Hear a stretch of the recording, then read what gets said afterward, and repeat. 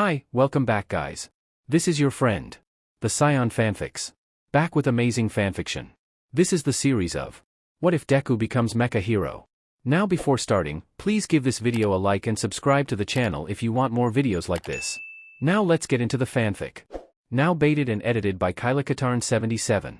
Found, 2 lost children. A single act of kindness throws out roots in all directions, and the roots spring up and make new trees. Amelia Earhart. Not without a quirk. Those words echoed in Izuku's head as he stumbled home, his very world crumbling all around him. Words spoken to him by his childhood idol, the world's greatest hero, All Might. Izuku Midoriya was different, quirkless, and could never realize his dream of being a hero. You're just a quirkless freak. Go jump off a building. The words of a former friend, of a peer Izuku admired and respected. Bakugo, who had always been stronger and better than Izuku. He'd spent years showing Izuku that with no quirk, he could never rise to Bakugo's level, could never achieve their shared dream of becoming heroes like All Might. Izuku, I'm sorry. I'm so sorry. His mother had wept as she spoke those words to a young child in mourning, words that had been the first to try to shatter Izuku's desires. He'd tried to ignore them all. He'd studied, he'd planned, he'd thought he'd done everything he could to emulate All Might, surrounding himself with memorabilia and imagery, hoping to become like the world's greatest hero. And then, Izuku met All Might. He'd been saved from near certain death at the hands of a monstrous slime villain. Just as Izuku had always imagined, All Might had swooped in, and with a single blow, saved Izuku and reassured him with a smile. But then, Izuku had asked the fateful question. Can I be a hero? Even without a quirk? All Might had sighed. He'd shook his head. I'm sorry. Not without a quirk. He'd said more after that, and part of Izuku knew All Might had been trying to save Izuku from the scars and pain All Might had gone through, to protect this quirkless boy. But that hadn't been what Izuku had heard. All he'd heard was the cacophony of his dreams shattering. I'm worthless, Izuku muttered, kicking at a dented can. It splashed through a puddle and clattered down the battered pavement of the alleyway, banging against a rusted dumpster. I'm quirkless. How could I ever be a hero? By helping me, the dumpster said cheerfully. Who are you? Izuku stammered, nearly jumping out of his skin. What are you saying? You can be a hero. Just help me and my baby out, I'm stuck, the dumpster answered, its voice echoing and distorted. Oh my gosh, I'm so sorry. Did your quirk turn you into a dumpster? Some people have transformation quirks and they can lose control, maybe I could call the police or dash. No, just help me. I'm not the dumpster, I'm in the dumpster. I got stuck. Oh, okay, I'll try. Izuku set his bag on the ground and lifted the lid off the dumpster, stretching to toss it off. Inside he found the smiling face of a girl wearing a pair of odd-looking intricate goggles, her face coated in grim and most of her body buried in trash. Hi. I'm Mei Hatsume, the girl said. I am looking for materials for my super cute babies. But, well, my newest baby seems to be malfunctioning. I think some trash got stuck in its servo joints, or the wiring got tangled. Huh. But that's okay, because you are going to help me. Yeah, I think I can. What about your baby, is it okay? Izuku asked, peering into the dumpster. I don't see it. It's the power suit. I'm wearing it, Mei stated.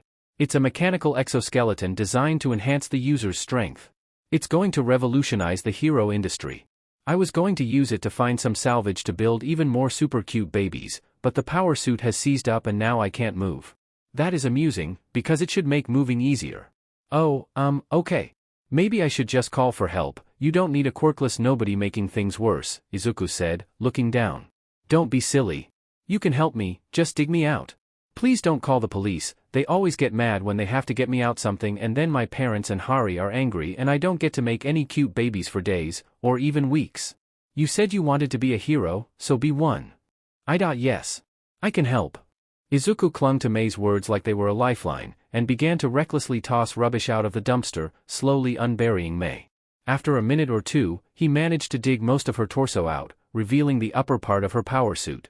It was a rough metal frame with hydraulic joints, connected by bundles of haphazard wiring.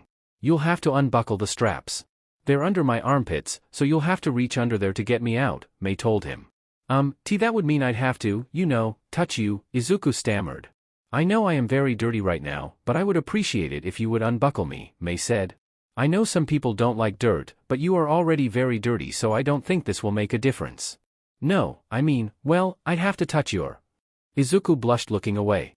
Though Mei was dressed in sodden overalls and a grungy old t-shirt, she was still obviously a growing young woman, and he didn't want her to think him lewd. "It's fine, you can touch my baby, just as long as you don't hurt it," Mei told him. "You look like you know how to be gentle with machines, so I think I can trust you. Besides, this is the only way you'll get me out of here.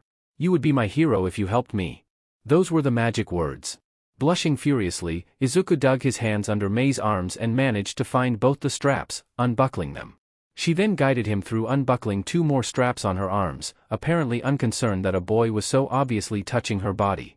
Once the last strap was undone, Mei started wriggling even before Izuku could move away, rubbing up against him. He jerked back, but she reached out and grabbed onto him. "Pull me out," she ordered. "I need leverage." Reluctantly, Izuku firmly gripped Mei and pulled, bracing his legs against the dumpster. After a few seconds of struggle, she suddenly shot out of the dumpster. Izuku cried out, falling back and landing hard on his rear, Mei tumbling on top of him. "Aha!" Mei laughed, sitting up atop Izuku's chest. "You saved me. You really are a hero. Why you think so?" Izuku gasped. Mei pressed herself down on Izuku, smiling broadly. He noticed for the first time that her hair was pink, underneath the layers of slime and grime they had acquired in the dumpster, and also how very close she was to him. If it wasn't for the smell and filth, he might have found it enticing. As it was mostly just uncomfortable. "Of course. Heroes save people, and you saved me. Come on, now we have to save my baby." Mei stood up and started rummaging through the dumpster, trying to pull the exoskeleton out. Groaning, Izuku stood, then came over and helped Mei. Together, they managed to haul out the power suit, despite its being coated in slime. Hold on, I have a can of grease. See if you can find any breaks in the wiring," Mei told Izuku, bending to begin ministering to her creation. I don't really," Izuku protested, but Mei handed him a pair of pliers. "Just reconnect them, that should do the trick." Izuku ended up finding several places where the wires had become frayed or loose, either from Mei's initial scramble into the dumpster or from their struggles to free her. He dutifully reconnected them, careful to match the colors of the outer coating correctly. He had built circuits a few times in school for science class, and Izuku had been good enough at it, though he'd never really found it interesting before. "So, you said this is a support item for heroes?" Izuku asked, feeling awkward working so close to a stranger. Mei hadn't said much, just humming tunelessly to herself as she worked. "It will be. One day, I will be the greatest inventor in Japan. I will make super cute babies, and they'll be used by all the top pro heroes. I'll have unlimited funding, and I can spend all my time in my lab and workshop making babies and no one will ever bother me," Mei declared happily. "That's why I'm going to get into UA High School, where all the best heroes go. They have lots of funding for their support course and they always make super cute babies for their students." "Yeah, I wanted to get into UA too," Izuku said with a sigh. "I've always wanted to be a hero, but I can't be one." "What are you talking about? You can be a hero, because you already are one. You saved me and my baby," Mei said. Izuku hung his head, fighting back tears. "I can't because I don't have a quirk." He sniffed, wiping his nose with the back of his hand, but he mostly just smeared more filth over himself. "Well, then you'll just have to use one of my babies," Mei declared as she inspected Izuku's work. She made a few adjustments, but nodded approvingly. "With the power suit or another of my super cute babies, anyone could be a hero. Even you. You too can be a hero." How long had Izuku waited to hear someone say that? All his life? At that moment, Izuku's life was changed forever, because at last, someone believed in him. You really think so?" Izuku stammered. "You'd help me to be a hero, to get into UA?" Mei nodded. "Of course. You saved me and my baby. Now, you just have to get that microwave out of the dumpster." What? It turned out that the reason Mei had climbed in the dumpster in the first place was to haul out a cracked microwave someone had tossed in there. With her encouragement, Izuku scrambled in, handing her the broken appliance, then climbed back out, completely covered in filth. He looked at himself, wincing. His school uniform was ruined, and his mother was going to have a fit when she saw him. "Come on, let's go," Mei said eagerly. "Put on the power suit and you can carry the microwave back." I don't." "See, it enhances your strength. With this baby, you'll be as strong as you need to be. Just like if you had a strength-enhancing quirk. Imagine it, you with the power suit, showing the world how cute my babies are in the UA entrance exam," Mei boasted. With her cajoling, Izuku allowed himself to be strapped into the power suit, despite the fact that it was still dripping with filth. Mei was a bit on the tall side for a girl, and Izuku was still fairly short, so they were about the same height and build, making the fit fairly good. Activating power suit. Mei cackled, and flipped the activation SWCH. The contraption hummed to life, and Izuku experimentally flexed his arms. Just be careful not to move too fast, I nearly broke my arm that way, Mei advised. Just move slowly and carefully at first. Gingerly, Izuku bent down and picked up the microwave. To his surprise, with the power suit on, it felt as though it weighed virtually nothing. The suit's mechanical muscles were doing most of the lifting. He took a few careful steps, feeling as though he were light as a feather. His stride was slightly bouncy, like that of an astronaut on the moon. He stumbled and fell a few times, but Izuku was determined not to let that stop him. Finally, he had something that could make him into a hero. Mei happily strode along beside Izuku, humming tunelessly to herself. She seemed rather oblivious to the stares and grimaces passers-by gave the two reeking teens, pinching their noses or muttering rude remarks. We don't have to go far, do we? Izuku asked nervously after someone called them a public menace. My workshop is just over here, Mei stated, pointing across the street to a two-story building with a sign reading Hatsume Motors hanging above it. It appeared to be a mechanic's shop of some sort, with signs advertising appliance repair, automotive maintenance, and other mechanical help. Mei led Izuku around to the rear of the shop, which had several open bays with cars and appliances in various states of repair inside them. Mei, is that you? A voice called. A young woman a few years older than Izuku stepped out, wiping her grease-stained hands on a dirty rag. She had the bright pink hair Izuku suspected Mei's was, though her hair was pulled back in a ponytail that stuck out the back of a beaten ball cap. Like Mei, she wore goggles, though hers were less ornate and looked like simple workwear. Hey, who's this? You kidnapped someone? Going to break him down for parts? I do not know, Hari. But he saved me and my baby from a dumpster and he's going to show off my babies so he can be a hero and I can have unlimited funding to build babies forever, Mei stated. Izuku flushed deep red, realizing he'd never introduced himself. He bowed deeply, nearly falling over as the suit exaggerated his motion. He windmilled his arms, managing to right himself, but dropping the microwave. I am sorry. I'm Izuku. Izuku Midoriya, I found Hatsume trapped in a dumpster and I pulled her out and then she asked me to help her bring this back and dash. Hari laughed, coming over and gently steadying Izuku with one hand despite the state of his clothes. It's fine. Good to see Mei made a friend. I'm Hari Hatsume. Mei, did you introduce yourself? Yes, and my super cute baby. He is already doing an excellent job using the power suit. I shall have to make several improvements so that it does not fail when immersed in garbage again. Aha. Well, before you get started on that, you two go get cleaned up. You both reek. Mei, do we have any old clothes this kid can change into? You both stink. Yes, probably. But it's fine, I can just start taking apart the microwave for the parts and then dash. Go get changed before mom and dad see you or you'll be grounded for a week, and help poor Midoriya, too. Take a shower too, and make sure you wash your hair. But it's Tuesday. Mei protested. Washington. Your hair. I'm warning you, Mei, dad sees you and dash. Ugh, fine. Come on, what was your name again? Midoriya, Midoriya, Izuku said, feeling a bit confused. Why wouldn't Mei want to wash her hair? And hadn't he just said his name? Right, well, Midoriya, come on. I've got some old clothes somewhere in my workshop you can have. They're probably even clean. Mei lead Izuku past the open bays to a door at the back of the building, with a sign on the front that read, Mei's Super Cute Workshop. No brats. Inside was a dimly lit large space that appeared to have once been a two-car garage. It was full of tables that were piled with stack of items, from tools to parts to what looked like projects Mei was building in various states of completion. The walls had shelves piled haphazardly with tools and finished items. One looked like a tube loaded with an umbrella, another like a fire extinguisher that had been modified, and others of various designs and origins that Izuku couldn't determine with a glance. Mei started rooting around in a pile of cardboard boxes stacked near a pallet that had a pile of clothes and blankets on it. After a moment, she let out a cry of triumph. Here we go. She sniffed the clothes she pulled out, then nodded. Yes, these are clean. Here, take these and get changed. If you want a shower, the bathroom is over there. Izuku unstrapped himself and took the clothes, looking down at them. They were worn and had a few old grease stains on them, a pair of overalls and a shirt with the Hatsume logo on it. Okay, I guess I'll dash. Izuku looked up and let out a squeak, going pale, then deep red. What? Mei asked, pausing with her shirt over her head. She was stripping off her sodden clothes, having already undone her suspenders, her overalls sagging around her midsection. Il bain the bathroomsery. Izuku yelled, then ran inside and slammed the door, breathing heavily. He quickly stripped off his clothes and jumped in the small shower. It felt good to rinse off the coating of filth, and he sighed in relief.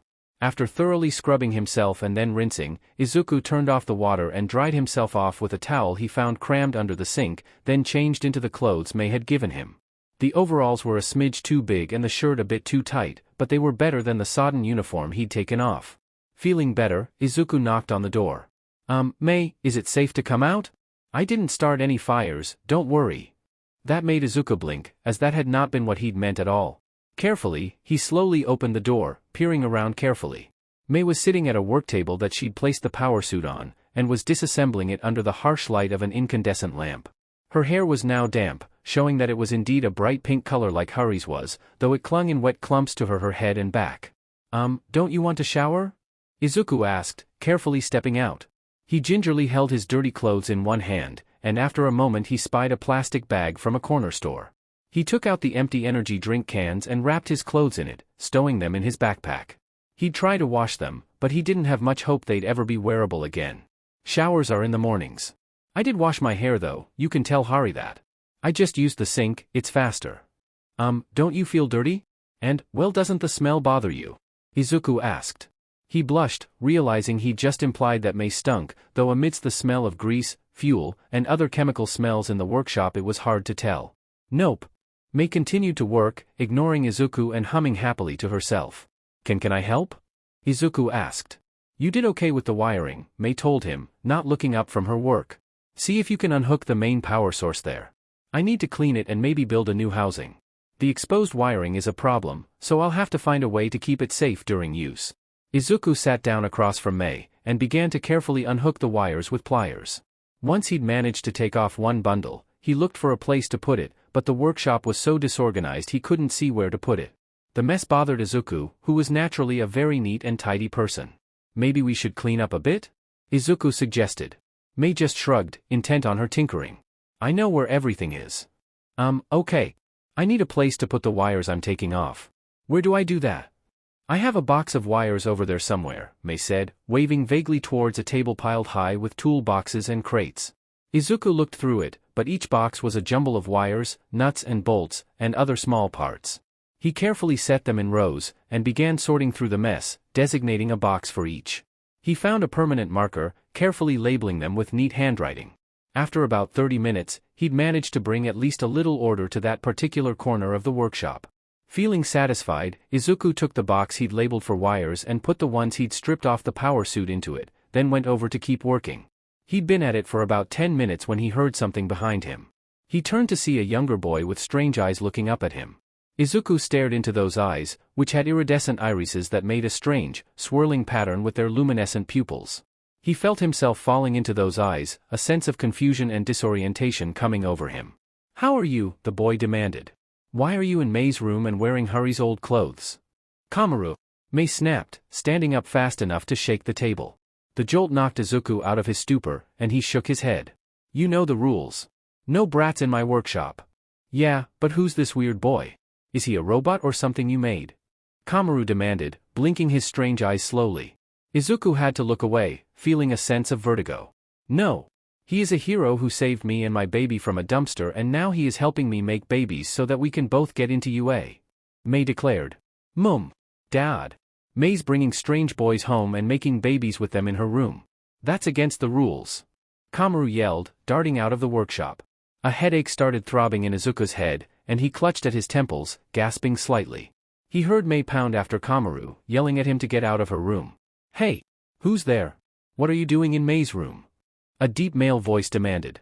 Izuku winced, blinking and looking up, his vision swimming slightly. Sorry, I can't. What's going on? He asked dazedly. Oh hell. Kamaru. How many times do I have to tell you to wear your goggles and not look people in the eyes? The man roared. He bent down over Izuku, gently rubbing his forehead with strong fingers. It's okay. Here, come on, let's get you a cold pack and some water. You'll feel fine in a moment. Izuku let himself be led by the hand, his vision slowly recovering. He found that he was being taken along by a large man with a bristling black beard and a receding hairline. He was dressed similarly to what Izuku was now wearing, though his shirt was monogrammed with Head Mechanic, Hatsume. His arms were thick and a bit hairy, and he smelled faintly of sweat and engine grease. The man, who Izuku assumed to be Mei's father, took Izuku up a flight of stairs and sat him down on a pillow at a low table. He brought Izuku a glass of water, which Izuku drank thirstily. "Tea, thanks, I feel a lot better now," Izuku said. Sorry, I'm Izuku Midoriya. Well, I met Mei, and then I helped her bring a microwave back here and she gave me these clothes and then we were working on the power suit and I dash." "Slow down there, kid," the man said gently, peering into Izuku's eyes. "You feel okay? Kamaru didn't put the whammy on you too hard?" "Sorry, he's only 8, but he should really know better." Izuku noticed that Mr. Hatsume had odd pupils himself, shaped a bit like an X. He didn't feel strange looking at them though, and they were the normal black color. He had goggles like hurries up on his forehead, which was sweaty and a bit grimy. Yeah, I'm okay. Does he have some sort of hypnosis quirk? That's really cool. You can do all sorts of things with a quirk like that. Yeah, like get into trouble, Mr. Hatsume muttered. Oh, I'm sorry, where are my manners? I'm Shu Hatsume, Mei's father. Are you not a friend of hers? From school? No, I don't go to Mei's school, Izuku admitted. We sort of met in an alley. She was stuck in a dumpster, and I got her out. She, said she could help me. Mr. Hatsume groaned, rubbing his face with a large hand. Don't tell me she tried to get you to try one of her babies. Please tell me you didn't get hurt by one of her contraptions. No. It was really awesome. Mei's inventions are so cool. I was so much stronger wearing the power suit, it almost felt like I had a quirk. She says she wants to make support equipment for heroes, and to get into UA. Well, I want to go to UA too, in the hero course. Please, let me help Mei make more inventions, so that I can be a hero and she can be an inventor. We can pursue our dreams together. Izuku bent low in a kowtow, praying that Mr. Hatsume would consent to this. Whoa there, no need for that. Come on kid, up you go. Mr. Hatsume gently lifted Izuku back to a sitting position, then patted him on the shoulder. He grinned broadly, showing a few chipped and crooked teeth, but it was a friendly look. So, Mei finally made a friend, huh? Hari told me she'd brought someone home but I didn't believe it. This is fantastic. Of course you can come over and play with Mei, Midoriya. We'd be happy to have you. Mei's never brought home a friend before. And, you're not mad about Kamaru? No, his quirk is really cool. He's still little, so I'm sure he's learning to control it. You mean it, I can really come over and try out Mei's inventions whenever I want? Of course. Just, be careful. She gets a little over-enthusiastic sometimes, Mr. Hatsume cautioned. Thank you, sir. Izuku said fervently, bowing again. He knew, with Mei's help, he really could be a hero. Author's note. New chapters go up on ff.net first, but I'll be posting here the next day once I catch up, new chapters daily until then. The primary AU element of this story lies in Mei having grown up much closer to where Izuku lived, instead of Kyoto. Further points of departure shall arise from that. Thanks for reading and reviewing. Idols, old and new. If just one person believes in you, deep enough and strong enough, believes in you, hard enough, and long enough, before you know it, someone else would think, if he can do it, I can do it. Just One Person, by Hal Hackaday. Hey, Midoriya. Your usual? Izuku smiled and shook his head, looking around the cluttered and cramped comic store fondly. It was filled to the brim with all sorts of hero memorabilia, new and old, from the omnipresent All Might to far more obscure heroes like Eraserhead. Not today, Mr. Azara. I'm looking for something a bit different. The pudgy proprietor of the Coruscant comic store raised an eyebrow and leaned over the glass counter, which showed off rare and valuable trading cards, comics, and other hero-related merchandise. Really? We've just got in issue number 487, with the deluxe cover. And I've got pre-orders for American Year's All Might figures too. Shifting nervously, Izuku shook his head. No thanks. I was actually going to ask you about something else. Well, okay, but this isn't like you, Midoriya, Mr. Azara said, scratching at the stubble on his chin. You're one of my best customers. I'd hate to lose you. Oh, don't worry about that, Mr. Azara. Actually, I was wondering. Do you have any comics of, quirkless heroes? You know, like from the before times. Mr. Azara nodded, smiling. Yeah, sure, I got plenty of Superman and Spider-Man, of course. They're popular collector's items. Broadening your collection? Maybe you want an old shonen title, like Dragon Ball or One Piece. No, I mean, like, heroes with no quirks, Izuku mumbled, looking down at his shoes. At all? Not just powers that aren't quirks. The store owner scratched at his balding pate. Totally quirkless, huh? Well, those haven't been popular in a long time. He frowned at Izuku, then sighed. You finally accept it then, kid? What do you mean? Izuku stammered. I don't dash. Knock it off, Midoriya.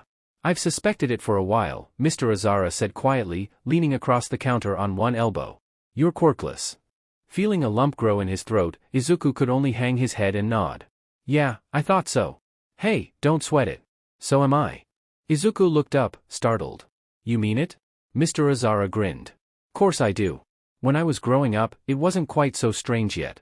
Hell, there's lots of older folks like me walking around with no quirks. We're in the minority, sure, but yeah. Then how can you stand to be around all these heroes all the time? Izuku whispered. He didn't really have to, the store's only other patrons were engaged in a noisy card game in the back corner, and were totally oblivious to what was going on at the counter. Guess it's 'cause I love heroes, just like you do, Midoriya. Tell you what. Come to the back with me. Hesitantly, Izuku followed Mr. Azara to the cramped back room. You know, the owner said as he walked to a locked cabinet and dug in his pocket for a key. I wanted to be a hero when I grew up. Read all the comics and stuff. Didn't really give up on it until I got to high school. I tried for UA, but, well, I wasn't the best student, and I was quirkless. So, you know. Didn't go very far with that. Plus, even though I wanted it, I never tried all that hard. How come? Izuku asked, ping his head to one side. Wasn't that your dream? I guess I just kept on dreaming. I couldn't be a hero, so I read about them, collected them. And now, I sell them. Mr. Azara pulled out a bundle that was wrapped carefully in old newspapers. He took it out, slowly peeling away the papers until he reverently revealed the contents. On top was a comic book depicting a man with a dark blue cowl and cape, with a black insignia in the shape of a bat on it. He was fighting a villain dressed as a clown, who had a sinister grin on his twisted face. Detective Comics? Izuku asked, gingerly picking up the plastic-wrapped book. I've never heard of it. Batman isn't very popular anymore, Mr. Azara said with a chuckle. For obvious reasons. Well, him and the other guy. Here. He reached into the pile and pulled out another well-preserved comic book. The Invincible Iron Man, Izuku read. On this cover was a hero dressed in a red and yellow suit of armor, with glowing blue discs on his palms. He seemed to be flying through the clouds, blasts of light coming out of his boots. I don't think I've ever heard of him either. Yeah, well, Batman and Iron Man just aren't really well known these days, like I said. They're both superheroes, but they're completely quirkless. No powers at all. Izuku looked up, shocked. What, really? Mr. Azara smiled, nodding. Yep. But Batman was such a popular and powerful hero in his heyday that they said he could even beat up Superman. While Iron Man, well, he was sort of Spider-Man's mentor, at least for a while in the comics. But how? Izuku asked, looking back down at the books in his hands. You said they don't have quirks? Nope. Batman, he's the world's greatest detective. He has a plan for literally anything. He even carried around kryptonite in his belt pouch, in case Superman ever went evil. He was in peak physical condition. He trained every day, knew dozens of martial arts, and had a mind like a steel trap. He could go toe-to-toe with any supervillain, and come out on top. What about Iron Man? Izuku asked, unable to take his eyes off the confident-looking hero in the armor. Well, he was also pretty smart. But he wasn't a detective, he was an inventor. He made all sorts of gadgets. Well, Batman did that too, but Tony Stark focused more on that suit of armor you see him in. That's the Model 51, also known as the Model Prime Armor. With that suit on, he was one tough hero. But even without it, he was still one of the smartest men alive. It was his inventiveness that made him a hero. An inventor, like Mei? Izuku practically felt giddy holding the ancient books. Whoa! Reverently, Izuku set the comics down, then looked up at the store owner. How much for all of these? I've only got about 3,000 yen with me, but I've got more saved up and dash. They're yours. Take M. No charge. Mr. Azara pushed the comics towards Izuku, smiling. These books, well, they got me through some tough spots when I was a kid. And you're in pretty much the same boat I was in, Midoriya. You've been a good customer for a long time. So I think I can trust you with these. Sniffing, Izuku felt tears welling up in his eyes, and he wiped at them with the back of his hand. You really mean it? Yeah. Keep on dreaming big, Midoriya. And when life kicks you in the teeth, read a few of these, and smile a little. Yes, sir. Izuku said enthusiastically. I promise, I won't give up on my dream. I will become a hero. Just like Batman and Iron Man. Scooping the books into his backpack, Izuku ran out of the store, hurrying towards Mei's workshop, dreams already swirling in his head. Go get M, kid, Mr. Azara said, smiling as he watched Izuku leave. Enjoy the dream while you can still keep it. A short train ride later brought Izuku to the Hatsume home. He waved to Hari as he passed by her work area. She stood up from the car she was working on and smiled at him. Mei hasn't scared you off yet? Not a chance. Izuku called back, hurrying to Mei's living space. Ah, you're just in time. Mei called as he hurried in. I've just about finished my modifications to the power armor MKII. It had been a few days since their initial meeting, and Izuku had found time to come to help Mei after school for at least an hour every day. He spent some of that time simply tidying up the room, sorting things into their proper places or in some cases creating one, and generally bringing order to the chaotic environment. A few times Mei had huffed that she couldn't find anything now that Izuku had moved things, but he did notice that she was now giving him things to put away, and when he wasn't there at least trying to put things back in an orderly fashion, she would often just stick it somewhere if she got distracted enough. Which was most of the time. That's great, Hatsume. Izuku said excitedly. I brought us something to look at, for ideas and stuff. Why would I need something to look at? Mei said dismissively, clearly not noticing or caring about Izuku's enthusiasm. I've got plenty of great ideas already. I just need the materials, funds, and time to make them. Oh, well, it's just, I found these old books about quirkless heroes, and the equipment they used, Izuku said, digging out a couple of the comics from his bag. Like Iron Man, he's got power armor like you're making, but it's got repulsors that he can use as weapons or to fly and dash. Eh? Mei grabbed the books out of Izuku's hands, flipping through them. Hey, these aren't schematics at all. They're just comic books. Why'd you bring these to me? I can't use them for anything. Blushing, Izuku quickly took the books back before Mei simply dropped them. Well, you see, I was thinking, if they could be heroes even though they didn't have any quirks, maybe I could copy some of what they were doing and dash. Did you not hear me, you? Mei grabbed Izuku and started dragging him over. You don't need anything else. You've got me. I'll build it, and you'll field test it, and together we'll get into UA and build anything our heart's longing. Oh okay, Hatsume, Izuku stammered. He found himself loaded into the power armor MK2 before he even knew what was happening. Unlike before, when it had just been servos and cables strapped to his limbs and torso, now the power armor was closer to an actual suit of armor, fully covering his torso and limbs. It still had exposed wiring running along the arms and legs, and it was welded together out of scrap metal made from old bits of cars, air conditioners, or whatever other kinds of scrap metal Mei and Izuku had been able to drag back to her place over the last few days. Still, when Izuku had it on, it felt right. The weight of the metal settled on him, and he stood up, the actuators whirring softly as he did so. Initializing. Mei cackled. Come on baby, show mommy what you've got. Izuku looked down at the battered set of weights they'd found. There were 100 kilograms on the first one, just a bit more than he could easily lift on his own. He bent down and easily picked it up though, the armor amplifying his movements. Wow, Hatsume, it's actually working, he said excitedly. Of course it is. I made it. Now come on, do the next one. Mei urged. Izuku quickly bent down and lifted another 100 kilograms in his other hand, flexing his arms as though he were lifting little more than a few kilos. Eagerly he dropped the weights, only for them to crash onto the floor with a bang.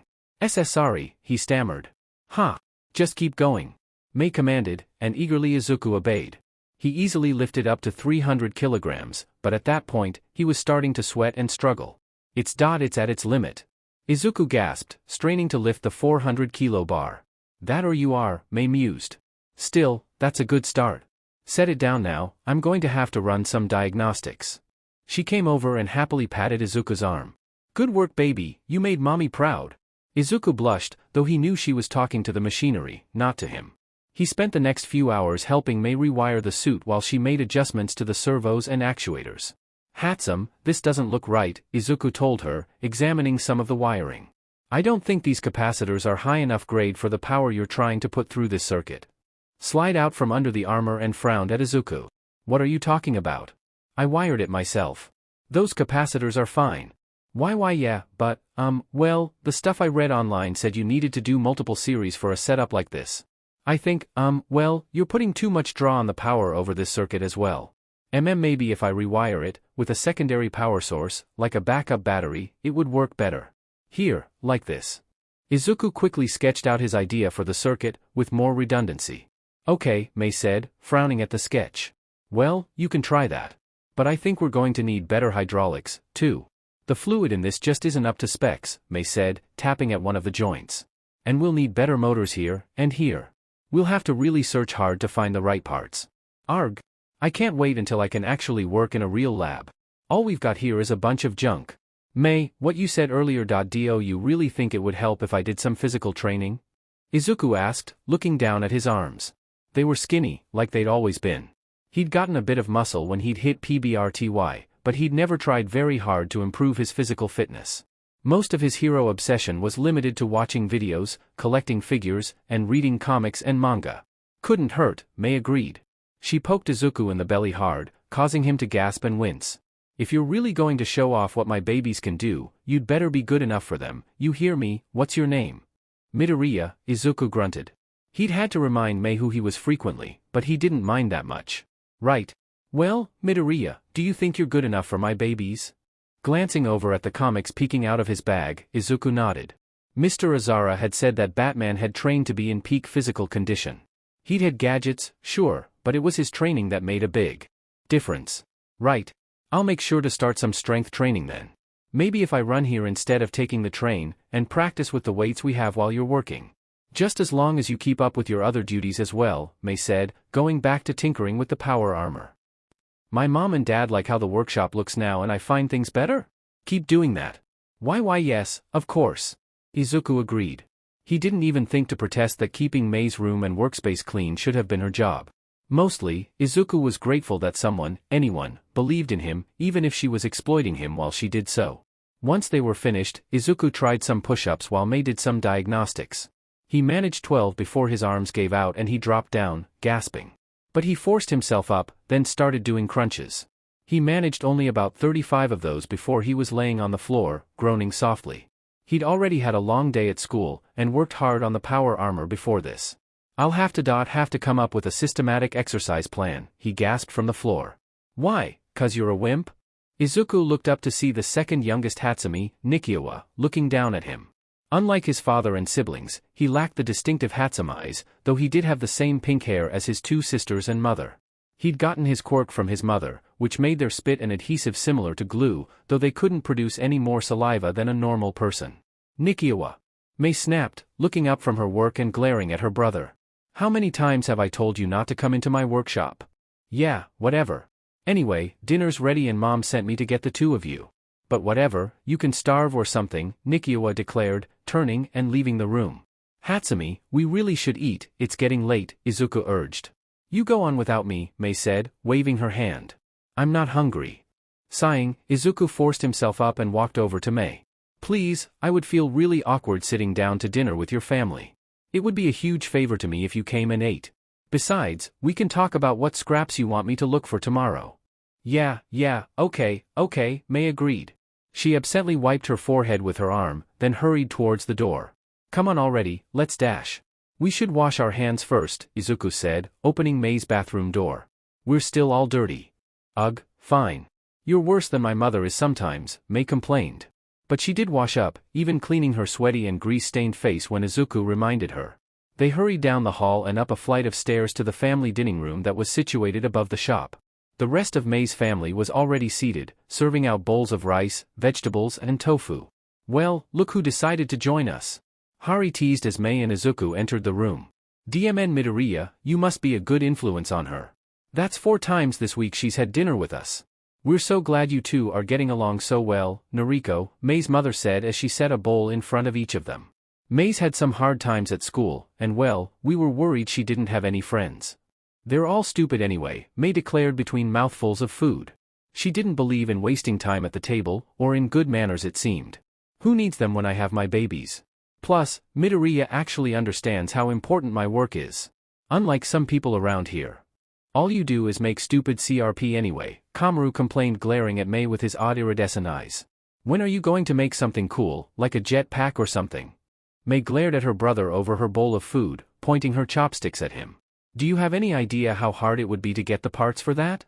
I'd need a better power source, something to generate jet propulsion, all sorts of things I can't make with the junk we get.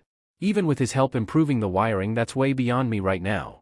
Kamaru, leave your sister alone, Mr. Hatsume ordered. And put your goggles back on. Hari grinned and winked at Izuku.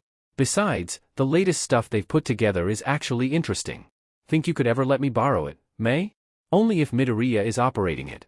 He's the only one I trust to use it. The rest of you keep breaking things. Mei accused, which started an argument between her and her siblings, with her parents taking turns scolding them. After the noisy dinner, Izuku quietly took his leave, hurrying towards the train station to take it home. Halfway there, he paused and considered. It was just about 10k to his home if he walked or ran it. If he wanted to focus on his physical training, what better way than to do a 10k run? About 3 kilometers into the 10k, Izuku was fairly certain of two things. 1, he had grossly underestimated just how far 10 kilometers was, and 2, he was really out of shape. He stumbled along the streets now, his breathing somewhat ragged and sweat dripping down his face. He was forced to find a vending machine and purchase a bottle of sports drink, which he quickly downed, then took a 5-minute breather before he continued on, refusing to give up. Mei's working hard so that I can become a hero, he gasped to himself.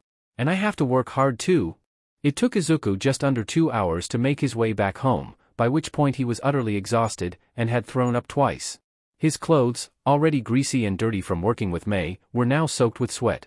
He dragged himself up the stairs to his apartment, opening the door and stumbling for his room. Izuku, you're so late. I was worried half to death. I sent you a dozen texts but you didn't answer any of them. His mother wailed, running up and cupping his sweaty head in her hands. What happened to you? You're all flushed and sweaty? Did this Hatsume girl do this to you? You've spent nearly every night this week at her place. This is going too far. You're going to fall behind on your studies, and you're worrying me half to death. Mom, it's fine, Izuku breathed. I just thought I was just going for a late-night run. In overalls? His mother demanded. Izuku flushed, looking down at his clothes. He was still wearing Hari's old overalls, though he'd switched to his own t-shirts. It still weirded him out a little that he was wearing what had been a woman's clothes, but he hadn't had time to get his own, and besides they did fit reasonably well. Yeah. Maybe next time I should bring my gym clothes, Izuku admitted. Next time? Next time? Izuku, I haven't even met this girl. His mother suddenly went beet red, looking away and tapping her fingertips together. Are you doing anything? What? Somehow, Izuku went even more flushed than he had been, waving his hands and stammering. No, nothing, it's not like WWE or just, building things. Yeah, it's a new hobby. We're making gear, so that, I can use it, to, be a hero. Oh Izuku, his mother said, tears welling up in her eyes. She reached forward and pulled her son into an embrace. I'm sorry. I know I should have said something else, back then, when you asked me if you could be a hero. But you don't have a quirk. And the doctors, they say if it hasn't happened by now, it's never happening. I know, Mom, Izuku whispered, hugging her back. But I think I've found another way. Mei's an inventor. She's showing me how to build and create things. I'll be a different kind of hero. A new kind of hero. One who doesn't have a quirk, but instead uses technology and training to push himself beyond his limits. Look, see, Mr. Azara gave me these. Quickly, Izuku separated from his mom and pulled out some of the comics he'd been reading. See, this is Batman and Iron Man. They're heroes, from the before times, but they didn't have quirks at all. I'm going to be like them. Oh, Izuku, his mother sighed. More comics? Honey, those aren't real. They're not even like the ones with All Might in them. Those are at least based in reality. But those? They're just fairy tales people use to tell themselves. They can be, Izuku said firmly. I'm going to be like Tony Stark or Bruce Wayne. I'm going to be a hero. I thought you wanted to be like All Might, his mother said gently. And maybe there's a way you could do that. You could join the police, or be a firefighter, or a rescue worker, or dash. No. Izuku half yelled. He took a deep breath, forcing himself to calm down. Tears welled up in his own eyes, and his hands holding the comics started to tremble. I'm going to be a hero. I'll save people, with a smile on my face, but not like All Might. If a kid ever asks me if they can be a hero, even if they don't have a quirk, I'll smile at them and say, yes. You too can be a hero. Upon hearing this, Inko paled slightly. Izuku? What are you saying? You've always loved All Might. What happened to you? For a moment, Izuku almost told his mother about his darkest hour. About meeting All Might, and being told he could never be a hero. But he didn't. That wound was too fresh, too painful. Instead, he smiled. I still respect All Might. In many ways, he's what I want to become. But I can't be like All Might. You're right, Mom, I don't have a quirk. But I'm not going to let that stop me. Izuku stalked off to his room, nearly slamming the door behind him, though he ended up just closing it very firmly. He looked around at his room, which was still full of All Might memorabilia. A sudden urge seized Izuku, and he walked over to one of the posters, ready to rip it down. He nearly did, but couldn't bear to do it. For all the antipathy he felt towards All Might now, he'd idolized the man growing up, and still looked up to him as a hero. Sighing, Izuku carefully took the poster down. He found an empty box, and carefully placed it inside. Then he went about, taking down the rest of the posters. He collected all the various All Might figures, toys, and comics he had, stacking them in boxes as well. He had to go get a few from around the house, but after an hour or so he'd packed it all away. He felt utterly exhausted, but not having All Might looking down on him, judging him and his lack of a quirk made Izuku feel a bit better. He reached into his backpack, and took out the copies of Iron Man and Batman. He started to read about their adventures, these two men with no quirks, who'd used their brains, gadgets, and apparently unlimited wealth to forge themselves into heroes. After only a few minutes of reading though, Izuku's eyelids grew heavy, and he drifted off to sleep. As he often did, he dreamed of being a hero, but this time, Mei was there, and it was with the power suit, not muscles like All Might, that Izuku Midoriya saved the day. This document baited by Kailakatarn 77. 3. Laying mortar. I am different, not less. Dr. Temple Grandin. The teacher frowned as he set the test on Izuku's desk, 78% circled in scarlet ink. I'm disappointed, Midoriya. Your grades are usually a lot better. For someone who says he wants to get into UA, you're sure not showing it. Izuku guiltily tucked the test away in his binder, his face burning as red as the ink. It wasn't actually a terrible grade to get, all things considered. The test had been a difficult math exam, covering the basics of trigonometry. Izuku glanced up at the teacher, but they'd already moved on to lecture the other students. Suddenly, a wad of paper bounced off the back of Izuku's head. Cringing, he turned around to see Bakugo leering at him from a few desks back. Well nerd, have you just given up on life yet? You can't even get good grades. Guess you should just give up on getting into UA. Or better yet, try. Runts like you will make it easier for someone like me to get in with the competition so weak. I've just been really busy, Kaken, I didn't study enough and dash. Whatever. It doesn't matter. It just shows that someone like you can never hope to measure up. UA will laugh your application right out of the building. With that, Bakugo went back to goofing off with his friends. He'd been out for a few days after the slime villain attack, but after a bit of moping Bakugo was back to his usual self, claiming he'd fought a villain so tough even All Might had struggled to defeat him. Izuku glanced at Bakugo's desk, where his own test had been haphazardly thrown into his folder. His score was 98%. Normally, Izuku was a match for Bakugo, at least academically. But if I fall behind here, I'll never catch up to Kaken, Izuku muttered to himself. The problem was, he really was very busy. In the month since he'd met Mei, he'd spent hours a day helping her find salvage or working on the power armor, now up to MK3. Plus, he'd started physical training, using a plan he'd found on the internet called The Hero. It called for 100 sit-ups, 100 push-ups, 100 squats, and a 10K run every day, plus a rotating daily routine of other exercises like weights or specialized training for various muscle groups. It left him physically exhausted by the time he got back home, usually very late. And that had left little time for studying. Until now Izuku had simply coasted on his already solid academic foundation. He'd never found most of his classes particularly hard, and for the most part, the amount of studying he'd done had been excessive. But both Kaken and his teacher were right, if he wanted to get into UA, his grades needed to be the very best. At the end of the school day, Izuku decided to run to Mei's home, which was about 5K from his school. This gave him time to think and consider his next steps. Hatsume, he called when he arrived at her shop. He'd stopped once to grab an old toaster he'd seen sticking out of a dumpster, and the run had taken him longer than usual. Despite that, she wasn't home yet, so Izuku sat down and pulled out his textbooks to do some studying. After about 20 minutes, Mei barged in, her bag bulging with various objects she'd scavenged. She took differing routes home every day to find new and interesting things to bring back to strip for parts, and seemed to have a rather impressive haul today, including a large piece of sheet metal. Ah, Midoriya. You are Midoriya, right? Well great, you're here already. Did you manage to figure out the power drain issues on the dash? Hatsume, not right now. Come on, we need to study, Izuku said, patting the bench next to him. You can help me with math. What? Mei walked over, frowning at the page. Oh, those are easy. The answer to that one is dash. Don't just tell me the answer. Izuku said, half panicked. I need to learn how to do this. That made Mei glance askance at Izuku. What do you mean, learn how to do this? It's math. The answer's not gonna change. Izuku blinked. He realized he'd never seen Mei study, not even once, and by now he'd spent a very long time in her lab, including 2 whole Sundays. Don't you ever study? No, Mei said with a huff. I already get good grades in all the important areas. Math. And chemistry, and physics. The rest of it isn't important to an inventor like me. Well, doesn't UA look at all your grades? Izuku prompted. Do they? Mei said, frowning. She lifted her goggles, showing her crosshair-shaped pupils, and looked at Izuku, then at the page. You mean, like Japanese, history, and English and stuff? I hate English. It doesn't make any sense. Yeah. I'm pretty sure all those matter on the entrance exams, Mei, Izuku said gently. How are your grades in those? I'm passing, so it doesn't matter, right? Mei asked.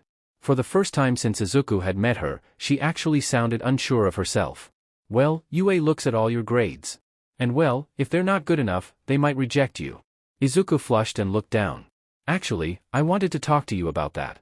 I've been so busy, working with you on the power suit, training my body, and, well, my grades are starting to slip. If I want to get into UA, I need to spend more time studying. Otherwise, even if we build the most amazing armor ever, they won't even let me take the entrance exam. You're serious? Mei demanded, scrambling over and putting her hands on Izuku's shoulders and pressing her face close to his. You mean, if I don't have great grades in everything, they won't let me in and I won't get unlimited funding to build all my babies? Why yeah, that's how entrance exams usually work, Hatsume, Izuku stammered, leaning away from Mei slightly. He was getting used to her frequent violations of his personal space, but it still felt strange. They screen out anyone who doesn't excel. Lots of people want to get into UA, so they can afford to be picky. Mei let go of Izuku, sitting back on the bench with a poleaxed expression. Then you mean I actually have to learn English and stuff?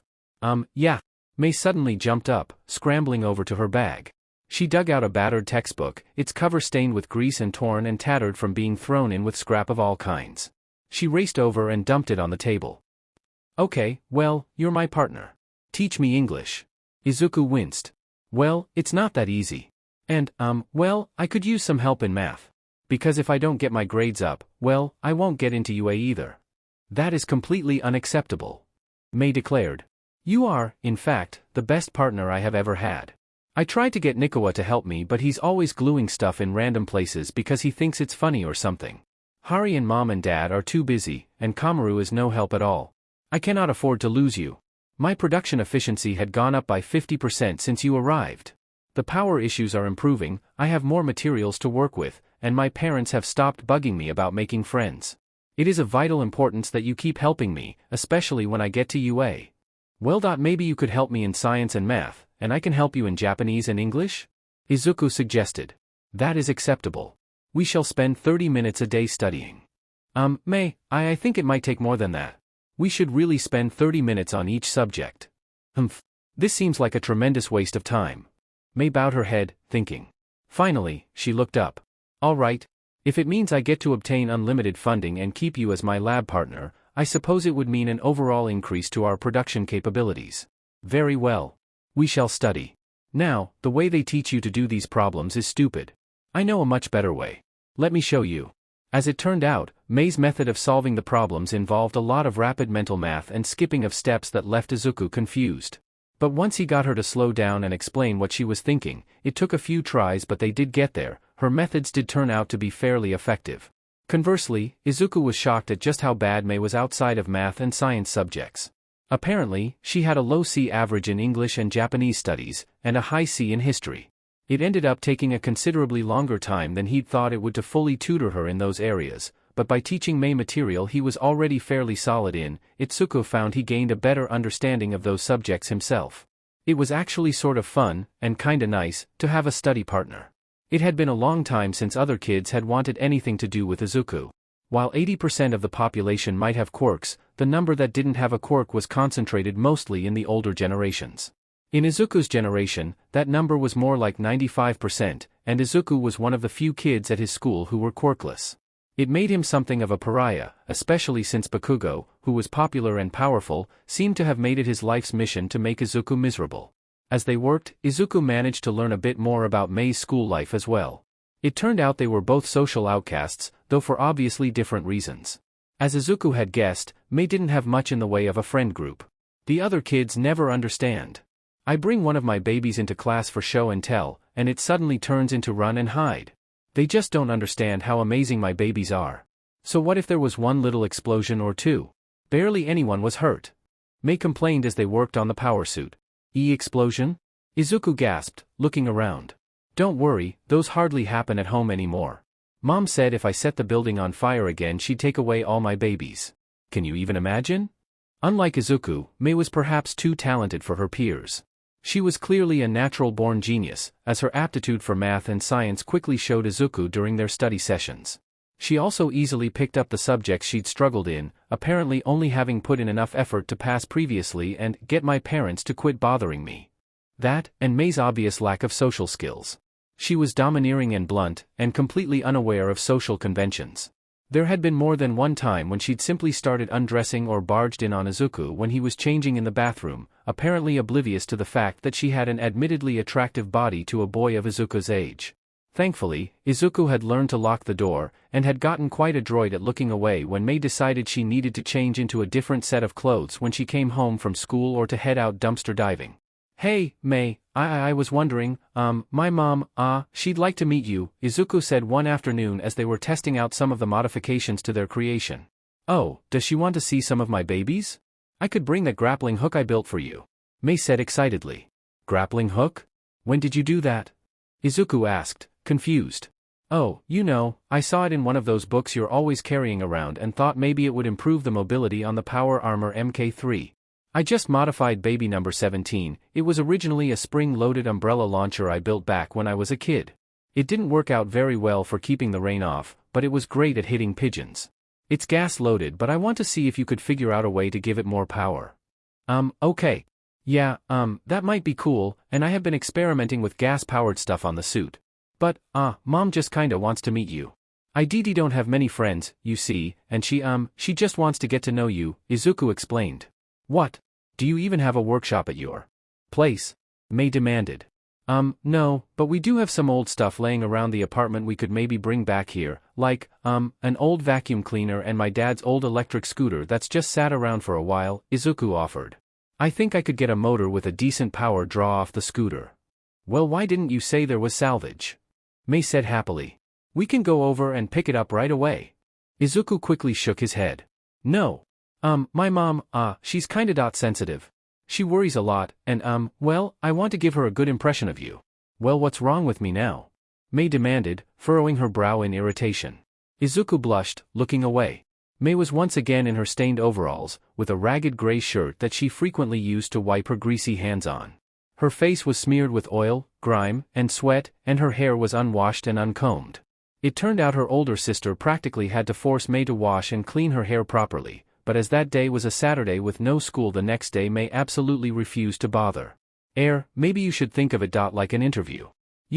Impressing a potential investor. Maybe if my mom thought what we were doing was useful, she'd be willing to, or support us. You mean, like a showcase for investors? Mei demanded. When Izuku nodded, Mei immediately ran over to where her sleeping mat and clothes lay, one of the few areas of the room Izuku flatly refused to organize for her. Why didn't you say so? I think I've got some clean clothes somewhere. Yes, we'll definitely need to bring number 0. And number 35, that's my handheld heat ray. Good for drying hair, but I meant it to be used for melting metal. Couldn't get enough of a power source. Okay. Izuku gasped, turning his back and sidling towards the door. I'll, text my mom and tell her you're coming over for dinner. I'll, need to go get ready too. What? But we've just finished modifying our baby together. You were going to take it for a test drive. Mei protested, her voice coming closer. Izuku risked a glance, then quickly turned around at a glimpse of bare skin. Mei appeared to be in the process of removing her overalls.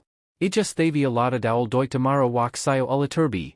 He was halfway home before he felt his phone vibrating. He took it out to see a text from Mei on it. You did not give me the address of our meeting location. Please respond. Izuku quickly returned Mei's text, and a moment later her reply came. Confirmed. We'll be there at 6 p.m. sharp. Please have devices ready for PowerPoint presentation. Sound required. Letting out a soft groan, Izuku quickly fired off a text to his mother warning her that Mei was coming as he continued to jog home. Hopefully, this wouldn't be a complete disaster. It's just so nice to know you've got a friend coming over, Izuku, his mother babbled for perhaps the 50th time. You've told me so much about Hatsume, but I just can't help but wonder what sort of girl she is. She's, very passionate, Izuku said, looking up from his computer that he'd connected to the TV. She's really helping me work towards my goal of, getting into UA. Does she want to be a hero too? Is she, like you, his mom said, dropping her voice so low it was hard to hear her over the sizzling sounds from food she was frying. No, not really. Hatsume wants to get into the support program at UA. She has AAA quirk, but, she doesn't really use it that much. It just gives her the ability to zoom in on stuff, with her eyes. She has great vision. Oh, well, that's good. Maybe you could be in the support class with her. It would be so nice to go to school with a friend, don't you think? I go to school with Kachan mom, Izuku said, smiling slightly. Izuku. He turned to see his mom standing over him, wringing her hand slightly. Izuku, Bakugo. He isn't your friend. Izuku felt his smile freeze in place, and cold sweat trickle down his back. What do you mean? Of course Kachan is Dash. Izuku, that boy's a bully. He's been cruel to you for years. Since you were in kindergarten. It's just gotten worse. I know you like to think of him as a friend, but... His mother took a deep breath. I've tried so hard, and so long, to protect you, to encourage you, but you're almost in high school. I can't do that to you anymore. You have to realize what the real world is like. And Izuku. I'm so very, very afraid for you. If you try to get into the UA hero program, I think you'll be hurt, or even worse. And how would the other kids treat you? Well, you're a great kid, Izuku. His mom knelt down and hugged Izuku, who felt her tears trickle onto his shoulders. God, this is hard for me. I'm sorry. But well, you're a lot of things. You're smart, and talented, and brave, and cheerful, and kind, and all the things a mother wants her boy to grow up to be. But you're also quirkless. And if you tried to fight a villain with no quirk, what would happen to you? Something bad, I just know it. I don't want to see you get hurt. Mom. It's okay, Izuku said, patting his mom's back. Inside though, he felt numb and cold. Did no one believe in him? Mei and we're both going to chase our dreams into UA. We'll make amazing gear, better than any quirk. And I'll be the world's greatest hero someday. You'll see. Tears continued to well up in his mother's eyes. Oh, Izuku, There was a knock at the door. Oh, that's Hatsume. Izuku said, seeing the clock read 6, well, at least she was punctual. He separated himself from his mom and hurried over to open the door. As soon as he opened it, Mei strode in uninvited, a wide grin on her face. Hello. I am Mei Hatsume, and I am here to show you the incredible things that myself and my partner Midoriya have created together. Oh, pleasure to meet you, Hatsume, Inko said hesitantly, taking Mei's offered hand. To Izuku's immense relief, Mei had actually taken the time to dress presentably for dinner. She was wearing slacks and a clean polo shirt with the logo of her family's shop on it, and was carrying a backpack that was bulging with several objects. For once, she was without her distinctive goggles, apparently having left those behind. She hand even washed her hair. Thank you for taking time out of your busy schedule to meet with me, Ms. Midoriya, Mei said, bowing slightly. Her politeness was somewhat ruined by the manic grin plastered all over her face. Oh. Well, I just wanted to get to know Izuku's friend.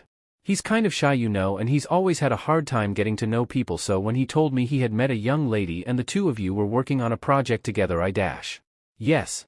Baby number 47. Oh, it's so wonderful. When we're done, it's going to be the greatest of my creations. Izuku will be able to lift over 1,000 kilos, run over 35 miles an hour, and jump up to 10 feet, plus more with the attached grappling hook. Inko only blinked very rapidly, clearly baffled by this. Well, I brought over a present to show you, with footage from our last field test along with a few graphs I made in Dash. Why don't we eat dinner first? Izuku interrupted. We made miso soup with tofu. Oh. Mei paused, glancing at Izuku with a slightly confused expression. Is it traditional to eat first before the presentation? At this house, yes. Izuku said, frantically taking Mei's hand and leading her over to the table. He sat her down and hurriedly served up the food as his mother made her way over and sat down. So, Hatsume, Izuku tells me you're, an inventor. Yes. I have created 51 adorable babies so far. But the most impressive one is number 47, which Izuku and I have been working on together for over a month now. It started as a simple exoskeleton I called the power suit to help me when I scavenged for heavy parts, but Izuku has totally improved the electrical systems. He's helped me turn it into a fully fledged set of gear that has a multitude of functions, including dash. Here's the food. Let's eat. Izuku interrupted, hurriedly putting filled bowls down for everyone. Yes. Mei began slurping her soup, then stopped and paused. She glanced at Inko, then said in a rather robotic voice, "Thank you very much for the food." She clapped once, then went back to scarfing down her meal. Inko blinked and looked to Izuku, who was fixedly staring into his bowl and eating himself, his face beet red. Mei ate like this with her family all the time, only pausing to argue with her siblings or tell of her latest creation. Small talk was not her speciality. So, Hatsume, what school do you go to? Inko asked, trying again to get the conversation going. What classes do you like? I go to East Nabo Middle, Mei said around a mouthful of noodles, her eyes still on her food, her tone once more oddly robotic. I enjoy math. I enjoy science. I enjoy going to Mr. Onizuka's room for social groups. I do not like English. That got Inko to blink. Social groups? That sounds, nice. It's boring and stupid, but I have to go because I'm ASD or something, Mei said, rolling her eyes. I don't have it bad, but apparently it makes me antisocial or whatever. I don't care, as long as they leave me alone and let me make my babies. It's not like I can't talk or anything. But. Sudden energy entered back into Mei's voice, and she looked up, her odd crosshair irises sparkling. Mr. Onizuka lets me build things for social groups. I've built 2 leg supports that help Nishima and Garo walk, and I built 6 augmentative communication devices that they've sent to other schools to give kids who are like, super high needs or something. They give me all these materials, and since I'm like, the most social one in the social groups, I get to spend all my time building stuff if I promise to talk to the other kids while I do it, and then I can show my babies off. And I'm working on designing an exosuit for some of the kids with cerebral palsy, and I've got an award for it which I don't care about, but Mr. Onizuka says that if keep this up I can get a recommendation to get into the support program for UA, and if you're there, you can build whatever you want even if it's super dangerous or something, and no one yells at you if you don't do your English homework because it's stupid, and we live in Japan and you can just keep building things all day for all kinds of heroes, which is super awesome, and Midoriya wants to go there too, and I bet if I make him some amazing babies that let him pass the UA entrance exam, everyone will let me build things forever and I can have as many babies as I want. A chunk of tofu slid out from between Inko's chopsticks as she stared open-mouthed at Mei, who was once more grinning madly. That sounds, really interesting, Hatsume. So, you think you and Izuku can get into UA together? Absolutely. It will be required. He's the best lab partner ever. He's very helpful and organized, and he helps me find all kinds of scrap for my babies, and he's really good at wiring and power supplies, and he's actually getting really good at making things himself, and you have to let him keep helping me build stuff. Mei suddenly jumped up, ran over to her backpack, and dug out a small USB device. She hurried over to Izuku's computer and plugged it in. I made a presentation. Izuku hurried after Mei, turning on the TV. She's really smart, Mom, Izuku said. We study together and my grades have never been better. I didn't get a single C after she and I started studying together. Inko frowned, her eyes narrowing slightly. Izuku, when on earth did you ever get a C? Who cares, let's show you our baby. Mei cheered, opening up her presentation. Dun dan da da. Mei's cheery voice screamed from the speakers. Inko let out a squeal of surprise, and Izuku hastily lowered the volume before the neighbors started complaining. The presentation was, mercifully, short and to the point. It showed a few short videos of Izuku testing out the Power Armor MK2, along with pictures of their current progress. It then outlined a 5-step plan for Mei and Izuku to get into UA. Step 1, we create an amazing baby together that dash. She means the Power Armor. Izuku interrupted, flushing bright red. Not the other kind of baby. Well, what else would I mean? Mei asked, clearly not understanding the implications. Anyway, yes, we create the Power Armor MK3, along with several of the planned upgrades we've discussed. Step 2. Izuku uses it to earn the highest score ever on the UA entrance exam. Step 3, they let us into UA, where I join the support program and continue to create ultra-cute babies with Izuku. Step 4, we show them off and everyone realizes that I'm the greatest inventor ever and that Izuku is an incredible hero, and then Step 5, we get all the funding we need and make babies together for the rest of our lives. Inventions. Izuku said, waving his hand frantically. She means inventions. We create inventions together. Inko knelt on the floor in front of the TV, looking a bit overwhelmed. Well, that's quite the impressive goal you two have there, I suppose. So, will you support us in our efforts?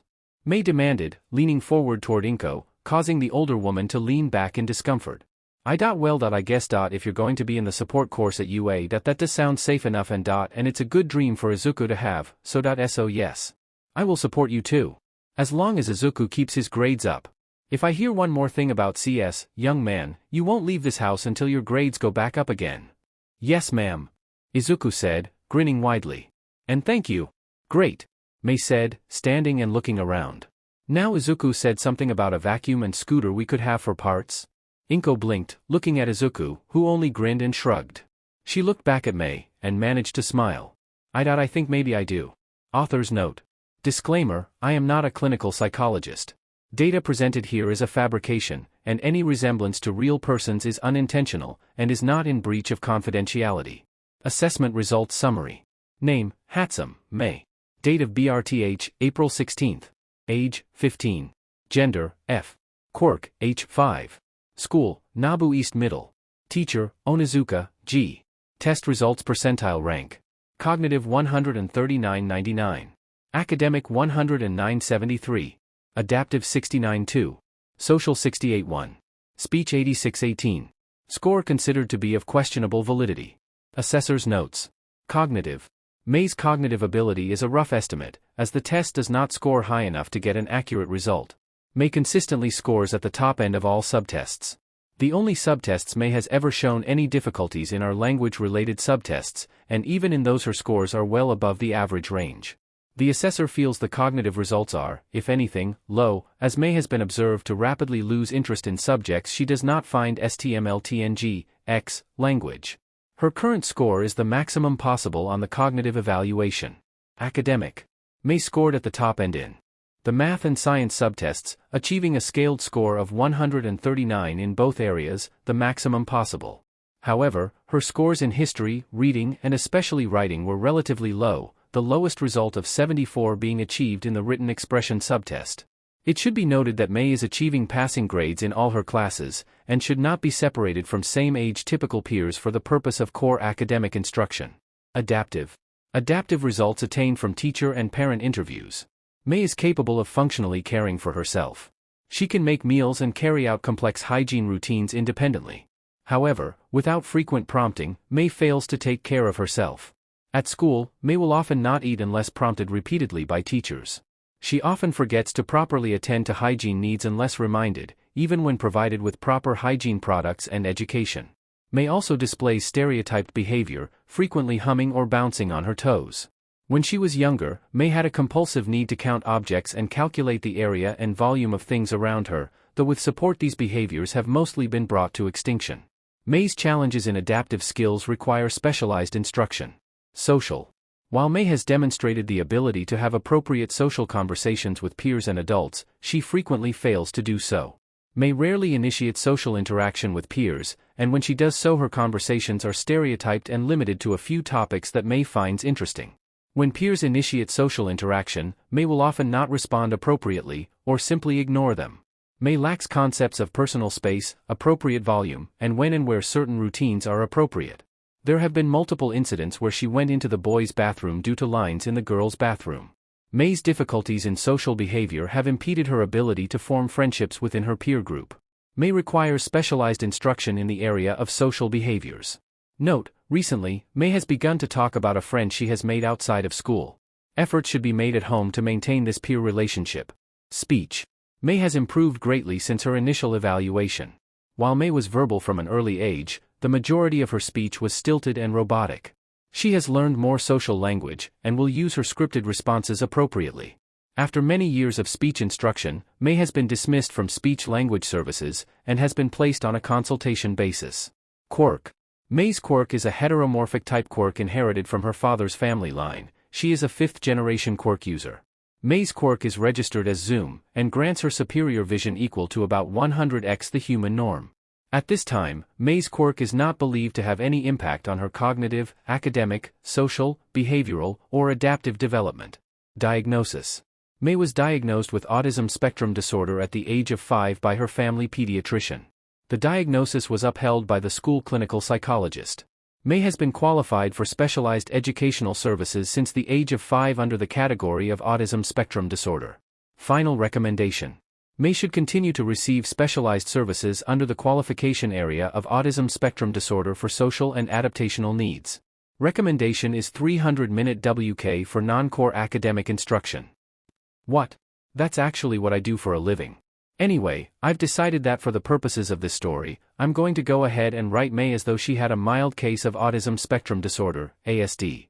I'd argue that this isn't even much of a stretch from her behavior in canon, but I will be amplifying it at least slightly so you can consider that an AU element. For those interested, Mei in this story would score at about a 65 on the Gillingham Autism Rating Scale, GARS 2nd edition, which indicates that she has a case of high-functioning ASD. Yes, I know there's a 3rd edition now, but I can't just use those copies for funsies like I can the old ones. This document baited by Kylakatarn 77. The Builder's Rejection. Success is not final, failure is not fatal, it is the courage to continue that counts. Winston Churchill. Power suit MKV, all electrical systems running. Izuku said, trying hard to keep the nervousness out of his voice. He'd done most of the wiring himself, and he felt good about his work, but still. All systems are green. This baby is ready to go. Mei cheered. Initializing. Begin startup sequence. Engaging, Izuku said, and closing his eyes, flipped the toggle that would turn the suit on. This time, there was no explosion, no fire, no sudden leak of hydraulic fluid. Instead, the suit turned on with a hum. It's working. Yes. I knew you wouldn't let mommy and daddy down, baby. Mei cheered, running forward and hugging the power suit, and by extension, hugging Izuku as well. We did it. Itsuku cheered, carefully striking a victory pose. He'd spent time practicing in the MK3 and MK4, so he knew how to keep his motion slow and steady. Well then, we're ready. Mei declared.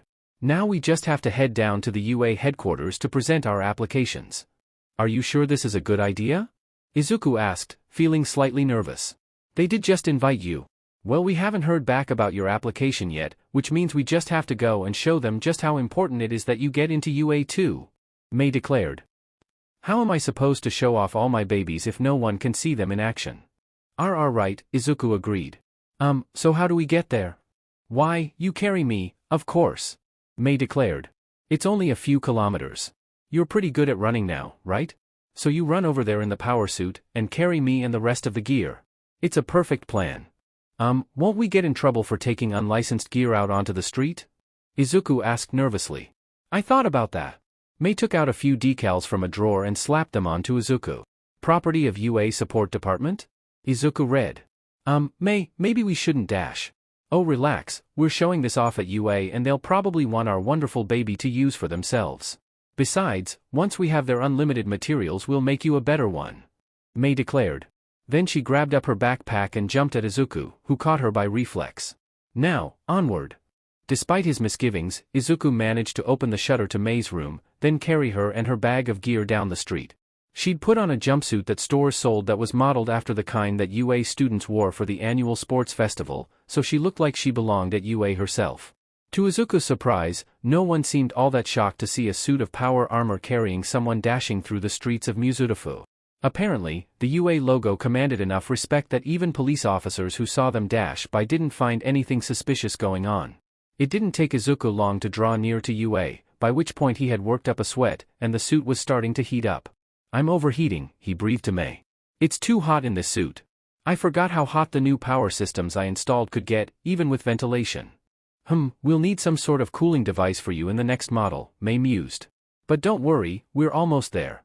UA High School had a massive, sprawling campus that took up a good portion of downtown Mizudafu. The main building was many stories tall, made of 4 towers that were connected by a lower central hub. It gleamed in the early morning light, its glass surface a beacon for all the world to see. The campus was protected by a visible 3-meter wall, but Izuku knew there were additional security systems that would prevent anyone unauthorized from trying to get over the wall or pass through the main gates. When they arrived at the entrance, someone was waiting there for them. Hi, Mr. Onizuka. Mei called, waving excitedly. The man turned, looking startled to see Mei hurtling towards him, carried in the arms of a massive suit of armor. This version of the power suit was fully enclosed, with a helmet that completely obscured Izuku's face. Mei? What is that? I know I told you to bring one of your inventions, but you didn't have to bring a whole robot. Mr. Onizuka protested. He was a blond man, in his late middle years and going bald, though he had a comb over to try and hide it. He was wearing a tacky-looking suit that didn't seem to fit him well, but Mei hopped out of Izuku's arms and skipped toward him, her arms spread wide. You said to bring one of my babies, and I brought our best one. This is the power suit, MKV, and its daddy, Izuku Midoriya. Mei said, wrapping Mr. Onizuka in an embrace. He returned it, which made Izuku feel a bit odd for a moment. He chalked that up to the heat. Hello, Izuku said, his voice echoing slightly from the voice modulator they'd installed. It's a pleasure to meet you, Mr. Onizuka. I thought that was just what you'd named one of your inventions, Mr. Onizuka said, blinking rapidly. I didn't think you'd actually found a boy who willingly helped you in your lab every day, Mei. Well, you said to practice my social skills, so I found a friend. Mei proclaimed. He's a great lab partner. The perfect papa for all my babies. He's even rigged the electrical systems for the suit.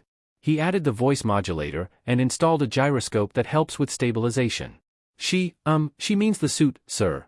Not, actual babies. I am not that kind of guy, Izuku hastily explained. I'm aware, Onizuka said, scratching the back of his head. He sighed. Well, this interview was just for you, Mei. I'm not sure how they'll feel about you bringing a friend along. Well, I always say, the more, the merrier. Izuku turned and gasped to see the person coming out of the UA gates, a man with what appeared to be an upside-down excavator bucket on his head, though he was dressed in a suit instead of his usual hero costume today. That's Power Loader, the excavation hero. Call me Mr. Maijima, Power Loader said, coming out to examine Izuku. My, this is quite an impressive specimen. Did your students build this themselves, Onizuka? Actually, I don't know the boy at all, Onizuka admitted. He must go to another school. I go to Mustafa Private Middle School actually, sir, Izuku said, bowing slightly. It was difficult to make such a motion in the power suit, but he managed it. Mei and I met while she was scavenging for parts. I've been helping her for the last 9 months. We built this together. Really? Well, come on in.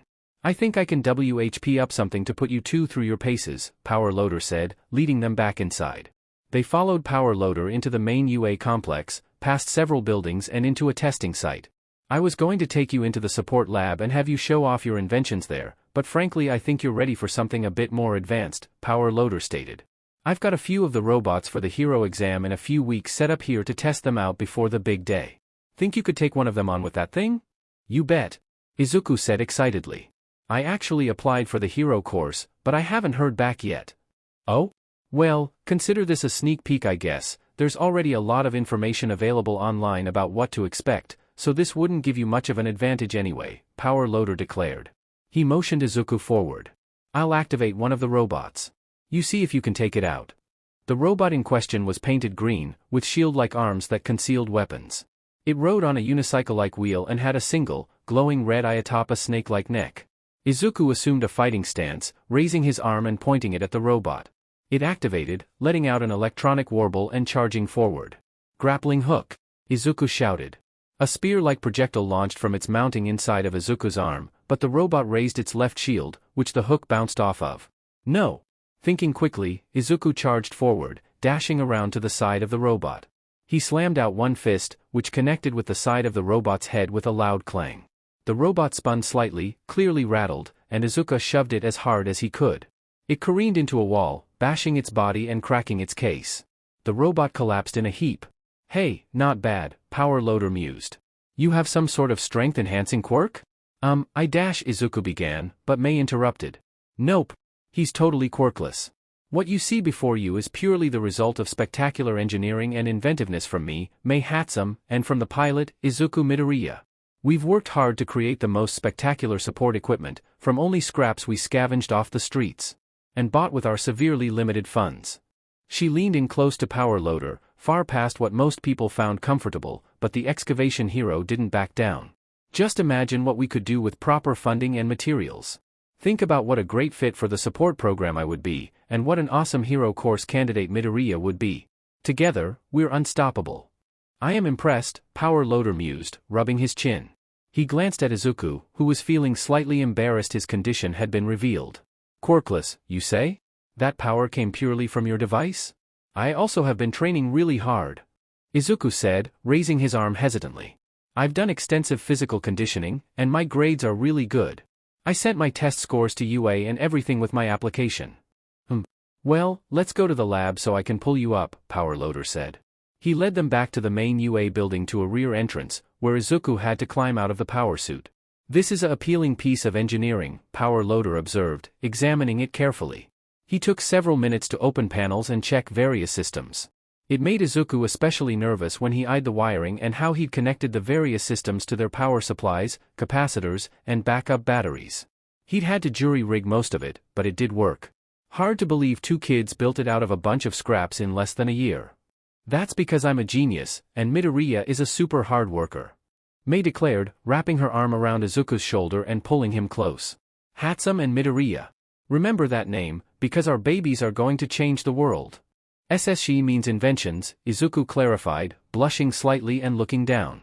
Sure she does, Power Loader chuckled. I was 15 once too, kid. Well, I can definitely see room for improvement here. The work is a bit rough, and I bet this thing is hotter than a tin roof. You look pretty sweaty there. Our next iteration will include air conditioning. Mei declared. She dashed forward, pointing into the helmet. You see those wires? Izuku saved up all his money and bought a VR headset, then configured it to take input through this headset. It helps modulate the movements of exoskeleton and gyroscope we installed. Just like Iron Man's suit. Iron Man? I'm not familiar with that particular hero, Power Loader said with a shrug. Well, come on inside. Show me what else you got while I look up Midoriya here on the system. Mei happily pulled out several devices, a few of which Izuku had helped her with. One was an early prototype of a pulse weapon similar to the ones Iron Man had installed on his suits. I think I can use them to help control flight, once we get a good enough power source, Mei explained. Midoriya has sketches of someone he calls Kaken who uses explosions to propel himself through the air, and Iron Man used the same thing to help him fly. I don't know if we can get enough lift for true flight, but assisted leaps would allow for traversal of tall buildings or rough terrain. Who is this Iron Man you keep talking about? Power Loader said as he typed something on a computer at his desk. I've never heard of him. Is he foreign? KK kinda, Izuku stammered. He's, American. But he's not real. It's a comic book, one about a quirkless hero, from the before times. Oh, that. Well, I never cared much about that kind of stuff, Power Loader said dismissively. But if it gives you kids ideas, more power to you. Ah, here we go. Midoriya, Izuku. Says here you applied for the hero course. You're flagged for denial, due to your quirkless status. What? Izuku said, going pale. But, why you saw me? I can be a hero. I took out that robot, no problem. Your gear took that robot out, Power Loader said absently, typing something in. Well, I'll just change that. I'm putting you in for the support course. The SS support course? Izuku asked. I wanted to go into the hero course. I heard you the first time, Midoriya. Power Loader looked up, frowning. Look, I'm sorry, but we don't let quirkless individuals take the exam for or enter into the hero course. That course is dangerous. Even kids with strong quirks get hurt. Someone like you could get themselves killed. But, from what I've seen, I'm more than willing to let both you kids in on recommendation to my course, the support class. I suppose you'll want to be in the same class? Now wait just one moment. Mei protested, planting her hands on her hips. That is not what we said. Izuku wants to be the muscle, I'm the brains. I make the gear, he tests it and uses it, so we can get funding and make babies together forever. Just who do you think you are, changing that appealing plan? The man in charge of admissions to the support course, Power Loader said dryly. I could just deny you both, if you're going to be obstinate about it. Mei, it's okay, Izuku said, putting a hand on her shoulder. He felt tears in his eyes, and wiped them away with one hand. This is a start, anyway. If I get into the support course at UA, at least I'm closer to my dream than if I get rejected. And besides it would be nice to be in the same class as you. To have a friend to work with. I'd like that. Wouldn't you? Mei frowned. Well, I don't know. I've never had a friend at school before. Mr. Onizuka let out a loud sigh. Mei, what have we talked about? Yeah, social skills. I mean, yes, Izuku. I am your friend. And I want to make babies with you in the same class. She means dash. We know, Power Loader and Mr. Onizuka said together.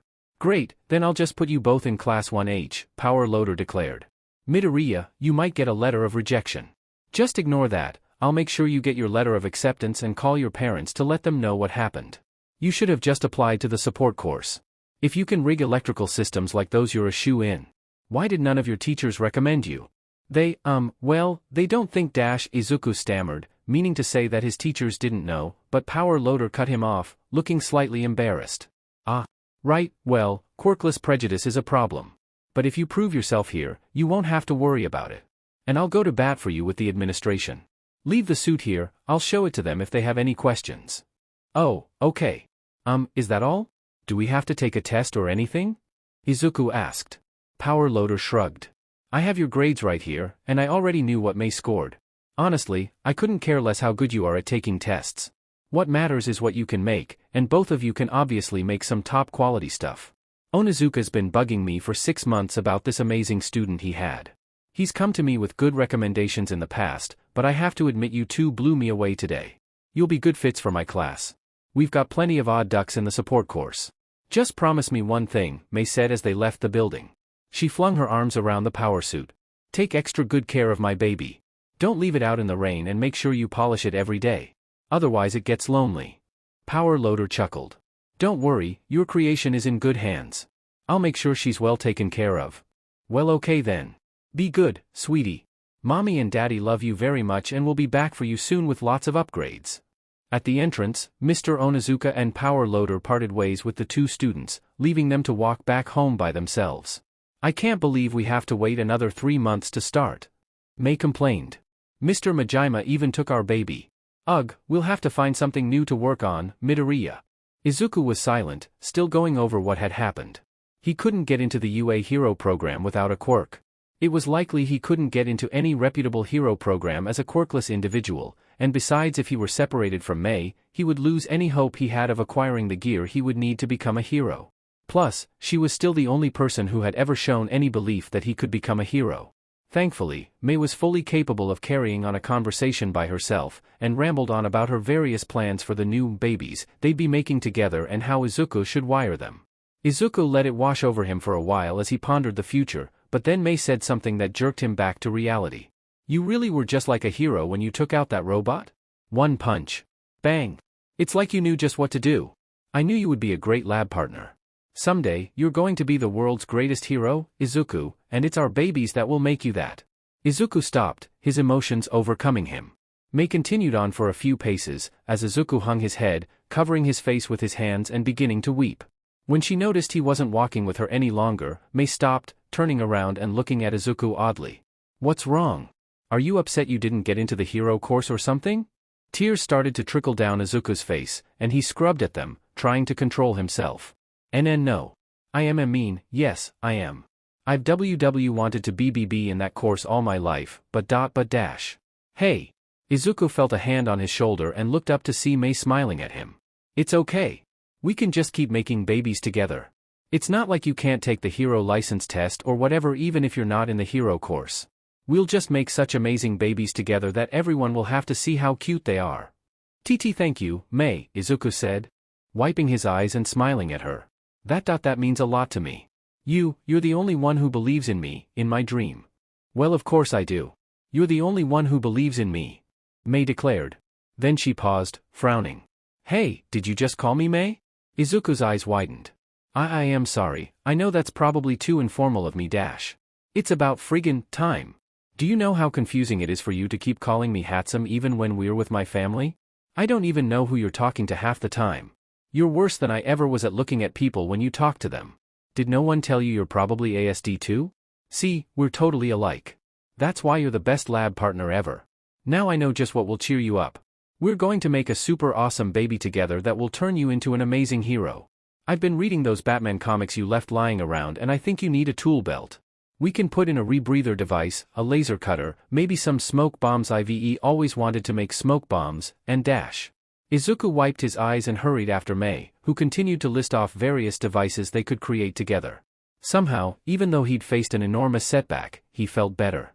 He would be a hero, as long as at least one person believed in him, he could do it. Author's note.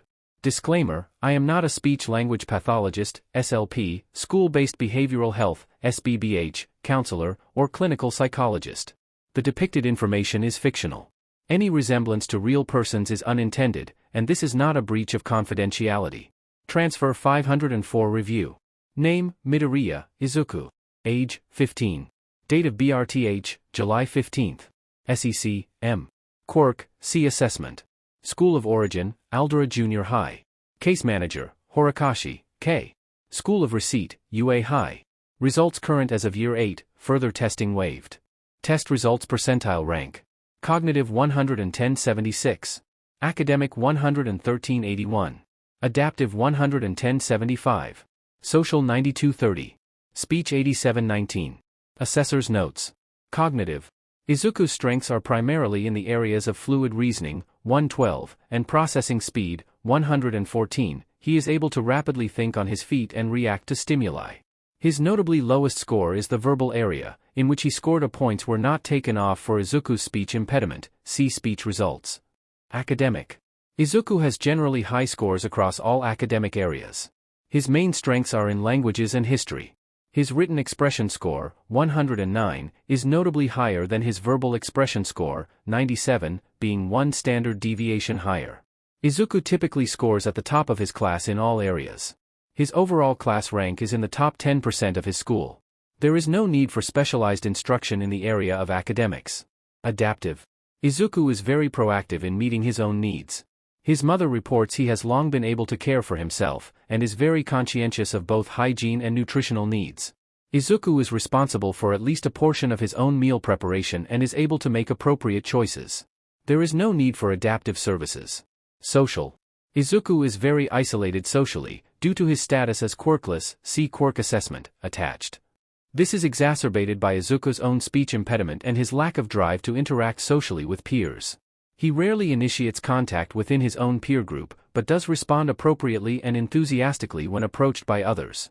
He is able to converse about a wide range of subjects, though he does have a preferred set of subjects, as is typical. Currently, the team feels it would be detrimental to Izuku's social development to further isolate him from his peers for specialized instruction. The situation will be monitored, as per the standard 504 for quirkless individuals. SBBH note, there is a history of depression in Izuku's family. He should meet with the SBBH counselor triannually for checkups. Both his mother and father have reported suicidal tendencies or thoughts. At this time, Izuku has not reported any such thoughts. This is in addition to standard quirkless counseling per his speech. Despite progress that has been made over the previous school years, Izuku continues to display a pronounced stutter brought on by social anxiety. His social language is adequate, and he is able to communicate his wants and needs. The disability is entirely in speech production. At this time, upon parent request, speech services are being discontinued for Izuku. Therapy for social anxiety is recommended. Note, declined by parent. Quirk. Izuku is the product of the union of two fourth-generation quirk users. However, Izuku has failed to manifest any quirk. Testing conducted at the age of 5 indicates that Izuku does not possess the QR.16 gene. Izuku has been labeled as quirkless since the age of diagnosis. Izuku Midoriya is not qualified for special education services at this time, and parent has declined further speech-language services. SBBH services will continue as per the Quirkless 504 and Student Mental Health Guidelines. Received by UA High School. New Case Manager, Inui, R, SBBH. Homeroom Teacher, Maijima, H. Note, Izuku originally applied to the Hero course. However, as quirkless, he was slated for rejection. He was accepted into the support course on recommendation on March 13, Maijima. Izuku is close to Mei Hatsume, both were accepted for their collaboration on advanced support gear. Social interaction between the two should be encouraged, but monitored. Case Manager will continue counseling services. See Case File, student has IEP under ASD, SPED minutes now to be provided primarily in Gen Ed setting by Gen Ed teacher. I don't know about Japan's laws, but in the States Izuku's status as quirkless would probably qualify him under 504 for classroom adaptations. His noted depressive tendencies would also flag his file for additional 504 services for counseling and therapy. Consider all the teachers at UA being highly competent at their jobs to be my personal AU wish fulfillment scenario. Yes, that means All Might too. This document baited by Kylakatarn 77. Alone Together. Heroes are made by the paths they choose, not the powers they are graced with. Tony Stark. Midoriya, Bakugo, I have to say, I'm immensely proud of both of you, their teacher said, patting each of them on the shoulder. It was the last day of school, and Izuku was cringing at the sudden attention. For a moment, he thought Bakugo would erupt with anger, but instead the other boy just gave him a knowing smirk. Well, we both might have gotten into UA, but only one of us qualified for the hero course, Bakugo stated. Deku's with all the other extras in the support course. Yes. But to make it in on recommendations alone. I had no idea you were such a talented inventor, Midoriya. It must have been all those things you learned during your years here, their teacher bragged. Instead of correcting the teacher that it was Mei who helped him, Izuku just looked down, tapping his fingers together and blushing. Again, he expected Bakugo to lash out, being reminded that he'd had to work for his placement at UA while Izuku had simply been given a place, but Bakugo just laughed. Huh. I got the highest score of the entire year. I bet Deku just showed them something lame he'd cobbled together. At least you've figured out your place, nerd. Maybe if you work hard enough, I'll even let you make some of my gear. That got Izuku to look up, startled. I would be honored to help someone as strong as you, Kaken. Don't call me that, Bakugo hissed, for the first time showing his usual irritability. From now on, you address me as Bakugo. I won't be associated with a DMN extra like you, understand? Now, boys, I'm sure you'll both do great things at UA. It's not every day we get to send 2 of our students to the top school in the country. And from my own homeroom class as well, their teacher said, puffing himself up. Make sure to remember me, when you both become famous. PFF, sure, Bakugo said, turning to go. It will remind me how great I've become, to remember what worthless trash I left behind. Their teacher seemed mortified at that, but Izuku bowed quickly to him.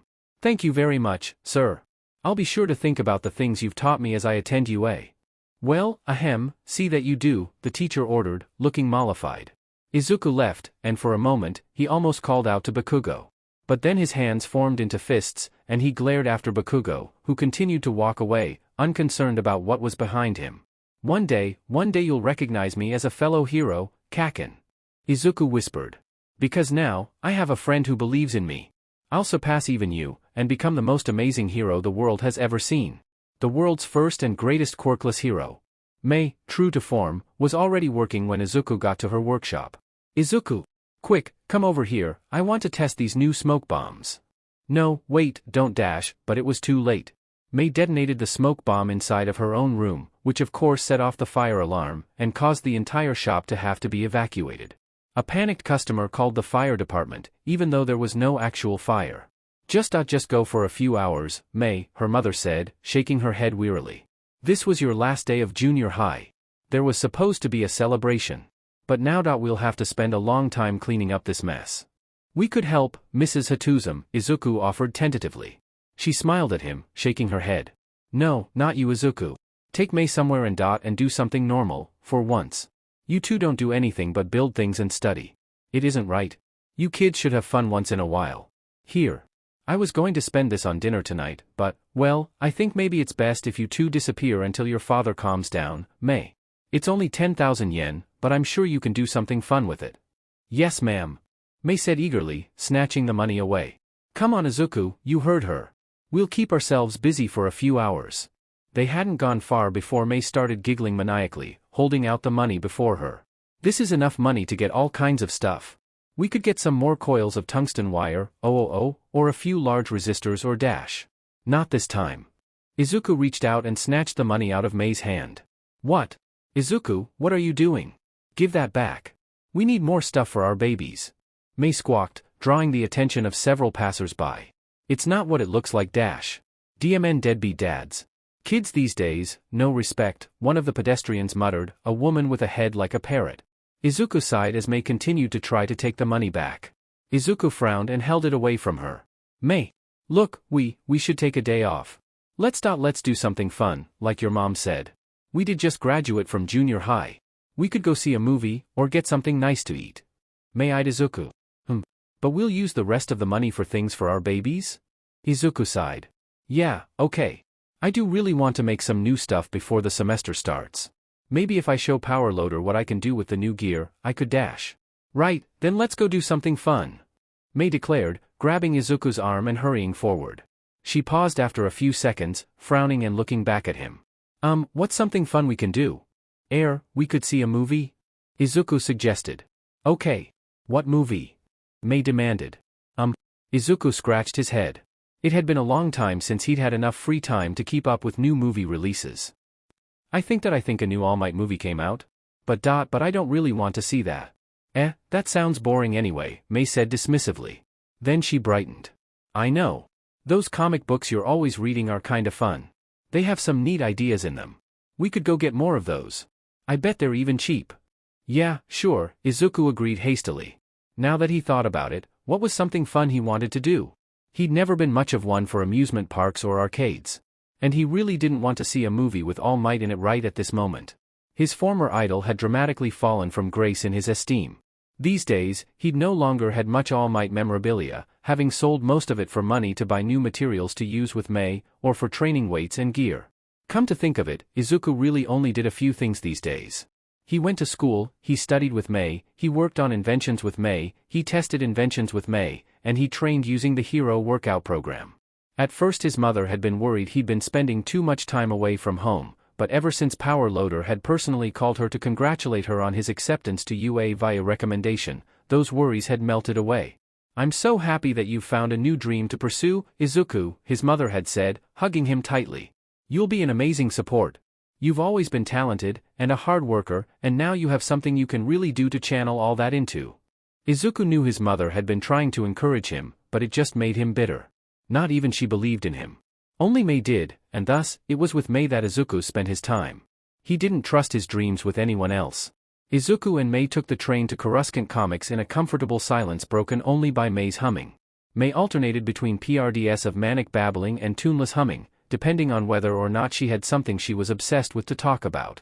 Izuku didn't mind either, but it was nice to have some time with Mei where they weren't either working or studying.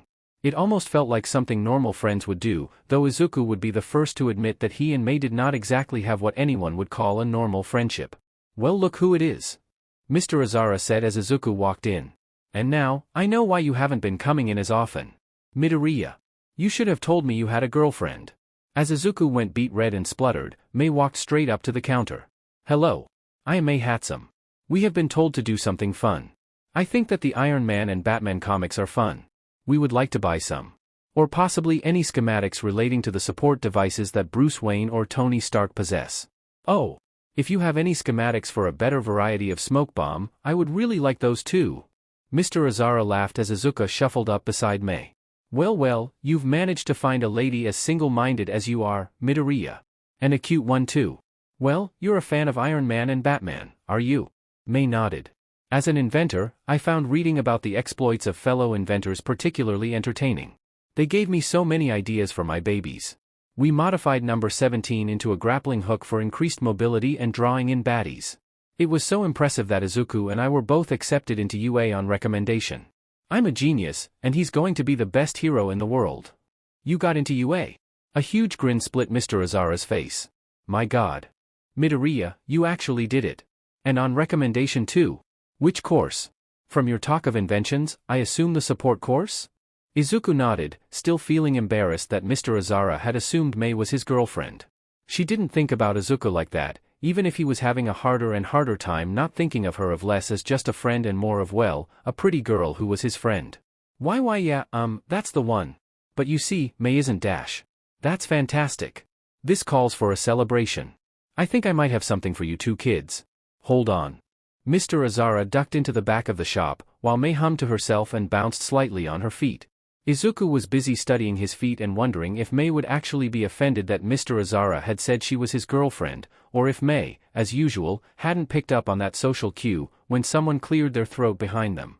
Izuku spun to see who it was, while Mei continued to fidget, still looking at the doorway Mr. Azara had gone through.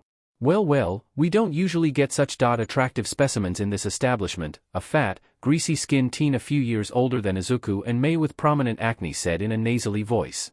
Izuku vaguely recognized him as a regular at the comic store named D. Never done more than exchange a few words on the lastest comics when Izuku had visited the store in the past.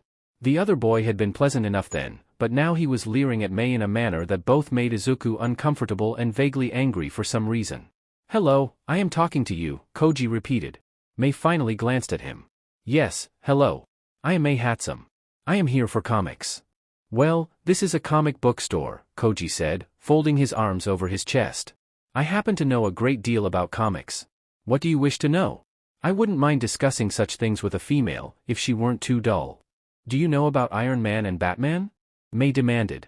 Do you know how to replicate the items on Batman's tool belt? I've been working on making smoke bombs, but I think I need a better ventilated workspace. I'm considering trying out some laser devices for slicing through locks, but I don't have the necessary power devices yet. Koji blinked at that. Iron Man? Batman? Those are lame, old comics. Why aren't you interested in more interesting heroes? But then, you are with Midoriya.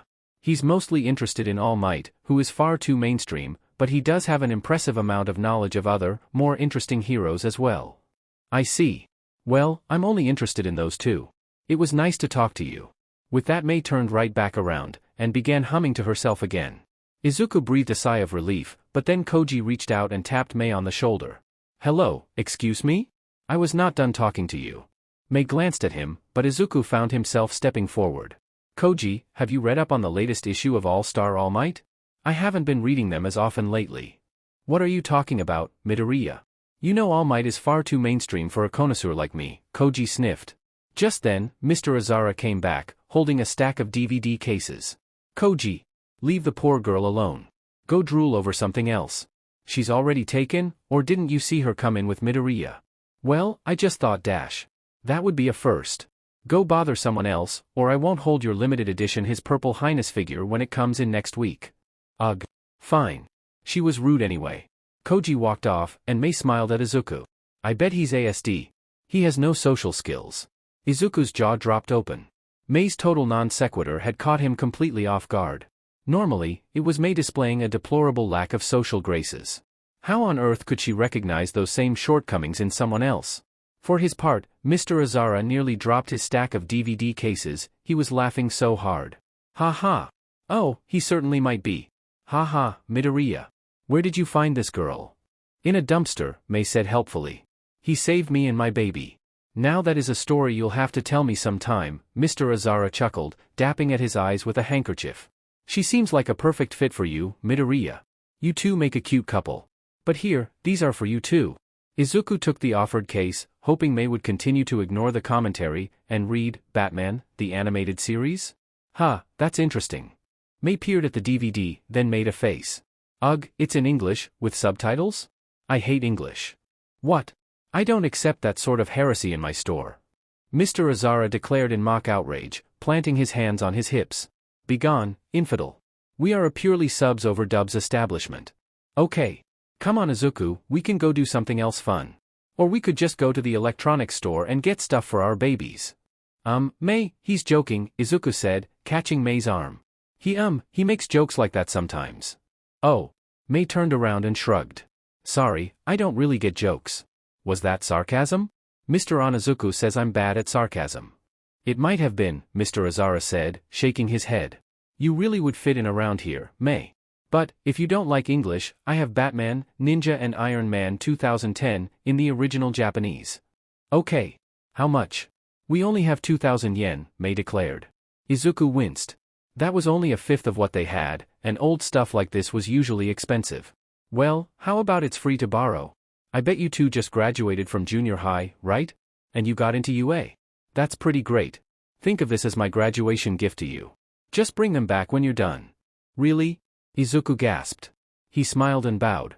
Thank you so much, Mr. Azara. Yes, thank you. Mei agreed, reaching for the DVDs. Then she glanced at Izuku, did a quick bow in the direction of Mr. Azara, and snatched the offered DVDs. This fulfills our fun obligation, does it not, Izuku? Well, I mean, we should actually watch some of it, Mei, Izuku said. He hurried after Mei. He waved one last time to Mr. Azara, who was gathering up the other DVDs and chuckling to himself. He winced. He hadn't ever corrected the store owner's assumption that he and Mei were dating, but it was too late now, especially since they'd received such a wonderful gift. Well, we can't go back and watch them now, my mom's probably still getting Dad to stop being mad, Mei said. So, I suppose we should go shopping. Maybe we could go to my place and watch them? The suggestion was out of Izuku's mouth before he could force himself and stop to think. What sort of boy would Mei think he was, inviting her back to his place to watch movies together? Oh, wait, right. She was Mei. She'd probably just ask if he had any more spare vacuums. That is acceptable, Mei agreed. Especially since we still have the 10,000 yen. Oh, there are so many wonderful things we can buy for our babies. Yeah, why don't we pick up some food first? I'll text my mom and let her know we're coming over and bringing dinner. Ugh. Fine. As long as it's not too expensive. Mei stated. But we should really spend at least a little time planning on what we're going to build next. Well, maybe the movies will have some ideas, Izuku suggested. Ninjas are supposed to have really cool equipment, right? Maybe we can get some ideas from Batman, Ninja. Very well. That doesn't sound like too much of a waste of time, Mei agreed, though she then turned the DVD case over and began reading the back, humming to herself and smiling. She might actually be looking forward to it. They ended up getting some hot meals from the corner store near Izuku's apartment. His mother excitedly greeted them at the door, having set out places for them to eat as they watched the movie. Oh, my baby boy, graduated from junior high. And going to UA. And you're having a friend over for movies. This is so wonderful. It's not like it's a date or anything. Izuku protested. Really? Mei asked, sounding confused. I thought we were having fun. Isn't that a date? Mr. Onizuku told me about dates, and this sounds like one. She looked to Inko. Do you think this is a date? I think Izuku is confused.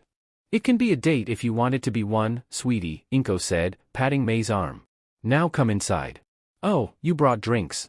That's good, I was worried we wouldn't have anything you liked. I run on coffee, energy drinks, and the occasional strawberry yoo-hoo. Mei declared.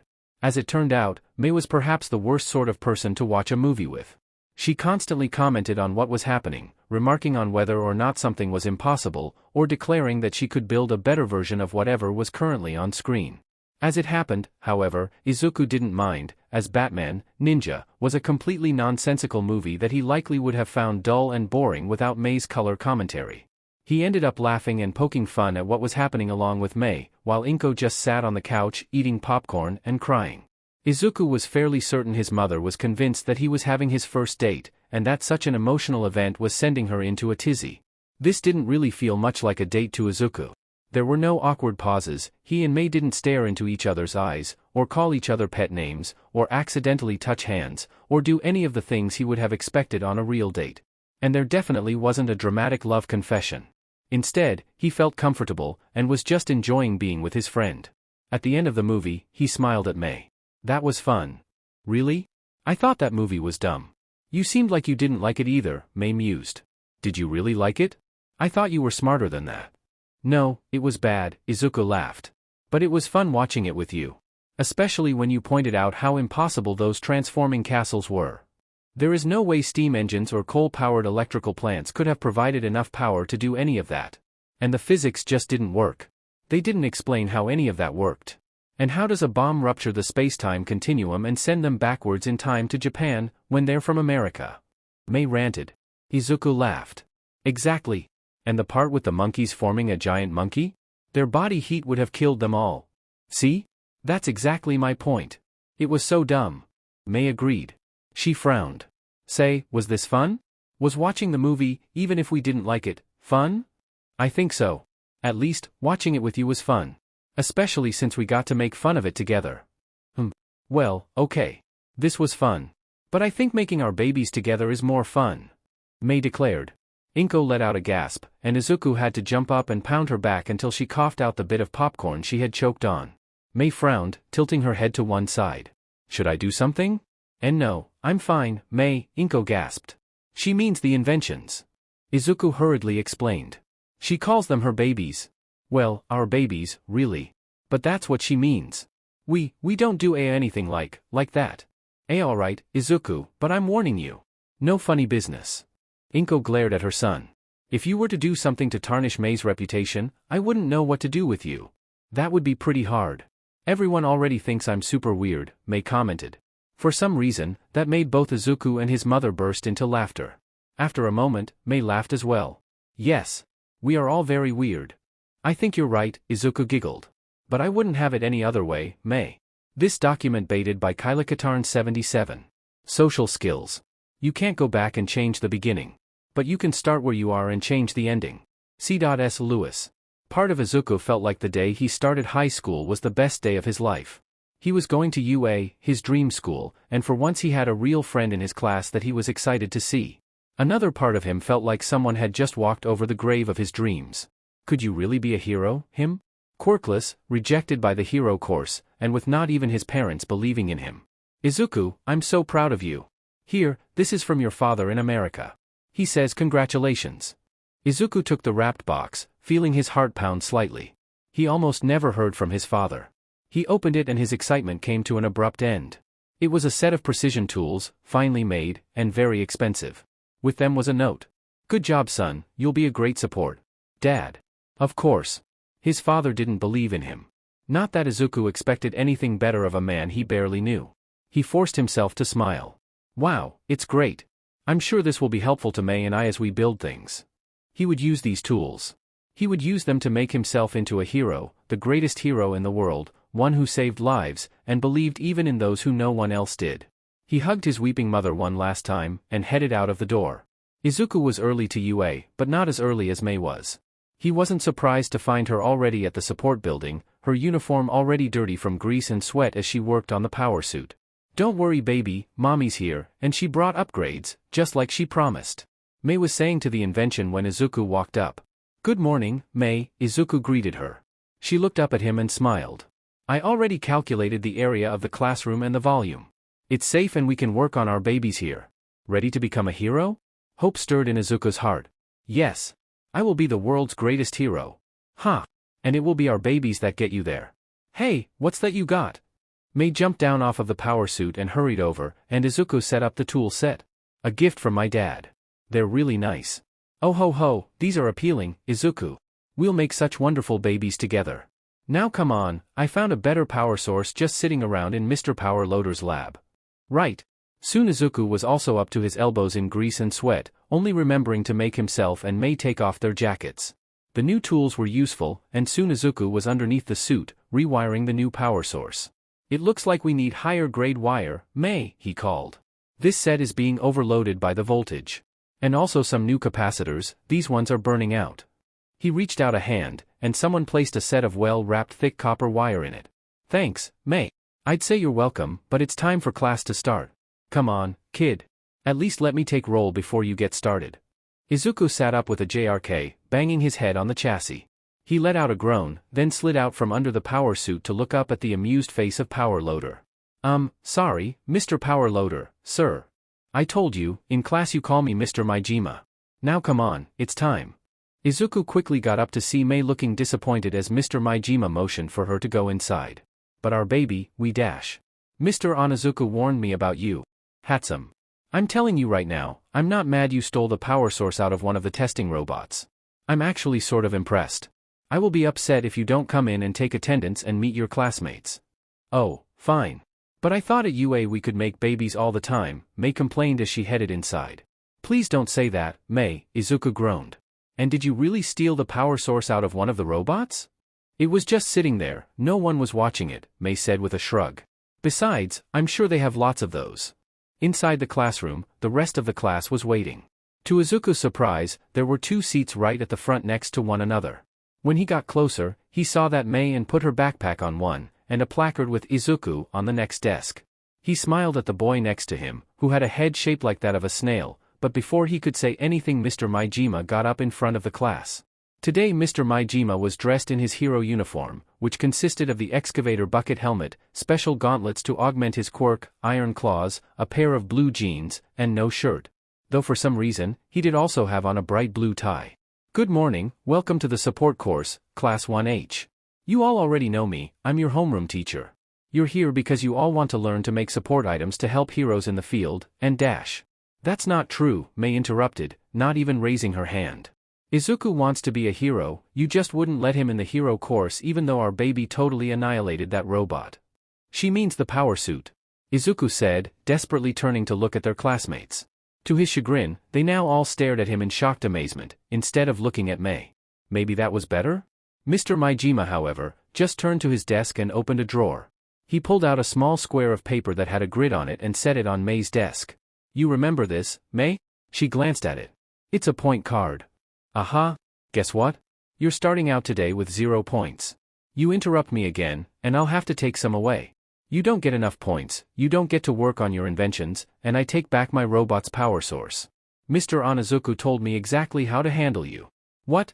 Mei grasped, holding the card in both her hands. "How could you do this to me? I thought at UA we got to spend all our time making amazingly cute babies."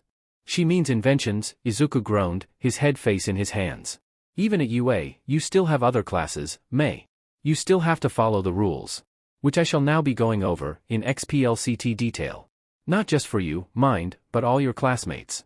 Also, explosions are minus 50 points. What about Izuku? Mei demanded, pointing at him. Where's his point card? He gets to make babies with me too. She means inventions, Izuku ummed, now covering his head with his arms.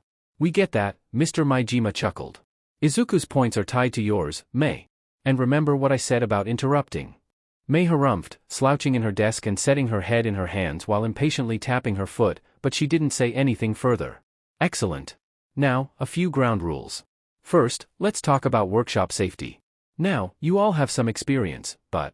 Izuku forced himself to sit up and pay attention, his face still flaming red. He glanced at Mei, who at first looked sullen, but slowly sat up eagerly and leaned forward, a manic grin on her face as Mr. Maijima talked about procurement policies, tool storage, workspace allocation, times the lab was open, and what personal protective equipment they should be using in the workshop.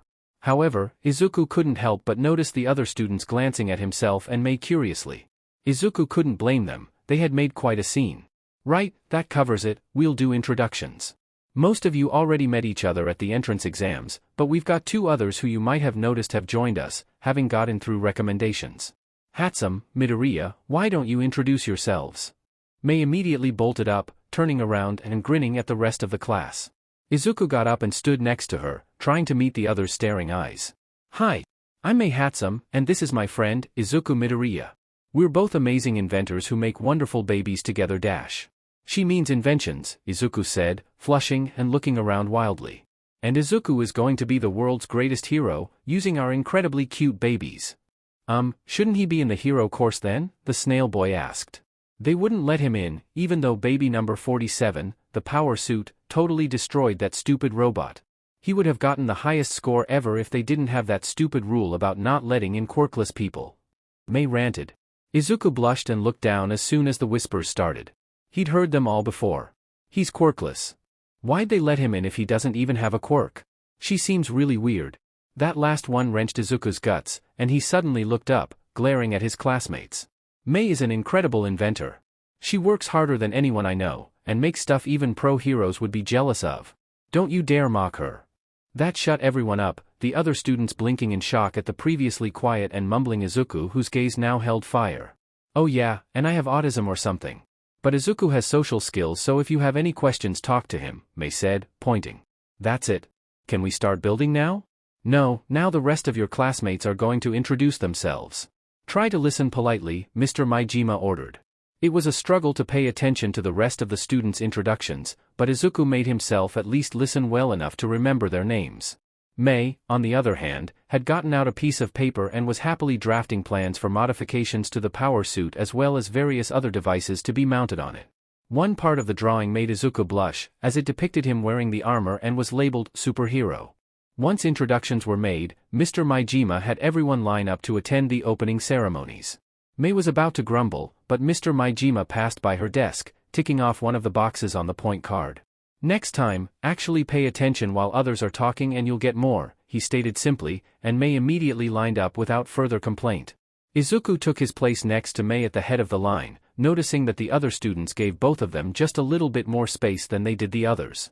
For her part, Mei was oblivious, humming to herself and following after Mr. Maijima. The other students whispered to each other as they walked, but no one talked to Izuku. Part of him was a bit disappointed, but most of him accepted it. He'd long isolated himself from his classmates as a defense mechanism. So Izuku, I'm thinking that we need to add more weapons. That power supply probably has enough juice to mount a laser, and I think that would be perfect for baby number 51. Izuku looked up to see that Mei had fallen in beside him, happily swinging her arms as she strode along. Well, maybe, but then we'd need to rewire everything. I actually think weapons should have an independent power supply.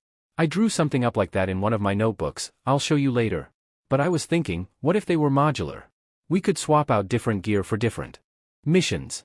After all, there's lots of different villains with different quirks we could come across, and we need to be able to outfit number 47 to confront each of those situations. I'm thinking we should have multiple modules, like the grappling hook or other devices. Yes, that's perfect. Oh, we can create so many different babies, and we won't have to leave any of them out. Izuku blushed and looked back at their classmates, but they all immediately found somewhere else to look. Modular gear is a good idea, Mr. Maijima commented. When a hero is in the field, there's no telling what you'll come up against. Adaptability is important, and support gear can both enhance your own quirk or cover for your vulnerabilities. Now talk about that later, we're supposed to be listening. Don't embarrass me, Hatsume. Keep her under control, Midoriya. They had arrived at the opening ceremony, and Izuku looked around curiously to see if he could spot Bakugo amidst the other first-year students. To his surprise, it appeared that an entire class was missing, which seemed odd. Still, he didn't have much time to consider this, as a man with tall blonde hair jumped out onto the stage as music suddenly blared. That's Present Mike. Izuku gasped, pointing excitedly, but Mei didn't seem all that interested. Good morning, UA. Mike shouted. Welcome to a brand new year. Which is of course going to be Dash.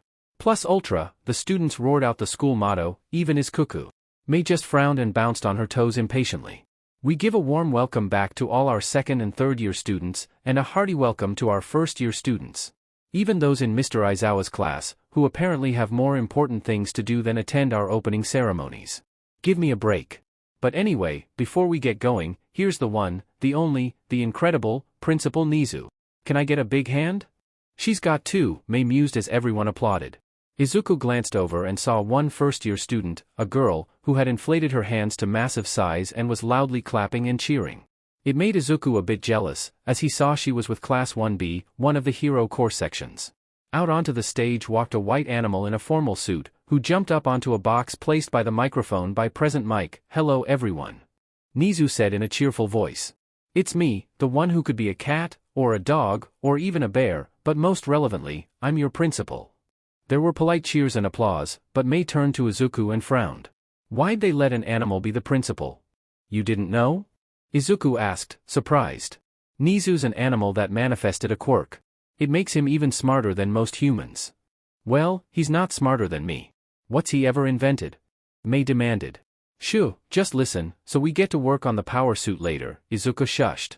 Mei grunted and turned back around, folding her arms and looking bored behind her goggles as she bounced on her toes. Izuku listened to Nizu's speech, which was the standard boilerplate stuff welcoming everyone and encouraging them to do their best. But of course, I know I'm not the one you really want to see. Nizu said as his speech wound down. I'm here to confirm, the rumors are all true. This year, our staff will be joined by the one, the only, All Might. That's right students, a loud cheery voice boomed from behind them. Everyone gasped and turned, to a caped figure silhouetted against the sun atop the building. Fear not for your education. For I am here. Izuku felt his blood run cold as All Might leapt over everyone's heads and onto the stage. He found himself gritting his teeth, hands clenched, as he glared at All Might. The man who had once been his idol, his hero, the one who had nearly been the final nail in the coffin of his dreams, was once more standing over him. But Izuku knew the truth, All Might wasn't this grinning giant. He was a weak, skeletal figure with sunken eyes and a battered body, who killed the dreams of children. Why were they letting him teach? Izuku? Mei said, suddenly stepping close to him. Are you okay? Izuku realized his entire body was tensed up, his hands balled into fists at his side, and that he was glaring at All Might with a half-snarl on his lips. Forcing himself to relax, he smiled at Mei. Yeah, I was a big of an All Might fan, you know? Wow, really? I thought you hated All Might. I don't really like him either. Mei picked just the wrong moment to say that, in her loud, clear voice, right into the middle of a hushed silence. Everyone turned to stare at both her and Izuku, some with gaping mouths, others with looks of disdain or hatred. Not loving All Might in regular society was an aberration. Not worshipping All Might, the world's greatest hero at UA, the school of heroes and All Might's alma mater, was a mortal sin. Izuku glanced around, swallowing. He could feel even All Might's eyes on him. He cleared his throat, forcing himself not to stutter. Everyone has their own dreams, Mei. I guess ours and All Might's don't line up anymore. All Might blinked, and Izuku realized that he recognized him. That shocked him. Didn't All Might not even care about a weird quirkless nobody like him? Yes, well, I hope I can change your minds, as you get to know me as a teacher, All Might said, a grin appearing back on his face. In fact, I hope to get to know everyone here at UA very well. I've acquired a great deal of experience and knowledge during my time as a pro hero, and I am here to pass it on to the next generation, in hopes that one of you will rise to be the next symbol of peace. That brought a lot of cheers and celebration from the other students, but Izuku found himself glaring at All Might again, muttering under his breath. You just watch me, All Might. I will be the next symbol of peace. I'll be the world's greatest hero, and a better one that you ever were. I'll smile at everyone, and tell them that they too can be a hero, quirk or no. Someone pushed Izuku from behind, and he turned to see one of the other support students glaring at him. He was shocked. How could that student have heard him over the cheers? But then he remembered, when they had introduced themselves they'd said their quirk greatly improved their hearing. Shut up, you quirkless loser. All Might is the greatest. You and Goggles better watch yourselves. Freaks like you are ACK. Mr. Maijima grabbed the other student with one hand and lifted him up, his eyes filled with fury. Hatsume and Midoriya might be odd, but that doesn't excuse rudeness. I especially won't tolerate any maltreatment of anyone in my class, disabilities or no. Understand? But they were dash. I don't care what they were doing. I'm talking to you. If I deal with them, I'll do it later. But the bullying stops, and it stops now. Need I repeat myself? No, sir. Power Loader unceremoniously dumped the other student onto the ground. Good. Now listen. There were more introductions after that. Izuku tried to pay attention, but his gaze kept wandering back to All Might. To his surprise, a few times, he found All Might looking back at him. He dropped his gaze then, feeling about an inch high. How could he really hate All Might? What had he said to Mei that made her think that? But then he thought of all the times he must have disparaged All Might, saying he crushed dreams, or that Iron Man or Batman were better heroes. Mei, for all her lack of social awareness, must have picked up on it. She'd never expressed personal dislike of All Might before, but then, Mei didn't really seem to care all that much about heroes in general. Maybe Izuku's attitude had rubbed off on her? He hoped he hadn't sabotaged her own chances at not being a social pariah in high school. Guiltily, Izuku glanced over at Mei, but she was happily humming to herself, oblivious to the disdain that others were already showing of her. But she was like that. Izuku forced himself to straighten up. He would be more like Mei, and he would believe in her, just as she believed in him. To hell with All Might and his classmates. After the assembly they all headed back to class. Mr. Maijima glanced at Izuku and Mei, his expression grim, but he didn't say anything. As they walked through, All Might suddenly appeared around a corner in front of them. Power Loader. Might I borrow young Midoriya and his friend? I need to talk to them for a moment. Mr. Maijima hesitated, then beckoned All Might closer. He whispered something into the ear of the #1 hero, that caused his trademark grin to momentarily falter. Oh. I see. Yes, well, I know about, yes. Well, I'd still like to speak to them. But first, may I say something in front of your class? Go right ahead. But remember, call me Maijima here, while we're teaching. Right, yes, of course Maijima. All Might walked right up to Izuku, towering over him, and making Izuku swallow. He took a protective step in front of Mei, putting a hand out to shield her. He didn't know what he could do against All Might, but he would try. Listen, what Mei said wasn't her fault. I doubt I may have said some things in front of her, and she trusts me. Please, excuse her rudeness. Any blame should fall on me. Izuku bowed, gritting his teeth. Don't expel her.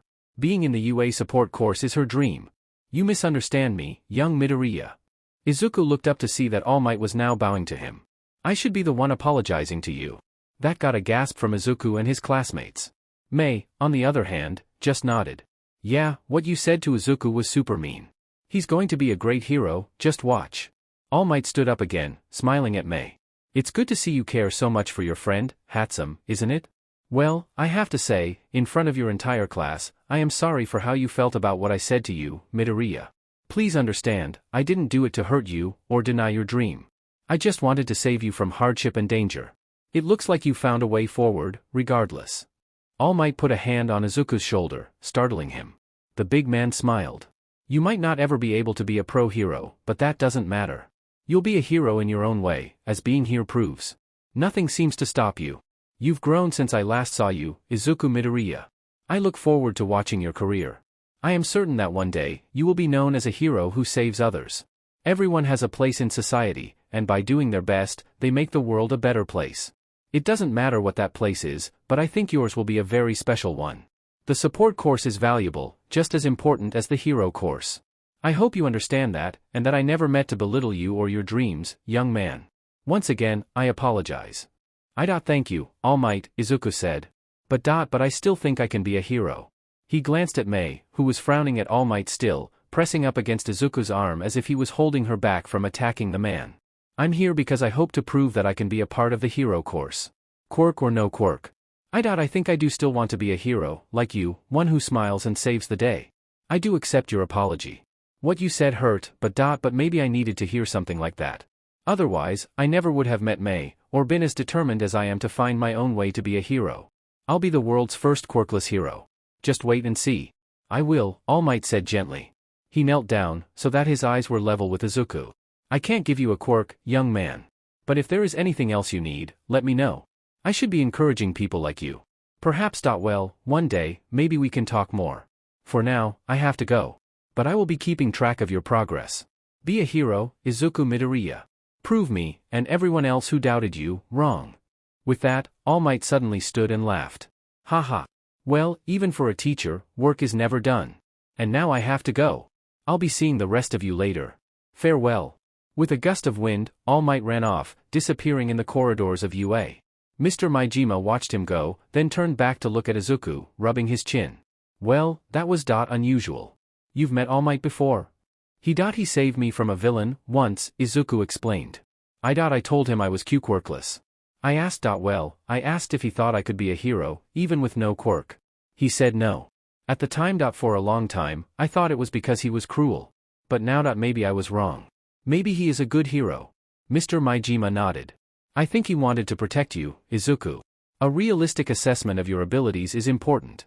Right. Let's get back to class.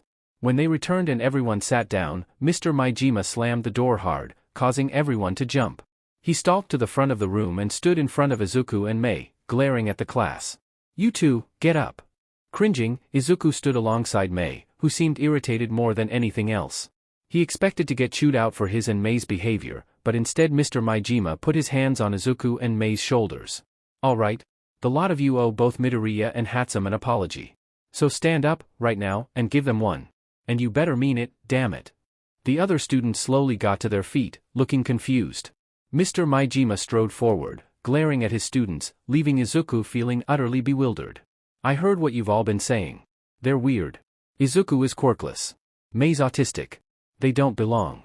Well, anyone who thinks they can get away with that, anyone who thinks that they're actually worthless just because they don't adhere to some imaginary standard you made up in your head, there's the door. Don't let it hit you in the butt on the way out. Sir, one of the other students asked, confused. They're both better than all of you, in case you didn't realize it, Mr. Maijima said, pointing to Mei and Izuku. To Izuku's embarrassment, Mei nodded, as if such a statement were entirely natural. Did you see that device they were working on earlier? They made that out of scraps and salvage and a few things they bought at basic electronics stores with their own money. They built an incredible piece of machinery, on their own, with no training, while the lot of you were still tinkering with Legos and thinking you were special because you won your junior high science fairs. Izuku looked down, feeling deeply embarrassed. We just worked hard. We don't think we're better than anyone, Izuku said. Mei opened her mouth, but Izuku's hand darted out, and he grabbed Mei's hand, squeezing hard. She let out a yelp, but then glanced at Izuku. He couldn't see it, but he was pretty sure she rolled her eyes at him. She harumphed, and Izuku let go. Yes, we're not better than you, Mei stated. Though Izuku heard her whisper, much. I appreciate the modesty, but everyone here needs to get a realistic view of their own abilities. Yes, Izuku is quirkless.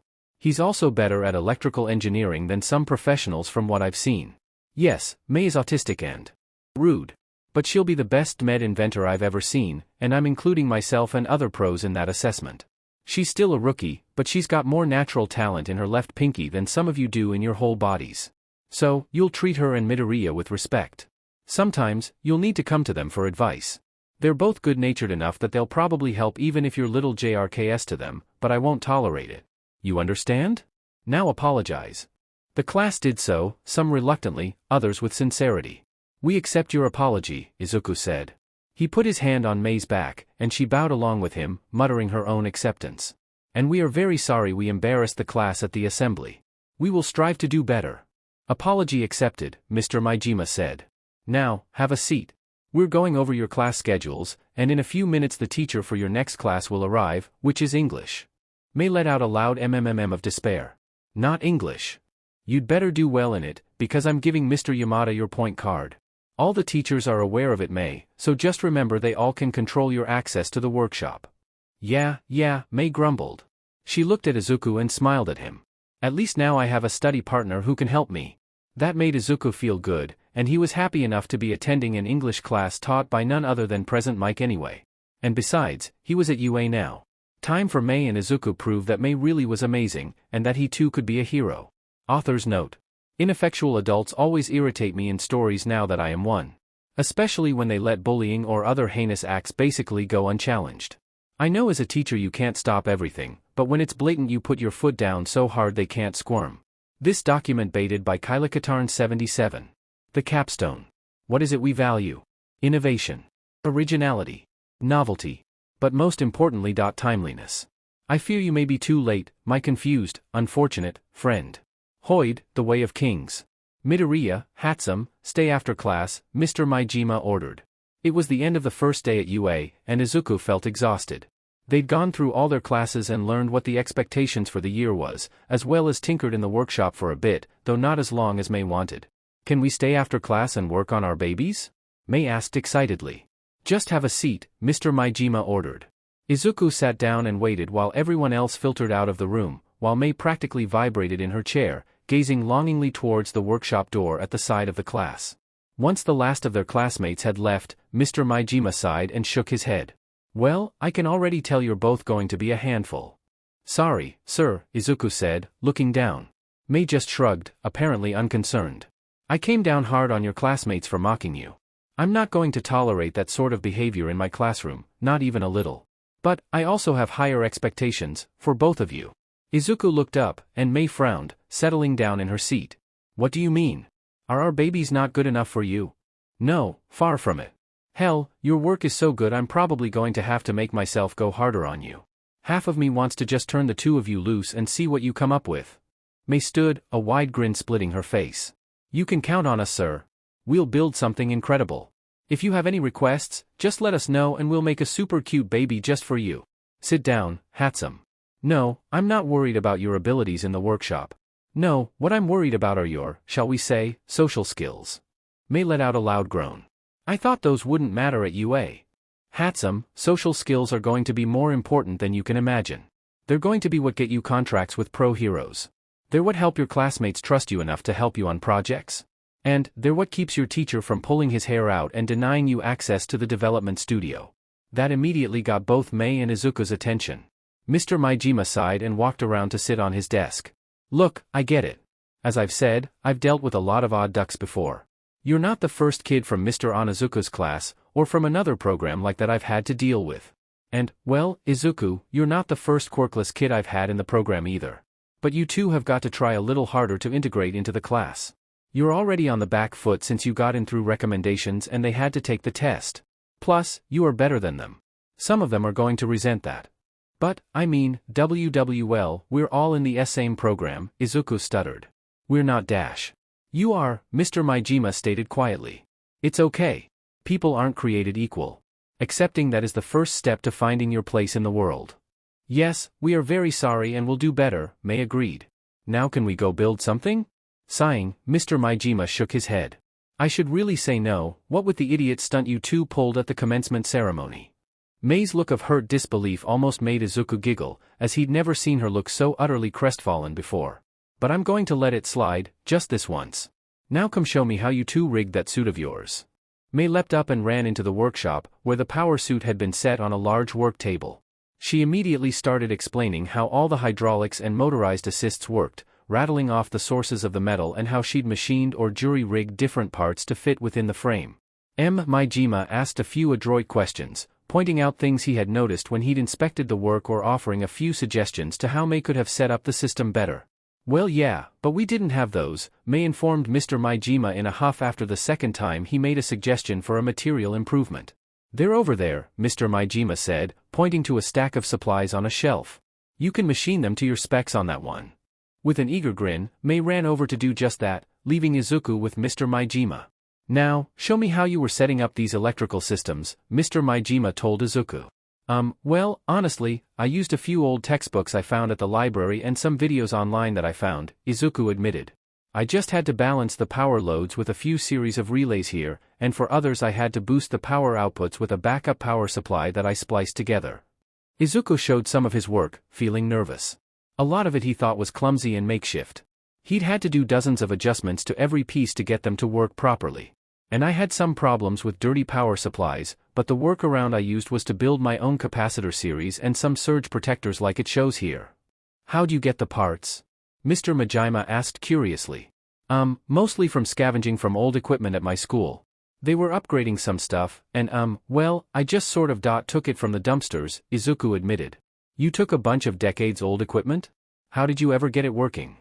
Well, a lot of it was bad, so I had to test individual circuits to make sure their connections were good and replace a lot of burned-out wiring with extras I took. IT took a really long time, I'm not very good at it. Midoriya, what you rigged here bears almost zero resemblance to the original. You had to hand-wire each connection, didn't you? Yeah, some of the wire I had to braid together so that it could carry the voltage properly because I didn't have the right kind. It kinda failed a lot until I managed to get it right. Incredible, Mr. Majima muttered, shaking his head. Come here. Walking over to a shelf, Mr. Majima took out coils of copper wire, then pointed to a machine. That machine will braid your wire for you. Just figure out what you need, and it will take care of the rest. I also have raw copper you can spin into fine wire or use to braid heavier cable if you need something custom that you can't make out of standard parts. These are capacitors, we have basically whatever you need. As for power supplies, we've got access to the latest tech. Some of it you have to be really careful with, they can explode if you're not careful. I'm always careful, sir, Izuku promised. Sometimes I have to remind Mei to take it slow though. She always just sort of guesses at her power needs. She's usually right, but, sometimes.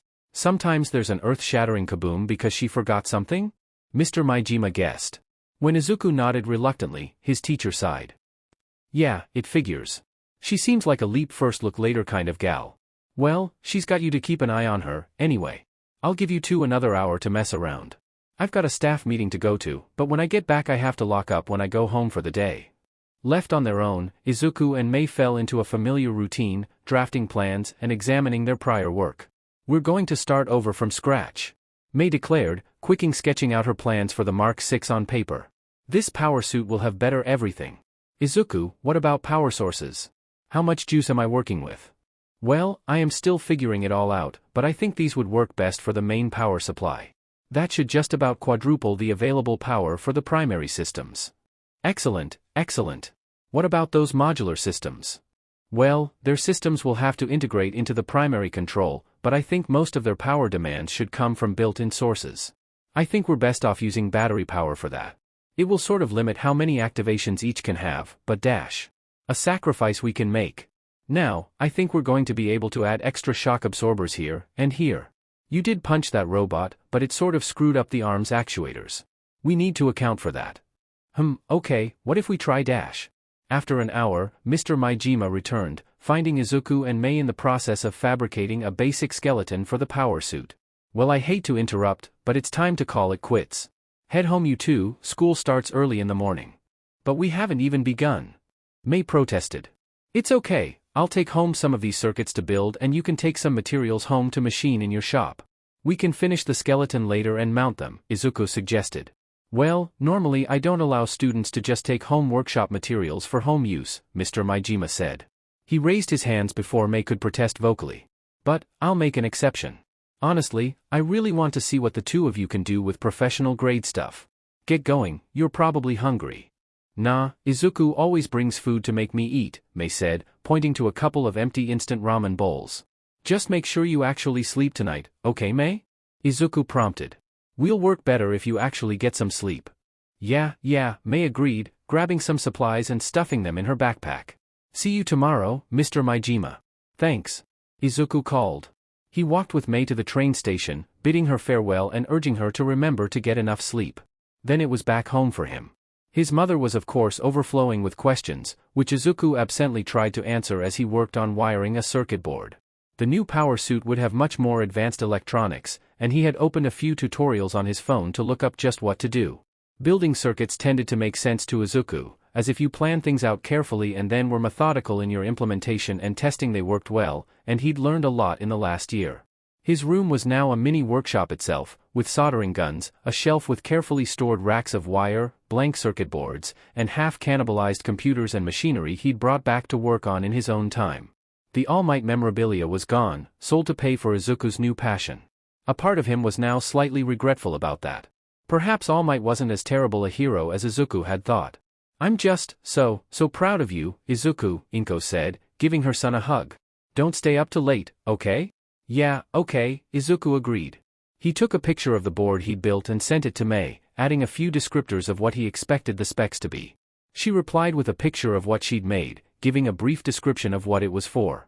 Izuku frowned, trying to turn it so he could really see. He sighed and gave up, turning off his laptop and soldering iron and climbing into bed. He'd deal with it in the morning. During the first few weeks at school, Izuku and Mei settled into a routine. They worked on their classwork alone, worked together in the lab alone, and generally were not spoken to or interacted with by any save their teachers unless it was unavoidable. While their classmates were not openly hostile or rude, they were reluctant to socialize with the duo. While this somewhat weighed on Izuku's mind, it didn't seem to bother Mei in the slightest. Mei, do you ever wish you had other friends? I mean, besides me, Izuku asked her as they worked together on an in-class assignment in modern literature class. Mei didn't look up from where she was copying from their copy of Two Heroes by Kohei Nagasaki. Why? I have our babies too. Well, I mean, maybe if I wasn't around, people would talk to you more. Since, you know. Izuku trailed off as Mr. Ishiyama, also known as Cementos, walked by. People would rather talk to you than me, Mei stated simply, ignoring the teacher's presence. They think I'm weird. Perhaps you should focus more on the themes in the chapter, Mr. Ishiyama rumbled. Izuku still found it exciting to be taught by pro-heroes, especially a mutant type like Mr. Ishiyama, aka Cementos, who looked like a living slab of concrete. Obviously the doctor betrays everyone because he wants his research back, Mei declared. I'd feel the same way if someone stole my babies. Focus on the themes in this chapter, Hatsume, not what happens later, Cementos chided, then walked away. No, I mean, because I'm quirkless, Izuku whispered. Mei looked up at him, frowning. Yeah, but you have better social skills. Look, do you think the doctor betrays them because he wants his babies back or not? That's not really the theme in this chapter. This one's more about how he's willing to betray his ideals to protect his friend, Izuku said. Okay. Mei happily erased what she'd written on the worksheet, scribing what Izuku had said nearly verbatim. She was more than willing to defer to Izuku in the boring stuff, as she put it, but was equally happy to help him in math and science. Izuku was just filling out his own worksheet when alarms suddenly started to blare. Attention! Attention! Lockdown! An incident has happened on campus. Lockdown! All students, remain in place. Teachers, report to the front of the school immediately, a voice blared over the loudspeakers. Cementos dropped the book he'd been carrying around and raced for the door. Stay here. Do not move, he ordered. The other students gasped, looking scared and frightened, but Mei just kept working, ignoring the sudden interruption. It's okay. Izuku said loudly, standing up and looking around. I'm sure we're safe. Otherwise, Mr. Ishiyama wouldn't have left us. We should just get started on the homework. Don't tell us what to do, Kata Samuri, the snailed-headed boy who had been elected class rep snapped at Izuku. But, Kata, what should we do? Someone else asked. Kata frowned, his eyes swiveling in their long stalks. Well, I guess we should just do the homework. Izuku flushed and sat back down, but the room had calmed down and everyone had gone back to work. He and Mei finished quickly enough, then at Izuku's prodding got out their English homework to work on. If we finish it now we can spend more time in the workshop later, he argued. Mei reluctantly agreed, though getting her to do her English homework was even harder than getting her to remember to eat dinner. After an hour, however, the principal's voice came over the PA system. Students, you are dismissed. The school day is over early. Please carefully and calmly exit the building, and head straight home. Do not linger on campus. What? Mei half shrieked, looking up. But our babies. I think something bad happened, Izuku said. Come on. We'll go over to my place today. We can work on finishing those circuits for the jetpack. Did you solve the power supply issues? Mei asked, now eagerly scooping up her books. I've got the propulsion system ready, but you know it's going to be an energy hog. I'm going to build an override that sends all power to the pack while it's active. It'll make most of the suit systems freeze up temporarily, but it's the only way to draw enough power, Izuku explained. On the way out, Izuku noticed a large number of police and other emergency vehicles. To his shock, he saw Bakugo sitting by an ambulance, apparently arguing with the paramedics. However, he had several bandages on his body, and was clearly battered.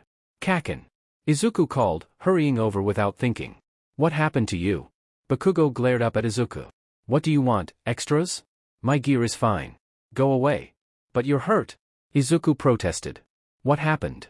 Sir, I need you to move along, this is a medical emergency, one of the EMTs warned. But this is my friend, Kaken. It looks like he was hurt badly, what happened? Izuku demanded. Go away, I don't need your sympathy, or your help. Bakugo snapped. Wow, you have terrible social skills, Mei commented from behind Izuku. What was that, you'd med extra? Bakugo snapped, standing up, his eyes filled with rage. Whoa! What's going on here? I knew you had an explosive personality, Bakugo, but this is too much. The new voice drew Bakugo's ire as he growled in anger, fingers twitching. The owner was a tall young man with blonde hair and a costume with 1 million printed on it. Izuku vaguely recognized him as an upperclassman, though he didn't know his name. PSS off. We would have been just fine without you, pantless. Bakugo snapped. Ouch. Guess I earned that one, the older boy chuckled. He turned to Izuku and Mei, smiling. Name's Mirio Togata, but you can call me Lemillion. Don't worry about your friend here, he's going to be just fine. All Might and the other teachers got there just in time. None of your classmates were hurt too badly. I could have handled them. Bakugo raged. If you and the others hadn't gotten in my way dash. Sir, please, calm down. You two, leave. You're upsetting my patient, the EMT ordered. Oh okay, Izuku said, backing away. I'm glad you're safe, Kaken. Izuku's only answer was a very rude gesture. They walked away, Togata following after them. What happened? Izuku asked as they walked away. Oh, just a little villain trouble at the USJ today. Togata laughed. They went to Universal Studios Japan? Izuku asked, surprised. That seemed odd for the hero course. Haha, that would have been fun. Togata laughed. No, the unforeseen simulation joint. It's here on campus, it's a training facility for the hero course. You two are in the support course, right? You probably haven't been there. Oh, no, Izuku said, feeling a little dejected. He wished he could have been with Kaken, training to be a hero. But then he glanced at Mei. Did he really? He sort of liked having a real friend in class, and he was learning useful skills. Well, some villains broke in, nothing to worry about. Togata declared brightly. Just head home, take the rest of the day off. Do something fun. We can't, they won't let us in to see our babies on campus, Mei sulked. That caused the older student to do a double take. What? You have children here? But you're so young. But fear not, I can rescue your children, miss, and dash. She means our inventions, Izuku quickly interjected. We didn't, it's not like that. We're lab partners in the support course, and, well, Mei calls what we make our babies. They're super cute. Say, could you let us in so we could see them? I'll show you the power armor. Maybe I could make you some support gear that would keep your breathes on. Mei offered. I might have to take you up on that. I was in such a hurry when All Might called me, I just ran over without putting on my costume first. Guess I'll have to remember that for next time, Togata said with a chuckle. Why would All Might call a student if there was a villain attack? Izuku asked in confusion. Oh, what's that? Togata said, putting a hand to his ear. Goodness, I have to go.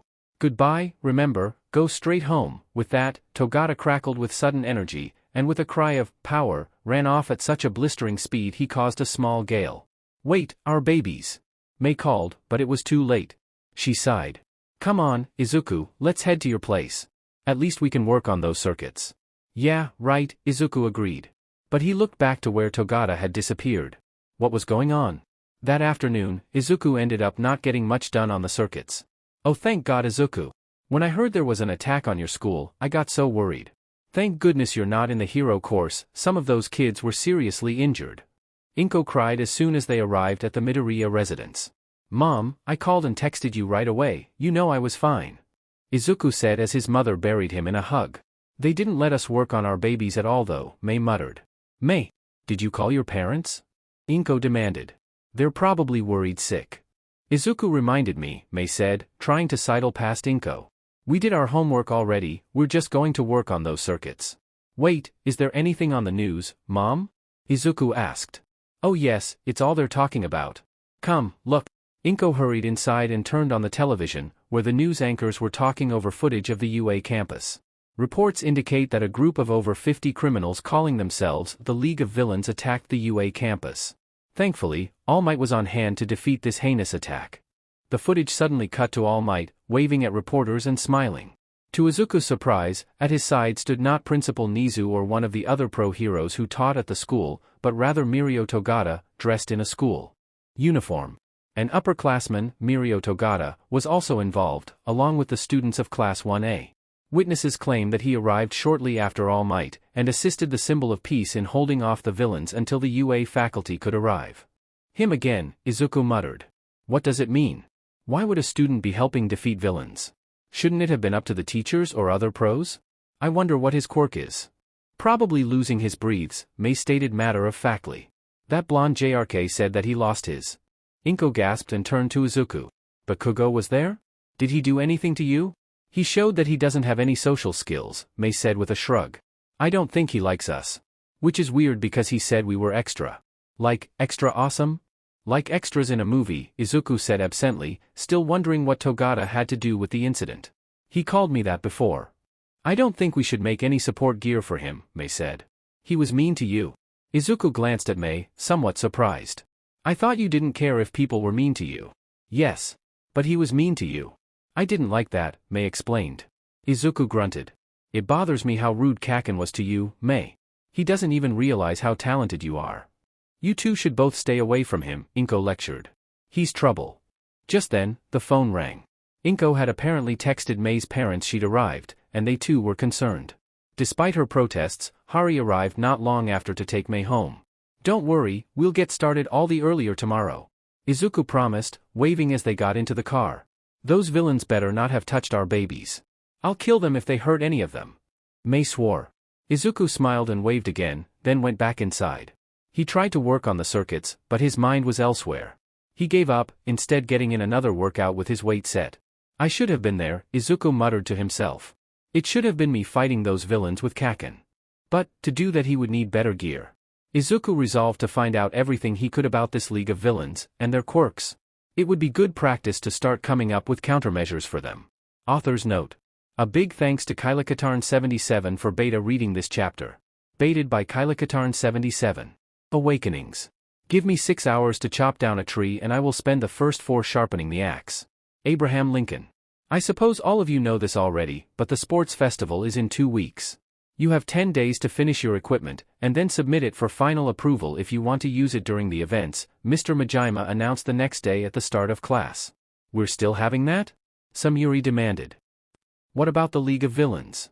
Mr. Majima shrugged. All Might and the rest of us teachers took care of them. A few got away, but most of them are locked up.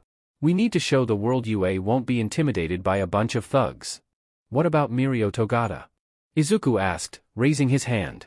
How did he help at the USJ? He's All Might's teaching assistant, Mr. Majima said with a shrug. And he's quite a talented student. His help was most welcome. He saved quite a few of the students in Class 1A while All Might fought the villains before the rest of us got there. What's his quirk? Izuku asked eagerly, reaching for his notebook. If Togata was that strong, he couldn't wait to write down a few notes.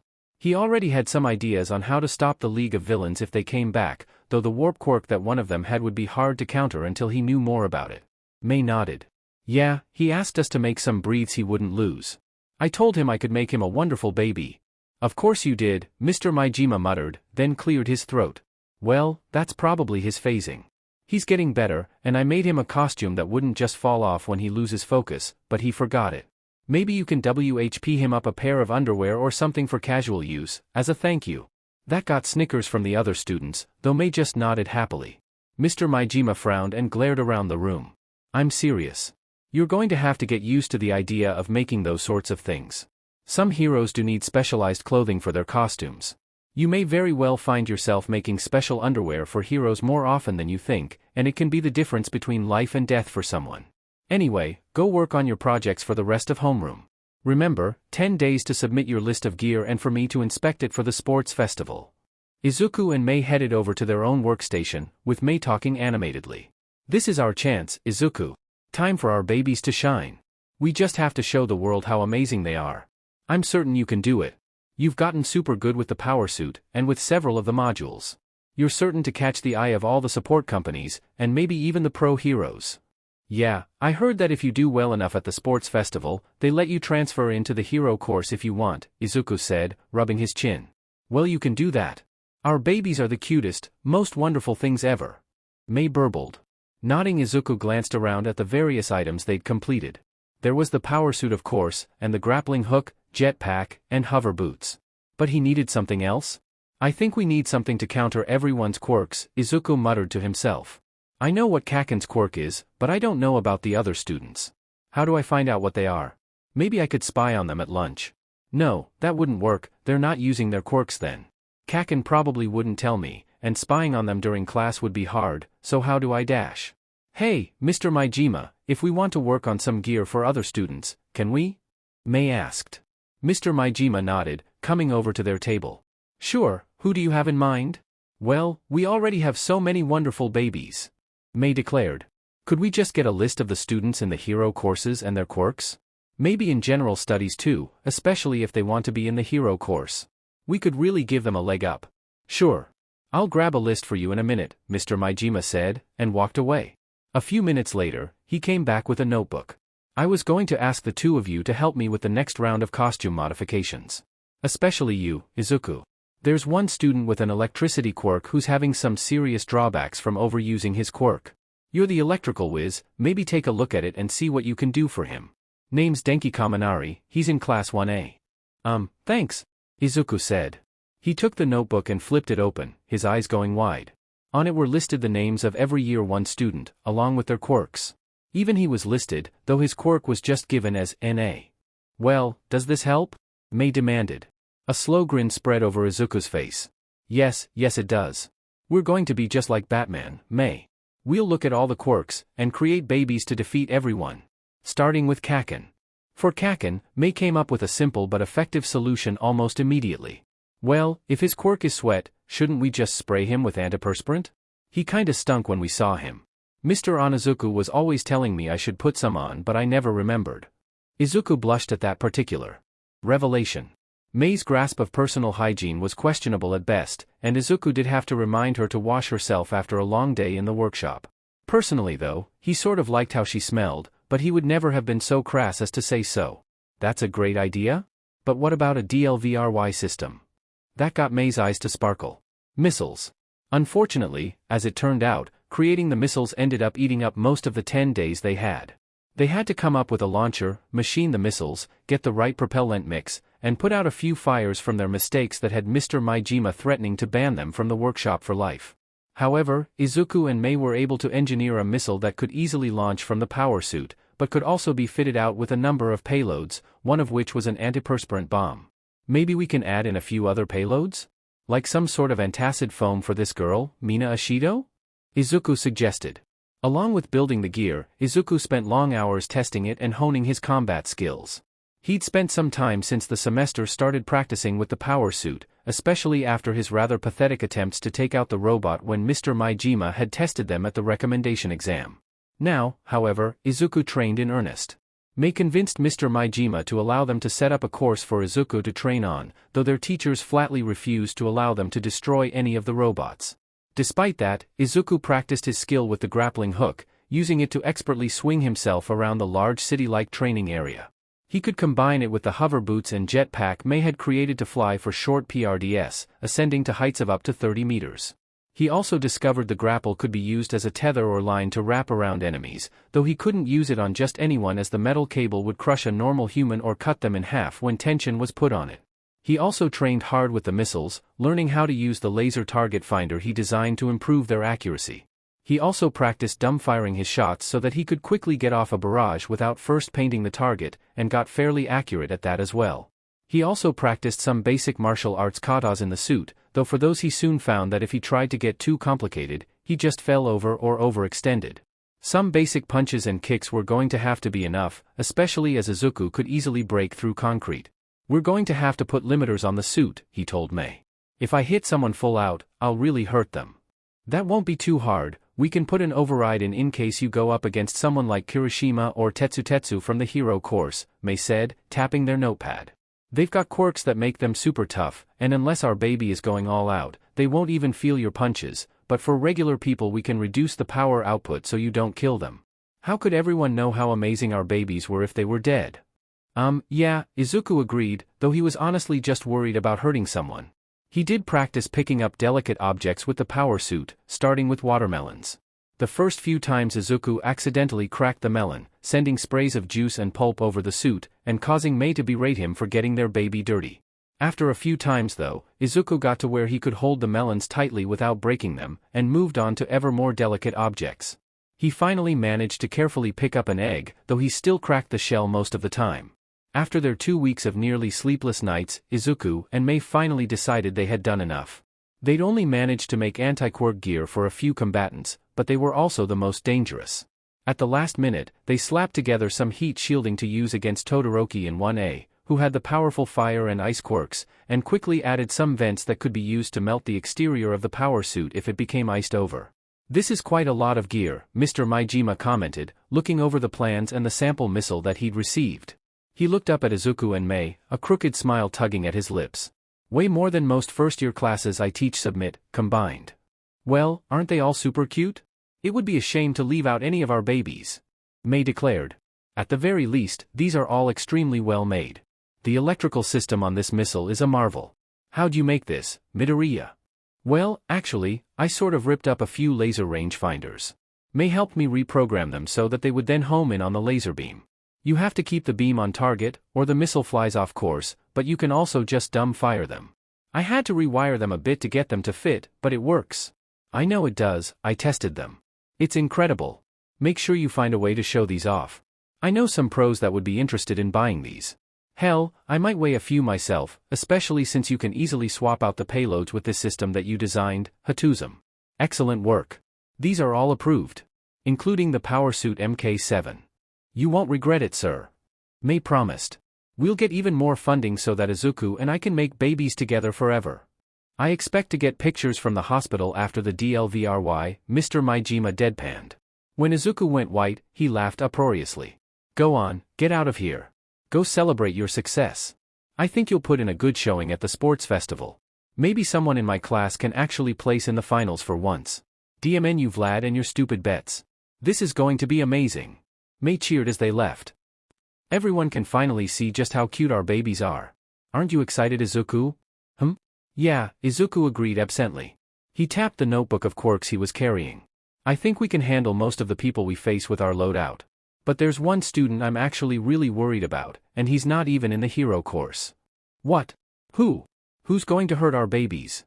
Mei demanded, grabbing the notebook and pulling it down so she could see. "Him, Hitoshi Shinso," Izuku commented. "He's got a quirk that lets him mind control anyone who answers a question of his."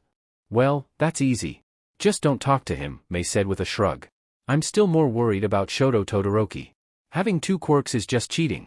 I know we put on that heat shielding, but we don't have numbers on how hot his fire can get, so I don't know if it will work. Yeah, he's the son of Endeavor, the number 2 hero. Beating him would be tough, but there are a lot of tough opponents. I think we'll find a way though." "Yep, you'll show everyone you deserve to be a hero," Mei cheered. Suddenly, she stopped, looking worried. Izuku halted and turned. "What is it? Is there something we forgot, Mei?" "Well, it's just Izuku, maybe you shouldn't win," Mei said softly. She was wringing her hands, and for once she looked deeply distressed instead of her usual chipper self. "If you do, then you wouldn't get to be with me anymore." At those words, something strange surged within Izuku.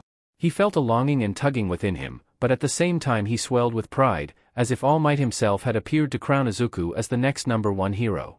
He also felt a sudden rush of savage lust as blood surged within him, causing sudden and embarrassing changes. Still, the sensation lingered, and Izuku wasn't sure what it was, so unlike anything else he had felt in his life before, so invigorating, and so demanding. He awkwardly crossed his legs, trying to hide his condition. But the reason behind the emotion was obvious. Mei hadn't said he couldn't win, couldn't prove he was stronger than even the most powerful members of the UA hero course. No, she had said maybe he shouldn't win. As if Izuku's victory was a foregone conclusion to her. Why, Mei? I thought you wanted to show off our babies. You're sure to get picked up by a support company, and I might get noticed by some pro heroes who would take me as an intern."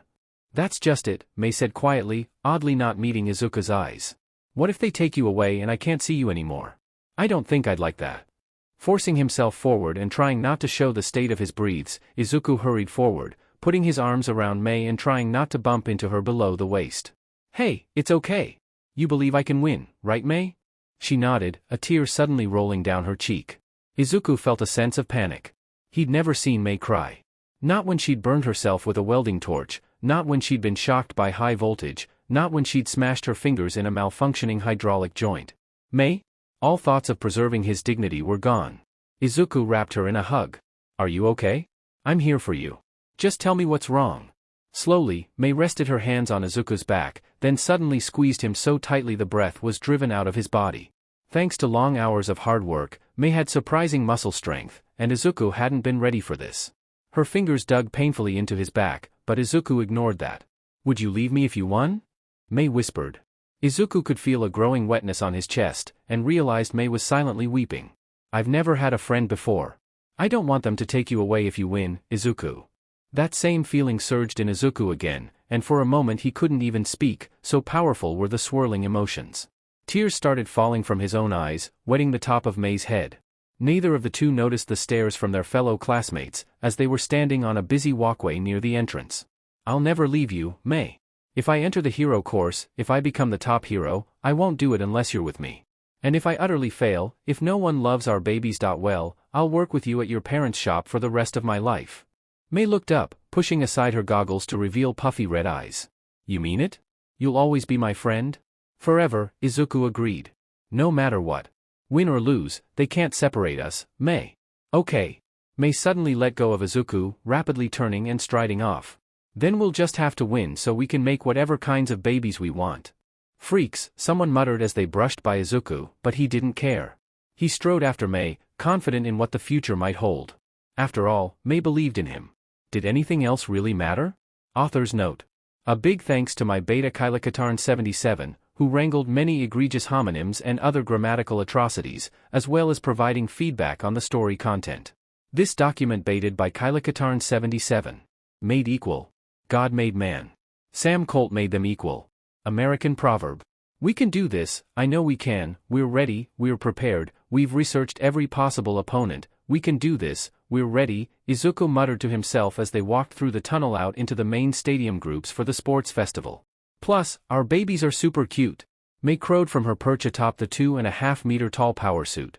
It was now painted in garish pink and green digital camo pattern, which Mei said represented both of their hair colors. While part of Izuku was a bit embarrassed to be in such an ostentatious color scheme, another part was proud of their hard work, and wanted to stand out. You're gonna win, Izuku.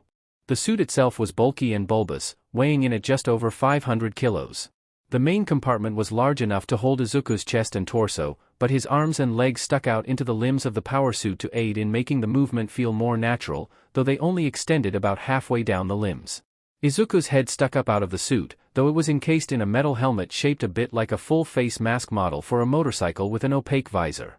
He could take it on and off, though he much preferred to leave it on as no one could see his face then. The arms themselves were also rather bulbous, holding modules for the various systems that they had created. The hands were to scale with the rest of the suit, which was one reason it had taken Izuku so long to get used to using them properly.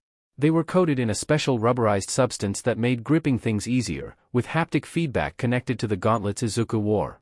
His legs were somewhat stubby for the size of the suit, though they were still half a meter longer than Izuku's own. The feet were broad and had treads like a large boot to aid in grip along the edges, with the centers holding air jets that allowed Izuku to jump farther and, in combination with the jet pack, fly for a short time. Really, the power suit reminded Izuku a great deal of some of the mecha he'd seen at Coruscant Comics, though it wasn't exactly like any of them, and was a great deal smaller than the larger models. Still, he had to be carefully going through the tunnel into the stadium, the top of it only centimeters above his head. Izuku nodded, keeping his strides even and measured. Mei's presence somehow calmed his nerves, and he forced himself to keep looking forward as they made their way out of the tunnel. Support classes F, G, and H. Present, Mick's voice called from the loudspeakers. Izuku tried to smile and look around to wave, but felt too nervous to do so. Mei was now standing up on top of the power suit, waving both arms to the crowd. Yes, it's us, with our super cute babies. Show off your babies, everyone, the crowd is watching. This is our chance to get funding. Mei's frantic energy brought a real smile to Izuku's lips, and he used one arm to steady Mei, while waving with the other. They're looking at us, Izuku. They're all watching our baby. Oh, you really have to win. It will prove just how wonderful our babies are. Mei shouted. At last, after some frantic motions from Mr. Maijima, Mei hopped down as all the first-year students assembled before the stage. And now, to give the student pledge, the first-year rep, Katsuki Bakugo. Present, Mike announced. With a start, Izuku looked around wildly, spotting Bakugo walking up to the stage, a determined look on his face. What, Bakugo, another student from the hero course with long earlobes that ended in electrical jacks asked. Why'd they pick him? He's such an a-hole. I guess he did score first in the entrance exams, another hero course student with spiky red hair commented. Even if he is a JRK sometimes. Only for the hero course, someone from general studies grumbled. But Izuku knew the truth. In the end, it was the hero course that really mattered in the eyes of the crowd. They were the students who always won the sports festival. Izuku had checked, never in the history of UA had any student in any year who wasn't in the hero course taken first place. There had been students from other courses who made it to the final round, but the final round was always a battle, and the hero course not only typically had the students with the strongest quirks, but also the ones given the most training to use them. This year, we'll win, Izuku swore to Mei. She grinned at him and nodded. I just wanna say, Bakugo drawled from atop the stage. I'm gonna win. Plenty of people booed Bakugo, but Izuku stared determinedly at Bakugo. He knew the truth. Bakugo wasn't boasting. He was making a promise. If you wanted to win this year, Bakugo was the one to beat. And Izuku absolutely believed it. See you in the finals, Kaken, Izuku whispered. Why would you say something like that? You're making everyone in Class 1A look bad, a tall boy with glasses shouted, waving frantically at Bakugo. For his part, Bakugo shrugged and glanced behind him. Not my fault, you're all just extras in my show. The boos and heckling continued, several students making threats to Bakugo, but the spiky-haired youth just walked off the stage, shouldering his way back to his spot, apparently not bothered by the critics. Do you think his social skills are worse than mine? Mei mused. At least people just think I'm weird. I don't think anyone hates me. Hey, Samuri, do you hate me? Kata shifted one eye stalk to look at Mei and shrugged. No. But I might hate that punk who just shot his mouth off. Thinks he's better than us. His social skills definitely aren't, Mei laughed. Shoo, they're announcing the first task, Izuku whispered. This was a tricky part. He and Mei could plan for the quirks of their peers, but they couldn't know what the challenges for the first two tasks would be. Upon seeing the trial though, Izuku let out a sigh of relief. An obstacle course. That, they could handle. The power suit could run at over 40 km per hour, and while Izuku knew that Tenya Ida from 1A could go faster than that with his engine quirk, Izuku should still be able to easily outpace most of the field. Ready, Mei? Izuku asked. Yep, she eagerly climbed onto his back, strapping herself in and holding on to the hand and foot holds they'd mounted onto the fame. Let's show everyone what our baby can do. On your marks. Get set, go. Izuku took off, throwing himself into a full sprint, using the long strides of the power suit to rapidly outpace nearly everyone. Most of the other students rapidly gave way for the large metal suit, which made Izuku stand just over 2 meters tall. He just about made it out of the tunnel again when suddenly a coat of frost rimmed his suit, sticking him to the ground. Todoroki's quirk, Izuku knew. Bakugo laughed and launched himself forward with explosions, dodging the frost, but everyone else was caught in it. Engaging heat shield. Izuku shouted, and immediately the lower portion of the power suit heated up. Mei was wearing insulated gloves and boots for just such a purpose, and laughed in delight as they broke free and raced forward. Ahead of him, Izuku spotted both Todoroki and Bakugo using their respective quirks to move faster than most could while running. Well, not faster than the power suit. Hang on, here we go. Izuku warned, and threw himself into another sprint, racing as quickly as he could along the track. He'd nearly caught up to both Bakugo and Todoroki when suddenly several enormous robots reared up, blocking their way forward. Oh man, those are huge. Mei said excitedly. Use the he-missiles. Not yet, Izuku cautioned. We don't know what's ahead. As it turned out, they didn't need them, as Todoroki's ice covered the robots, freezing them in place, and allowing the other boy to easily bypass them. Izuku, those are unstable. Don't let them crush our babies. Mei warned. Swerving to avoid the giant robots, Izuku ran straight into a group of smaller robots, some of which he recognized from the entrance interview. Others were shaped like a sort of scorpion with laser-tipped tails, and still more were larger models with missile launchers on their backs. For a brief moment, Izuku thought he would panic and run. Sure, he'd faced a single robot before, but that had been easy. Now there were half a dozen, all coming straight at him. Use number 54. Mei suddenly urged, wrapping her hand on Izuku's shoulder plates. Let's show what we can do. Her words brought sudden clarity, and Izuku's mind snapped into focus, forming a plan. Right. Izuku raised his left arm, activating the module installed in it. A large laser cutter popped out, pointing at the robots. Izuku ran forward, charging up the laster. Firing. A narrow red beam shot out, burning into the nearest robot, one with the missile launchers. Its armor started to melt immediately, though Izuku struggled to keep the beam on target. Still, he managed to melt a sizable chunk out in just a second, causing the robot to blare in alarm. Deactivating the laser, Izuku leaped onto the robot, punching it where the laser had weakened the armor. The frame of the robot shattered under the force of the blow, but Izuku followed through too hard, losing his footing and stumbling to his knees as his fist became stuck in the robot's guts. "Watch out!" Mei cried. "Don't let them hurt our babies." With a heave, Izuku freed himself, spinning to face more robots as they charged him. He raised the laser and fired it at a charging wheeled robot with one arm, then activated the grappling hook module embedded in his right. He used it to spear another missile bot through its eyes, causing it to crash into the ground, deactivated. Unfortunately, he hadn't managed to hold the laser steady on the Scorpion bot. Thankfully, in the wild wiggling of the laser, it had passed over the Scorpion bot's eyes, melting it and causing the robot to start to run wildly in circles, crashing into a wheeled bot and wrecking them both. The last robot was another wheeled one, and Izuku ran forward as he retracted the grapple. He punched with his right to deflect the shield arms, then followed up by launching the grapple into the robot's torso. It speared straight through the enemy's chassis, destroying the robot. Gasping for breath, Izuku wrenched the grapple free again, then took off once more after Todoroki and Bakugo. "How are you doing back there?" he asked Mei. "Don't worry about me. How are our babies holding up?" Mei demanded. Checking his screen, Izuku frowned. "Looks like we have a bit of damage. The laser is down to 20% power. I fired it for a full 4 seconds. The arms and legs have some dents and the right arm has minor servo damage, down to 92% functionality. Well within tolerances. Keep going." Mei cheered. "We're still ahead of nearly everyone." Izuku resisted the urge to look back, instead racing forward down the track after the leaders, who were spending as much time firing off attacks at each other as they were on moving forward. After another half-kilometer, they came to a wide chasm, crossed by narrow lines. "They call this an obstacle?" Mei laughed. "Engage the jet pack and hover boots." "Right." Izuku leapt into the air, then activated the hover boots and jet pack together. They both provided enough lift to send the power suit 10 feet into the air in a controlled ascent. Izuku was able to land atop one of the pillars, where he had to pause for a few seconds while the system charged again. "We need to figure out a way to have more continuous flight," Izuku muttered, watching as Bakugo used his explosions to recklessly leap from pillar to pillar, and Todoroki simply made ice paths he could skate across over the chasms. "Use the grappling hook to give us more forward momentum," Mei ordered. "Of course." Izuku quickly pointed the grappling hook at the ledge on the distant canyon side, then carefully aimed it at what looked like a weak point in the rock.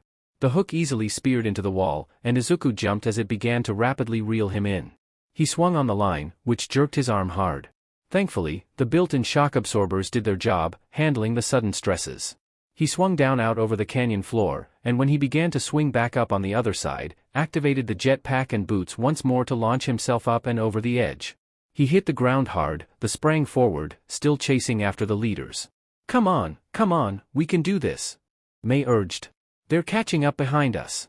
"Not for long," Izuku promised, running as hard as he could. Suddenly, he saw Bakugo and Todoroki slow down dramatically, carefully picking their way forward. "Minefield," Mei shouted in warning. "Izuku, careful, don't hurt our babies." Izuku shook his head.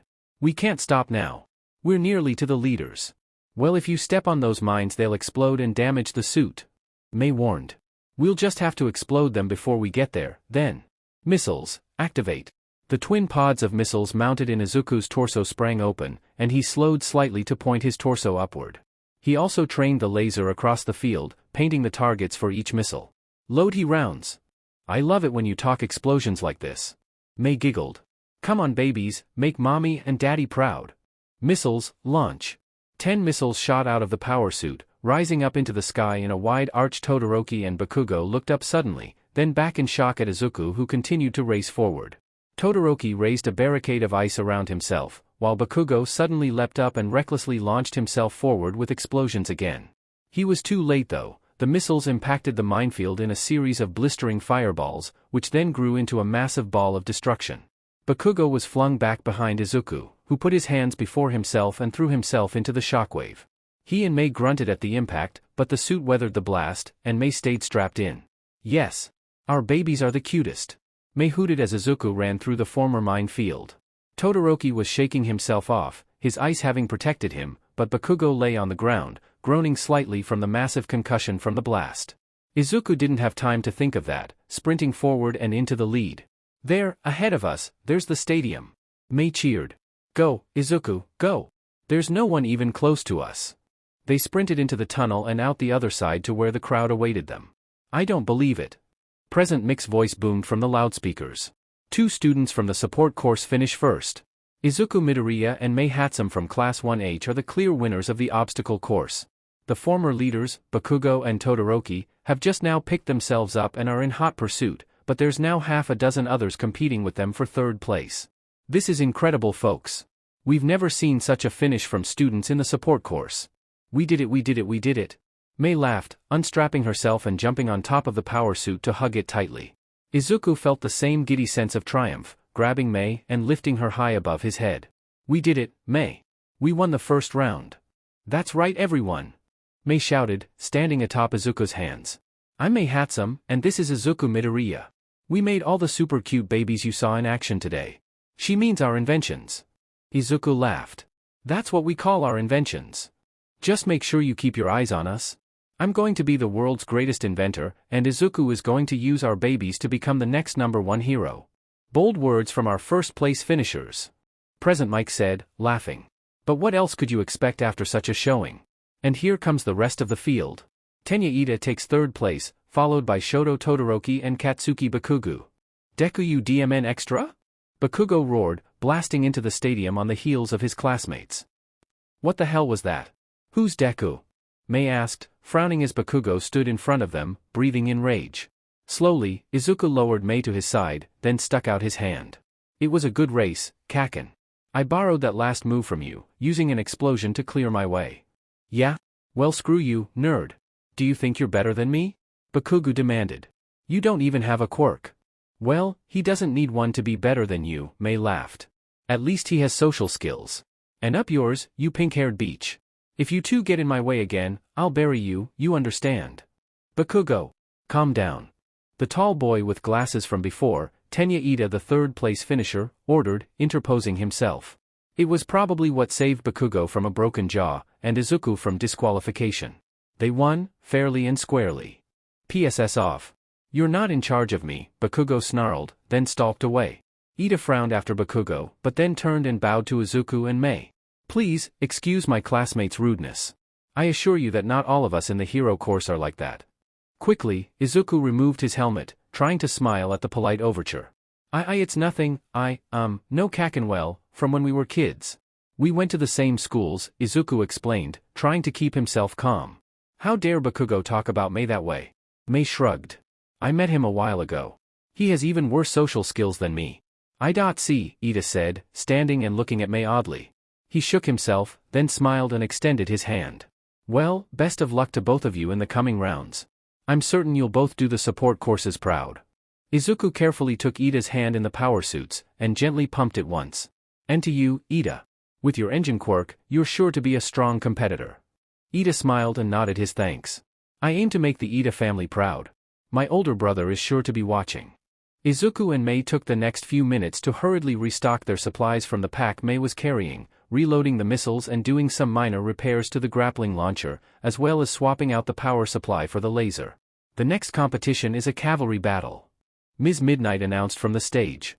You must form teams of up to 4, consisting of a single rider and at least 1 mount.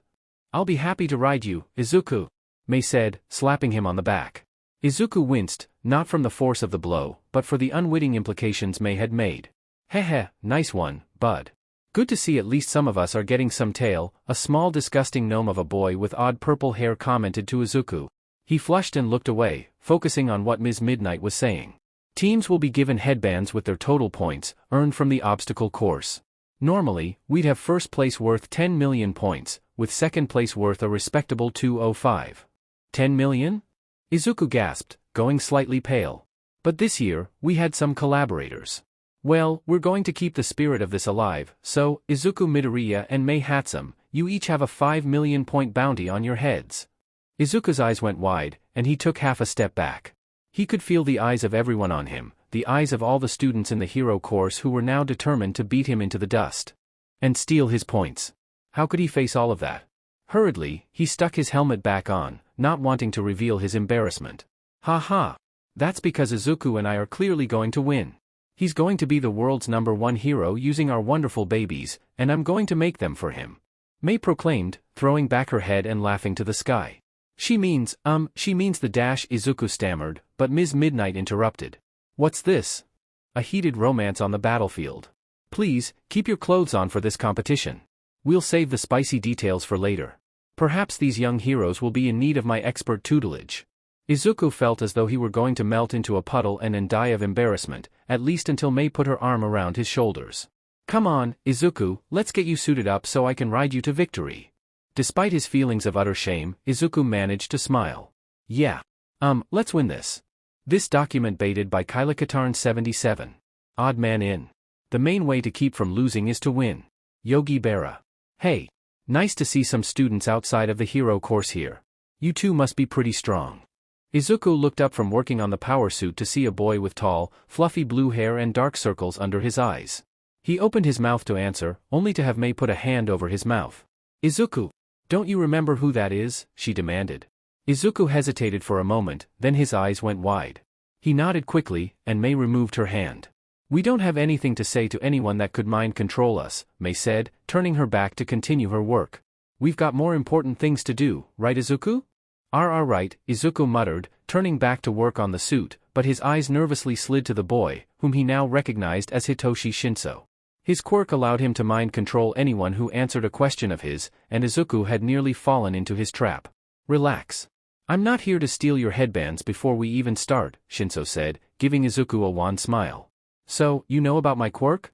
Wonder how that happened. Anyway, that's not important, or why I'm here. I want to team up. What?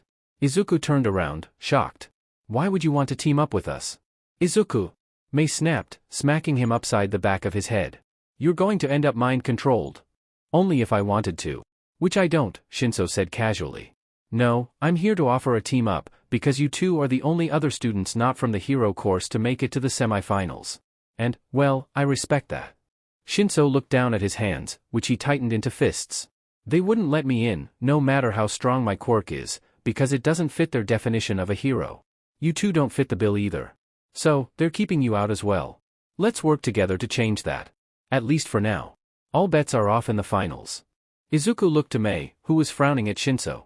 How do we know you won't just betray us and take our headband? He asked. Shinso shrugged. You can choose not to trust me. If you do that, I'll just find someone else. But I think the two of you could really use my help. Sure, you're strong and fast, and that suit you've built is downright amazing. But do you honestly think just the two of you can go up against the entire hero course and win? You need allies. Huh. Izuku and I have gotten this far with just the two of us and our babies. We don't need anyone else. Mei bragged. Wait, Mei, Izuku said, putting a hand on her shoulder. He studied Shinso. Your quirk is strong, perhaps one of the most powerful ones here. And you're right. We are up against the entire hero course. I'm willing to partner up for this round, to prove that anyone can become a hero. So what do you say, Mei? Well, if you think it's a good idea, Mei said with a shrug. Just make sure he treats our babies right. Shinso chuckled and nodded. Oh, I'll be sure to do that. Now, I think I'd be the best rider. Agreed. Yes. I'm the horse, obviously, Izuku said, patting the power suit. You and Mei can ride on top. Mei, watch our backs and look for openings. Shinso, how many people can you control with your quirk at a time? It depends, but no more than 4 or 5. So you can forget us just brainwashing the whole field, Shinso answered. No, but maybe getting one team to back off or hand over their headband at one time would be helpful, Izuku said. I'll leave that part up to you. I think our best bet though is to try to stay away from other teams for as long as we can. We've already got a huge lead in points. How many do you have, Shinso? Personally, 80, but those won't really matter compared to what you have. Agreed. So for now, we play defense, Izuku said, slapping his fist into his palm. Let's get loaded up and ready, it starts in just a few minutes. Soon, Izuku was back in the power suit, warming up the systems and waiting for the signal. Shinso and Mei were strapped in up top, with Shinso wearing the 10,080-point headband. Once more, Izuku felt the eyes of everyone on him, ready to take him down. He could see Bakugo glaring at him with a manic grin, riding atop Mina Ashido, Fumikage Tokoyami, and Eijiro Kirishima. Bakugo's team is going to be hard to beat, Izuku muttered. Bakugo is pure offense, but he's got a nearly unbeatable defense too, between Ishido's acid, Tokoyami's dark shadow, and Kirishima's hardening. We'd best stay away from them, Shinso agreed. He seems to have a chip on his shoulder regarding you. He's got the sort of arrogance and flashy quirk I can't stand. He also has no social skills. Mei chimed in. Izuku could almost hear Shinso rolling his eyes, but there was no time to think. Begin.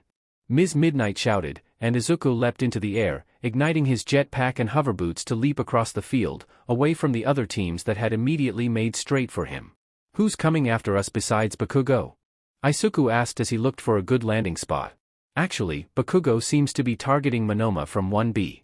He's getting really angry. Monoma stole his headband in the rush to get to you. Monoma seems to be showboating, and apparently Bakugo can't stand another diva, Shinso relayed. He doesn't like it when someone else tries to surpass him, Izuku agreed. Jetpack needs to recharge. Landing. Izuku landed, but no sooner did he touch the ground than a wall of thorny vines rose up around him. Shiozaki. Her quirk made her hair into living plants, which she could control. Don't run away, face us head on, like men.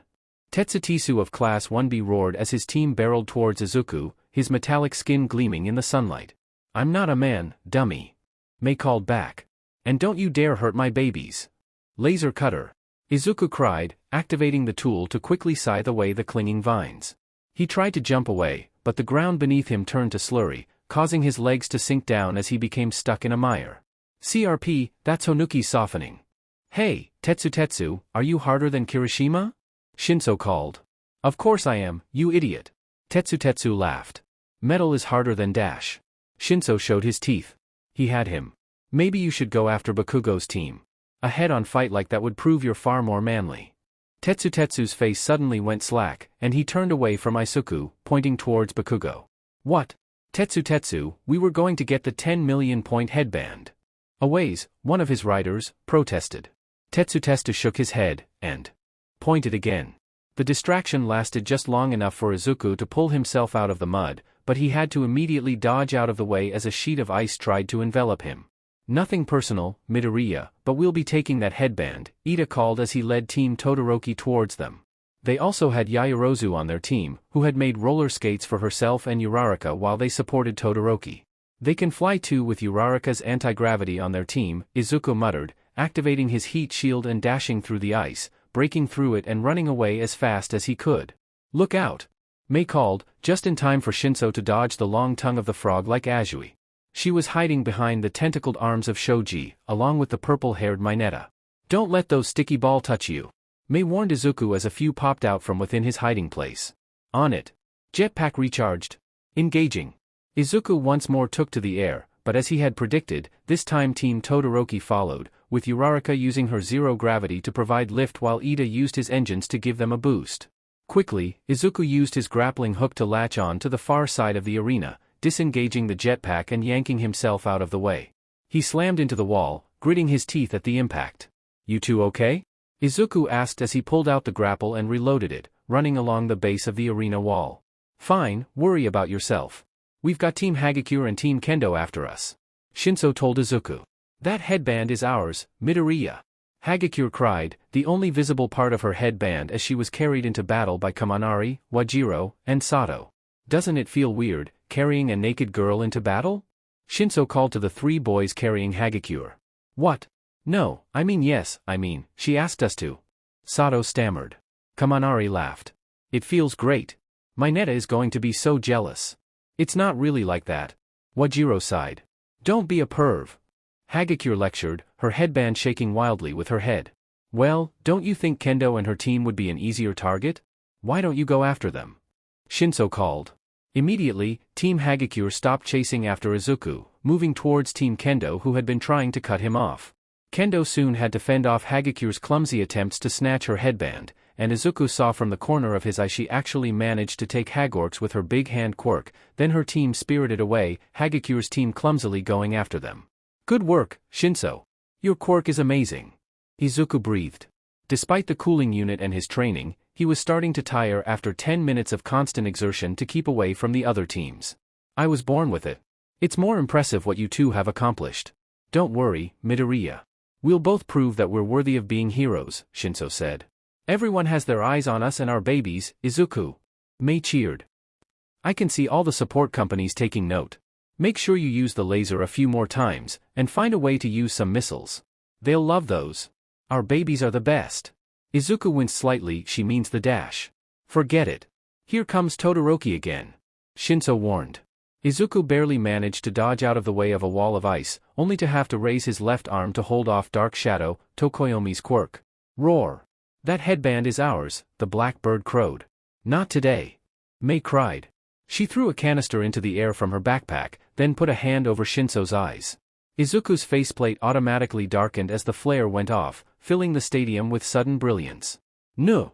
Dark Shadow ummed, shrinking back to hide under Tokoyomi. Ha! Weak to light, just like I hypothesized.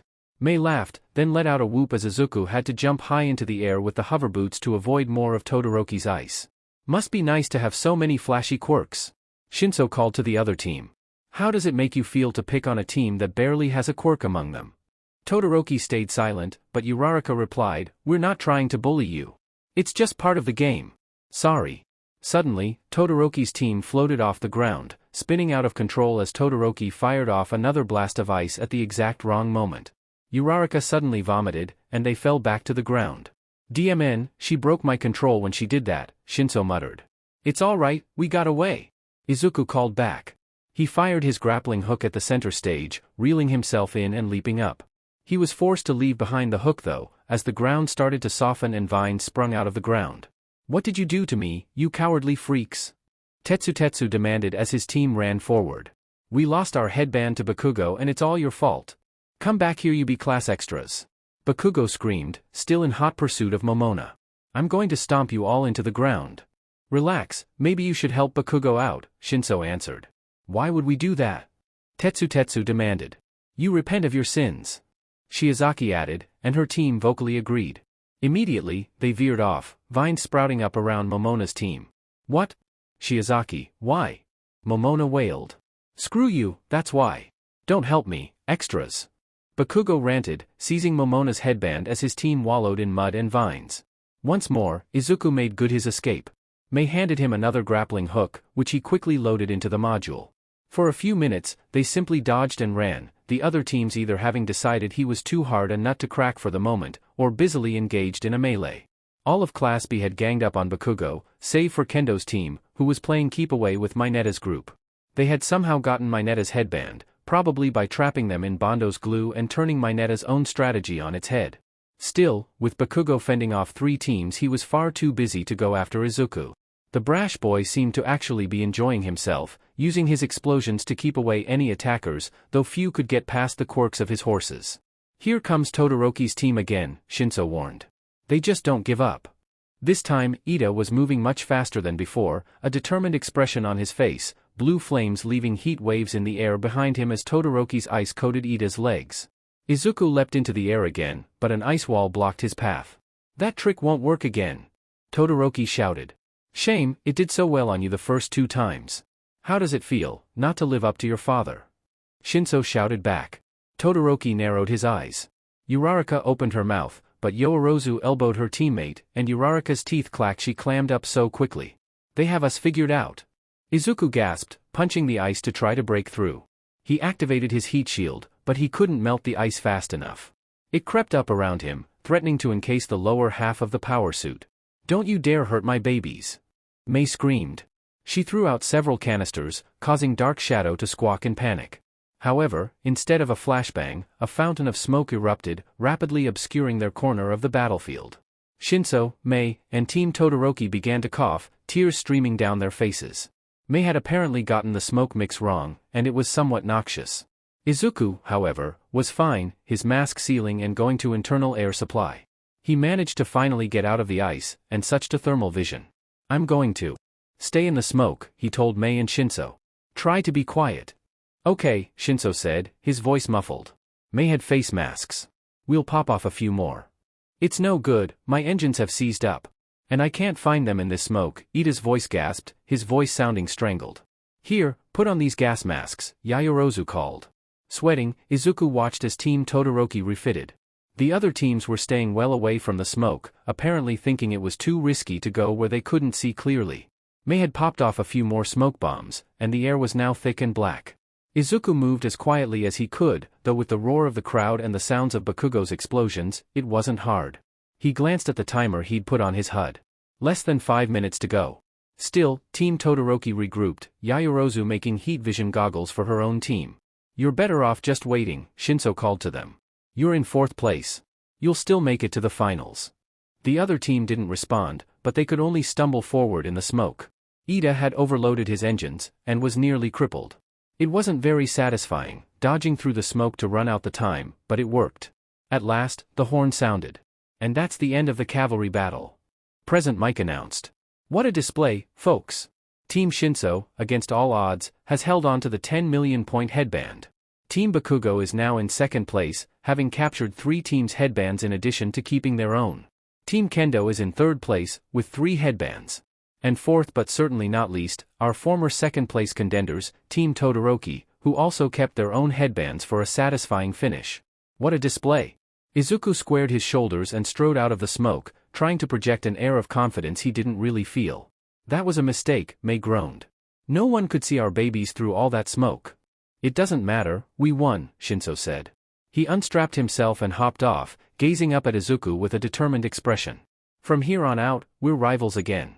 I hope we don't face each other for the finals, since you know my quirk." Izuku nodded, not daring to speak. He reached out, extending his hand to Shinso. The other boy took it and shook silently. With a final nod, he departed. "He's weird," Mei commented. "I like him. He's got the same dream I do," Izuku said. "In some ways, he's actually got it harder. Sure, I don't have a quirk, but that means I had to find a completely new way to become a hero. For Shinso, his quirk is weird, and makes him seem villainous. People won't trust him, and it's not flashy enough to get him fans. But it's very strong.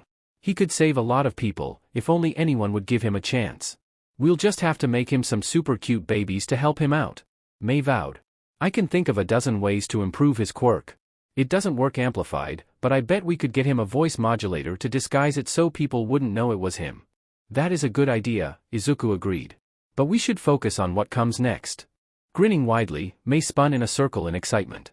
"Yes. We'll be up on the stage, showing off our super cute babies." "Yeah, about that, do you want to wear the power suit?" Izuku asked, rubbing the back of his head and glancing up at their creation. "Nah, I'll be fine. We've got other babies too. Besides, I'm not going to win. I'll just show off for the judges for a bit. It will be your job to prove to the world that I'm the world's greatest inventor, and you're the world's greatest hero, Izuku. So don't let me or our babies down. Right? Don't worry, Mei, this is our chance. The whole world is watching, and I can't let them down now." Izuku agreed. "Finalists, please proceed to your preparation chambers. The first round pairings will be announced shortly," President Mike said. "And while we're waiting on that, it's time for a few games for the rest of our students." "Come on," Mei said, poking Izuku. "Let's get this baby back to the shop and do some minor repairs. Then it's on to the stage. I just know all the support companies will be watching us, and every pro hero in Japan. Yeah. Let's not disappoint them." This document baited by Kylakatarn 77. The Great Achilles. "Hateful to me as the gates of Hades is that man who hides one thing in his heart and speaks another." Homer, the Iliad. Izuku glanced up at the TV screen by the vending machine. He'd left to get himself a milk and Mei some canned coffee. The pairings popped up, and Izuku was about to open his milk and take a drink. His first pairing was, fortunately, against Mina Ashido. She was one of the only participants he'd prepped against. But a look at Mei's pairing made Izuku drop his milk, spilling it across the floor. He dashed back to their prep room, his eyes wild with panic. "Mei, you have to forfeit," Izuku shouted, slamming open the door. She looked up, frowning. "Where's my coffee?" "Mei, you have to forfeit the first match. You're going up against Ka against Bakugo." "Yeah. But where's my coffee?" Mei prompted. Frantically, Izuku knelt down next to Mei where she was working on the power suit's legs. He put his hands on her shoulders, his arms trembling slightly. "Mei, Bakugo, he's really angry. He's going to hurt you if you fight him." Mei laughed. "No, he's not. We made those missiles special for him. I'll teach him a lesson, for all those times he made fun of you and our babies." "Mei, listen. Bakugo is strong. Really strong. We never got to test our missile's antiperspirant spray. What if it doesn't even work? He'll hurt you really badly." Shrugging, Mei turned back to her work. Well, if it doesn't, I'll just forfeit. But I have to at least test it out, or what was the point? Mei, please, I'm really worried about you, Izuku pleaded. The plan was never for you to fight Bakugo. It was supposed to be me. Well, don't worry, Izuku. If I beat him, then I'll forfeit to you. I don't want to keep you from being a hero. That's not what this is about. Izuku half shouted. Bakugo is ruthless in competition. And he thinks we've slighted him. He's going to go all out against you. Izuku, do you not have any faith in me or our babies? Mei demanded. Izuku jerked back. I know, of course I do. Why you're really smart, and I know we've made good stuff, but dash. Then don't worry about it. Now let's finish getting ready. I'll just use the handheld missile launcher I made for my match with Bakugo. Reluctantly, Izuku helped Mei assemble their handheld launcher and load it with 3 antiperspirant missiles. Then they worked on the power suit in relative silence, aside from Mei complaining twice about the coffee until Izuku went and retrieved the fallen Ken from the hallway. Still, Izuku couldn't shake the feeling that something terrible was going to happen. Eventually though, he had to force it out of his mind and load into the power suit as his match was up first. Go show them how wonderful our babies are. Mei said, waving goodbye as Izuku walked out onto the arena floor. Yeah, same to you, he managed, waving half-heartedly, then turning back to the stage. Our first 2 contestants, she's peppy, she's cute, and she's just a little bit free-ka. Let's get a warm round of applause for Mina Ashido from Class 1A. The pink-skinned girl glided up onto the stage on a wave of acid, then turned and waved to the crowd enthusiastically. Her quirk was strong, Izuku knew, producing acid that could seriously damage the power suit if he wasn't careful. He'd planned ahead though, and held 2 missiles in his hands loaded with the anti-acid foam. He planned to detonate them immediately, using the foam to shield himself, then detonating a series of missiles over the field to coat it in antacid foam to negate Ashido's quirk. And in the other corner, it's none other than the frontrunner, Izuku Midoriya. It may come as no surprise to you all that he comes from Class 1H in the support course, but what's even more shocking is this: Izuku Midoriya is the first ever quirkless student to make it to the final round. Izuku gritted his teeth at that announcement. What would people think of him? He forced himself to look straight ahead, and prayed that his trembling limbs wouldn't cause the power suit to lose its balance. He clambered up onto the stage, assuming a fighting posture with his 2 arms raised. Wow, you're really quirkless? Ashido asked. That's super cool. You must be really smart. But don't think I'm going to go easy on you. Why yeah, same to you. But really, it was Mei Hatsume who begin. Without further warning, Ashido raced forward, spraying acid at Izuku. Out of reflex, Izuku dodged to the side, avoiding most of the attack, though some acid sprayed on his suit. Then he remembered the missiles in his hands, and tossed them up in the air, triggering their detonators. Wah! Ashido cried. She was only a few feet away from Izuku, and a good deal of foam washed over her. What the heck? Oh well, Ashido tried to spray acid, but the foam coating her absorbed most of it, leaving only a few flecks to spray through the air. Izuku rushed her, grabbing Ashido carefully in both hands. Sorry! Izuku shouted. He spun around, hurling Ashido through the air.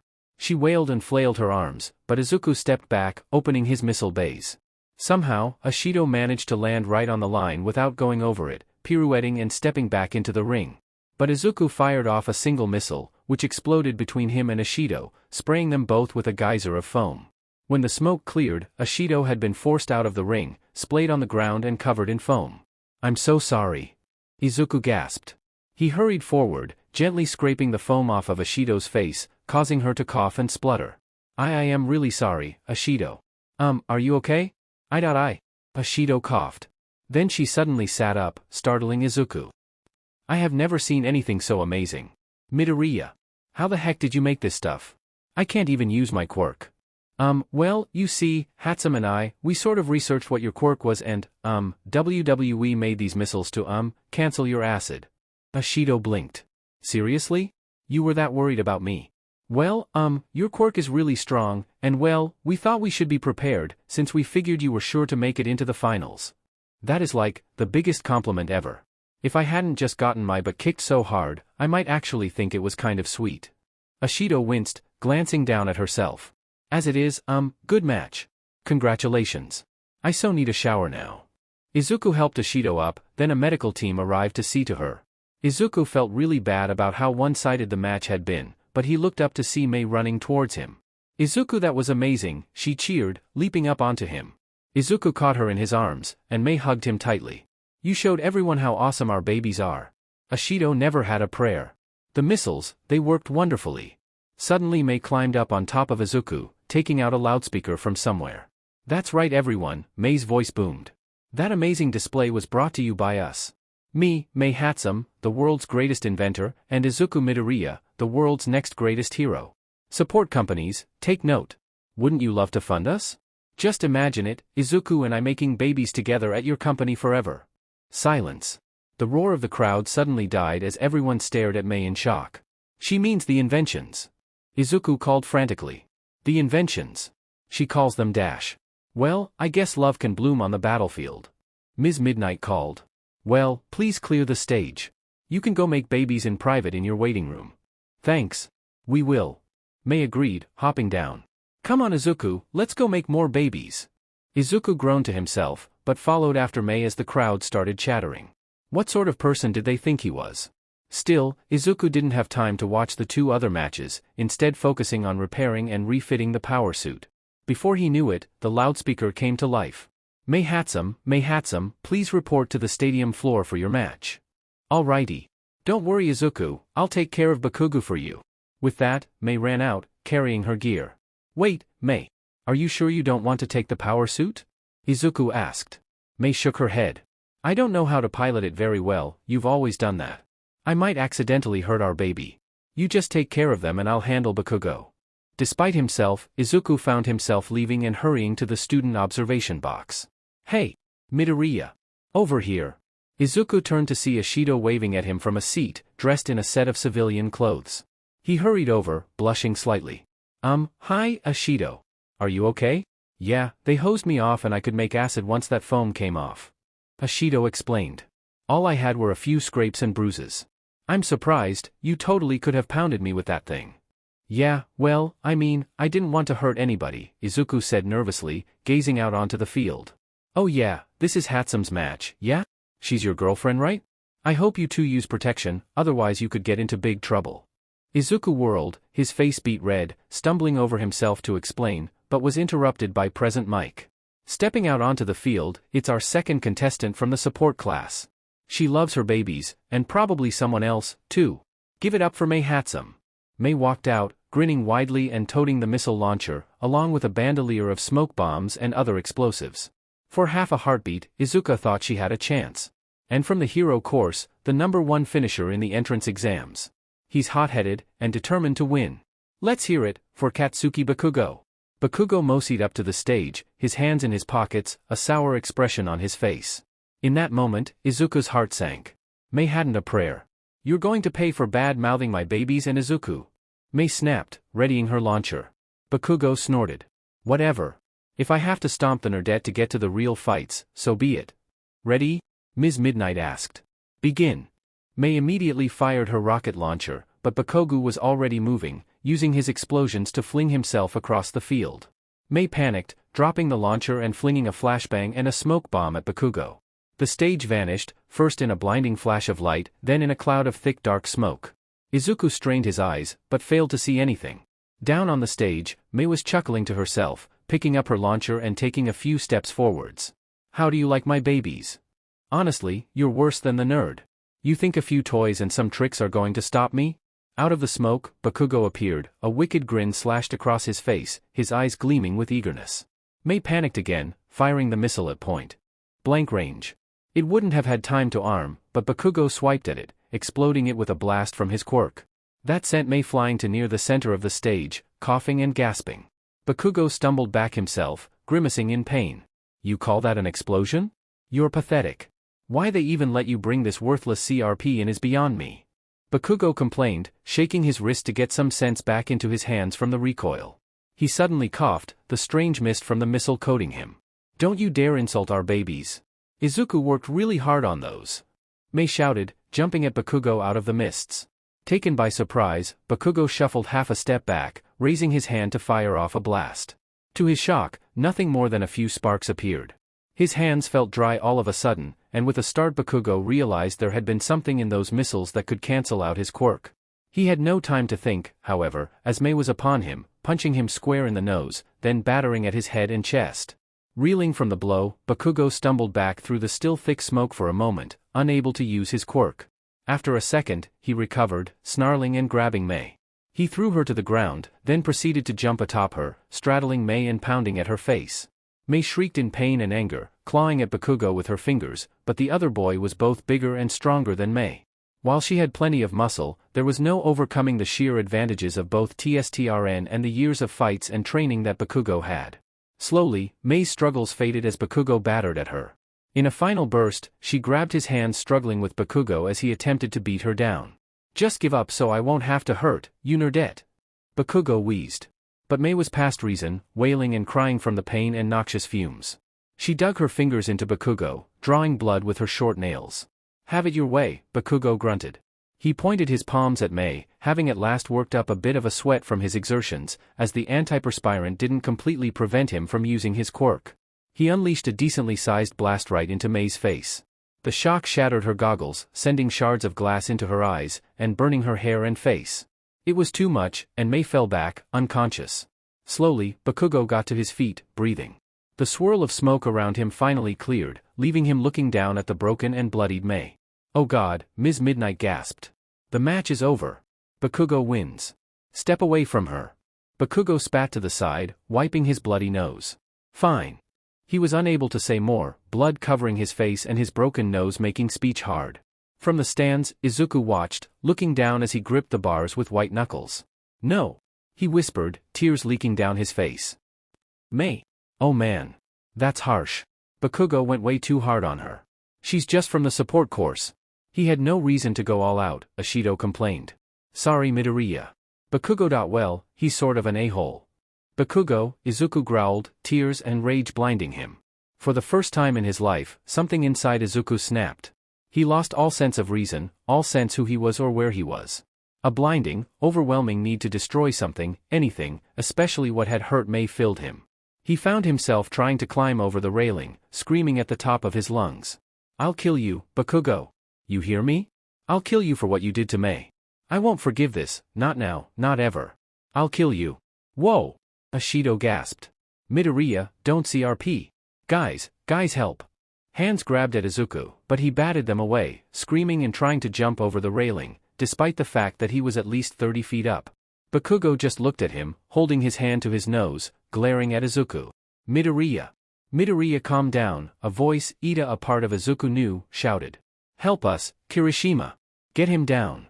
Finally, Kirishima hurried forward, grabbing Izuku and hauling him back, having to activate his hardening quirk to keep Izuku from beating him. "Dude. Calm down. Look, it's messed up what happened to your girlfriend, but relax. You can't do this or they'll kick you out, man," Kirishima urged. Finally, Izuku managed to SCK in a deep breath, tears still running down his cheeks as he slumped to the floor against Kirishima. "It's over, Bakugo," Izuku whispered. "I hate you. Not for what you did to me, but for what you did to Mei." "What did he ever do to you?" Ashido asked, confused, crouching in front of Izuku. Kaminari winced. Well, they sort of went to school together. Bakugo told me earlier. You know he's quirkless, and well, Bakugo is a complete a-hole. God, don't tell me he bullied a quirkless kid," Ashido demanded. Izuku didn't say anything, just breathing and glaring down at his clenched fists. He wiped his nose with the back of his hand. "I'm fine. Kirishima, right?" "Yeah man." The red-haired youth deactivated his quirk, and extended his hand to Izuku. "That was totally messed up. I'm sorry, man. I thought Bakugo was alright, but..." "Now hold on, everyone," Ida interjected. "Bakugo is clearly injured. It looks like Mei put up quite a fight. Bakugo may have been harsh, but Dude, it totally isn't the time for that." Kirishima exploded, rounding on Ida. "Midoriya's girl just got thrashed, and you're defending the guy who did it? Not cool, Ida," Ashido huffed. "Bakugo totally crossed a line." Ida flushed, but didn't back down. "Well, perhaps, but it was a fight and Kirishima put a hand on Ida's shoulder. "Dude. Not the time." "It's fine," Izuku sniffed. He scrubbed his eyes. "I must be a mess. Sorry, I have to get ready for my match." Looks like you're facing me, actually," Kirishima said. He rubbed the back of his head. "Look man, I know you just had a rough time, but come at me with everything you have." Izuku yelled, making a fist and glaring at Kirishima. "I want to get into the hero course." If you think for 1 second you should go easy on me just because I'm quirkless, you're wrong. Hit me with everything you have, and I'll prove to the world I deserve to be a hero. For Mei. Kirishima took a step back, raising his hands in a placating gesture. I was just gonna say, can't take it easy on you, man. I aim to make it to the top too. Plus, I mean, you kicked Ishido's butt. No offense. None taken. He's good. You'll have to bring your A game, Kirishima. Good luck to both of you, Ishido said, smiling and giving them both a thumbs up. Then she suddenly stepped forward, pulling Izuku into a quick hug. And, I'm sorry about Hatsume. She'll be okay, recovery girl came out to get her. There had been a time when Izuku would have flinched from such a show of physical affection, especially from a girl his age. Now though, he just closed his eyes and hugged Ishido back, giving her a firm squeeze. Thanks. I'll be okay. I just hope Mei is too. I'll go check on her, Midoriya. Good luck. And I'm rooting for you to get into the hero course. You're totally gonna be an awesome hero. With that, Ishido left, hurrying off towards the infirmary. I guess I should go get ready for our match, Kirishima said. He extended his hand to Izuku. May the best man win. Yeah. Thanks. You too, Izuku said awkwardly. Kirishima laughed and slapped him on the back, then headed towards his waiting room. Midoriya, a moment? Ida said quietly. Izuku turned to face the other boy, who had a serious expression on his face. What is it? I know you care for Hatsume, Midoriya, Ida began. I understand that it can be hard to see someone you love get hurt. But Hatsume knew what she was getting into and dash. No she didn't. Izuku exploded. She doesn't understand. I tried to tell her, but she gets like this sometimes and won't see reason. She becomes obsessed and I don't know how to help her then. Ida shook his head and held up a hand. Midoriya, I don't think you're giving Hatsume enough credit. She's clearly an intelligent young woman and dash. She's got a disability. Izuku snapped, sticking his own finger out at Ida. Part of him could hardly believe how rude he was being, but the other part of him was still full of that rage that needed venting. I'm quirkless. She's got autism. We're both weakling freaks to Bakugo. She doesn't live in the real world. I have to take care of her, keep her safe. She doesn't remember to eat, or sleep, or take care of herself at all when she gets focused on something. She was so convinced that she needed to show off her babies to the world and that she could handle Bakugo because she's never been in a situation where she was threatened, especially by Bakugo. Well, I have. I spent years getting pushed around by Bakugo, because I thought of us as friends. But he never did. He was offended at my very existence. Do you know why? Because I'm quirkless. And now, he hates Mei because she's with me, because she's different too. Well, I'm not going to allow that anymore. Do you understand me? I won't let that happen. Ida took a step back, a look of horrified bewilderment on his face. I'm sorry, I didn't know Midoriya, I am sorry. That's truly vile. I didn't think even someone like Bakugo could do that to a person. Izuku sniffed and looked away, feeling tears come into his eyes. He told me to kill myself, once. I think maybe if I hadn't met Mei. But that doesn't matter now. I did meet Mei. And I am going to become a hero. Part of that is saving people in trouble. And the other part? It's justice.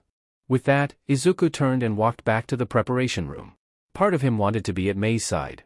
Maybe even most of him. But he knew what he had to do. He needed to win his next 2 fights. Then, he could see Bakugo in the finals. Don't you dare lose, Bakugo. Not before I have a chance to teach you that just because someone is different, doesn't mean they're worthless. Baited by Kylakatarn 77. Finding the heel. If a man has you entirely at his mercy, then hope like hell that man is an evil man. Because the evil like power over people, and they want to see you in fear. Hope like hell your captor is an evil man. A good man will kill you with hardly a word. Terry Pratchett, Men-at-Arms. It took just over half an hour for Izuku's next match to start. In that time, he refitted the power suit with He and flashbang missiles, and recharged all the power supplies. It was hard, doing it without Mei, but Izuku was determined not to fail. When the time came, he loaded himself into the suit, and strode out to the arena floor. From the Hero Course Class 1A, it's the stalwart Eijiro Kirishima. Kirishima walked out, cracking his knuckles and grinning as the crowd cheered. And of course, you all know him by now, it's the quirkless wonder, Izuku Midoriya. This time the crowd went wild for present mix announcement, though Izuku hardly noticed it. Izuku walked into the ring, no waving, no showboating. For once, he wasn't panicked or nervous. Calm filled him. He could do this. He had to do this. For Mei. Again, no hard feelings, Kirishima said, activating his quirk. His skin turned hard as stone, and spikes of rock formed on his arms and hands. No hard feelings, Izuku agreed. Begin. Ms. Midnight called. Kirishima came straight on, just as Izuku had figured he would. But he wasn't playing that game. Jumping straight up, Izuku activated his jetpack and hoover boots, then launched his grapple at Kirishima. He dodged to the side, but Izuku hadn't really been trying to hit him. Instead, he flew around Kirishima, using the grapple as a tether.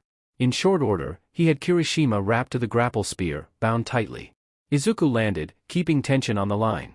He slowly reeled himself in as Kirishima struggled, but the high-tension wire cable was too much for him to easily break.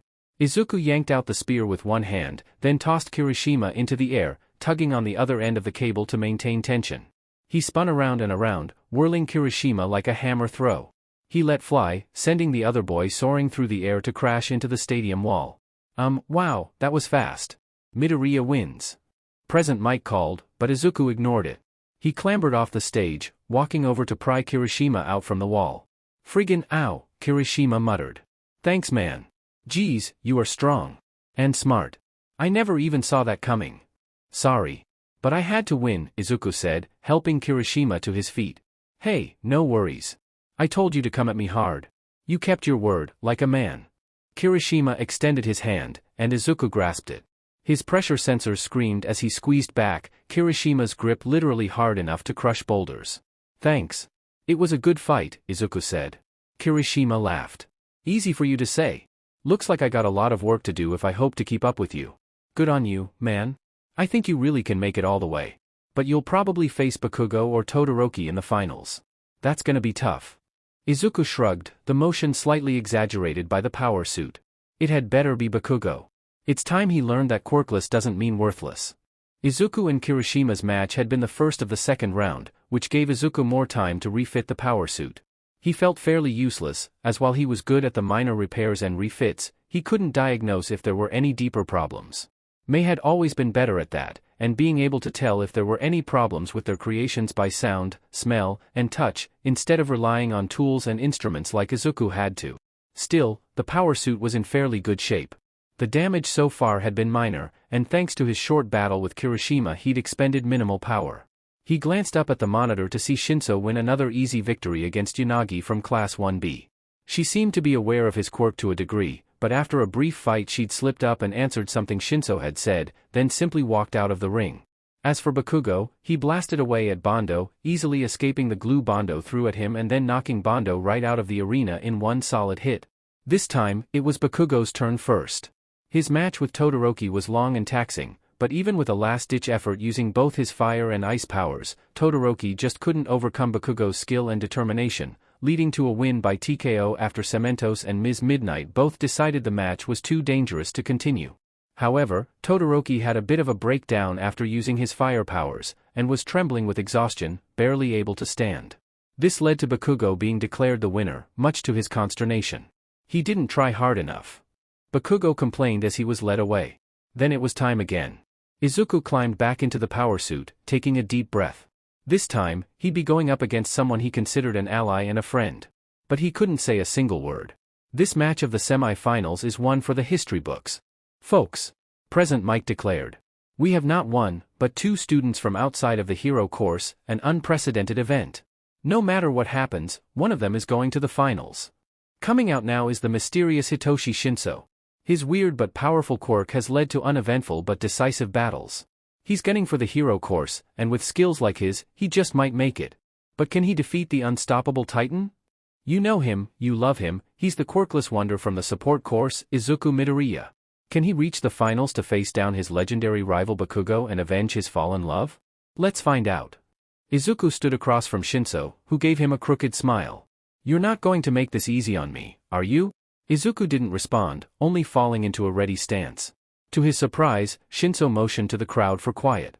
After a few seconds, the stadium fell silent. Shinso, what is the matter? Do you wish to delay the match? Ms. Midnight asked. I have something to say, Shinso said, turning to the crowd. He put his hand on his chest, extending his other arm out in a broad gesture. I was born with a powerful quirk. As most of you have probably guessed, I can use it to control others. I won't tell you exactly how, but Midoriya already knows the secret. And frankly, that's the match. Are you forfeiting? Ms. Midnight prompted. Just a moment, Shinso said. He continued on to the crowd. I was rejected from the hero course. Just like Midoriya was. We don't fit society's definition of what it means to be heroes. He was born quirkless, and I was born with a quirk that scares people. They label me a villain, and him useless. Well, look at us now. Shinso pointed to Midoriya, a twisted smile on his face. We're at the semi-finals of the UA Sports Fest. Now, normally, even backed into a corner like this, I'd try to take on Midoriya. I'd fight for all that I'm worth. Because I too can be a hero. I can use my quirk to save lives, to help others, in ways that people with flashier or more conventional quirks could never dream of. But today, I'm going to do something else that a hero needs to be able to do. I'm going to step aside. True, Midoriya could probably beat me anyway. But he's out to prove something bigger than what I am trying to do. I'm trying to prove that my quirk is good enough. I'm doing this for me. But Midoriya? Midoriya is doing this for every man, woman, and child who is quirkless. Our society rejects those who don't fit the mold. We tell people, you can do this, you can do that, but don't try to be something else. Well, today, Midoriya is something else. He's proven he's the strongest, fastest, most qualified person in the entire first year at UA to be a hero. But he's not in the hero course. Because he's quirkless. I ask you, is that right? There were mutters from the crowd, many of them uncomfortable. It's too dangerous, someone shouted. Really? Shinso demanded. Did you see him during the cavalry battle? Because he took on the whole DMN school and won, even when every single one of them were gunning for him. I might have helped, but frankly I did it because I thought he could win even without me. I rode him to victory, not the other way around. I think Izuku Midoriya can be a hero. No, that's not true. I think Izuku Midoriya can be the greatest hero we've ever seen. We just have to let him. With that, Shinso turned back to Ms. Midnight, and stepped backwards out of the ring. I forfeit. Ms. Midnight nodded. Izuku Midoriya wins the match by default. Shinso shrugged, then turned to Izuku. Prove me right. Don't let the rest of the quirkless down. I won't, Izuku tried to say, but found his voice was raw and husky with emotion. Instead, he nodded and bowed. Shinso seemed to accept that, and turned away, walking out of the stadium. Well, that was something. I guess it's down to the grudge match of the century. Midoriya versus Bakugo. Can these old friends reconcile their differences on the battlefield? We'll find out, in 15 minutes. Instead of leaving, Izuku crouched down, waiting. He'd already loaded the suit for Bakugo. He had known he could easily beat Shinso as long as he kept his mouth shut, since the suit gave him overwhelming force. He hadn't wanted to hurt the other boy, but he had also been determined to win. Thank you, Shinso, Izuku whispered. Thanks for reminding me this is about more than me. More than Mei. I have to show the world that being quirkless doesn't mean you can't become something more. After the allotted time was up, Bakugo strode out onto the field, his clothes plastered to his skin with sweat. So, he'd learned. Izuku knew Bakugo had needed to see Recovery Girl to mend his wounds from his fight with Mei and Todoroki. He had to be at least a little tired. But he knew about the antiperspirant, and he was ready. That didn't matter. Izuku stood up, waiting for Bakugo atop the stadium. You really do think you're better than me, don't you, nerd? Bakugo demanded as he walked up the steps. Or are you just mad that I hurt your girlfriend? Furious, Izuku said, falling into his fighting stance once more. But this is about more than that, Bakugo. Once, we were friends.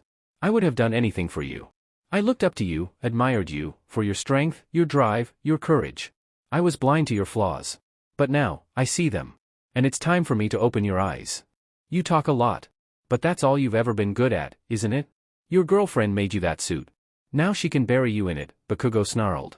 Izuku clenched his fists, readying himself, but Ms. Midnight stepped out onto the field. Now I want a nice, clean fight. From both of you. No reckless displays of violence. If the other fighter goes down, you stop, you understand me? If I have to step in, I'm disqualifying the offender. You won't even take second place. Whatever. If he's down in the dirt, who cares about a medal? Bakugo demanded. Everyone will know who won this, no matter what you do. So will you get out of my way, or are you going to try to protect the freak? Ms. Midnight's lips formed into a tight line. I won't accept any hate speech either, Bakugo. Especially not for his being quirkless. Oh, will you give it a rest? He's a freak because he's a nerd, because he's a crybaby, because he thinks he's better than me, and because he hangs out with the nerdette. His being quirkless is just a result of him being weak. Ms. Midnight blinked. Young man, I think you need therapy. But I'm going to let this match go on, if for no other reason that I think you're about to learn a valuable lesson. Yeah, right. I'll show you what it feels like to have you idiots eat your words. Now get out of my way. Ms. Midnight glanced at Izuku. I will stop the match if you rough him up too much. Izuku nodded. I won't leave him any more battered than he left his other victims. That seems fair, Ms. Midnight agreed. She winked at Izuku. Just make sure you're not too rough with Hatsume later, either. You are a naughty boy. With that, she giggled and stepped out of the ring. Begin. Bakugo came straight at Izuku, launching himself forward and up into the air, expecting Izuku to do what he'd done at the start of the cavalry battle, and at the start of each of his matches. Instead, Izuku ducked and strafed to the side, launching out half a dozen antiperspirant missiles. Bakugo dodged most of them, shielding himself with a volley of explosions, but the field was still coated in the misty spray. DMNU! Bakugo roared. Don't think you can stop me so easily. I worked up a nice sweat before we even started. He rubbed his hands on his shirt to get more fuel, then flung more explosions at Izuku. Now for the second part of his plan. Izuku fired off the other 6 missiles he had, all loaded with anti-acid foam. The missiles flew up a few feet, then exploded, coating the entire arena and both combatants in a thick layer of foam. The hell is this? Bakugo spluttered, shaking the foam off of himself. What are you even dash? He was interrupted by a sudden explosion that flung him into the air as all the sweat in his shirt detonated. Nitroglycerin is unstable, Izuku commented. But it's even more unstable in a basic solution. Which that foam is. Bakugo gasped and tried to rise, but more tiny explosions covered his body. He cried out in pain, twisting and writhing as every sweat gland on his hands that wasn't blocked by the antiperspirant continually exploded as soon as sweat formed. His convulsions only coated him in more foam, causing even more reactions. Seeing Bakugo broken and bloodied on the ground did something to Izuku. While he was still angry at Bakugo, he also felt pity for him. The rage went out of his heart, and Izuku felt sick, knowing he was responsible for the humiliation and breaking of a boy who had once been his friend. But he still had to win. It's over, Bakugo. Izuku walked forward, grabbing Bakugo by the collar and preparing to fling him out of the arena. DMNU, Bakugo hissed. He clapped both his hands onto Izuku's arm, causing a small blast. Bakugo flinched back in pain, but Izuku's armor was only dented, the blast had been too weak to do much. Izuku felt as though he were manhandling a child now. You can't beat me. You're just a worthless nobody. A weakling. I'm better than this. Bakugo wheezed. You were born with a gift, Bakugo. I envied you for it. But you've turned that gift into a handicap with your arrogance. Izuku grabbed Bakugo with both arms, squeezing hard enough to crush the air from Bakugo's lungs. Izuku winced when he heard a crack, and he knew he'd broken at least one of Bakugo's ribs. He hadn't meant to do that, he'd wanted to simply force Bakugo into giving up without hurting him further. The real disgust though came when he realized at least part of him was reveling in his former friend's pain. Gently, Izuku lifted Bakugo up. He's done. End the match, he shouted to Ms. Midnight. I can still fight, Bakugo cried. He coughed, and a few flecks of blood escaped his lips. Don't you dare dash. He needs medical attention. Izuku called, but Ms. Midnight was already running over, ripping her sleeve to release her somnolent mist. Izuku's mask kept it out of his system, but Bakugo mercifully passed out. Gently, Izuku lifted Bakugo into his arms, then carried him over to Recovery Girl, who was hurrying out onto the arena floor. Looking down at Bakugo, broken and bloody, a lot of the hate drained out of Izuku. Instead of feeling good about beating his longtime tormentor, he just felt empty. What had he taught Bakugo? That if you were stronger, you really could beat up someone weaker than you? That hadn't been what he'd wanted. He set Bakugo down so that Recovery Girl could use her quirk, and stepped back. Broken bones, bruises, and multiple lacerations. You kids just don't know how to take it easy, do you? Recovery Girl asked. After bending over Bakugo and administering her quirk, she looked up at Izuku. Do you feel better now, young man? Did revenge feel like you thought it would? No, Izuku admitted, feeling dull and empty. Mostly, I'm just worried about Mei. How is she? In the first aid station. You can go see her now, but don't get her too excited. She needs rest. Her eyes were badly damaged. I fixed the worst of the injuries, but she'll need days of rest yet before she's at 100%. Izuku deactivated the power suit and climbed out, tossing his helmet aside. I'll make sure she gets it, ma'am. Thank you. Hurrying through the halls, Izuku's heart pounded with worry. He threw open the doors to the infirmary, wildly looking around and... Hey! You! How did my babies do? Did Izuku win? Did everyone see him beat up Bakugo? Mei was sitting up in bed, a bandage wrapped around her eyes. The typical manic grin was back, and she was humming to herself softly as soon as she finished speaking. Mei, you're okay. Izuku cried, hurrying over and grabbing her hand. Are you going to be alright? Izuku, you didn't answer my questions. What about our babies? Are they okay? Did they work? Was everyone impressed? Did you beat Bakugo?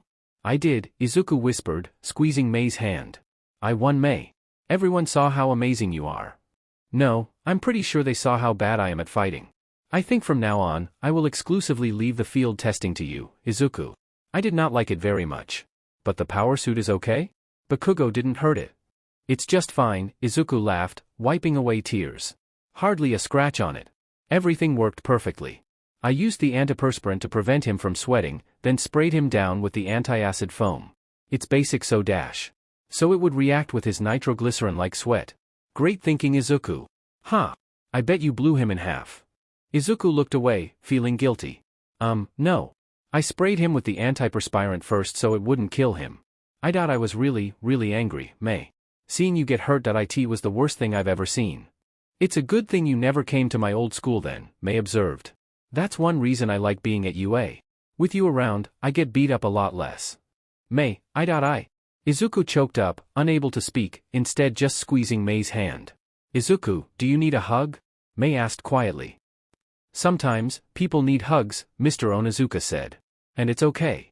Yes, Izuku whispered, a strange mix of emotion swirling inside him. Mei leaned over and gave Izuku a tight squeeze. I like hugs. You hugged me 2 days ago. I think you should do it more often. I liked it.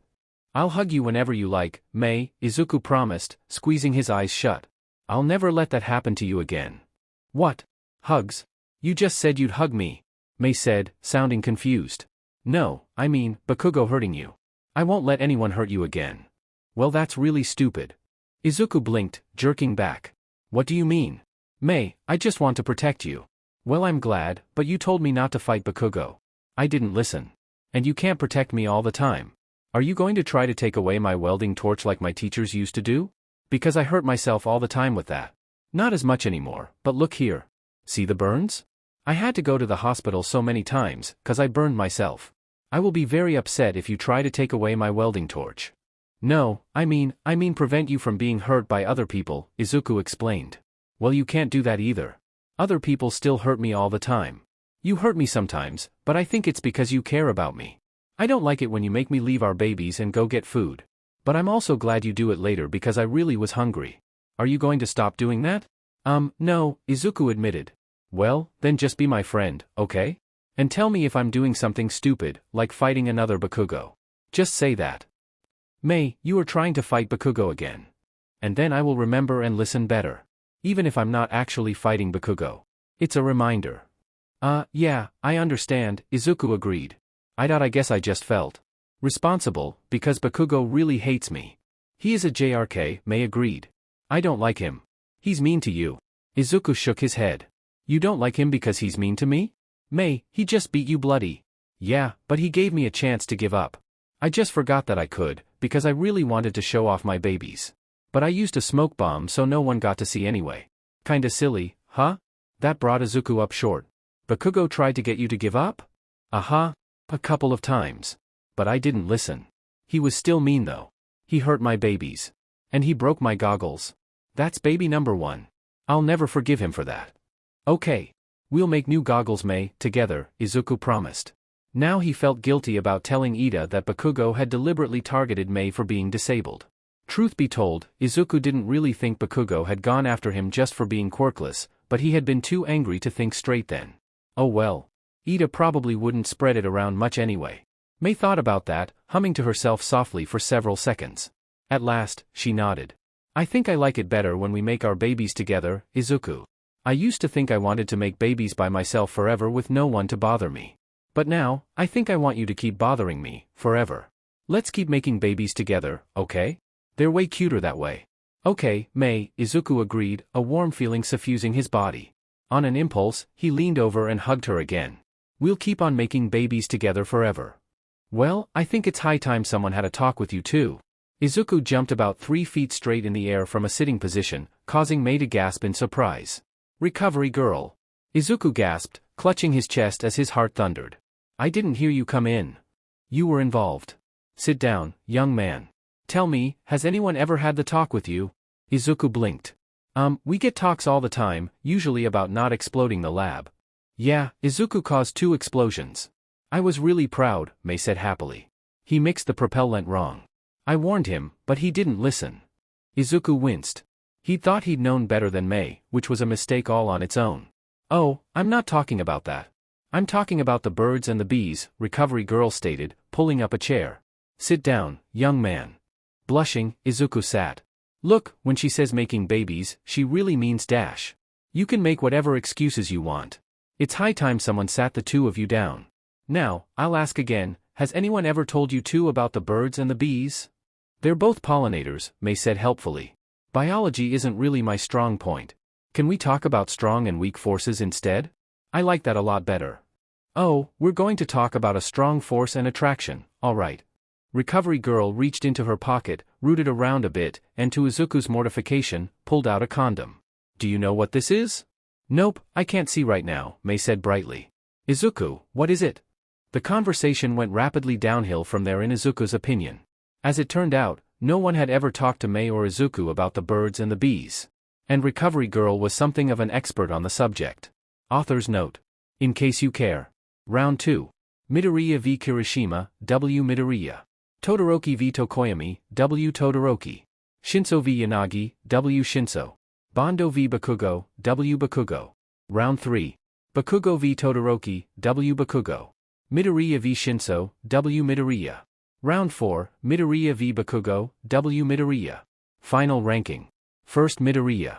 2nd Bakugo. 3 ND Shinso, Todoroki, tie.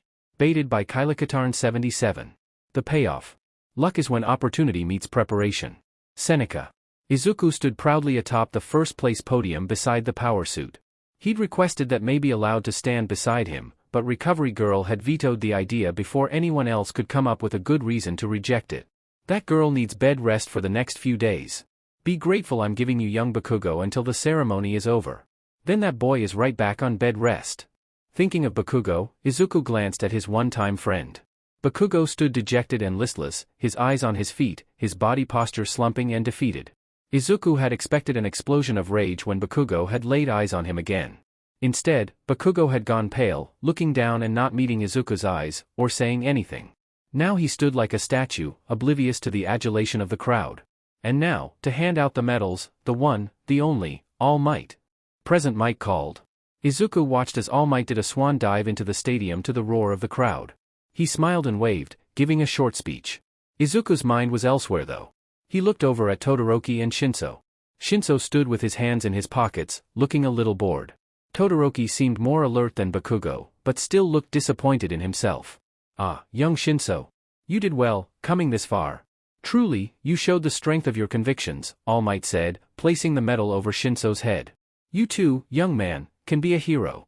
Thanks, Shinso said, straightening slightly. A slow thin smile crept over his lips. Not for the praise, but because All Might was recognizing him as a potential peer. All Might pulled the young man into an embrace. But you need to learn not to just rely on your quirk. Before you can be a pro, you've a long way to go.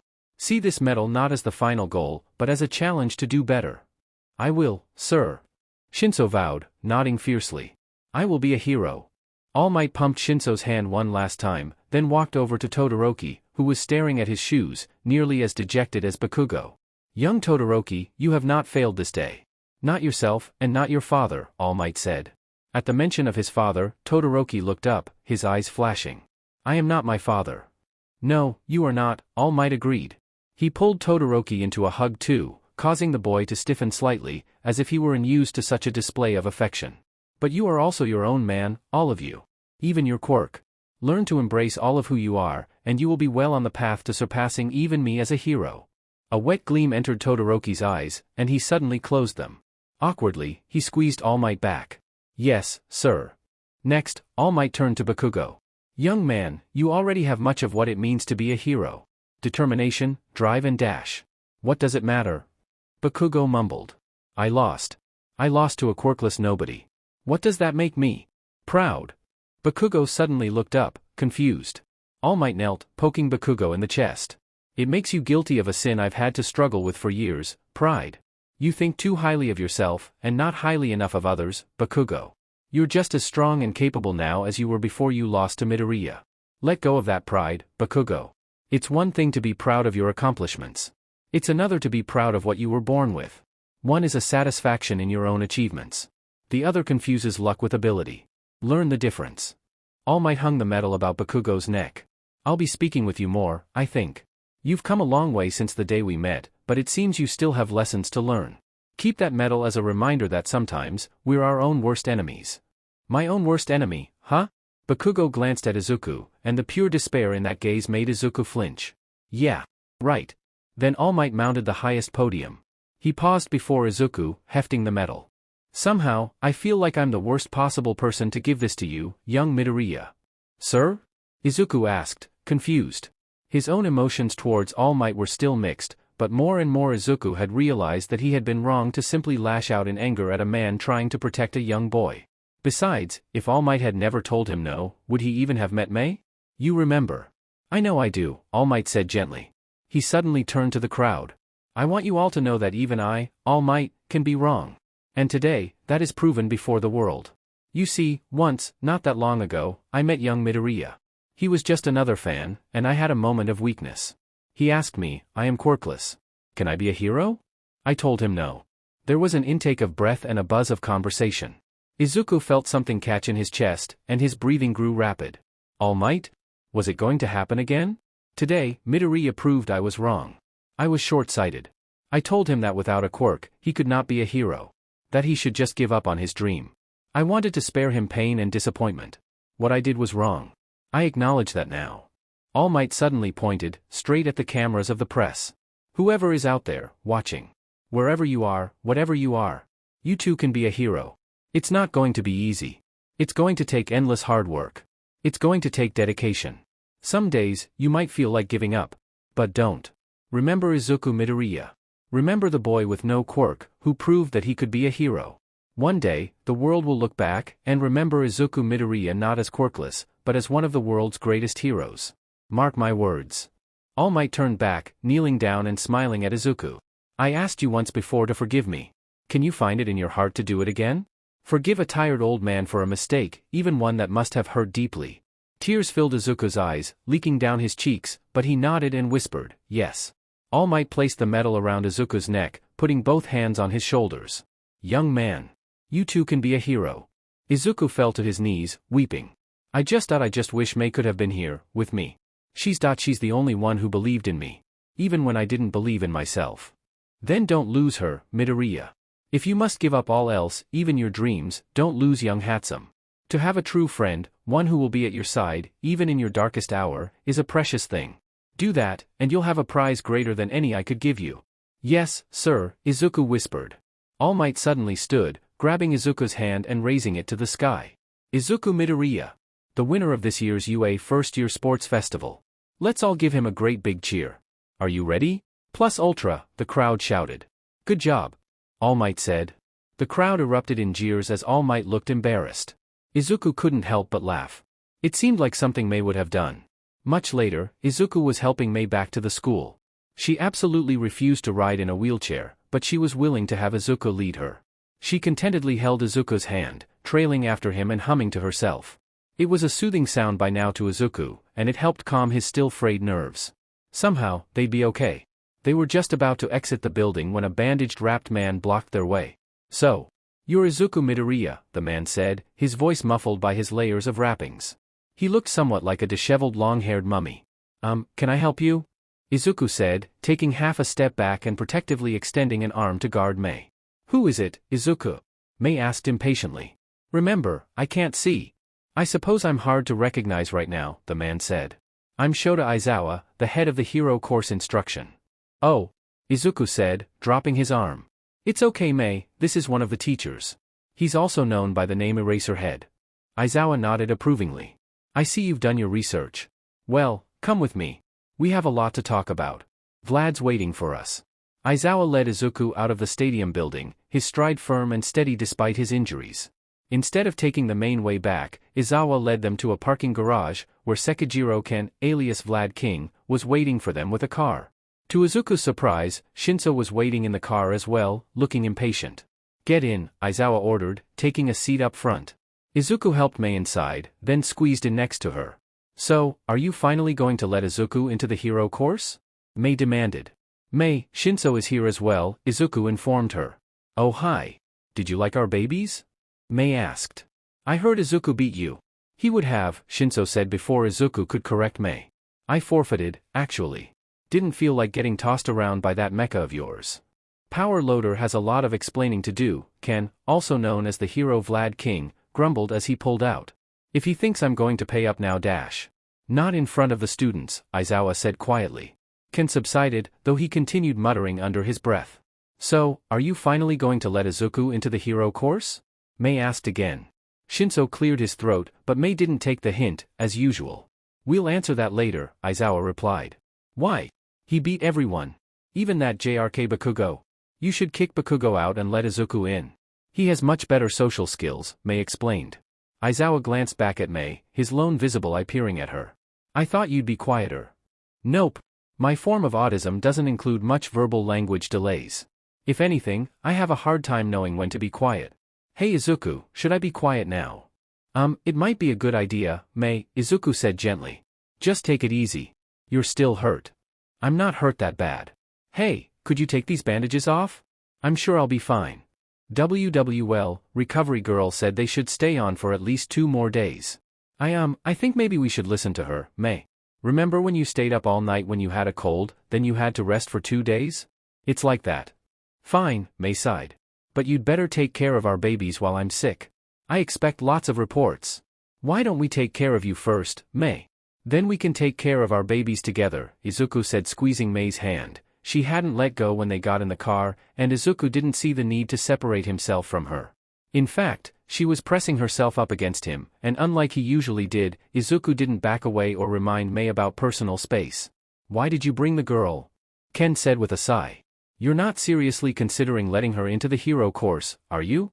We'll talk about it, Aizawa said as they pulled into the staff parking lot. Come on. Let's go up to my office. Izuku carefully undid Mei's seat belt, then helped her out of the car. She grabbed onto his elbow as they went up the steps, and didn't let go. She didn't seem frightened or concerned in the slightest, just that she wanted Izuku close to her.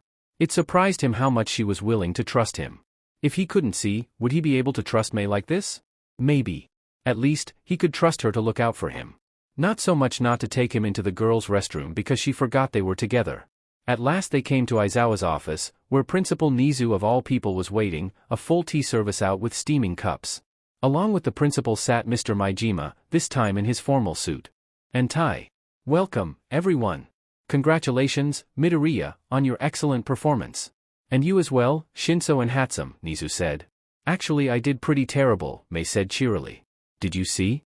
Bakugo totally beat me up. But Izuku said he didn't hurt my baby so it's not all bad. Just take the compliment, Hatsume, Mr. Maijima said, shaking his head slightly. Good job, you two. You just won me 50,000 yen each. Sorry, Shinso. I didn't bet on you. Considering I didn't even know about it, no offense taken, Shinso said blithely. I know you did something, Loader. Ken growled. They knew all about everyone's quirks. You've been trying to sneak a fast one past me for years, but I'm not going to dash. Not in front of the students. Aizawa growled again, causing the other 2 teachers to fall silent. Principal Nizu chuckled, serving up tea for everyone. It's all in good fun. Besides, I think they should be proud that you had so much faith in them, Maijima. Here, Mei, it's tea, Izuku said, handing her a cup. Can I have coffee or an energy drink instead? Mei said, grimacing at the tea she couldn't see. I don't like tea. Mei, Izuku hissed. Social skills. Thank you for the tea, Mei said robotically. It is very nice. It's not a problem. Ken, will you grab the young lady a coffee from the teacher's lounge? I think she's earned it. How do you take yours? Half sugar, half coffee, Mei said eagerly at the same time as Izuku said, 2 sugars. Mei sighed and nodded. 2 sugars. I probably don't need to think about wonderful babies right now, even if Izuku is here. Shinso eyed Izuku over the rim of his teacup, one eyebrow raised in a questioning fashion. It's really just the inventions, Izuku sighed. We're not even we're not really even boyfriend and girlfriend. Really? Mei asked, sounding hurt. I thought we were friends, Izuku. Does that mean? That's all very fascinating. Aizawa said, setting aside his untouched cup of tea. And completely irrelevant. You're here because both of you have stated you want to be in the hero course. Is that still the case? I don't want to be in the hero course, Mei began. That's Izuku dash. Izuku squeezed her hand, and Mei lapsed into silence. Well, I suppose I should explain why you're here anyway, Hatsume, Aizawa sighed. Yes, I'm going to give Midoriya, and Shinso too, a chance to join the hero course. But you're here because if Midoriya joins the hero course, I have the feeling that it's going to be in large part thanks to you. I want to know just how much. It's basically entirely because of her, sir, Izuku said quietly, swirling the tea in his cup. I was ready to give up on being a hero. Mei changed that. She believed I could be a hero when no one else did. He was very heroic, Mei added. He saved me and my baby from a dumpster. But Izuku is too modest. He is a great hero and hard worker. And he makes lots of stuff for our babies too. Mr. Ken returned and handed Mei her coffee, which she enthusiastically began to guzzle. Mr. Aizawa took the opportunity to continue uninterrupted. That's not exactly what I'm talking about. I mean the gear. What percent of that does she make, Midoriya? Most of it. I basically just do the wiring and power systems. I'm a bit better at those. Mostly because, well, Meis are prone to exploding the first few times. It's true, Maijima put in. The boy's a DMN fine electrical engineer. I'd say he's at least as good as a MSTR electrician right now. He's a natural. Better than a lot of college grads too. Picked most of it up on his own from Hatsume or internet tutorials. But most of your gear, that suit, the grapple, the missiles, the jetpack and those boots, she made all of those, right? Mr. Aizawa asked. When Izuku nodded, Mr. Aizawa sighed. Well, the thing is, Midoriya, that actually puts us in a tricky situation. Technically, you shouldn't have been able to use half that gear in the sports festival. Not just because you didn't make it, but because it was military-grade equipment that could have easily been lethal. I'm going to have a very long staff meeting discussing what is and isn't allowed for support course students to have in the future. Mr. Nizu said brightly. But don't worry, Midoriya. We're not going to take your laurels. Frankly, even with all of those marvelous machines, it's a wonder you were able to overcome all of the hero course students. Some of their quirks should have utterly crushed you. But they didn't, because he cheated, Ken grumbled. Izuku noted that he wasn't looking at him, but rather at Maijima. We did not. Our babies are just super cute and amazing. Mei said, setting down her empty coffee cup with a smack of her lips. Did you see us? Izuku was so amazing. He's the best test pilot ever. Let me tell you, I've tried a few times, but I'm not as good as he is. Aizawa rubbed his temples with both hands. I see. So, Hatsume, the question for you is this, are you willing to work extra hard to continue to provide Midoriya with his gear? You mean I won't have to go to my classes anymore? Mei asked eagerly. I can move into the workshop. I won't ever have to leave, I can just work round the clock with Izuku. He can move in too. He's actually a good cook, he'll make sure we get the right food and go to bed on time and I remember to shower and brush my hair. And we'll do nothing but make super cute babies all day long. Hatsume. Midoriya wouldn't be with you all the time if Midoriya joined the hero course, Maijima said gently. He'd have other things to do. I'd still help you. Izuku put in quickly. It would just be more like when we were in middle school. We wouldn't have all our classes together anymore, but I would help you whenever I could. Oh. Mei deflated slightly. She considered this. Could I join the hero course with Izuku? That made Izuku WHP his head around. Mei? You want to be a hero? I thought you just wanted to work on your inventions. Well, yes, but I also want to be with you. Going to school is much more fun and interesting when you're here, Izuku, Mei said as if that were the most natural thing in the world. I'd rather still be in your classes and just work with you in my spare time too. That's not exactly what we were talking about, Aizawa said slowly. Maijima leaned over and whispered something to Nizu, who frowned. I see. She doesn't talk to their peers at all. Not once. Not unless they or Midoriya started the conversation, Maijima confirmed quietly. He's her whole world, basically. And frankly, she's his too. I don't have time for childishness in my course, Aizawa said with a shrug. I won't tolerate any fooling around. Nothing past first base as long as either of them are in my hero course. Why do heroes have to play baseball? Mei demanded. It's not quite like that, Maijima said hesitantly. Mei, well, she doesn't think the way most people do. You've heard of autism spectrum disorder. Aizawa grunted. Why don't we just all assume I'm a competent teacher, that will make all this a lot easier. I had, in fact, noticed that Mei exhibited such tendencies, but I think that they're largely irrelevant. My course doesn't teach social skills. That's good, because those are really boring, Mei commented. However, I may be willing to make an exception, Aizawa concluded. He looked at Mei steadily. Will you or will you not be willing to work extra hard to continue to provide Midoriya with support gear, in addition to your own workload? I said yes. Mei grumped. Obviously I'm going to make super cute babies for Izuku forever. But what does that have to do with baseball? It means that you'd best not try to make it to second base, as long as Izuku's in the hero course, and definitely no home runs, Mr. Aizawa answered. Izuku wondered if he could still get into the hero course if he crawled under his chair and died. So does that mean we're in? Shinso demanded. Will you let Midoriya and I into the hero course now? Not by a long shot. Neither of you are even close to ready, Aizawa stated. He held up a hand. Before you argue with me, know that I don't mean I don't think you can be heroes. We wouldn't be having this conversation otherwise. I mean, you're not quite ready to enter the hero course. And Hatsume, if you interrupt me, I'm going to make you wait outside without Midoriya. Mei closed her mouth, looking frustrated at being preempted. The fact of the matter is, you two might have the potential, but you lack the basic training our hero course candidates have had. You haven't had the right kind of quirk counseling, for one. Well, I suppose that's only a factor for Shinso, but Midoriya is going to need some help. How's your physical fitness? Mei raised her hand. Aizawa sighed and looked to Izuku, who nodded. Yes, Hatsume. Izuku runs 10 kilometers every day. He does 100 sit-ups, 100 push-ups, 100 squats too. And then he does different kinds of training every day like different weights and pull-ups and balance training and martial arts katas, and I make him do extra practice with the power suit. Aizawa blinked. Or winked, it was hard to tell with one eye visible. Really? That's a fairly intensive daily routine for a kid. Maybe you're not as far behind as I thought. How fast can you do the run, Midoriya? I average about 54 minutes, but when I'm pushing myself I can do it in my best time is with the power suit, I can do it in about 10. That thing is that fast? Ken asked, clearly surprised. Maijima grinned. Oh, it is. And I bet you they can figure out how to make it stronger and faster. He couldn't do it if he weren't extremely physically fit. About the only time Izuku does something that isn't with Hatsume is when he does his daily training. I think he actually runs all the way to her house and changes there most days. Yeah, actually, that's pretty much what I do, Izuku admitted.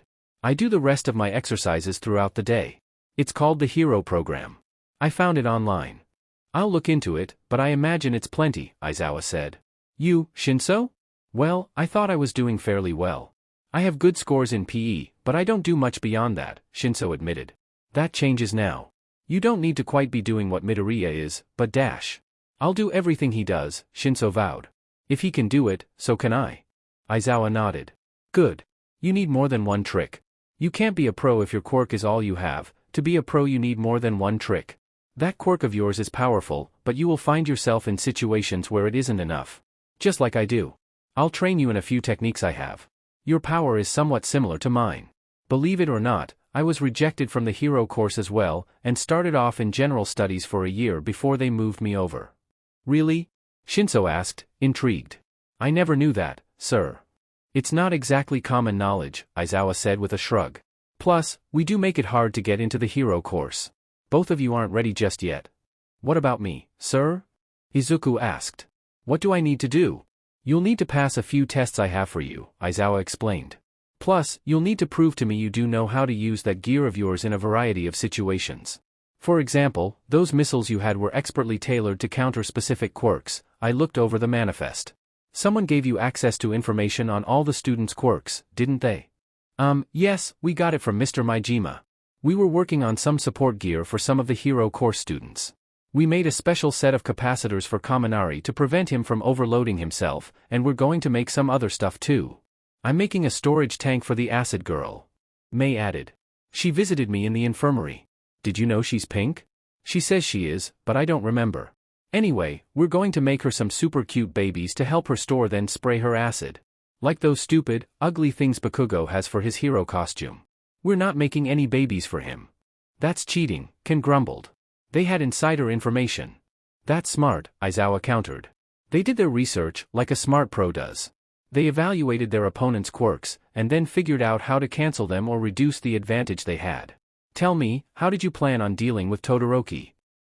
We put in a system that vented heat to the exterior surface, Izuku explained. And the power suit is flame resistant. But, well, we maybe underestimated how strong he is. But our baby is totally cute and amazing and handled it all anyway, Mei added. Then you got lucky, and were smart enough to avoid a direct confrontation when you realized you were at a disadvantage, Aizawa said, ignoring Mei. That was starting to bother Izuku. She was a person too after all. Like I said, smart. Being quirkless, you will need to heavily rely on gathering intelligence and adapting your gear to what the situation calls for. But, you also seem to have some general trump cards. For one thing, that suit seems to be fairly physically strong, plus that grapple and jetpack give you excellent mobility. It's a good start. Frankly, we have to apologize to both of you, Nizu put in. Midoriya, Shinso, the fact is, our entrance exam isn't perfect. It does favor flashy, combat-related quirks. Those like you or Mr. Aizawa are at a distinct disadvantage. Just like you will be in the field, Aizawa agreed. So the test is valid. Life isn't fair. If you're going to cry about it, I don't want you in my course. Understand? The plan is, we train you until next semester, Ken stated. You pass muster at the end of the summer, we let you in. Won't you have to cut someone for us? Shinso asked. Ken shrugged. Maybe. But you two are promising enough, we're willing to work harder ourselves to give you kids a chance. And Mei? Izuku asked. She can go to hero classes with you, Mr. Aizawa explained. Maijima assures me that he has to physically bar her from sleeping in the workshop, so I don't think you'll fall behind in your support course duties. I keep telling him there's room for a bed there, Mei grumbled. Izuku and I could even share. Shinso and Izuku both turned red, but Aizawa pointed to the door. You interrupted me. Hallway. Count to 100, then knock. Mei sighed, but got up and fumbled around for the door, until Izuku led her outside. Then she began to count. Loudly. Izuku winced and shut the door. Sorry. She, has her own set of unique issues, Aizawa said. But she's good. Very good. Without her, you being in the hero course wouldn't even be worth considering, Midoriya. But I'm willing to take a chance. Are you? Yes. Izuku agreed quickly. I'll do whatever it takes. Good. Now, here's what I am going to expect of both of you, Aizawa said. He and Ken then outlined a multi-tiered training program, with duties split between them. Ken would train them on search and rescue, first aid, and hero law. Shinso would learn a special combat technique from Aizawa to make up for the holes in his quirk's abilities. Izuku would have to train hard with the power suit, learning how to use it in a variety of complex situations. They'd essentially be doing an entire semester and a half of hero course work in addition to their regular studies. Halfway through, Mei knocked on the door and called for Izuku, who quickly helped her back in. She actually sat quietly, humming to herself for a bit, then fell asleep on Izuku's shoulder, apparently exhausted. Well, that covers everything. Are you still willing to try? Nizu asked. It's more than we ask of our normal students. We're not normal, Izuku said, fondly looking at Mei. I sort of like it that way.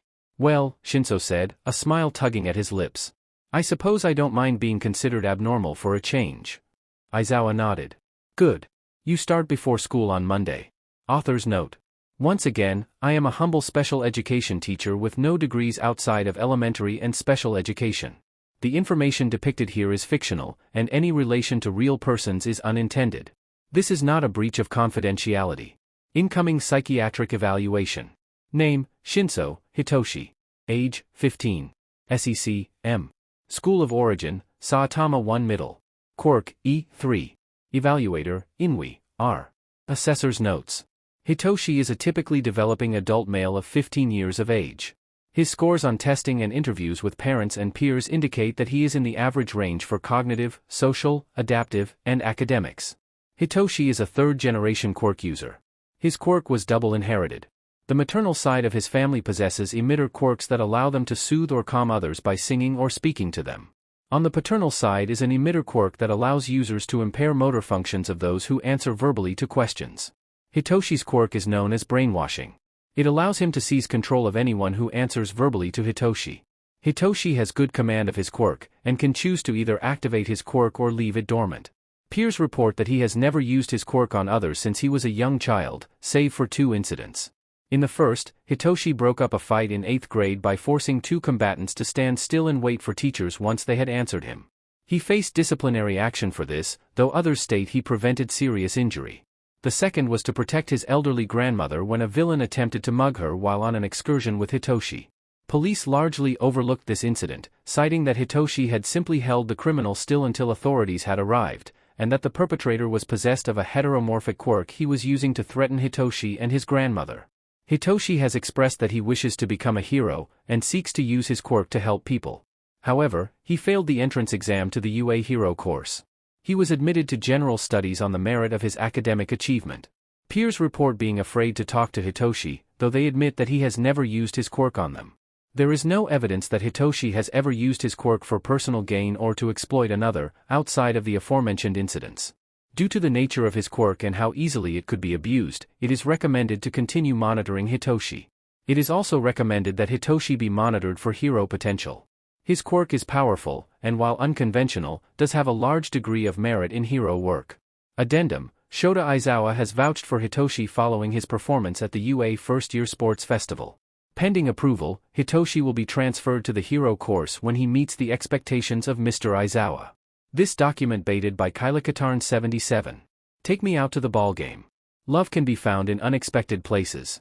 Sometimes we go out searching for what we think we want and we end up with what we're supposed to have. Kate McGahan. Believe it or not, Izuku, I think this is the longest Mei has gone without an extended visit to the hospital anyway, Hari said as Izuku helped Mei out of the car. It's true. Mei agreed, clinging tightly to Izuku as he led her up the steps to the Hatsume shop and home. I haven't even managed to set the house on fire since we got into UA. Mei, I don't know if that's really a good thing, Izuku said, wincing slightly. You really should just take it easy and rest for a few days. The door suddenly banged open, and Kamaru and Nikawa rushed out, both off them grinning madly. For a moment Izuku thought they were going to attack him for hurting their sister, but then they both started cheering. You won, Midoriya, you won, they cheered.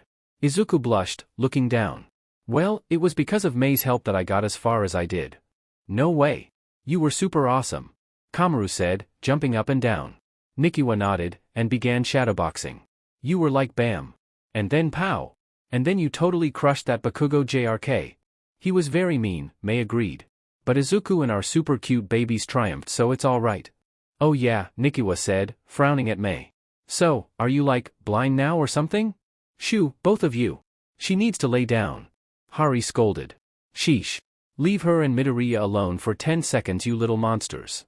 The boys made way, but they started arguing about which of Izuku's fights had been the most impressive. Once they were inside, Mrs. Hatsume came over, wrapping Mei in her arms. Oh my goodness. Sweetie, we were so worried about you. But proud, Mr. Hatsume said, coming over and grasping Izuku's hand. You did good, son. Taught that brute a good lesson. He'll think twice about messing with my baby girl again. It's okay, Mom, none of our babies were hurt too badly, Mei said. Except for number 1, but we can rebuild the goggles better than ever. Doc says her eyes will be fine in a day or two, but to leave the bandages on and keep her in bed for the next few days, Hari told her parents. She slapped Izuku on the back. Don't worry, like I said before, this is far from the worst she's ever managed to hurt herself, Midoriya.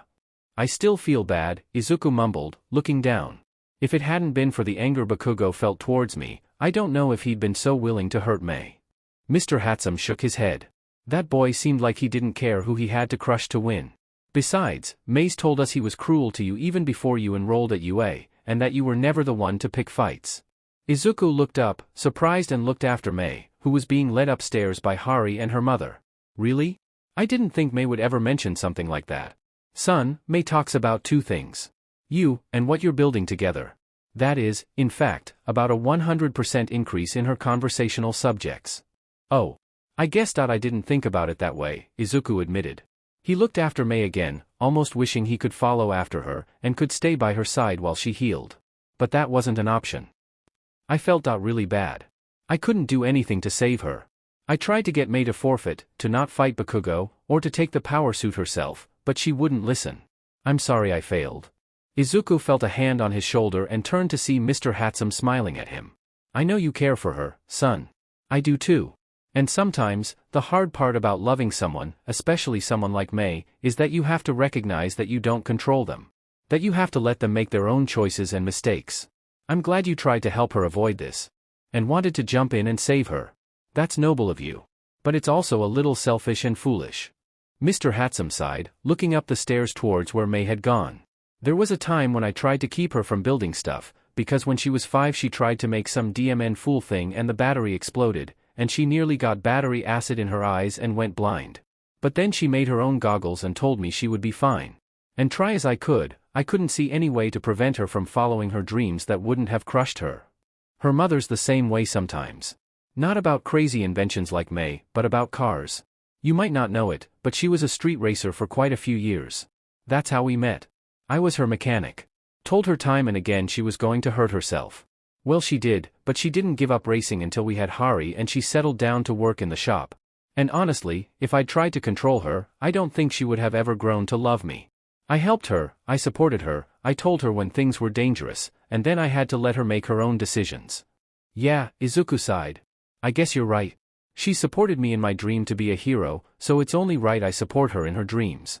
I just thought, well, she doesn't always realize all the consequences, because of Dash. It ain't because she's got a disability, son, Mr. Hatsume chuckled. It's because she's too smart for her own med good and has a stubborn streak a mile long. Besides, she Dash. Dad. Hari's voice shouted. You need to come up here. Right now. Izuku made to run up with Mr. Hatsume, but he put a hand on his shoulder. Don't worry about it. Just keep the boys distracted for a minute, will you? They think you're some sort of hero now. Izuku turned as Mr. Hatsume ascended the stairs to find Kamaru and Nikiwa practically vibrating with excitement. Are you a hero now? Can we see the medal? Did All Might really meet you twice? Do you think you could have beat Todoroki? He's Endeavor's son. Izuku started to answer their questions, but only got through a couple before he felt Mr. Hatsume's hand on his shoulder again. This time, it was less reassuring, and more of a death grip. Son. We need to talk. Dad, do you think Dash? You two go outside, and don't bother me or your mother or your sisters or Midoriya for a while. Get some money out of your mother's purse and get snacks at the corner store. Just disappear for a bit. The two brothers cheered and ran off, leaving a now sweating Izuku alone with Mr. Hatsume. Son, I want you to know, I'm going to listen before I get real angry. I told Hari to stay up there before she tries to kill you, Mr. Hatsume said slowly, his eyes burning with a sinister light as he glared down at Izuku, his mustache quivering. I'm sorry. Izuku wailed, bowing deeply. I know it was my fault she got hurt. If she loses her eyes, I'll never forgive myself. Not that. Mr. Hatsume grabbed Izuku's shoulder and forced him upright. I just told you, that wasn't your fault. No, I'm talking about this. He held out his hand, opening it to reveal a condom. Izuku groaned softly. Yeah. So, start talking, Mr. Hatsume said, his voice a half growl. I do want you to know, I'm not going to kill you two for acting like teens. But there going to need to be some ground rules, damn it, and Dash. It was from Recovery Girl. Izuku cried, waving his hands. She thought we were dating, and she sort of assumed, because Mei keeps calling all our inventions babies, and talking about making babies with me, and she thought Dash. Oh. For a moment, Mr. Hatsume looked vaguely disappointed, his anger vanishing. So, you're not? No. I think of Mei too highly to, take advantage of her, or force myself on her or, do anything like that. Izuku explained, feeling tears of frustration come to his eyes even as he turned beet red. I know Mei doesn't think of me that way. Saying that hurt for some reason, even though Izuku knew it to be true. Really? Mr. Hatsume said, raising an eyebrow. Son, just what do you think she thinks of you as? A friend, Izuku said immediately. Then he looked down. And, a hero. She believes in me. Even when no one else did. Aha. Honey. Hari. We're coming up. Don't kill the boy, I think Mei has some explaining to do. Izuku was led upstairs, past the kitchen to Hari's bedroom. Mei's parents knew her well enough to know that if she stayed in her usual bedroom, she'd just try to take off her bandages and get back to inventing instead of resting. And that's where babies come from. Mei was saying. She was laying in bed, changed into a pair of pajamas, her eyes still covered in bandages. Her sister looked like she was trying very hard not to laugh, while her mother just looked tired. But not the super cute kind. The ugly, human kind. You don't say, Hari giggled, a hand over her mouth. She looked up at Izuku, her eyes sparkling. Sorry, Midoriya. Guess we jumped to conclusions when we found that in Mei's pocket. Is it the condom? Mei asked. I think you should give it to Izuku. He has to save it. For what, dear? Her mother asked with a heavy sigh. You going to build some sort of device out of it? For when we graduate. Then we can use it, Mei stated as if it were the most natural thing in the world. Recovery Girl said it was for girlfriends and boyfriends who were going to have Dash. Mr. Hatsume let out a loud cough. He glanced at Mei, then looked at Izuku. And why, exactly, does Izuku need to save that for graduation? Because Mr. Aizawa told us we had to wait to play baseball until then, Mei said. Izuku knows more about it than I do. I think you need a condom to play. Baseball? Hari broke into gales of laughter, nearly doubling over. You think you need a condom for baseball? You want to play baseball with Izuku? Mei nodded her head. Yes, and then I want Izuku to dash. Right. And you're wisely going to wait for high school graduation then? Mr. Hatsume demanded. I'm not going to insist you wait until you're married, but I'd prefer you at least be responsible adults. MMA? Izuku stammered. But recovery girl. And Mr. Aizawa. But, you want to be my girlfriend? Mei looked towards Izuku, frowning slightly. But we already went on a date. Doesn't that make us boyfriend and girlfriend? Hari continued to snicker, despite her mother elbowing her and giving her some rather scathing looks. Mrs. Hatsume cleared her own throat. And when, exactly, did you go on a date, young lady? When you gave us the 10,000 yen, which we definitely spent on having fun on a date, and not on hydraulic fluid and high-quality electronics, Mei stated. We, got some movies and watched them at my place, Izuku said. He suddenly glanced around wildly. But, my mom was there the whole time. We didn't, we haven't dash. Izuku just found out what SEC was, Mei said in a somewhat loud voice. We learned a lot about biology today. And about what being boyfriend and girlfriend means. Apparently, it is not just eating together, having fun together, and making super cute babies. Right. Well, I think that's enough for today, Mr. Hatsume said somewhat faintly. He grabbed Izuku's arm and began to haul him away. Good night, Mei. Did I miss dinner again? Can I have some before I go to sleep? Mei asked as Izuku was pulled after Mr. Hatsume. Well, I guess now we both know a lot more than we wanted, Mr. Hatsume grumbled as he took Izuku downstairs. He fished in his pocket and pulled out a set of car keys. Come on. I'll give you a ride home. Usually I run home. I didn't get my 10K in today because of the sports festival and dash. I insist, Mr. Hatsume stated. He opened the door. Firmly. Izuku slid into the car seat, glancing nervously at Mr. Hatsume. The older man didn't speak for a few minutes as he guided the car out onto the main road. He spoke up as he drove along the street. Honestly, Izuku, you don't mind if I call you Izuku, do you? Good. Well, honestly Izuku, I wasn't even as mad as I should have been, thinking you and Mei were. Well, let's just say I jumped to conclusions. But I wasn't that mad. Izuku glanced at Mr. Hatsume. Really? Yes. Honestly, for a long time, I thought Mei was going to die alone. She was always more interested in things than people. She never had any friends. Not even when she was little. She was always taking things apart, putting them back together, seeing how they worked. She was never interested in people. Izuku stayed silent as they drove. They came to a red traffic light, and Mr. Hatsume sighed as they stopped. And then you came along. Nearly as socially awkward as Mei. A weird kid with a weirder dream. Well, the dream wasn't weird I suppose, just seemed impossible for a quirkless kid. No offense, but I honestly thought you were just as autistic as Mei at first. You kept stuttering, you'd never meet my eyes, and all you did was work with Mei day in and day out. I don't think I'm autistic, Izuku said, liking his lips. They tested me, when they found out I was quirkless, but dash. Don't care, really. Sorry. What I mean to say was, Mei had found someone who got her. Understood her. Put up with her. Because while I love my daughter, she is a complete pain. And I could tell, she made you uncomfortable sometimes. But you pushed through it. You kept coming back. You started to get good with electronics. Don't think I haven't noticed. You helped me and Hari diagnose those problems with the starter on that Toyota a few months back, remember? Izuku nodded. It's because Mei believed in me. I just thought I needed someone who believed in me. And I think Mei needed a friend. You're DMN right, she did. And, well, you two got close. Really close. You spend all your time together. And, I have noticed that you find Mei attractive. I might be biased, seeing as she's my daughter and all, but I think she's a cute young woman. Do you agree? All Izuku could do was nod and hope his face didn't burst into flames. This had been quite the day. From the highest highs to the lowest lows. And, well, Mei likes you too. And, you're both healthy young people. Your mother and me and Noriko, well, we figured we had to keep a close eye on the two of you. But well, you were good for one another. And if it happened, it happened. But we trusted you. I take it our trust was not misplaced. No sir, Izuku said firmly, looking up and meeting Mr. Hatsume's gaze briefly, before the older man had to turn back to the road. I do like Mei. Maybe I even love her. But I don't know how to talk to girls. Well, I know how to talk to Mei, but not as a girl. I mean, I can talk to her but But you're both incredibly awkward.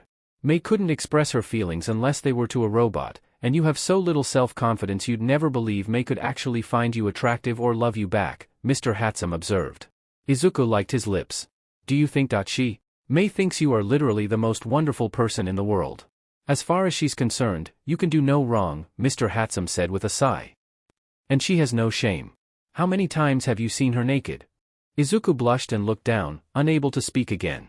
Aha. Well, I know the answer is not 0. And, well, if a cute girl that I liked walked in on me naked, I might get some ideas. And, well, Mei frankly doesn't get that physical intimacy can have other aspects, or what the consequences are. And I'm a coward. What? Izuku's head snapped up, and he looked at Mr. Hatsume in confusion. Hands tight on the wheel, Mr. Hatsume's face grew red, and his eyes a little misty. I just thought I never knew how to talk to her about that sort of thing. And neither did her mother. And, until you showed up, Mei had zero interest in the subject. Hell, even after you showed up, she didn't understand what her own feelings meant. And you didn't seem to either. So I never had that talk with her. Or you. I don't mean to pry, but is your father around, son? He lives in America, Izuku said, looking out the window. I see him sometimes. He sends me stuff on my birthday. And that's it. He, well I think maybe he's embarrassed. Because I'm quirkless. Son, I want you to know something. Look at me. Izuku turned to look at Mr. Hatsume. I ain't calling you son just because you're a young man. I'm calling you that, because I think one day, you probably will be my son. And I'd be proud to have you. You're a good man, Izuku. You're not finished yet, still need a little work under the hood as it were. But you're a good man. You got courage. You got honor. And you care a whole lot about my little girl. And, well, if she were going to play baseball or whatever you're calling it these days, I want it to be with you. Not some punk who's just taking advantage of my girl. You care about Mei. You love her, right? Yes, Izuku whispered. He looked down, ashamed. But I never told her that. Mr. Hatsume sighed. I hate to say this, but you might never hear it from her. At least not spontaneously. If you want her to say it, you'll need to tell her you like to hear it. Though then it's likely she'll start telling everyone she meets she loves you. But anyway, I don't think that matters to Mei. You heard her. She thinks you're dating. But she never asked you, or told you, or anything.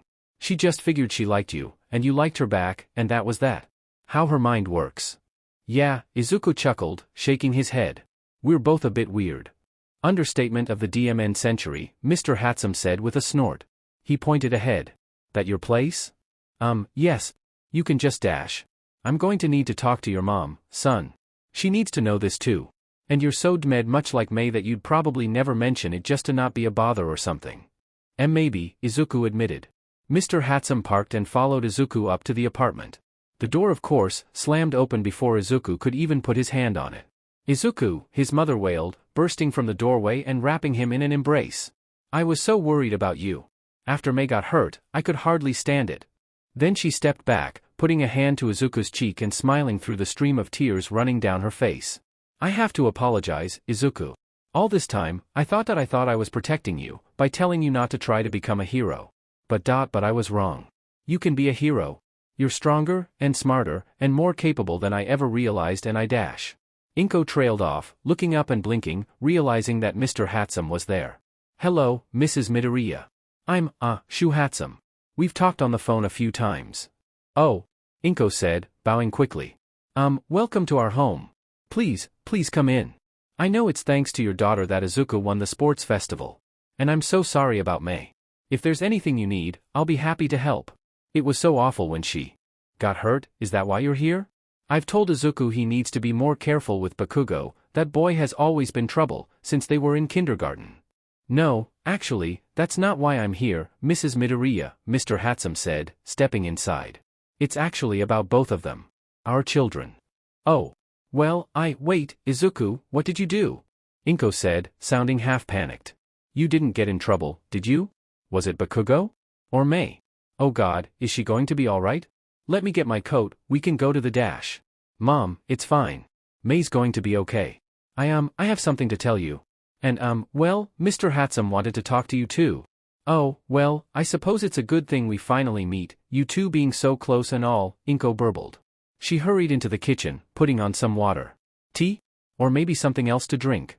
I'm afraid we don't have much. Izuku only drinks protein shakes it seems like and dash. Tea would be fine, ma'am, Mr. Hatsume said, playing with his ball cap in his hands.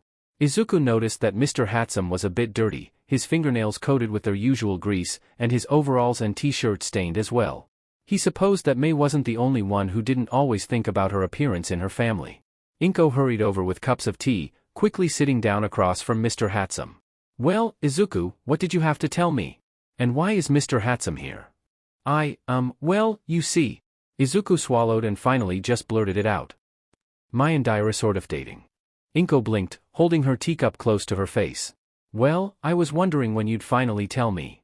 She glanced at Mr. Hatsume, biting her lip. You didn't catch them? They've behaved themselves admirably, Mr. Hatsume said with a heavy sigh. It's just well, I haven't been doing the best job of supervising them when they're over, and well, I didn't want you to think my daughter was using your son. Mei? She's a sweet girl. If anything, I'm afraid Izuku's been dragging her off on his quest to become a hero, Inko said, sipping her tea.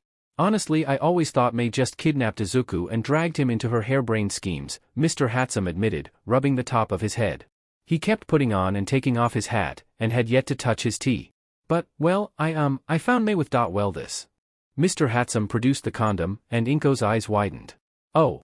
Well, at least they're being safe. Mom. Izuku gasped, going beet red. We didn't dash. His mother eyed Izuku. I'm not sure I believe that, young man. I've seen the way you look at Mei and how she looks at you. It's fine. Just be careful. Don't end up like your father and I. What? Izuku said, blinking rapidly. His mother and father? Inko sighed.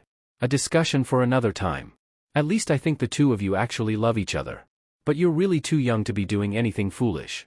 I don't think they've tried anything yet, Mr. Hatsume said, looking deeply embarrassed. And, well, honestly Izuku's a fine young man. I don't mind him dating my daughter. I just well, I agree. They're too young.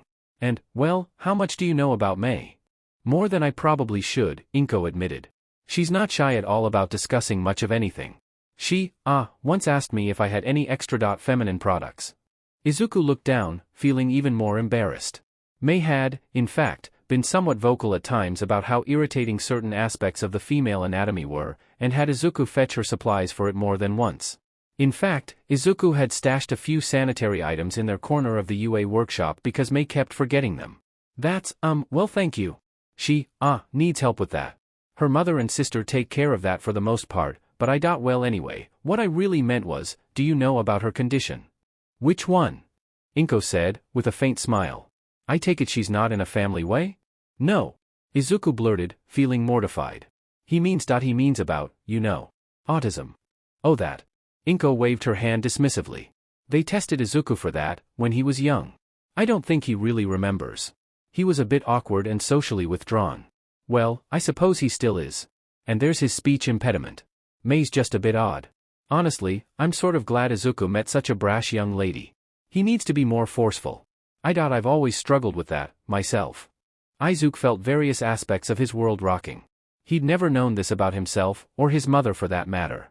This was turning out to be a lot. Well Mei's definitely, on the spectrum, as they say. She's got a lot of issues. Izuku's been a real help with that, honestly. He cares about her, even though she she tends to drive people away. She only is ever interested in her inventions, her babies as she calls them, and she's rude and has no sense of personal space. I think she's nice, Izuku muttered. The two adults looked at him, and he flushed and looked down. Well, she is Mei. But I like all of her. Even the harder parts. Like her always touching me or the fact that she didn't seem to realize she was a girl and I was a boy for a long time. But I care for her anyway. Because she believed in me. And I believe in her. I think she really can change the world with her inventions. And I want to help her do it. That's good to hear, son, Mr. Hatsume said quietly. He finally took a long gulp of his tea, looking faintly relieved. You've got a fine son, Mrs. Midoriya. I'm glad Mei found someone like him. He is special, Inko agreed, smiling at Izuku. And I'm glad he found Mei.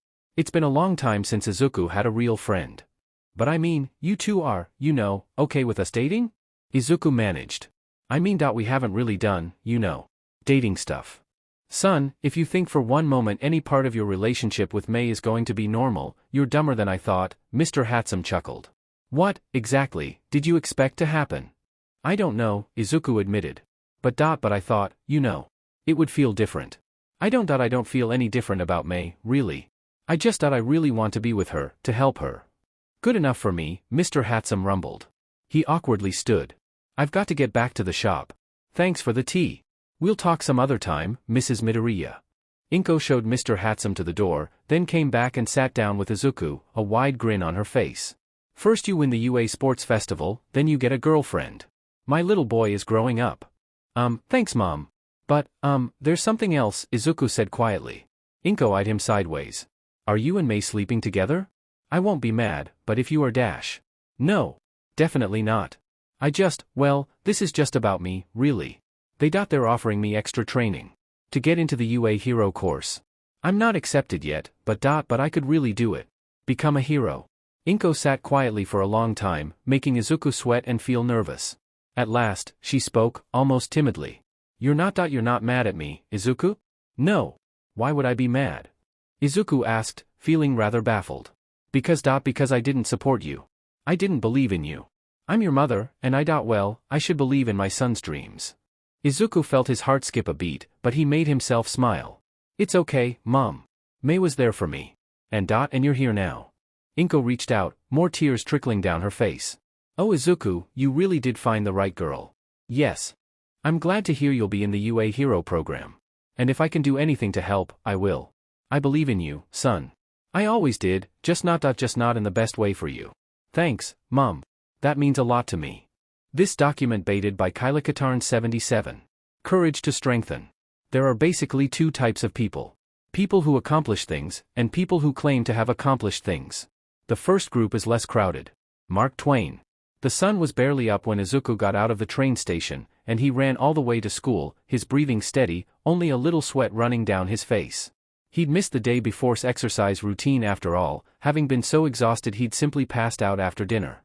But now he was up and ready for a new day, a new life where he was finally on the road to being a hero. Except, that wasn't really true. He'd been on that path since he met Mei. The only difference now was that others believed in his dream too. But as long as he had Mei, it would be alright. They'd make it through. He arrived at school well before 6 a.m., and set about doing the rest of his exercises. He put on his PE clothes and did his push-ups, sit-ups, and squats, then started running around the track. He took it easy, going at a steady pace, but not pushing himself too hard. After a few minutes, Shinso showed up, wordlessly setting down his pack, taking off his school jacket, and falling into place beside Izuku.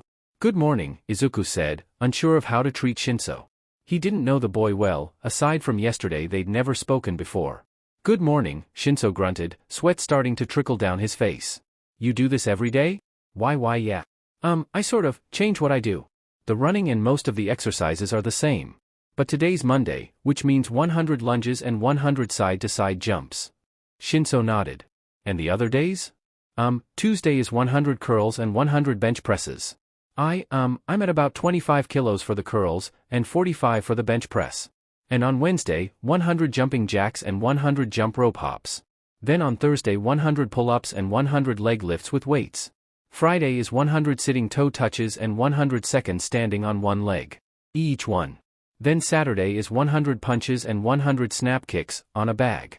I have one at home, in my room. Sunday you just do the core routine. Shinso ran quietly for a second, then shook his head. That sounds frankly insane. How do you have time for anything aside from exercising? WWL, I don't get out a lot, Izuku admitted. Aside from Mei, I don't have any friends. And it only takes about 2 hours. Most of that is the 10K run, but if you work hard you can get it down to less than an hour. 2 hours of exercise. 8 hours at school. 2 hours of studying, at least that's what I have to do. That leaves 12 hours. What do you do, aside from eat or sleep? Actually, I only sleep for about 6 or 7 hours. And, Mei and I eat together as we work. So, I have about 4 hours to work with Mei. Usually I run to school in the mornings. It saves time. And I sleep over at Mei's house, or she sleeps at mine sometimes. To, save time. No wonder you two weren't playing ball, Shinso muttered. You're both too DMN exhausted to do it. Izuku blushed, looking down. That had a grain of truth in it. He was pretty tired most of the time. On Sundays, he usually slept for a good 10 hours, then spent the rest of the time with Mei. She seemed to need less sleep than he did, though she also didn't spend any time exercising. After a few laps, Mr. Ken came out to watch them, his arms folded across his chest.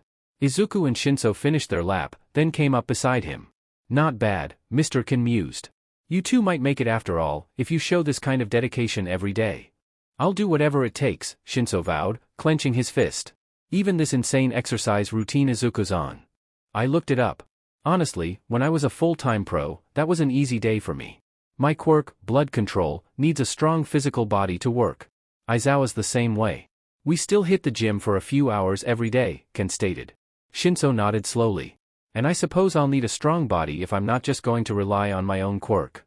That would be wise. And what I'm going to start teaching you today. Without warning, Ken's arm and leg shot out. His arm connected savagely with Izuku's chest, driving the breath from his lungs. He retched as he sank to his knees, barely aware of the fact that Shinso was suffering similar effects from Ken's leg. Ken grunted, looking down at the boys. So, you don't know how to take a punch. I suppose that's a good place to start. Wasn't expecting point one, Izuku gasped, painfully getting up on his knees. You're going to have to learn to always be on guard. Granted, that was a low blow, but when you're in the field, you need to be ready for low blows at any moment. Someone can turn hostile at the drop of a hat. Be prepared. Now get up. Izuku and Shinso staggered to their feet, and Ken nodded. Right. Well, before you learn how to throw a punch, you've got to learn how to take one. Come on. Ken led the boys to the gym, where he had them put on pads and helmets. In a fight, there's a lot of things that matter. One of the more important ones is how to get back up after you've been hit. Isn't it smarter to just not get hit in the first place? Shinso asked. Ken shrugged. Yeah. We'll be working on that too. Dodging is important. But at some point, you're gonna get hit. It's vital you get back up as fast as you can, or don't go down in the first place. Villains will take any opportunity to end you. No matter how good you are. Aizawa is frankly one of the best technical hand-to-hand fighters I've ever met. But he didn't end up looking like a Halloween prop because he always dodges. Now, here's how you take a punch.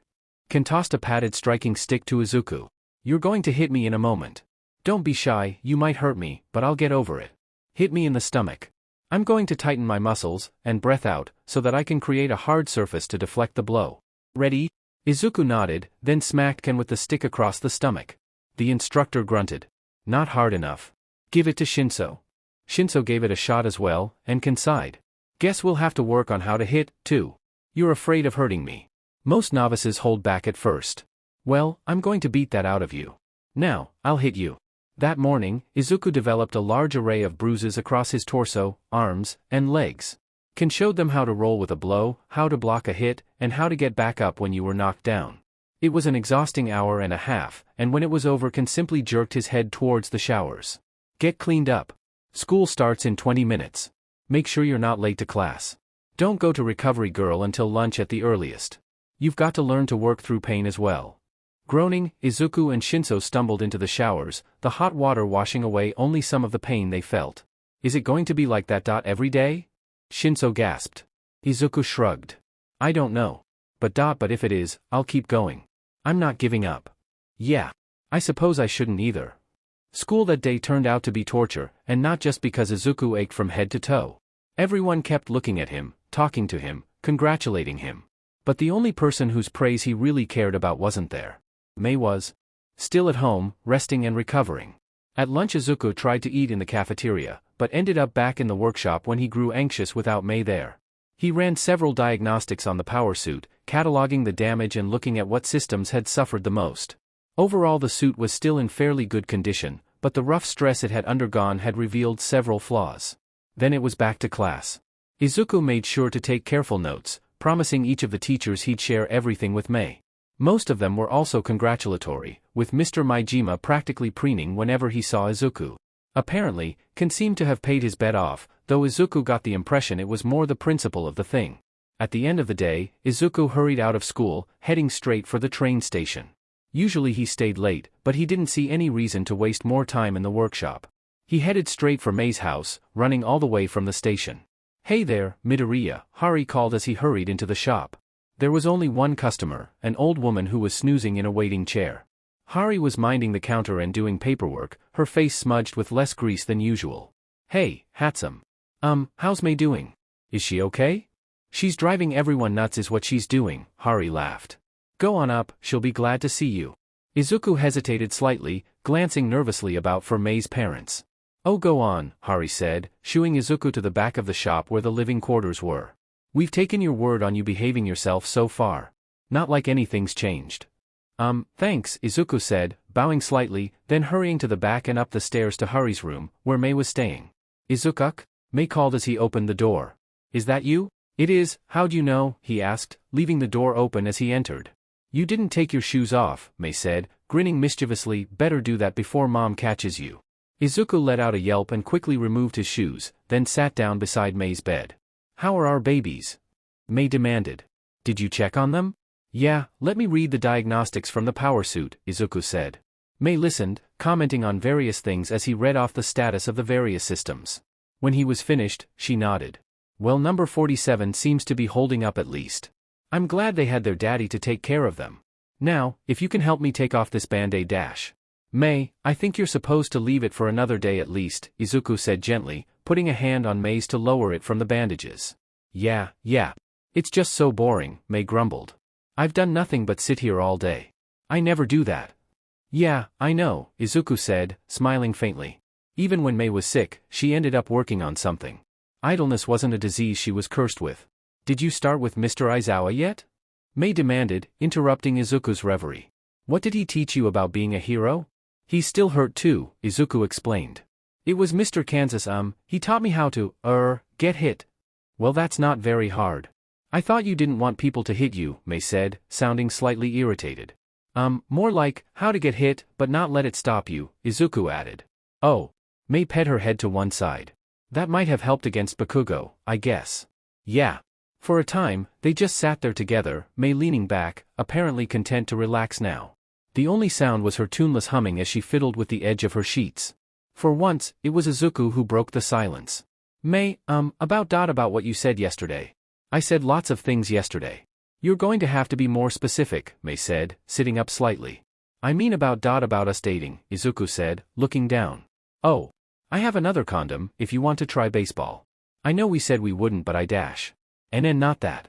Izuku said, going beet red. He suddenly smiled. Not that I don't sort of want to. But, I think I sort of promised your dad to behave myself. And Hari. So, not that. No, I mean, do you really want to be my girlfriend? That made Mei frown slightly. Well, I wouldn't be if I didn't want to. You really mean it? Izuku asked, feeling tears come to his eyes. Yes, I said so, didn't I? I know, it's just well, I mean, I really do like you, Mei. Not in a friend sort of way, but dash. You don't want to be friends? Mei whispered, her hands going suddenly still. No.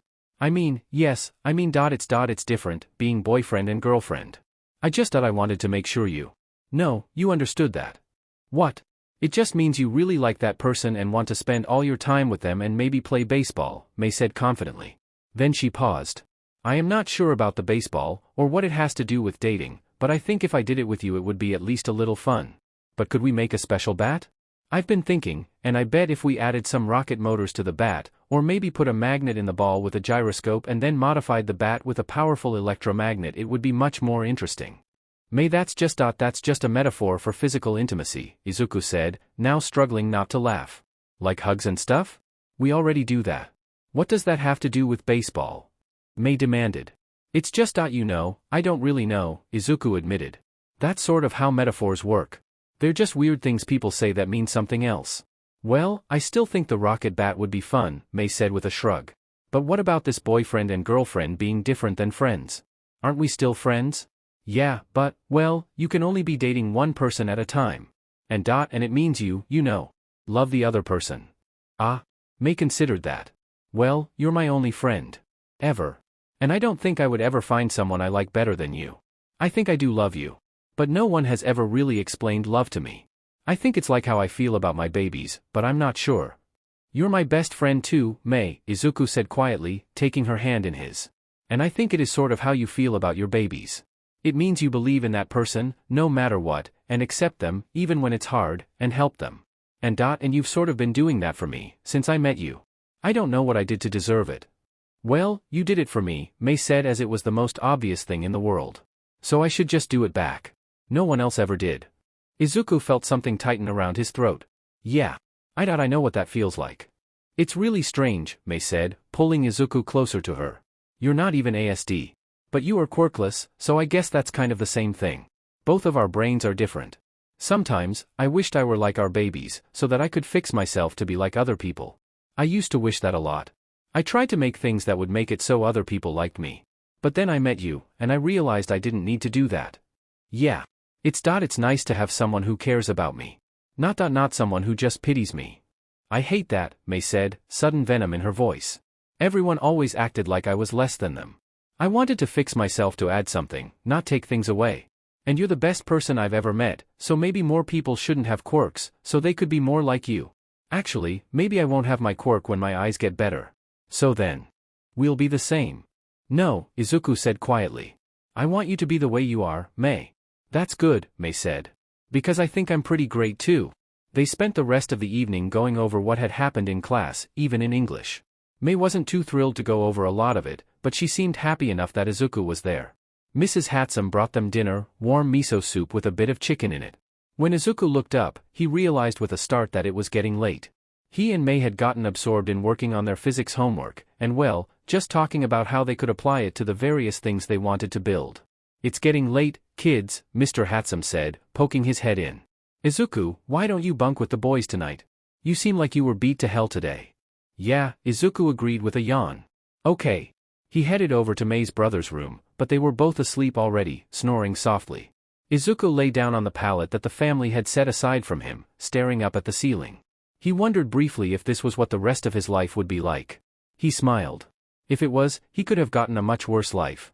This document baited by Katarn 77. Crumbling foundations. I don't need a successor, only willing hands to accept the torch for a new generation. Billy Graham. The next 2 days continued in much the same way, though Ken varied Izuku and Shinso's training slightly. One day, they practiced how to take a fall. Another day, they practiced how to read an opponent's body language to avoid or soften a blow. Shinso started arriving just as early as Izuku to complete the training regime.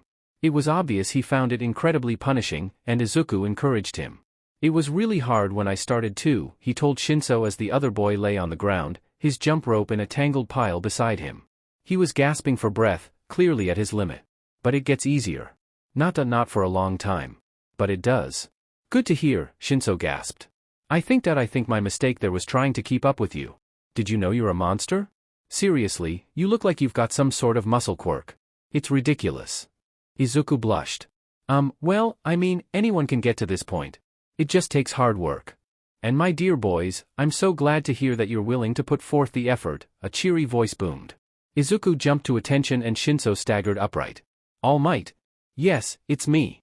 All Might laughed, his grin sparkling under the bright lights in the gym as he strode in, cape swirling behind him. But I also brought a friend. Kan's busy today, Aizawa's not recovered yet, and as for me, well, I'm afraid that teaching has made me so busy I barely have time to work as a hero. All Might threw his head back and laughed. Then he planted his fists on his hips leaning forward. But you won't be without an instructor today. Togata. Come on out. They do seem like they're working hard. Izuku and Shinso glanced around for the source of the voice, but saw nothing. Down here. Both of them blinked, then looked down. A smiling face was peeking out of the gym floor. Izuku let out a startled squawk and jumped back, while Shinso frowned. What are you doing down there? And who are you? A naked boy a few years older than then suddenly popped up out of the ground. I'm Mirio Togata. Third-year student and whoops. Be right back. Without warning, the boy fell through the floor. Izuku could only stare after him, wide-eyed. I didn't know he could do that. Ha ha. Togata can do a lot of things. All Might chuckled. But, well, he does sometimes forget how to control that quirk of his when he gets excited. The door to the gym opened to reveal Togata, now pulling on a shirt as he hopped into his shoes. Sorry about that. I was just so excited to meet you both, I fell right out of my clothes. I guess you could say, we barely got to know one another. Izuku looked back and forth between All Might and Togata, who were laughing together, his mouth opened slightly in confusion. Shinso, however, was groaning and rubbing the bridge of his nose. It's too early for puns. Well, you know what they say, All Might chuckled, slapping Togata on the back.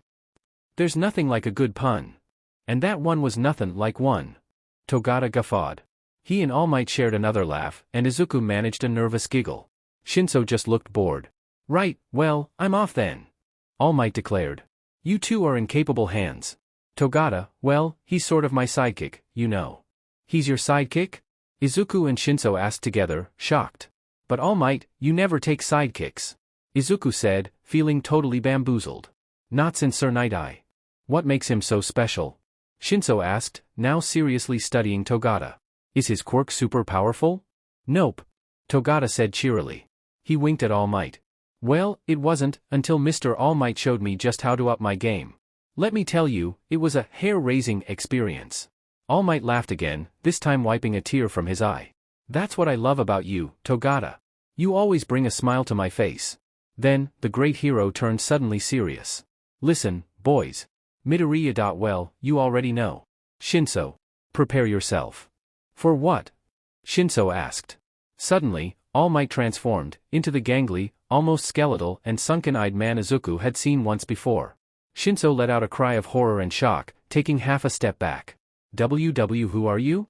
What did you do to All Might? All Might, or at least the shadow of All Might, spread his hands, his voice now rough and somber. This is me, kid. I wanted to show you two something before I left. Izuku's already seen it, but I think he needs a reminder. Togata nodded, growing grim himself. Being a hero. It's a hard job. I know that. I've seen. Well, I'm not as experienced as All Might or Sir Night-Eye, but I've seen some things that remind me why the world needs heroes. The truth is, I'm not going to be All Might for much longer, All Might said quietly. I'm going to end up just being Mr. Yagi. And, well, that time isn't too far off. Izuku felt tears trickle down his face, and he wiped at his eyes with the back of his hand. He'd seen All Might like this before, and frankly, he'd tried to forget about it.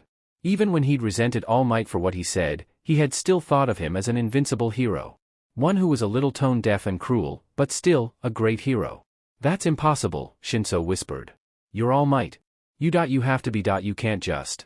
I have to retire, Shinso. I've been in this game for a long time. And there were consequences. Once more, All Might lifted up his shirt, revealing the massive scar. I told Izuku once he couldn't be a hero. It wasn't because I thought he wasn't a good person, or even because I didn't like him. It's because, well, I didn't want him to end up like this, or worse. And I honestly thought that without a quirk, that's exactly how he'd end up. Why are you telling us this? Shinso asked, looking as sick as Izuku felt. Because that's where you come in. All Might walked over, kneeling and putting a hand on both boys' shoulders. I might not be the #1 hero for much longer. But I'm here at UA to find my replacements. He glanced at Togata and smiled. Togata's my greatest hope for the man who will take my place. Togata nodded, tears in his own eyes. I'll do my best, sir. I swear. You won't regret what you've given me. I know.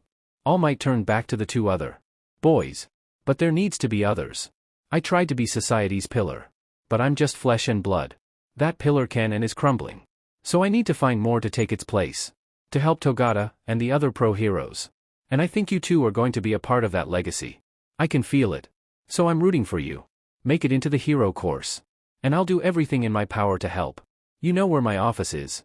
If you have questions, if you just want to talk. Come by sometime. I'll pass on what wisdom I can. And when I can't, Togata will be there to help fill in the gaps. He might only be a couple years older than you, but you could learn a lot from him. And I think you have something to teach him in return.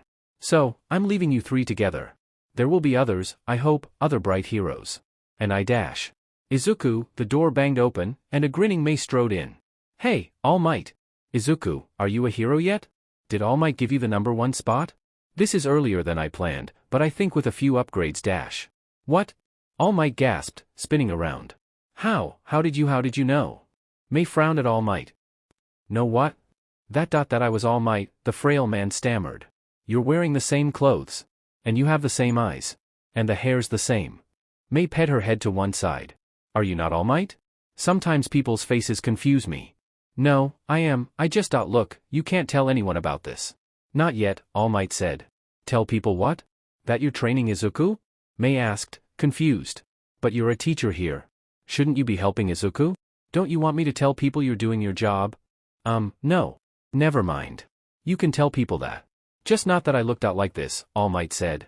He glanced at the boys. The same goes for you. I never told anyone, Izuku swore. And I'll keep it that way. No one would believe me anyway, Shinso said, sounding and looking shaken to the core. And I'm not sure I believe it. Or want to believe it. Believe it. Because I expect you to be the ones to take my place. All Might coughed and grimaced. I do have to go. Togata, take care of them. Yes, sir. Togata vowed. Then he glanced at Mei. Do you want to be a hero too? Nope. Mei said, smiling and shaking her head as All Might left the room. I'm here to collect data. Data? Togata looked unsure. We're not going to be doing math or anything. I'm going to teach these guys how to spar. Yes, that data. The fighting. I need to know what sort of gear Izuku needs. And to do that, I have to observe him in the field. Mei said, grinning widely. He's not very good about being honest about how amazing he is. He needs to be more like me that way. Ah. Well, the more the merrier. Togata said, smiling. And feel free to join in. I saw your fight with Bakugo. You could use some tips on fighting yourself. I already got the best one. Don't get in any more fights, and if I do, call Izuku, Mei said seriously. He's a lot better at them. Togata threw his head back and laughed. That's great. I think we'll get along fine. Hatsume, right? Well, alright. Time to get started, you too. Now, the basics of fighting. You've learned how to get hit, how to not get hit, and how to get back up. Well, now it's time to learn the most important part. How to hit the other guy before he hits you. As it turned out, Togata was just as brutal a trainer as Ken ever was, though he did it with a much more upbeat attitude. He was absolutely merciless when it came to striking at Izuku and Shinso whenever he thought they weren't hitting hard enough, and he was certainly not shy about demonstrating his power with his punches and kicks, either. DMN, you're nearly as bad as Midoriya, Shinso complained, rubbing a fresh bruise on his arm where he'd tried to block one of Togata's blows. You both must have some sort of strength-enhancing quirk. I'm not even using it right now. Togata laughed. You just need to learn how to take a punch. I thought you had a phasing quirk. Izuku asked, feeling confused. Well, let's see if I can phase through your punch. Come on Midoriya, like you mean it. Pretend I just said Mei was ugly. That made Izuku angry enough that he really did put all the force he could into his punch, though Togata did just go intangible so that Izuku stumbled through him. Well, you meant that one. But don't tuck your thumb in. And don't swing your elbow so wildly. You waste the force of the blow. Togata counseled. Then he looked down. Whoops. Sorry, Hatsume. I really should make you some underwear, Mei commented. And don't worry, I know you were just pretending. I don't think I'm that pretty anyway. But you are. Izuku protested. Mei grinned. See, you really are my boyfriend. That's the sort of thing a boyfriend is supposed to say. Am I seriously the only sane one here? Shinso complained. Probably. Don't worry, we'll fix that before long. It's much more fun being insane. Togata laughed, hurriedly putting his breathes back on. Just then the bell rang. Whoops. Ran out of time. Well, Mr. Ken will be with you guys the rest of the week. I'll just be seeing you on Thursdays, or whenever else they need me to fill in. Better hurry to class. And work on those punches. Togata hobbled off, still trying to get his breathes on. Damn it, we don't even have time to shower. Shinso groaned. Oh well, I guess we'll shower later, Mei said. Shinso looked at her with a horrified expression. Mei frowned. I remember to use the girls' showers. Usually. I remind her when she forgets, Izuku assured Shinso. Usually she does remember though. Only sane man, Shinso sighed. Oh well. Guess my classmates will have something new to complain about. Just ignore it, Mei said. And find someone like Izuku in your class who likes you even when you do forget to shower. I'll try, Shinso said dryly. But I'm afraid I'm more into girls. Just find one with no nose. Then you'll be fine. Come on Izuku. I don't care if you smell. I kind of like it, it reminds me of when we're making our babies. Oh, let's hurry to class. I'll ask Mr. Maijima if we can spend homeroom working on the power suit. I've got a big list of upgrades I want to try. I think he'll let us, he said he missed you, Izuku said, picking up his backpack and hurrying out the door with Mei. Really? Yeah, he said it was too quiet. No one's exploded anything all week. Huh. That is funny, because I do explode things. Come on, maybe we can find a missile for you to explode too. Shinso watched the pair go, shaking his head in bafflement. And people think I'm strange. Those two don't even have their quirks as an excuse. Life soon settled into a steady rhythm once again. It was hard on Izuku, constantly training, but with Mei there most days to watch him, he tried his absolute hardest. Mr. Aizawa recovered, and began training Shinso in his capture weapon, while he taught Izuku how to identify and categorize quirks quickly. Your idea in the sports festival to have different systems to counter different quirks is a good one, he told Izuku and Mei. But you won't always have the luxury of a dossier on your opponent's abolites. By all means, when you do have one, use it to the fullest. But know how to quickly identify what a quirk is, and what it does. There are subtle differences too. Just because someone's quirk shoots water doesn't mean you know what it does. Do they make the water? Do they collect moisture from the air? Use what's in their bodies? It's vital to know. Because that's how you can shut them down, and stop them. Right, Izuku said, nodding. I've collected a lot of data on quirks over the years. I made notebooks, with pages on people's quirks and how they use them and stuff. That's an excellent habit, Mr. Aizawa told him. Now, I'm going to show you some footage. Look at the person's quirk in the video, and tell me how you'd counter it, or stop them before they could use it. There isn't just one right answer, but some are better than others. Mei, you watch too. Think of devices that could better stop them. Got it. I'll find a super cute baby for each of them. Mei vowed. Of course you will. Now, Shinso, for you, we'll work on the capture weapon again. Remember, different quirks call for different styles. I have a mutant quirk. What do you do? Striking serpent style. Shinso called, flicking out the capture weapon. He swore when it didn't quite land as he wanted. Aizawa, however, just nodded, then flicked his own capture weapon. Good. But it's more like this. And so it went. Izuku and Mei soon developed half a dozen new kinds of missiles. One delivered a net, made of various materials, to ensnare their foes. Another sprayed out a huge volume of foam that rapidly solidified, while others delivered an EMP charge to take out electronics, tear gas and pepper spray to debilitate opponents, and one that let out a piercing sonic shriek to deafen and confuse foes, especially those with quirks that enhanced their senses. All that while the physical training continued. That was in addition to sessions on first aid, rescue training, and quirk coaching. Interestingly, Izuku's quirk coaching came from Mr. Maijima, who helped him and Mei come up with practical improvements to the design of the power suit, as well as some of their other devices. Shinso, on the other hand, mostly worked with Mr. Aizawa, whose quirk was similar in that it had no direct combat capability, but could be used to tactically control the battlefield. Somehow during all this, Izuku and Mei also found time to help their new friends as well with their gear. Ashido came by for help with her costume, as did several other members of the hero course. Mei was happy to make Ashido a tank that could store her acid, then put it in grenades for her to throw, or shoot it out in a powerful stream. Kaminari got his electrical capacitor, and other improvements were made for various students. The most embarrassing thing they made though, was the underwear for Togata. It turned out that it had to incorporate fibers from his hair, which Izuku dutifully collected. Then he and Mei had to weave a special set of underwear, which Togata also requested be able to withstand high amounts of friction. I've torn my costume a few times and Mr. Maijima's been yelling at me that I'm too hard on it now, Togata explained, laughing as he rubbed the back of his head. I think my new style's been putting too much strain on the fabric. Maybe if you made it able to take more rapid movement? You know, from rubbing together. High friction resistance?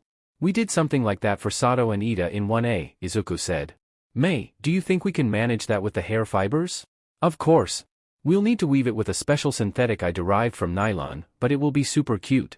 Now, hold still so I can measure you, Mei said, advancing with outstretched hands and making Togata blush and cover himself. Maybe I should do this one, Mei, Izuku said, blushing. It, might bother Togata to have someone else's girlfriend touch him. There. Through it all though, a niggling thought tickled in the back of Izuku's mind. All Might was retiring. His time as the symbol of peace, the pillar of hero society, was nearly at an end. Izuku did want to be a hero, he truly longed to save others as All Might did, to be someone that others could look to for inspiration. To say to the world, you too can be a hero, whether they had a strong quirk or not. But could Izuku live up to that legacy? There were new threats abroad in the world. The hero killer Stain stalked the streets, slaying seemingly at random.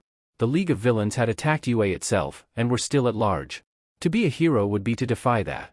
Could Izuku and Mei do it? It was something they would have to find out, one way or another. This document baited by Kylikatarn 77. The slow poison. Once you eliminate the impossible, what remains, no matter how improbable, must be the truth. Sherlock Holmes. The first Izuku had heard of the hero killer Stain had been nearly a year ago. The stealth hero Translucent had recently been embroiled in a scandal where he'd been accused of using his quirk to rather perverted ends. He'd claimed he was innocent, and at first it looked like the whole thing would be swept under the rug. Until Translucent was found with his eyes carved out on the floor of a woman's bathroom, with a message scrawled in blood on the bathroom mirrors, a stain on heroes. That message had resulted in the killer being known as Stain in the media, and a string of a dozen deaths and twice as many vicious assaults across Japan had followed.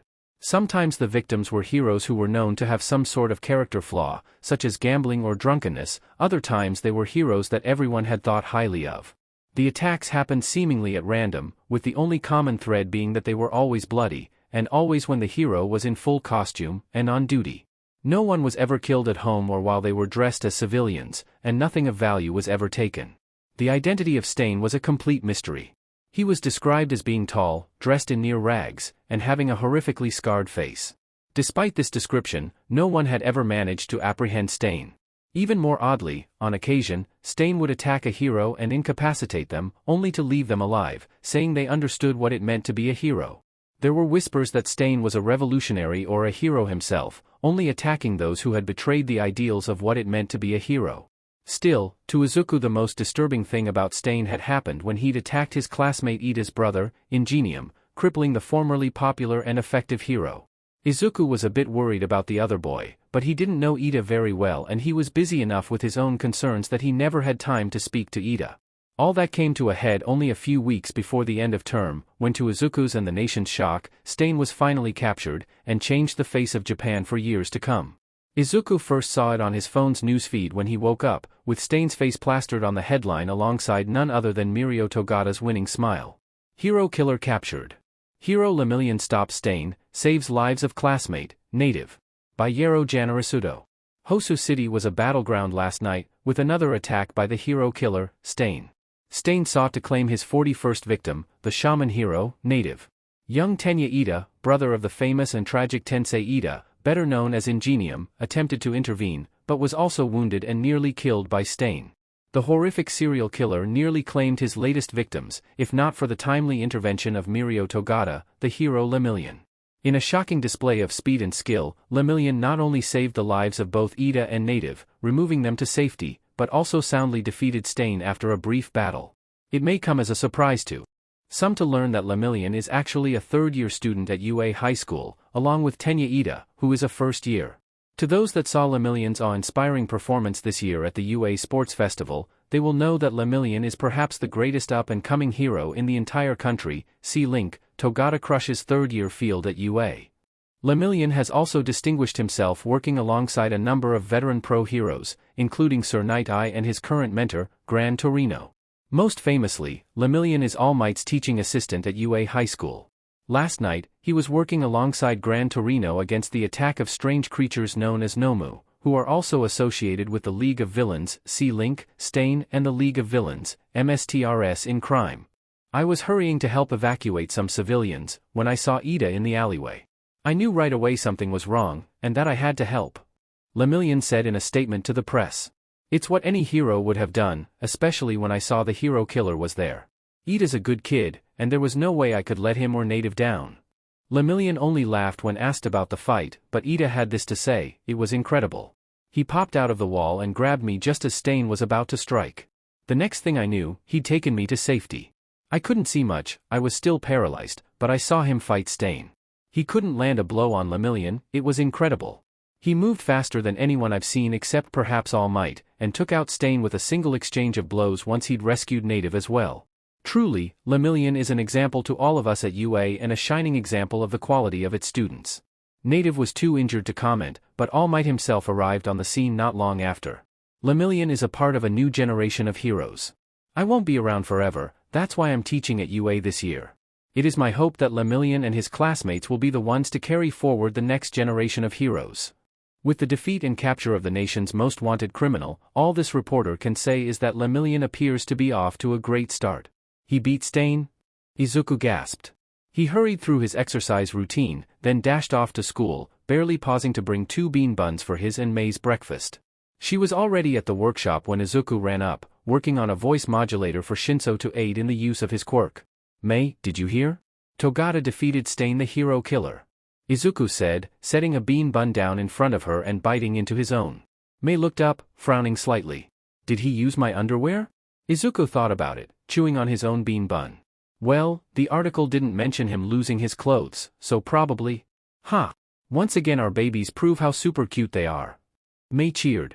I think his suit needs some modifications though.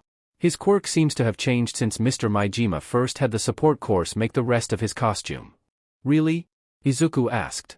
I know he has permutation, his phasing quirk. What else does it do? Well, according to Mr. Maijima's notes, that's all it should do, but it does something else. The tiers on his suit are similar to what happens to Ida or Sato when they activate their quirks, which are super speed and super strength. I didn't refit theirs because it was simple, but I did give the fabric recipe to Mr. Maijima and he had someone else do it. That's good. Don't forget to eat your bun. I've got to go meet Shinso for morning training at ground beta. Togata told me to bring the power suit today, but I'll take good care of it. See you in class. Izuku gave Mei a quick hug, and she started to munch on her bean bun, sketching out ideas for Togata's new costume design. You hear about Stain and Togata? Shinso asked when he met Izuku outside of the urban training site. Crazy to think he's only a couple of years ahead of us. Yeah, I think we've got a lot to aim for, Izuku agreed. Stain was probably one of the biggest threats to society. With him captured, we can rest easier now. Don't be so sure, Shinso said, shaking his head. A lot of people look up to him.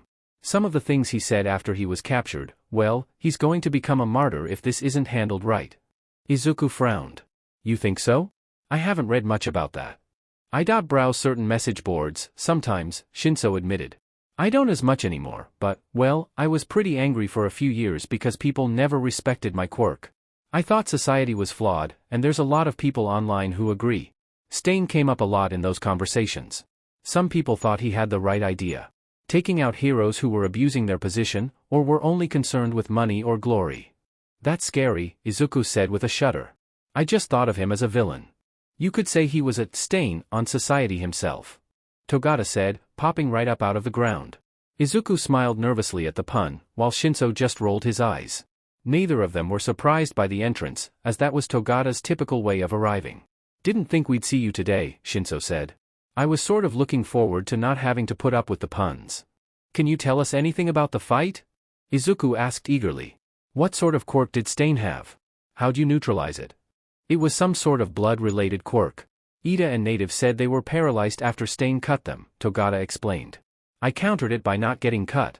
His swords didn't phase me. You don't say, Shinso said dryly. Well, set up the scenario for us. How did you manage to rescue the two hostages? I used my super strength and speed to grab them and dash away. Togata said, flexing and striking a pose.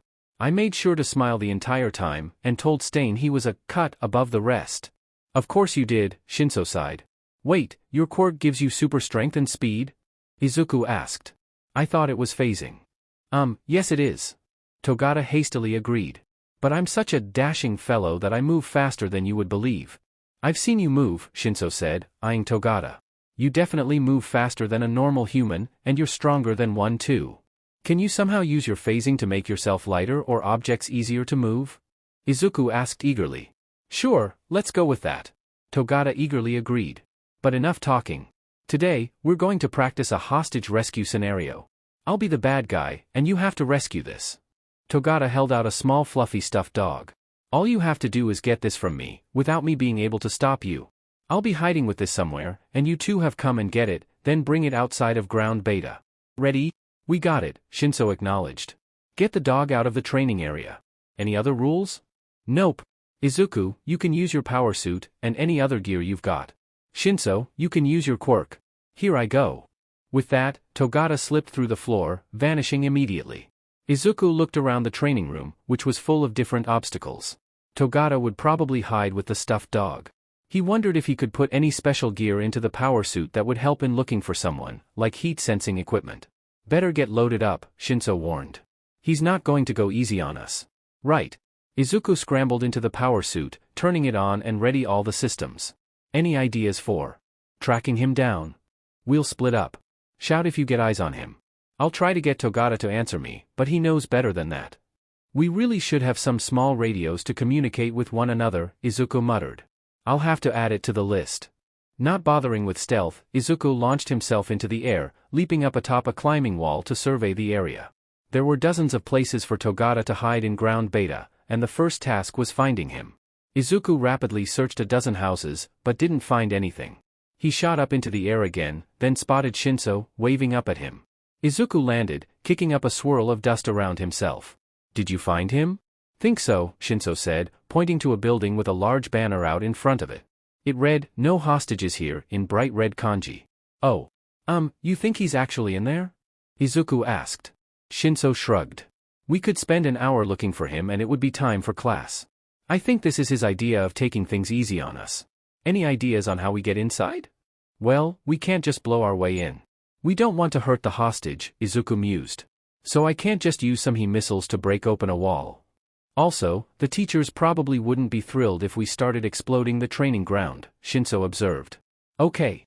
So, you go in first? Izuku nodded. Yeah, I'll try to get him talking. You think you could mimic how I sound? Oh Mei, you're so pretty and smart. I hope we can make babies together forever, except I don't mean inventions, Shinso said in a high-pitched voice. I don't sound like that. Izuku protested. Then he paused, reconsidering. Do I? Your voice doesn't always sound like a little girl's, Shinso agreed. Oh good, Izuku said, relieved. He blinked. Hey, that's not nice. We can argue about my ability to impersonate you, or we can go try to rescue Snuffles the Wonder Dog. Which would you rather do? Shinso asked. Izuku sighed. I'll go in first. I'll open up with a foam missile. If all else fails, I can try a sonic missile and flashbang to disorient him while you steal the dog. Got it, Shinso agreed. Right after you. Izuku dashed up to the building, twisting the power suit so its shoulder impacted with the door, which flew open. Stop, evildoer, he cried. Mwahahaha. Foolish hero. You cannot hope to stop my scheme, a voice responded from a distant room. I know you're in here somewhere. Izuku called, looking around. He moved into the building, but was forced to bend nearly double. He also found that to get through doorways, he had to kick the wall open a bit, as the power suit couldn't fit. Give up now and I'll go easy on you. It is you who should give up, Togata said from behind Izuku. Spinning wildly, Izuku just caught sight of Togata vanishing into the floor. Where's the hostage? He called, but his only answer was a sharp blow from behind. Erg. Izuku spun again, striking at Togata, but pulling his punch so that he wouldn't injure the older boy. To his shock, Togata easily caught Izuku's punch in his hand, despite the enhancing augments of the power suit. Not good enough. Togata snarled. He punched with his free hand, sending Izuku flying into the far wall. Damage lights flashed and an alarm began to sound, notifying Izuku that light damage had been suffered to several systems. With a groan, Izuku hauled himself up. He was surprised to see Togata standing there, beckoning Izuku forward. If that's how it's going to be, I'll have to give this more power. Izuku roared, rushing forward and completely forgetting his missiles. Togata grinned, a wicked gleam entering his eye as Izuku bull rushed him. Togata braced himself, catching the power suit with both hands, and wrestling with Izuku. Despite amplifying his strength 20-fold, Izuku found he was somehow physically no match for Togata. What kind of quirk do you have? Izuku gasped, still trying to get Togata to talk. Togata just grunted, then suddenly pivoted and went permeable, causing Izuku to fly forward through the wall. He shook himself off and stood, and found himself staring at Shinso. The other boy was slinking forward on tiptoes, with the stuffed dog in his hands, his eyes wide. Izuku realized Shinso must have come in another way and found the toy, and immediately spun, charging back towards Togata. That was pretty good, but I've only begun to use a fraction of my power. Power suit, manual override. Smash mode, activate. The suit binged, and a new warning indicator began to flash, indicating that the suit's limiters had been deactivated, and that it would now strike with enough force to pulverize a normal human. Now that sounds fun. Togata laughed. But don't think I didn't see that. Instead of catching Izuku's charge, Togata passed right through him, causing Izuku to barrel into another wall, lodging himself in the frame. Behind him, Izuku heard Shinso cry out, then say, "How did you know?" Togata didn't respond though, and by the time Izuku got back up, he saw Togata running out of the back door. We have to stop him. Shinso called. He's getting away. On it. Climb on. Izuku ordered. Shinso jumped onto Izuku as he ran by, and they gave chase after Togata. Once they were outside though, Togata turned, dropping the dog. Once more, he made a bring-it-on gesture at Izuku. Think you can take both of us at once? Shinso demanded in a not bad impression of Izuku's voice. Togata said nothing though, and Izuku launched a foam capture missile at him. Togata sprang forward, moving so fast he was hard to see. He grabbed the missile right out of the air by the sides, then spun around, hurling it back at Izuku and Shinso. Oh no! Izuku wailed. He tried to dive out of the way, but the missile exploded, coating both he and Shinso in foam. It rapidly solidified, to the point where the power suit became gummed up, unable to do much more than wiggle. Power! Togata roared, striking a pose with both his arms extended out of his body, palms up. It was his traditional victory pose, and Izuku let out a sigh. I'm stuck, you Shinso? MMMMPH. Shinso grunted. Apparently, the foam had gotten into his mouth. It was breathable so that no one would suffocate while they were trapped in it, but it tasted awful as Izuku knew from experience. We give up, Izuku called. Help us get out. Right. Togata agreed. He jogged over, jumping up on top of the large pile of foam. How do I do that, Midoriya? Well, I have a spray in my suit that will remove the foam, but its mechanism is gummed up and it won't open. I think you'll have to get Mei to get us out. Togata winced. Oh. That might be a problem. Just then, the first bell rang. MMMMMPPPHHHH, Shinso sighed. Oh no, Izuku ummed. That day, they were an hour late, as Togata had to go get Mei, help her dig out the spray from where it was buried in the workshop. Izuku would have known just where to find it, but Mei had a hard time remembering where things were put away, and then they had to wait a few minutes for the foam to dissolve. Thankfully, Izuku mostly missed the first PRD and their workshop time with Mr. Maijima. You two spend enough time with me that I won't count it against you, Majima said with a shrug when Izuku stammered out an apology. Just don't make a habit of it. Shinso, however, got into a bit of trouble, though he didn't earn much more than a slap on the wrist from his homeroom teacher. I'll have to write an apology note and I promise not to be late again. Shinso told Izuku and Mei. He'd taken to eating with them in the workshop, as he too had struggled to make friends prior to the sports festival. Well, that shouldn't be too hard, at least for the rest of the trimester, Izuku said, wiping down the power suit with a rag. They were still defoaming, after which they would have to grease everything to keep the mechanisms from gumming up. Exams are next week. Well, I hope you don't abuse our baby too much more. Mei said around a mouthful of food. Shinso didn't seem too bothered by Mei's manners, having become rather used to them. Just think of it as data collection. After all, if Midoriya does become a pro hero, your babies will get beat up all the time. I suppose that's the price of getting used, Mei said with a sigh, then took a long swig of her energy drink and let out a belch. You should have told me you were going to be doing missile testing. I would have come to watch. Sorry, I didn't realize, Izuku said, smiling at Mei. You would have been proud. I activated full smash mode. Unfortunately, it didn't seem to faze Togata. Something's up with him, Shinso said with a frown at the accidental pun. How can someone have two quirks? He's got permutation, but now he has super strength and speed? I saw you plow into him. That would have knocked down a brick wall. He should have been flattened, but he just caught you. That's impossible, Izuku said with a shake of his head, finally sitting down to eat the bento his mom had packed for him. You can't have more than one quirk. Why? Mei asked. Well, that's not how it works. Everyone gets one quirk, and only one quirk, Shinso argued. He suddenly winced. Sorry, Midoriya. No, it's okay, Izuku said amiably. He popped a ball of rice wrapped in nori into his mouth and chewed, thinking. What if he got another one? Mei asked. Shinso and Izuku turned to her, puzzled. Huh? You know, like the Nomu, from last night and the USJ attack. I talked with Ishido, she said the Nomu had shock absorption, but also regeneration. And the Nomu that helped that bad guy last night had all kinds of quirks too. So they had to get multiple quirks from somewhere. What if Togata got an extra quirk, too? That's ridiculous, Shinso scoffed. You can't give someone a quirk. Yeah, All Might said he'd have given me a quirk if he could, once, Izuku said, thinking back to the first day of school. What if he gave his to Togata? Mei asked. All Might's quirk is super strength and stuff? Togata just got those, and All Might says he's retiring. So maybe he just gave his to Togata. That's impossible. You can't pass on quirks. Shinso said, sounding increasingly frustrated. Yeah. That's huh. Izuku frowned, looking down at his last rice ball. All Might did say that he thought of Togata as his successor, that he was passing on his mantle to the next generation. What if he meant that literally? I bet I could figure out a way to pass on quirks. Mei said excitedly. They're contained in DNA. They manifest in the QR.16 gene. If you could alter that gene, I bet you could get someone to manifest a new quirk. That made Shinso blink. Mei, you think you could just give someone a new quirk? Well, not right now. I'm not really an expert on biology, Mei said with a wave of her hand. But if I built a machine that could isolate the QR.16 gene and then study different quirks, I might be able to make one manifest itself. Izuku felt his heart skip a beat. "Mei.do you think. Could you give me a quirk?" Mei looked at Izuku, frowning. "Well, maybe. But why would you want one?" I've always dreamed about having my own quirk," Izuku said quietly. Maybe not even a powerful one, just something that was my own." "Don't be silly." Mei laughed.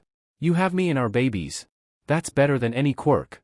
Why yeah," Izuku stammered, and quickly grabbed his protein shake, quickly chugging it. He saw Shinso looking at him out of the corner of his eye though, and it made Izuku wonder.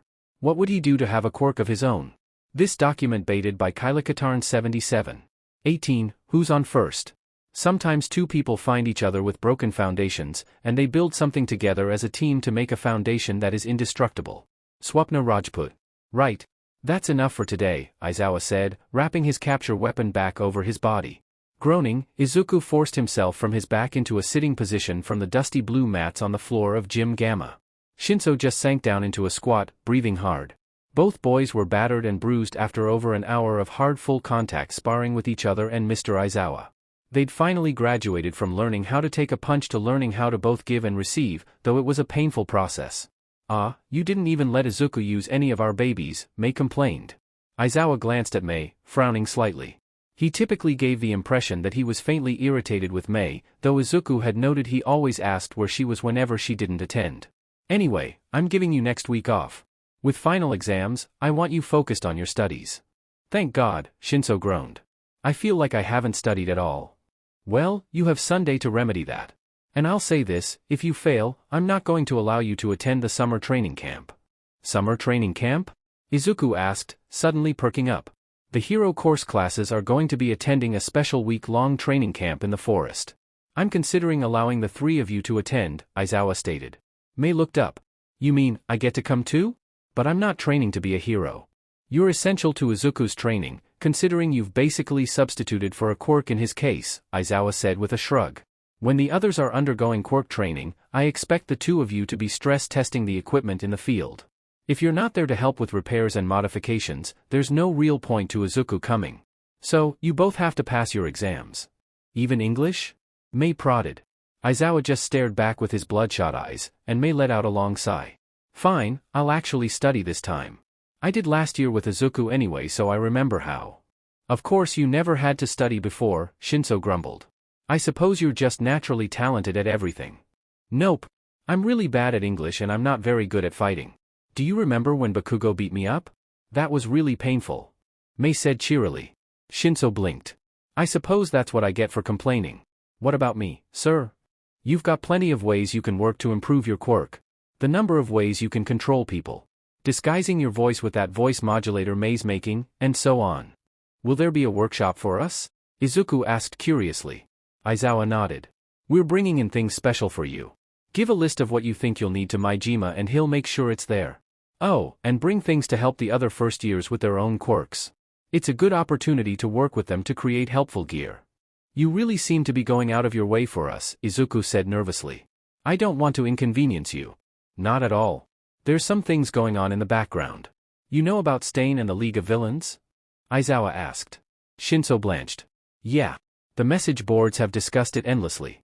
Rumor has it the League is recruiting, and they've found some really nasty characters to join up with them who support Stain's ideology. Rumor has it they have both Muscular and Moonfish now." "Really?" Aizawa said, sounding interested. "That's something I haven't heard. Come by my office later. I'd like to talk to you about where you're getting this information, Shinso. It would be good to have. It's just a bunch of people I know online from when I used to frequent some shady places. I still communicate with them," Shinso admitted, looking rather guilty. "Sounds like you've managed to cultivate your own little information network. That's valuable to any hero. Like I said, come talk to me after school. For now, the two of you go get healed up with Recovery Girl before class today," Aizawa ordered. "I've got exams to write." "Hey Shinso, want to study with us?" Mei asked as they left Gym Gamma. Shinso glanced at Mei, eyebrows raised. "Wouldn't you rather spend that time alone with your boyfriend? I'm not going to hang out with you two if the study sessions are going to turn into make-out sessions. What's the point if you're not trying to make out what the math answers are? Do you already know them?" Mei asked, slightly confused. "That's not sure. I'll study with you. Beats doing it on my own, I suppose," Shinso said with a sigh. "As long as you don't mind, Midoriya." I suppose you don't know what a makeout session is either. Not exactly. Mei and well, Mr. Aizawa said nothing past first base and we've sort of been sticking to that, Izuku mumbled. We don't like baseball anyway. Mr. Ken got really upset when I tried to give the baseball team a rocket bat, so we don't try to play it anymore, Mei told Shinso. You know, the funny thing is, that's really not the most complete non sequitur you've told me this week, Shinso remarked. When and where are we having this little session? We could meet at my place, Izuku offered. My mom always makes snacks and stuff and she said she'd like to meet you after seeing us work together at the sports festival. Maybe tomorrow afternoon? Sounds good, Shinso agreed. My grades aren't too bad, but I really don't want to miss out on this summer camp deal. It's our chance to really integrate with the hero course and prove ourselves to them personally. The study sessions went well. Mei as usual found them boring, but Shinso was a hard worker who kept his focus. It was also fun, just hanging out with friends. After they were done, they watched another terrible movie, this time a Japanese dub of Batman and Robin from back in the 20th century. At first Shinso looked irritated at Mei and Izuku's running commentary, but once he realized the movie was a complete disaster he joined in with gusto. Shinso nodded at the screen and grinned wickedly at Izuku. Mei, do you think you could make a hero costume like Batman's for Izuku? Probably, Mei said with a shrug. It doesn't look that complicated. Make sure his has nipples on it, Shinso said, putting his hands over his own chest. It really ties the piece together. Sure, as long as I can make your costume look like poison ivies, Izuku shot back. You'd look great with eyebrow extensions and blue eyeliner. Shinso gave Izuku a murderous glare, then burst out laughing, and everyone joined in. A bat credit card? Seriously? His power isn't being rich. Izuku complained later. I think it is. Mei laughed. I did the numbers on all the stuff he's got, and even considering today's technology his own jet and custom car would be billions of yen. He's not even a good detective in this movie, he's just some rich idiot. The next day exams began, and at first Izuku was nervous as always, fretting over each answer and biting at his nails and pencil. But then he'd hear Mei humming away in the background, and glance over to see her working away, relaxed and confident as always. It calmed his nerves somewhat, and despite how busy he'd been, Izuku felt fairly confident in the answers he put down. Like Mei, Shinso didn't seem nervous at all in their lunch and after-school cram sessions, spending a good bit of his time sniping at Mei and Izuku both. Seriously, Izuku, you write with these? Shinso asked, holding up a nod pencil with thumb and forefinger. It looks like a rat got at it. You just like the taste of them or what? And nervous habit, Izuku admitted, feeling embarrassed. And Mei, do you have to keep humming? Some of us are trying to think, Shinso complained. I know. That's why I do it, Mei replied, and kept right on humming. Shinso tried to look irritated, but Izuku saw the smile tugging at the other boy's mouth. He was starting to realize that sarcasm and pithy remarks were how Shinso expressed affection. Shinso also left a box of gum for Izuku with a note that read, "Always helps me." It made Izuku smile, and Mr. Maijima turned out not to care if Izuku chewed gum as long as he properly disposed of it. The most important exam though wasn't the pen and paper one, but the evaluation Mr. Maijima gave of the items created over the course of the semester. Izuku saw for the first time the gear that his classmates had been working on, and was shocked at how basic it seemed to him. They had sewn costumes for the hero course students and modified them, or made small devices like basic radios or other gear. Mr. Maijima praised some of it and gave pointers to all of them, ranking the students by their contributions to the class. Then, he called Izuku and Mei up to the front. Now, you all remember at the start of the semester when I told you all to come to these two for help? Well, I've noticed most of you haven't been doing that. So, now you're all about to see just what they've made. That's so not fair. Kata complained. They're both super geniuses. Midoriya even won the sports festival with that robot. They had to have someone help them, how could two kids even make something like that? It's not a robot. Mei snapped. The power suit is an exoskeletal strength and agility enhancing platform with built-in modular systems. And we did build it. Izuku said, feeling somewhat offended that anyone would imagine that Mei would lie about something like this. Look, see, we took off the front panel here. Now, the power source is a modified new line Mitsubishi double reaction plant that produces. Izuku walked the class through the electrical systems and wiring of the power suit, from the main engine that used both a battery backup and a double reaction plant, to the separate power banks that each modular hookup in the suit used. He also described how the electrical systems were integrated into the control scheme, and the neural interface along with vocal commands that could activate the systems. It took a long time to work the bugs out. We're still chasing a few. Sometimes if I have a stuffy nose or pitch my voice wrong, it takes the system too long to respond, and we still get a cascading error if you string more than 3 commands in a row that results in it skipping every other command. That's about it from my end. Any questions? Izuku finally looked up from the power suit, and saw the class staring at him with open-mouthed shock. Kata's eye stalks had retreated most of the way into his head. Mr. Mehima developed a sudden coughing fit, turning his face away. Izuku caught a gleam of humor in his eyes though. Right. Now I'll explain the hydraulics, servos, and motorized assists. You see, the suit amplifies the user's motions, using the sensors along with a haptic feedback mechanism. The tricky part is not over-amplifying the user's motions in a way that could cause harm. Izuku has a lot of bruises and sprains from that. Now, the hydraulics here are made out of a special alloy we created, using a mixture of. Mei went on well past the end of school bell, but none of the others left. Mei even called them up to examine different subsystems and help her open various panels to examine the guts. By the time they were finished, even Kata was suitably impressed. And you made this all on your own? He kept asking. Mei never got annoyed with the question, but always answered, no, Izuku helped me. He made this part in the machine shop, and this one he modified slightly to allow the wiring to house better, and here he dash. A part of Izuku was shocked to realize just how much he had contributed to the power suit. As Mei repeatedly stated, I could build some super cute babies on my own. But to build the most amazingly cute ones like this I need Izuku's help. It's always best to have a partner. Even if yours won't be as good as mine because I already took Izuku. When Mei finally wound down, Mr. Maijima had the others return to their seats. Now, I want you all to understand, what Mei and Izuku have built is so far above what I would normally expect from students that I won't hold you to that standard. At least, not this semester. But now, you've seen what's possible. Next time around, I expect to see something truly incredible from you all. And remember, even if Izuku and Mei are the weirdest of this odd bunch, you can learn something from them. Dismissed, final grades will be posted tomorrow. For once, Mr. Maijima kicked Mei and Izuku out immediately, stating that he needed to finish grading the projects and didn't want them banging around. They left with the others, but instead of ignoring Izuku and Mei as usual, their classmates crowded around and asked questions about how they could improve their own designs. Well, your radio set wasn't bad, but I noticed the batteries you were using were a bit underpowered. Maybe if you try dash. Look, you can't just make something normal. It has to be super cute. So when you make the costume, remember that baby is for that person. Look up their quirk, but don't just think about how they use it now. Think about what you could make their quirk do if you made something especially awesome for them. They chatted with their classmates for several minutes, until everyone had to leave for dinner or other events. Izuku and Mei headed back to her house, as Mei was determined they spend at least a little time working on one of their projects. I have a surprise for you, Mei said as they entered into her workshop. Tada! Behold, super cute baby number 189. I call it Rice Crisper. She pointed to a large boxy device with several trays and holes in it. Several of the holes had glass tubes filled with clear fluid in them. Izuku walked over, and on the screen he saw a series of letters and numbers. Most of the letters were seemingly random patterns of A, T, C, or G, and after a long moment, it clicked. It's a DNA sequencer. Izuku gasped.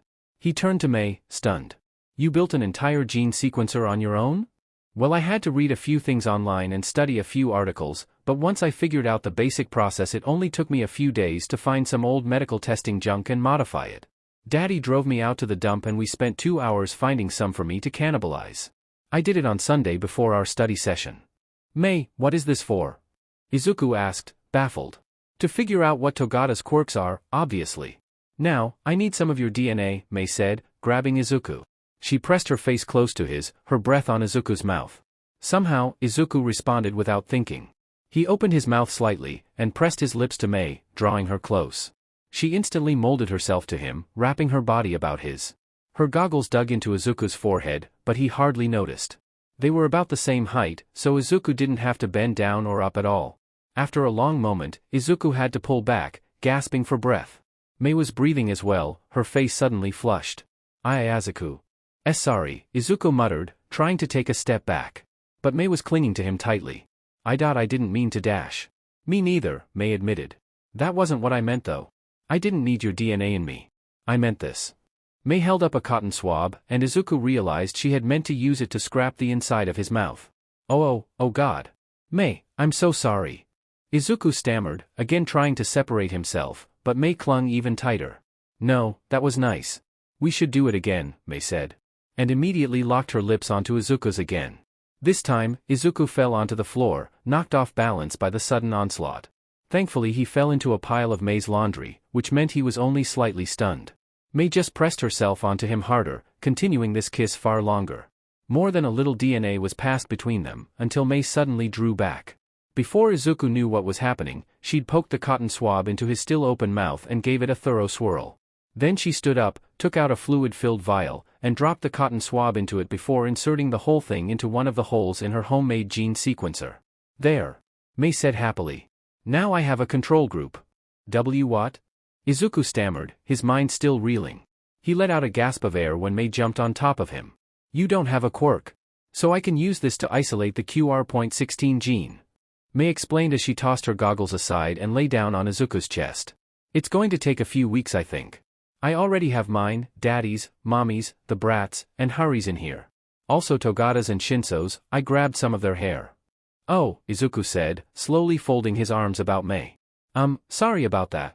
I didn't mean to steal your first kiss. I don't think you can steal my first kiss. I kissed Mom and Dad a lot when I was little, Mei said, grinning as she looked down at Izuku. But it was nice. Can we do it again? Yes, Izuku whispered. And moved his head up to meet Mei's again. So, of course, that was how Mei's brothers found them when they ran in to call both of them for dinner. EWWWW, they screeched in unison. Mom, Dad, Izuku, and Mei are kissing. Hiroki yelled as he ran out. Kamaru made gagging sounds as he watched Izuku scramble to stand up, which Mei wasn't making any easier as she tried to throw her laundry at her brother. You're not supposed to be in here. Mei yelled. This is mine and Izuku's room. Izuku, you got Mei's undies on your head. Nikiwa laughed as he dodged a smelly shirt. He ran off after his older brother, still taunting Izuku and Mei. Oh no, Izuku groaned. Your dad is going to kill me. He better not, I looked it up. That counts as first base in baseball. Why did no one tell me baseball was so much fun? But why do you need so many players on a team? That seems really complicated and I wouldn't want to kiss all of them, Mei complained. That made Izuku blush an even deeper red as he quickly removed Mei's laundry from himself and dropped it back on the floor. To his surprise, neither Mei's mother nor father nor even her sister came to yell at them, and when they made their way up to dinner no one aside from the still sniggering boys seemed to think much of it. At last, Kamaru glared at his father and demanded, aren't they going to get into trouble? Were their clothes still on? Mr. Hatsume said, his eyes on his plate. Well yeah, Kamaru said, scrunching up his face.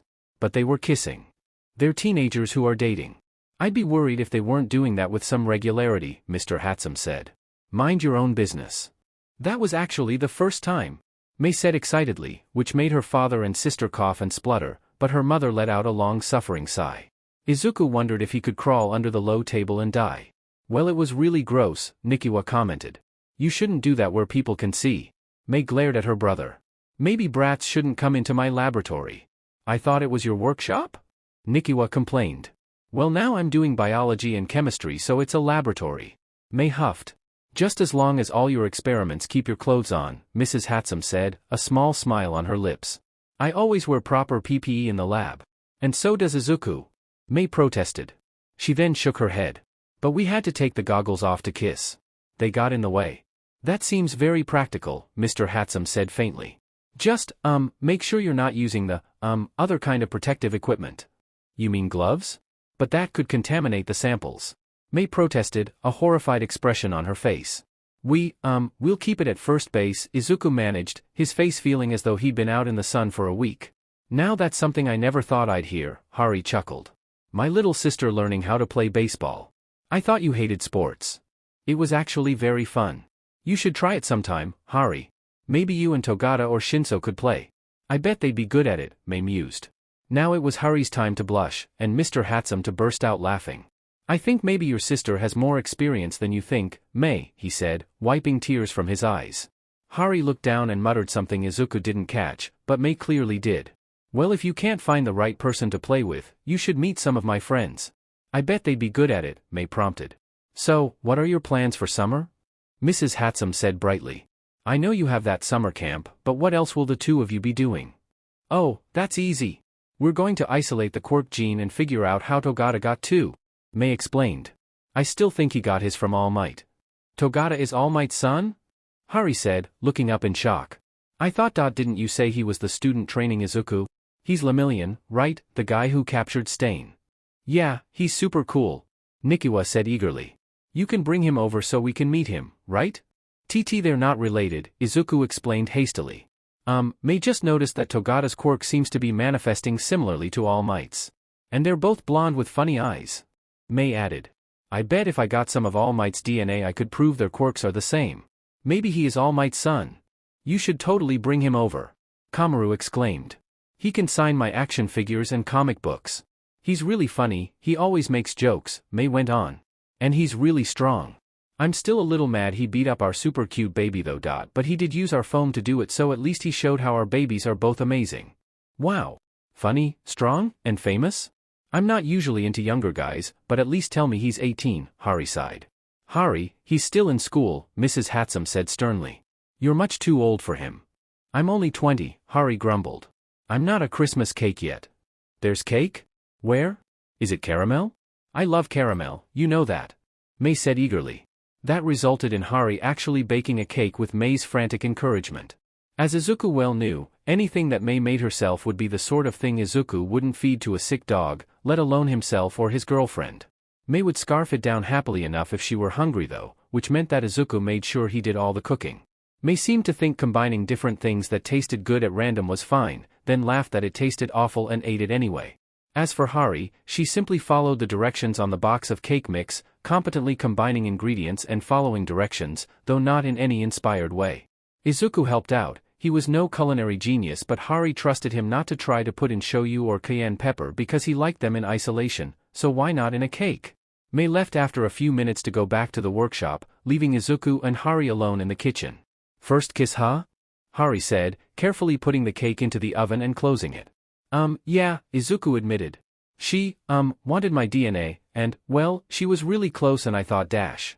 Please tell me that isn't a metaphor, Hari groaned. No, she wanted to swab my mouth, Izuku explained as he stirred the pot he was using to make the caramel frosting. I'm, the control group. Since, you know, I'm quirkless. She's trying to identify the genes that create quirks. Shinso and her had an argument.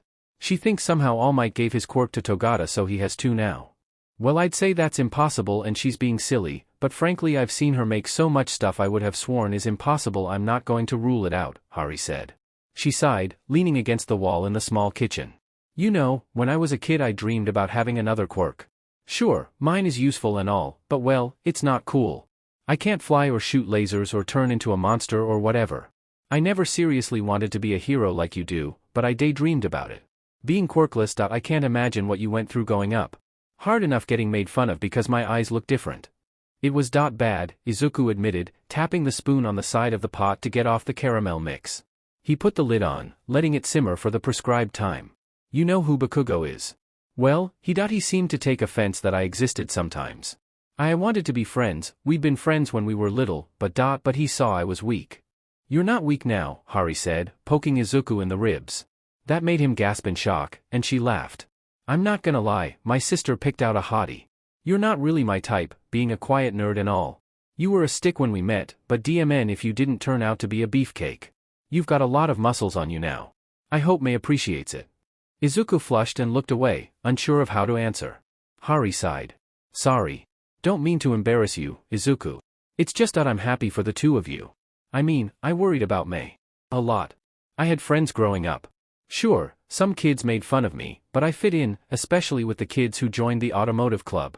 Even had a few boyfriends over the years, though nothing serious like the two of you. Now I spend so much DMN time working I don't feel like I have the time for it. My last boyfriend turned out to be a real JRK, and you don't need to hear about my life. I'm the big sister, I'm supposed to give you advice, right?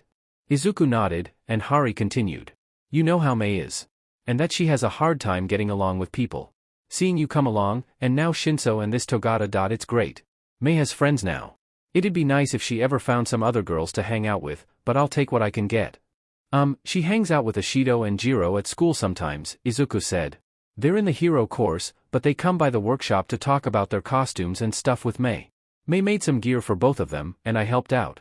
Their friend Kaminari with his quirk. They'll be at the summer camp, so maybe dash. Hari put her hands on Izuku's shoulder. Izuku, if you can somehow get Mei to have a few girlfriends who she can hang out with that won't treat her like a freak, I give you my permission to marry my little sister. Izuku went pale, then red, then pale again, his mouth opening and closing silently. Then he suddenly let out a yelp. The frosting. Thankfully, the frosting hadn't burned, and after a little while they were indeed able to serve up a delicious caramel chocolate cake for dessert. The cake tasted good, and it was fun to eat with Mei's family, but the dessert made Izuku think of his taste of something sweeter, and that thought only made him blush. This document baited by Kylakatarn 77. 19. Last Days of Childhood. I've never been the kind of man who laughs in the face of danger, much preferring to snigger behind its back and make vulgar hand gestures while it isn't looking. Commissar Syafa's Kane, hero of the Imperium. To Izuku's surprise, for the first time in his life his exam results placed him at the top of his class. His scores in the traditional academic areas had been good, enough to place him near the top of the class, but his stellar practical exam results had so far outstripped everyone else's but Mei's. What did surprise him was to learn that his exam score actually averaged higher than Mei's. Her scores in science and math were near perfect, but her scores in language arts, history, and of course English were only decent. That resulted in Mei being ranked third in the class, behind the ever-smug Koja. I can't believe I was ranked first in the class. Izuku repeated for about the dozenth time as they walked to the train station. Yep. I knew you could, Mei agreed. So believe it. I have a hard time believing I'm actually good at something, Izuku admitted. I always thought, well, that everyone was better than me. Well, you won the sports festival, Mei pointed out. Yeah, but only because you helped me, Izuku said, blushing slightly. Mei shrugged. Well, of course I did. But you still did it. You helped me too, but I don't think I can't do something. If I thought about all the reasons I couldn't do something, I'd never make another super cute baby again. That's what I love the most about you, Mei, Izuku sighed. You're always so confident. In yourself, and in me. Thanks. I love how you listen and give me hugs, Mei said happily. Izuku suddenly stopped, feeling himself go slightly numb. He'd actually said it. After a moment, Mei stopped too, turning around and frowning. Izuku, we have to get home so we can finish working on the list of supplies we need for summer camp. Mr. Aizawa said we have to give it to him by Monday. You said you love me, Izuku said, blushing and looking down. And? I said I love you. Mei came right up to Izuku, looking into his eyes with a concerned expression. Do you? Yes. I think I do love you, Mei. Because you believed in me, and because you're pretty and dash. Good. Mei turned around and started walking again. Then let's get that list finished. I think we'll need extra tungsten so we can make some reinforced gear, and dash. Izuku walked on, for a moment, feeling dejected that Mei hadn't said she loved him back again. But then, he thought about it a little more. Mei rarely, if ever, talked much about her feelings or the feelings of others. That, Izuku had come to learn, was just sort of who she was. There were a lot of other ways that Mei told Izuku she loved him though. Her constant longing to be close to him, and share physical affection. Her willingness to share her dreams with him, and the fact that she always believed in his dreams. Maybe, he'd just have to live with. Oh, and Izuku, I love you too. Hari told me I should say that back to you when you say it to me because it's important to people. But you knew that already, right? A smile crept over Izuku's face. Yeah, I guess I did. But it's good to hear it too. Oh, and don't forget, we're going to need more propellant for the rockets, and materials to make new ones. I want to try out different formulations for the capture foam as well. It really tastes bad, and if we rescue someone we don't want them gagging. Who cares how it tastes if they're safe? Mei complained. She glanced at Izuku and shrugged. Fine. We can make it taste like cherries. But not grapes. I hate grape flavor. The time leading up to the summer camp was spent mostly in the lab, save for the days Shinso decided to drag Mei and Izuku out to do something. You two really need a hobby, Shinso informed them one day, showing up to Mei's house dressed casually in jeans and a t-shirt. Ever play any video games? Yeah, but I haven't really had time for them since I met Mei, Izuku admitted. Were they all games about being a hero? Shinso demanded, glancing at the gene sequencer. He clearly didn't know what it was, and walked over to examine the other projects scattered on the tables. They were mostly All Might games. I was, a bit of a fanboy. Glad you got over it, that would have been insufferable, Shinso remarked. What about you, Hatsume? Ever play any video games? We had to play games during social groups in Mr. Onizuka's class, but I never liked them, Mei declared. They wouldn't let me make my own. Here, test this out. It's a voice modulator with a built-in radio. See if you can mind control me. Okay. Shinso put on the voice modulator, then said in a voice that was pitched much higher. Hatsume, can I mind control you? Mei frowned and leaned forward to tap on the modulator, making Shinso lean back awkwardly. Not working, maybe you need to dash. Her eyes suddenly glazed over. Shinso nodded. Take a big step back, Hatsume. You're in my personal space. Mei took a step back, then stood, her eyes glassy and dull, a bit of drool leaking from her mouth. Izuku put his hand over his mouth, feeling the urge to vomit.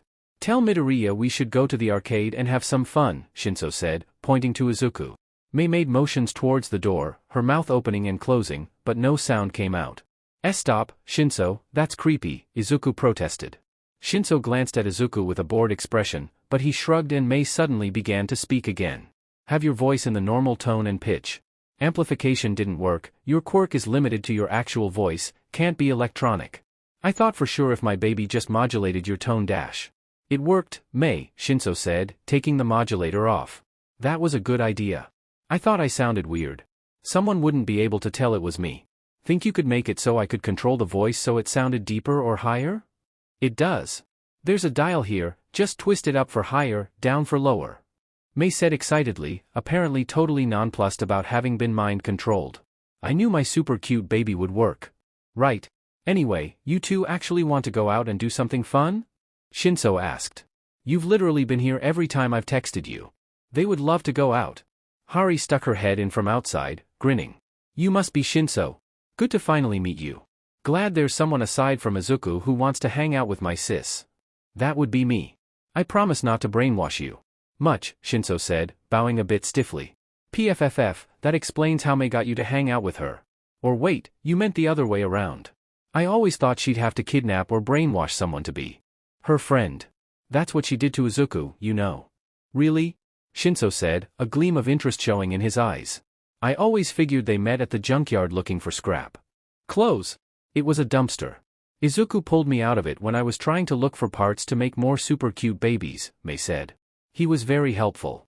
And he fell in love with the power suit at first sight. I think it was you, Mei, not the power suit.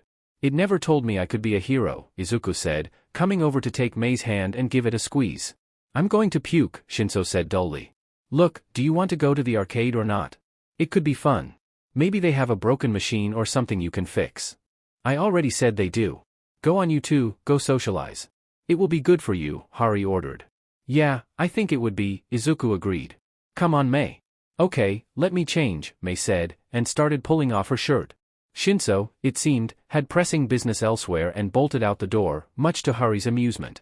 Izuku just took off his own shirt and changed into the clean clothes he'd brought, keeping his back to Mei. He was sort of used to seeing her like this now, and while it was certainly TTLLTNG, he was no longer quite as embarrassed as he'd once been.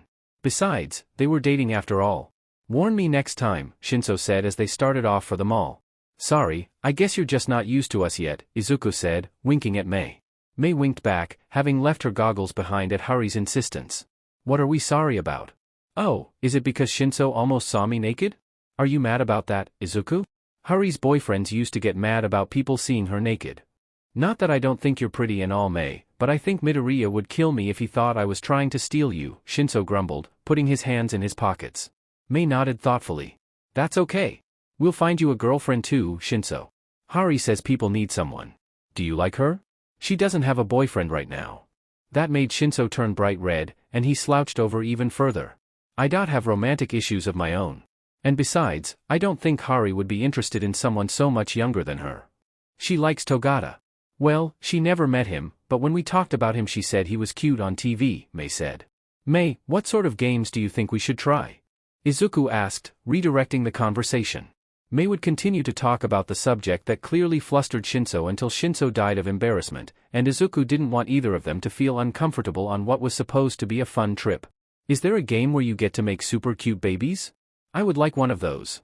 Maybe we could make a flamethrower. I keep wanting to try one for the power suit but Izuku keeps telling me the fuel mix is unstable and then it explodes. Gee. I wonder why Izuku thinks it's unstable then, Shinso chuckled. Oh, it is.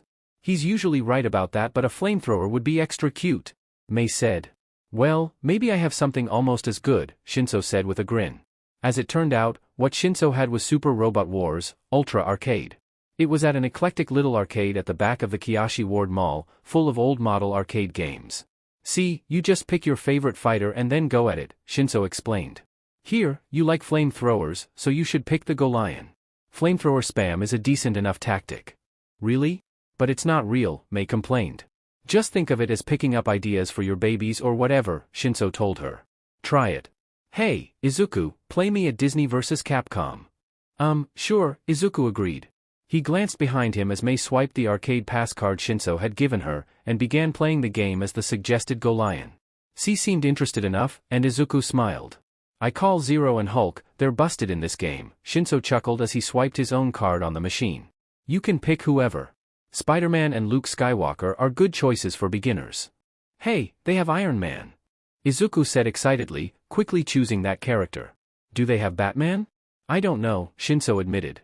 These games are really old, I don't know who most of the characters are really. Well, Tron Bonne looks like she has her own power suit. I'll try that one, Izuku said. Pick one more, I'm just doing random, I like to try everyone, Shinso advised. Izuku ended up going with Spider-Man, as he'd appeared in a few issues of Iron Man and he liked the character. The game was a fast-paced fighter, and Izuku was mostly smashing buttons for the first game, which he lost handily to Shinso. However, for the next game Izuku paid more attention to his combos, and managed to score a narrow victory after Shinso randomly selected his entire team. Their last match though Shinso revealed he'd only been using a fraction of his power, and utterly dominated Izuku. That was fun, Izuku laughed. Any other good games? Mei, you having fun? He glanced over to see Mei with one of the store employees. No. Look, you've got this wired all wrong. Ugh, Izuku could explain it to you but I'll fix it myself. What, did you make this yourself? Yes, actually, the irritated man said, glaring at Mei. Look, I don't come into your house and tell you how to wire your electronics. Good thing too, you're bad at it, Mei told him. Just let me take it apart and fix it. It will take me like 5 minutes. Hey, is there a problem? Shinso said as he and Izuku hurried over. The store owner glanced at Shinso. Yeah, your girlfriend here is trying to take apart my machine. I'm not his girlfriend, I'm Izuku's girlfriend. Mei lectured. The man did a double take at Izuku, his jaw dropping. Holy CRP. You're that quirkless kid who won the first-year UA Sports Festival. Yeah, that's me, Izuku admitted. It had been a long time since anyone had recognized him, mostly because he had kept his helmet on the entire time, save for the medal ceremony. Wait, does that mean she's the chick who helped you make that awesome mecha? The owner demanded. Shinso grinned. Yeah, Abe. That's Mei Hatsume, and this is Izuku Midoriya. You know I go to UA too, right?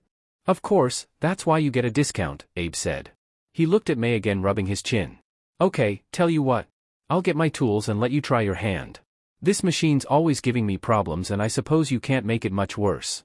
He disappeared, and Mei happily took out a screwdriver from her cargo briefs and began opening panels. Mei, are you still having fun? Izuku asked nervously. I am now. He said I could play for free if I fixed this. There was a glitch on the screen I bet I can fix, Mei said, then started happily humming to herself. You don't mind if we play, right? Shinso asked, sounding a bit worried. No, you go play the games. I'll play with you after I fix this, it's bothering me, Mei stated. After that, Shinso and Izuku tried out several of the games, from Rogue Squadron 6 to Wacky Races Reborn. Mei joined them a few times, but on the racing games she ended up getting a bit motion sick. We can leave if you want, Izuku suggested. I'm fine. I just need an energy drink or something, Mei said. Hey, good idea. Shinso fished in his pocket and pulled out a few bills. Get me something too, and maybe something to eat as well. There's a place that serves American-style food a few doors down. They have decent enough food if you like foreign stuff. Sure, Mei. Agreed, taking the money. Izuku, should I get food for us too? Yeah, whatever looks good. What do you recommend, Shinso? Izuku asked. Go for the hamburgers and fries. Ask for extra pickles, I like those. No cheese though. Get me a soda or something, Shinso said. Yeah, that sounds good, Izuku agreed. I tried hamburgers before and they're pretty good. You got the kids' meals from that one chain that had All Might toys in them, didn't you? Shinso teased as they went back to the games. Maybe, Izuku admitted. Huh. I did the same thing. Relax, you're not the only one who had an All Might obsession, Shinso laughed. As they sat down at another arcade table, Shinso glanced around. Speaking of, he said quietly. Have you thought about what All Might said?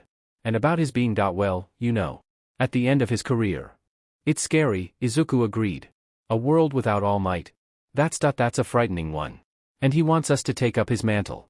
I mean, I've always said I wanted to become the world's greatest hero, but I mean, to try to take All Might's place. Shinso nodded, his eyes losing focus as he looked into the colorful flashing lights of the game.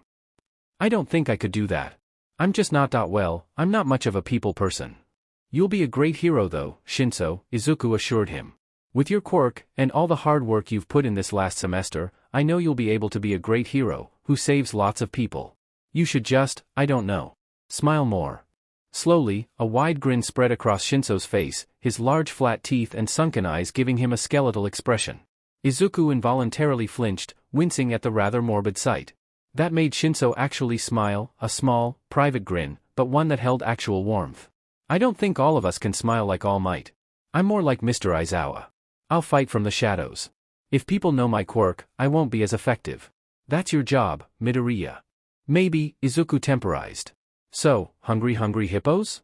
How do you play that? Ugh. It's a kid's game. Here, let me show you. You smack this and try to eat the ball and you win tickets. You just get junk with them, but sometimes I want some candy or something. They played a few rounds, but after a while Izuku looked up. Hey, Mei's not back. I hope she's okay. Maybe there's a long line at the restaurant, Shinso guessed. Maybe. Let's just go see. If there is, we can wait together, Izuku said, feeling a bit worried. Sometimes she gets lost or distracted. Yeah, fine. Hey, Abe, we're heading out. Maybe we'll be back later. Sure. And thanks for bringing your friends. Hatsume fixed 4 machines, one of them I thought was a write-off. Abe said enthusiastically. She can have free games whenever she wants them. That will be basically never, Shinso muttered as they left. He glanced at Izuku. You spend a lot of time worried about Mei, don't you? Well, she's special to me. I think I love her, Izuku admitted, blushing and looking away. He wouldn't admit that to just anyone, but he knew Shinso pretty well, and felt like the other boy was his closest friend aside from Mei. Obviously. But I mean, I don't worry about you wandering off or whatever. But you keep an eye on Mei, Shinso observed. I mean, yeah. But I don't mind. She's just, well, she's like me, Izuku tried to explain. Shinso snorted. You're both pretty awkward, but Mei's different. She said she had ASD or something, right? That's like a mental disorder or something. A little, but, well, it mostly means Mei thinks differently, Izuku explained. I feel like it's kinda private, but, well, you know she doesn't really understand a lot of social concepts. And when she gets distracted by something, she can really get into trouble going after it. A year ago, she might have just taken apart that machine without asking Abe. No surprise. At least she asked this time. And speak of the devil, there she is. You know that guy? Shinso asked, pointing. Izuku saw Mei sitting on a bench, an energy drink in her hand, a boy in a dark hoodie sitting beside her with hair a similar color to Shinso's obscuring his eyes. At first Izuku was just curious, wondering if this was one of Mei's old classmates. Then he saw Mei's face. Her eyes were very wide, a fixed smile on her face. Her hands were trembling, and there were dents in the bottle of energy drink where her fingers were gripping it. She's terrified. Izuku gasped. He started to run forward, shouting, Mei. Her eyes shot to Izuku, and she became suddenly frantic, wiggling. Izuku realized the boy had his hand around her neck, one finger extended. Izuku! Go away! I don't want to talk to you! Mei half screamed. A few passers-by paused to look, but upon seeing it was a group of teens, moved on, apparently deciding it was some sort of high school drama. Izuku halted, feeling panicked. Who was this other boy?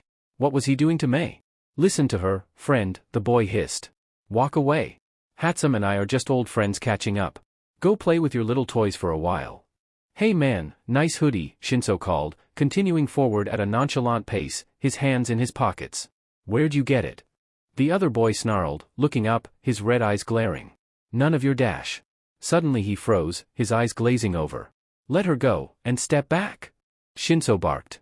Slowly, the other boy complied. Mei sprang up, tears leaking down her face. She rushed to Izuku, running behind him and pressing her face to his back. She was weeping and trembling, clearly frightened. Mei, what happened? What did he do to you? Izuku asked.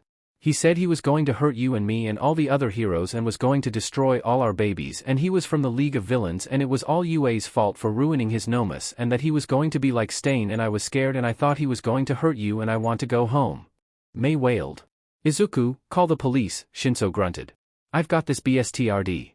People were beginning to stop and notice now, clearly confused. "Hey, I think that kid's using his quirk," someone called. "He's got the other boy trapped somehow." "Hey, what do you think you kids are doing, using your quirks here?" someone growled, shoving Shinso. "No, don't!" Izuku cried. It was too late. Shinso was shoved into a potted plant, tripping over it and going sprawling. The other boy immediately unfroze, growling and reaching towards Izuku and Mei. "Mei, run!" Izuku cried, shoving her away. "No!" Mei wailed. She put herself between Izuku and the other boy, but then more strangers shoved their way forward. "Someone call mall security," one cried as he grabbed the boy in the hoodie. "We've got people using their dash." "You're in my way," the boy snarled. He put his hand on the stranger, closing his fingers around the man's wrist where he had been grabbed. The man suddenly screamed in pain, jumping back. His arm turned to dust and fell away. And then blood began to gush from the wound. Immediately, the crowd screamed in panic and began to flee. Izuku was nearly knocked over, and it was all he could do to cling to Mei and hold on to her as they were battered. In a moment they were alone, save for Shinso who stumbled out of the plant, and the boy in the hoodie. "You," he growled. "You're the one who All Might made the victor at the UA Sports Festival. You're a quirkless freak. You should be rallying to me, trying to tear down this worthless society. And yet you act like some pathetic lapdog of these fools. I should kill you now." "Mei, run," Izuku whispered. "It's time for me to fight. Go get help." "But Izuku, I dash." "I love you," Izuku said, shoving Mei away. "Now run." "You're a fool," the boy hissed, and dived at Izuku. "I'll kill you both." Mei screamed, turning to run. "I love you, Izuku." Izuku dodged to the side, but the other boy grabbed at him. His hand came inches away from Izuku's face, but then the other boy let out a grunt. "Not so tough now." Shinso snarled, his kick catching the boy in his midsection. "Fight me, you ugly bastard." The boy grunted, but he didn't answer, glaring at Shinso, then lunging for him. Izuku ducked and his own foot struck out, catching the villain in the leg. He stumbled, giving Shinso time to back away. The two of them backed away from the boy, staying a few feet away from each other so as not to interfere with the other, but close enough to support them. The man from earlier was weeping and crawling away, leaving a trail of dark blood as he cradled his arm. Izuku winced, knowing he should help the man, but also that if he turned his back on this boy he would be dead in seconds. "DMN it, DMN it, DMN it," the boy muttered to himself. "It wasn't supposed to be this way." "Oh, I'm sorry, am I interfering with your plans?" Shinso taunted. "Guess you're not half as good as Stain anyway." The other boy didn't answer. He lunged forward again at Shinso, who backed away. Izuku moved into flank, but the boy suddenly turned towards him, swiping his hand through the air. Izuku pivoted away, but it had been a feint. The other boy ran into a nearby shop, causing screams to erupt. "DMN it." Shinso cursed. "Stop running, you coward." They both ran after the fleeing boy, but he was gone out the back. "He's gone, and he's too dangerous for us to follow," Izuku said, putting his hand out. "Let's help the victim." "Right," Shinso agreed. "DMN it. I had him." Izuku tore off his shirt, using it to make a makeshift bandage for the trembling man as Shinso took off his belt and used it to make a tourniquet. Not more than a minute later, the police and EMS arrived, and took control of the situation. Izuku was given a blanket to wrap about himself, and both he and Shinso were taken to the police station along with Mei. She had run through the mall screaming for help, and was found by the police at the entrance. As soon as she saw Izuku, she scrambled away from the policeman who had been helping her and leapt into Izuku's arms, once more weeping. They were thankfully allowed to ride in a police cruiser together, the police understanding their need for one another for comfort. At the station, they were taken to separate rooms to be interviewed though, much to both Izuku and Mei's reluctance. Inside, the officer who sat down with Izuku had the head of a cat, and studied him with large yellow amber eyes. "Tell me what happened, Mr. Midoriya," he said seriously.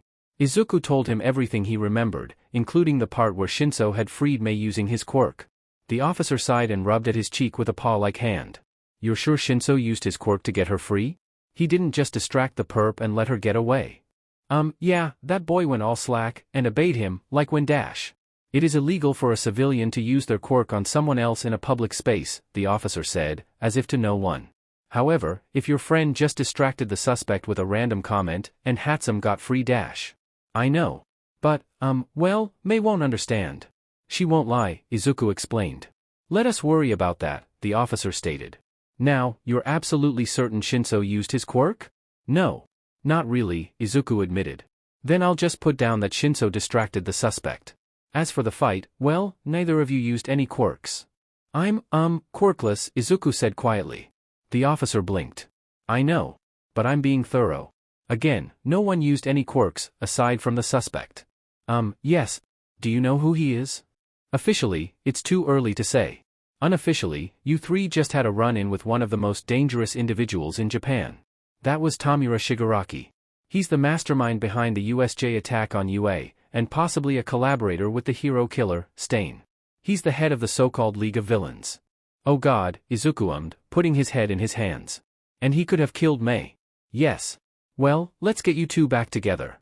You think you can help Mei get her story straight? Izuku looked up, wincing. I don't want to have to tell Mei to lie. Look, kid. It's going to be DMN hard to prove Shinso used his quirk, because it's a psychological one. There's no visible sign. People jump to conclusions. Can you really be 100% sure he used his quirk? No, I can't, Izuku admitted. Good. Now go get your girlfriend to admit it. He took Izuku down the hall to another room, where Mei was talking to another officer. This one looked more like a normal human woman. The other officer looked up as they entered, and Mei was talking animatedly. And if we'd had our super cute babies, Izuku would have smashed that villain. That's why I'm never leaving my house without a flamethrower again. Mei vowed. Izuku, tell the police lady that dash. Good grief, thank God you're here, Tamakawa, the other officer groaned.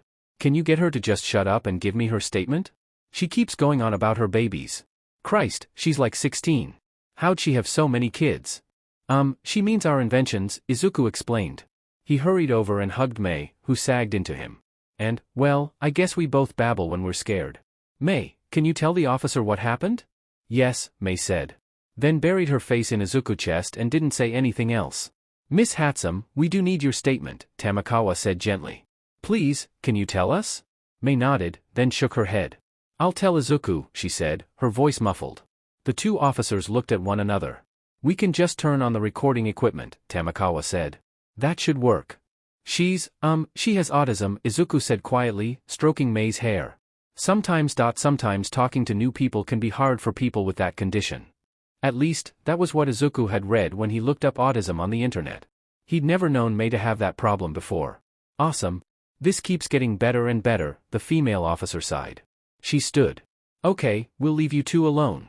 We can hear and see everything, so just have her sit up and tell you what happened and we'll count that as her statement for now. The two officers left, but Mei stayed silent. Izuku continued to slide Mei's hair, and she started to rock back and forth gently, humming to herself. At last, Izuku gently lifted Mei so he could see her face. She still had tears in her eyes, which were glassy and unfocused. Mei, please, tell me, what happened? I went to get food, Mei said, her voice soft. She rested her head on Izuku's shoulder, and began fiddling with his blanket. The line was long, so I went to a vending machine and got a drink. When I walked back, that boy came up to me. He said he recognized me from the sports festival. He was smiling. But then he got scary. He put his hand around my neck, and told me he'd kill me and you if I yelled. I almost did. But then he took the money out of my hand with his other hand, and when he touched it, it turned into dust. And then I believed him. He made me sit on a bench. He said lots of words, but I couldn't listen. I was too scared. He was talking. About all kinds of things, how he hated UA, and me and you, and All Might, and his Nomu and Stain and I don't remember. And then you came, and I thought he was going to kill you, Izuku. I thought you wouldn't be there anymore. Because that boy hated me. He's a villain, Mei. He hates everyone, Izuku said, squeezing Mei's shoulder tightly. That's why I want to be a hero. To protect people from villains like him. But, especially you. To protect you. Okay, Mei agreed quietly. That's what our babies are for, right? Yeah. Anything else? And then Shinso yelled at him and he let me go, Mei said softly. And then I don't remember, and there was blood and screaming and... Mei buried her face in Izuku's chest again. Make it stop, she pleaded. Make it all go away. I don't like it. I will, Izuku promised. He'll never touch you again. You'll be safe, Mei. They sat like that for a while, and Mei began humming and rocking herself again. After a few minutes, the officers came in quietly. That'll work. Shinso's story matches yours, though he needed some persuading. Be a DMN shame if you kids got in trouble. Honestly, you did good. People could have died. A lot of people, Tamakawa said, putting down 2 mugs of tea. Mei likes energy drinks. Or coffee with lots of sugar, Izuku said, looking up. How's the man who was injured? Tamakawa let out a soft hiss. He lost the arm up to the elbow. Some kind of corruption in the quirk. But he'll live. You kids saved his life with your first aid. I got coffee. 2 sugars and cream. Izuku looked down at Mei, who nodded. Please. Tea's fine for me. Okay. Hang tight, kid. Your parents are on their way. 20 minutes later, Izuku's mother and Mei's parents arrived. Inko was weeping openly, but to Izuku's surprise so was Mr. Hatsume. Mei's mother looked worn and sick with worry, but she was comforting the more distraught parents. My baby girl. Mr. Hatsume wept, sweeping Mei into a tight hug. Oh my god Izuku, I was so worried. What happened to you? Inko wailed as she too embraced her son. Mei got captured by the leader of the League of Villains, Izuku explained. But Shinso rescued her. And then Izuku beat up the bad guy. Mei was telling her parents. I was really scared and then he made me leave to go get help. I was worried because he didn't have any of our babies with him. Next time, I'm making him bring a flamethrower or at least some grenades. Izuku saved you? Her father demanded, looking up. It was really Shinso. We, had to lie, but, he used his quirk. Someone knocked him down and Shigaraki got free, but Shinso nearly captured him, Izuku explained. Then he and I had to fight him off. He got away, but he was too dangerous for us to chase. I should say so. Inko exploded. Izuku, you're not a hero yet. He will be. Mei stated. Izuku is the best hero ever already. He saved me. And so did Shinso, but mostly it was Izuku. I was scared, but he came for me and saw I was in trouble. Inko hesitated. You really did save her, didn't you, Izuku? Izuku. I can't thank you enough, Mr. Hatsume said, his voice trembling. He suddenly pulled Izuku into a bear hug, nearly crushing the breath for the much smaller boy. You saved my baby girl. You are a true hero. Thank you. Oh God, thank you so much. It was my privilege, Izuku gasped. Mr. Hatsume let Izuku go, wiping tears from his eyes. We've got to get home. But, Izuku? Yes, Mr. Hatsume? Izuku managed. Call me Dad. Or Shu. You've earned that much. Izuku, I want you to understand something. I'm going to trust you with the most precious thing in my life. Slowly, Mr. Hatsume gently pushed Mei toward Izuku. She happily latched onto him, letting out a low hum. Take good care of her, son. I think you really will be a great hero. But more importantly, I know you'd do what I'd do, you'd risk your own life for my baby girl. And I don't think there's anything else in the world you could ever do that could make me happier for her. She's found a real man. Dear, they are only 16, Mrs. Hatsume said gently. And arranged marriages aren't terribly in fashion anymore. Oh. Mr. Hatsume sighed. I want him to know, Nori. Really know. He does, dear. Now let's let Inko get her son home. They need time alone too. Come on, Mei, Hari and your brothers are worried sick about you.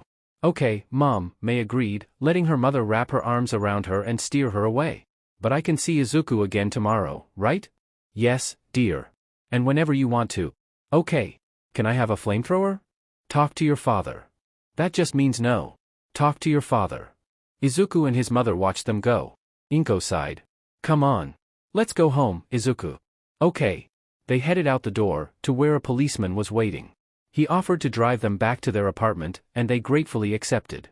The ride back was silent, but Inko held Izuku's hand tightly, tears trickling down her cheeks. Izuku worried she would try to forbid him from becoming a hero, but when the officer had walked them up to their apartment and closed the door, Inko stood on her tiptoes. She gently kissed Izuku on his cheek. I was wrong, Izuku. You won't be a great hero one day, she whispered. Mom? Izuku asked, feeling a pit open up in her stomach. Inko gently patted his cheek. You already are one. I just didn't realize it until now. You're not scared? Izuku asked. His mother let out a sound that was half laugh, half sob. I'm terrified. But you saved Mei, today.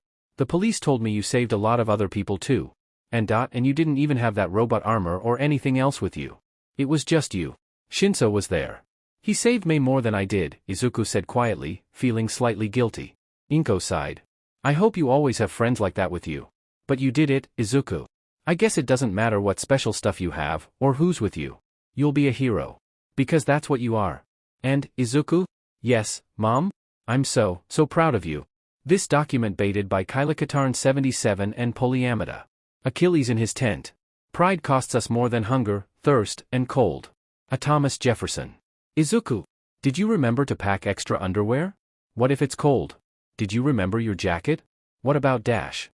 It's fine, Mom, Izuku said, giving his mother a crooked grin. I have everything. Oh, are you sure?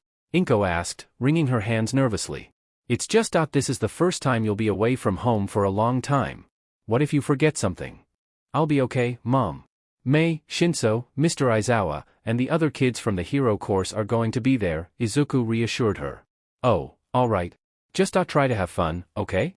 And stay safe, his mother admonished. Izuku smiled and reached out to give his mother a quick hug. He found himself doing that more, especially since Mei constantly craved physical affection. I will, Mom. It's only a week, and the teachers will take care of us. We're just going to the woods to train. It'll be fun. Alright. Well, I'll see you in a week. Have fun. And don't forget to call. Inko ordered. Mom, it's in the woods. We won't have service. It'll be fine. Izuku waved, then headed down to the street where Hari and Mei were waiting for them. You ready to go camping? Hari asked, helping Izuku put his backpack in the trunk of her car. Yeah, it's my first time. I think it'll be fun, Izuku said, climbing into the back seat with Mei. I hope they remember to bring all our babies, Mei said, sounding half frantic. What if they forget the grappling hook? Or the missiles? How can we take care of our babies in the woods?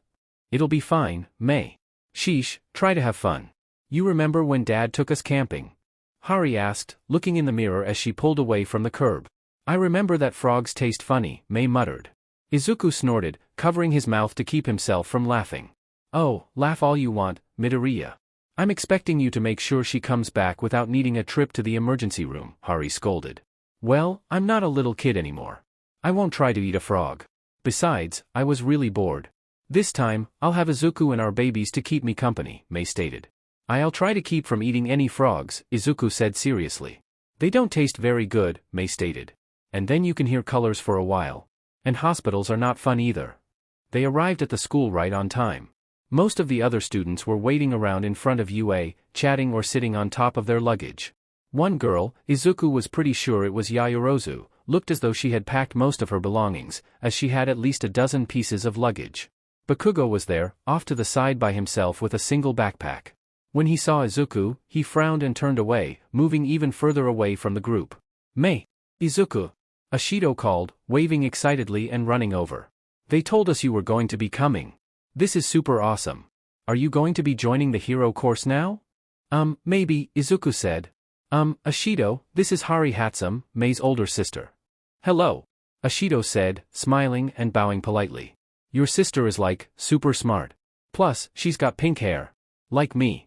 Us pink-haired ladies got to stick together. It's always nice to meet one of Mei's friends, Hari said, returning the bow.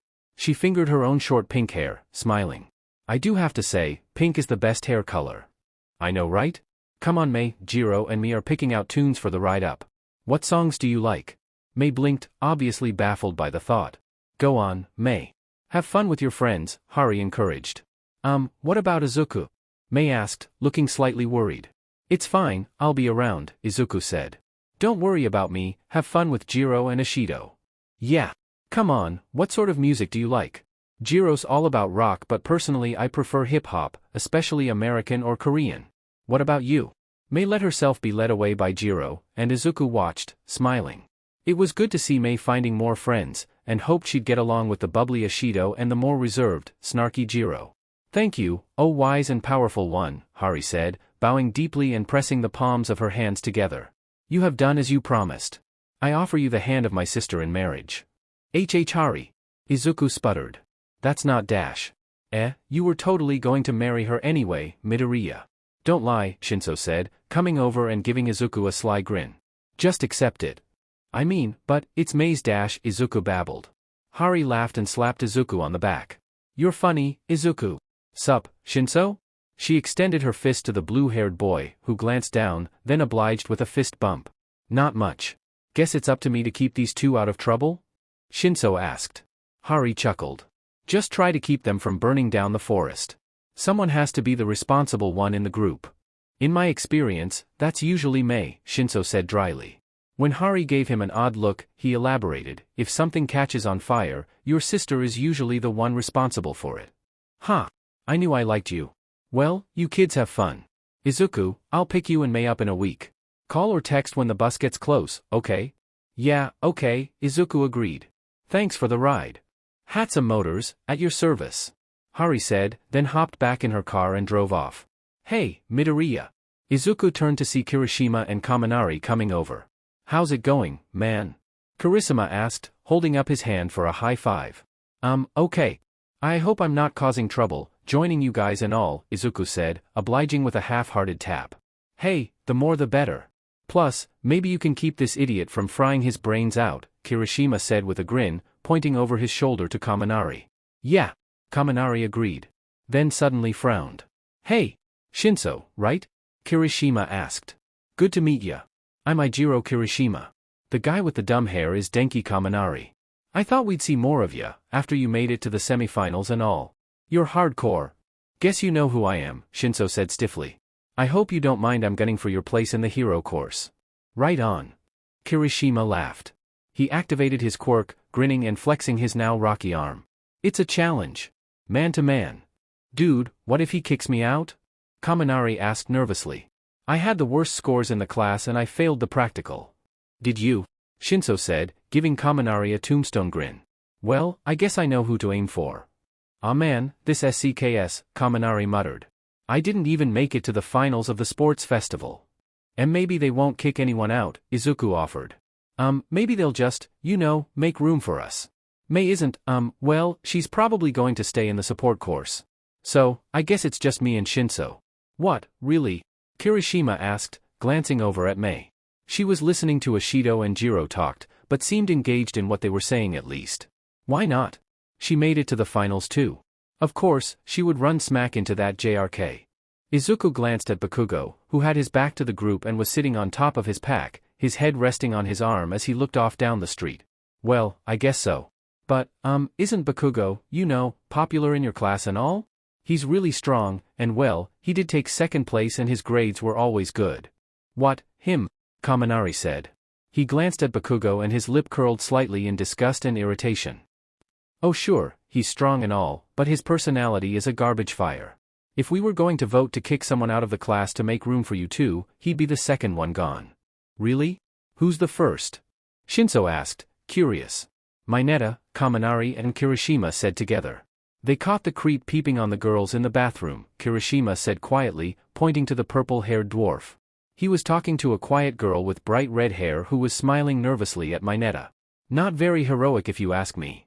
Someone should go rescue Akai, Kaminari said with a sigh. Don't bother, I think she actually likes the little freak, Kirishima said, sounding disgusted. I don't get her at all.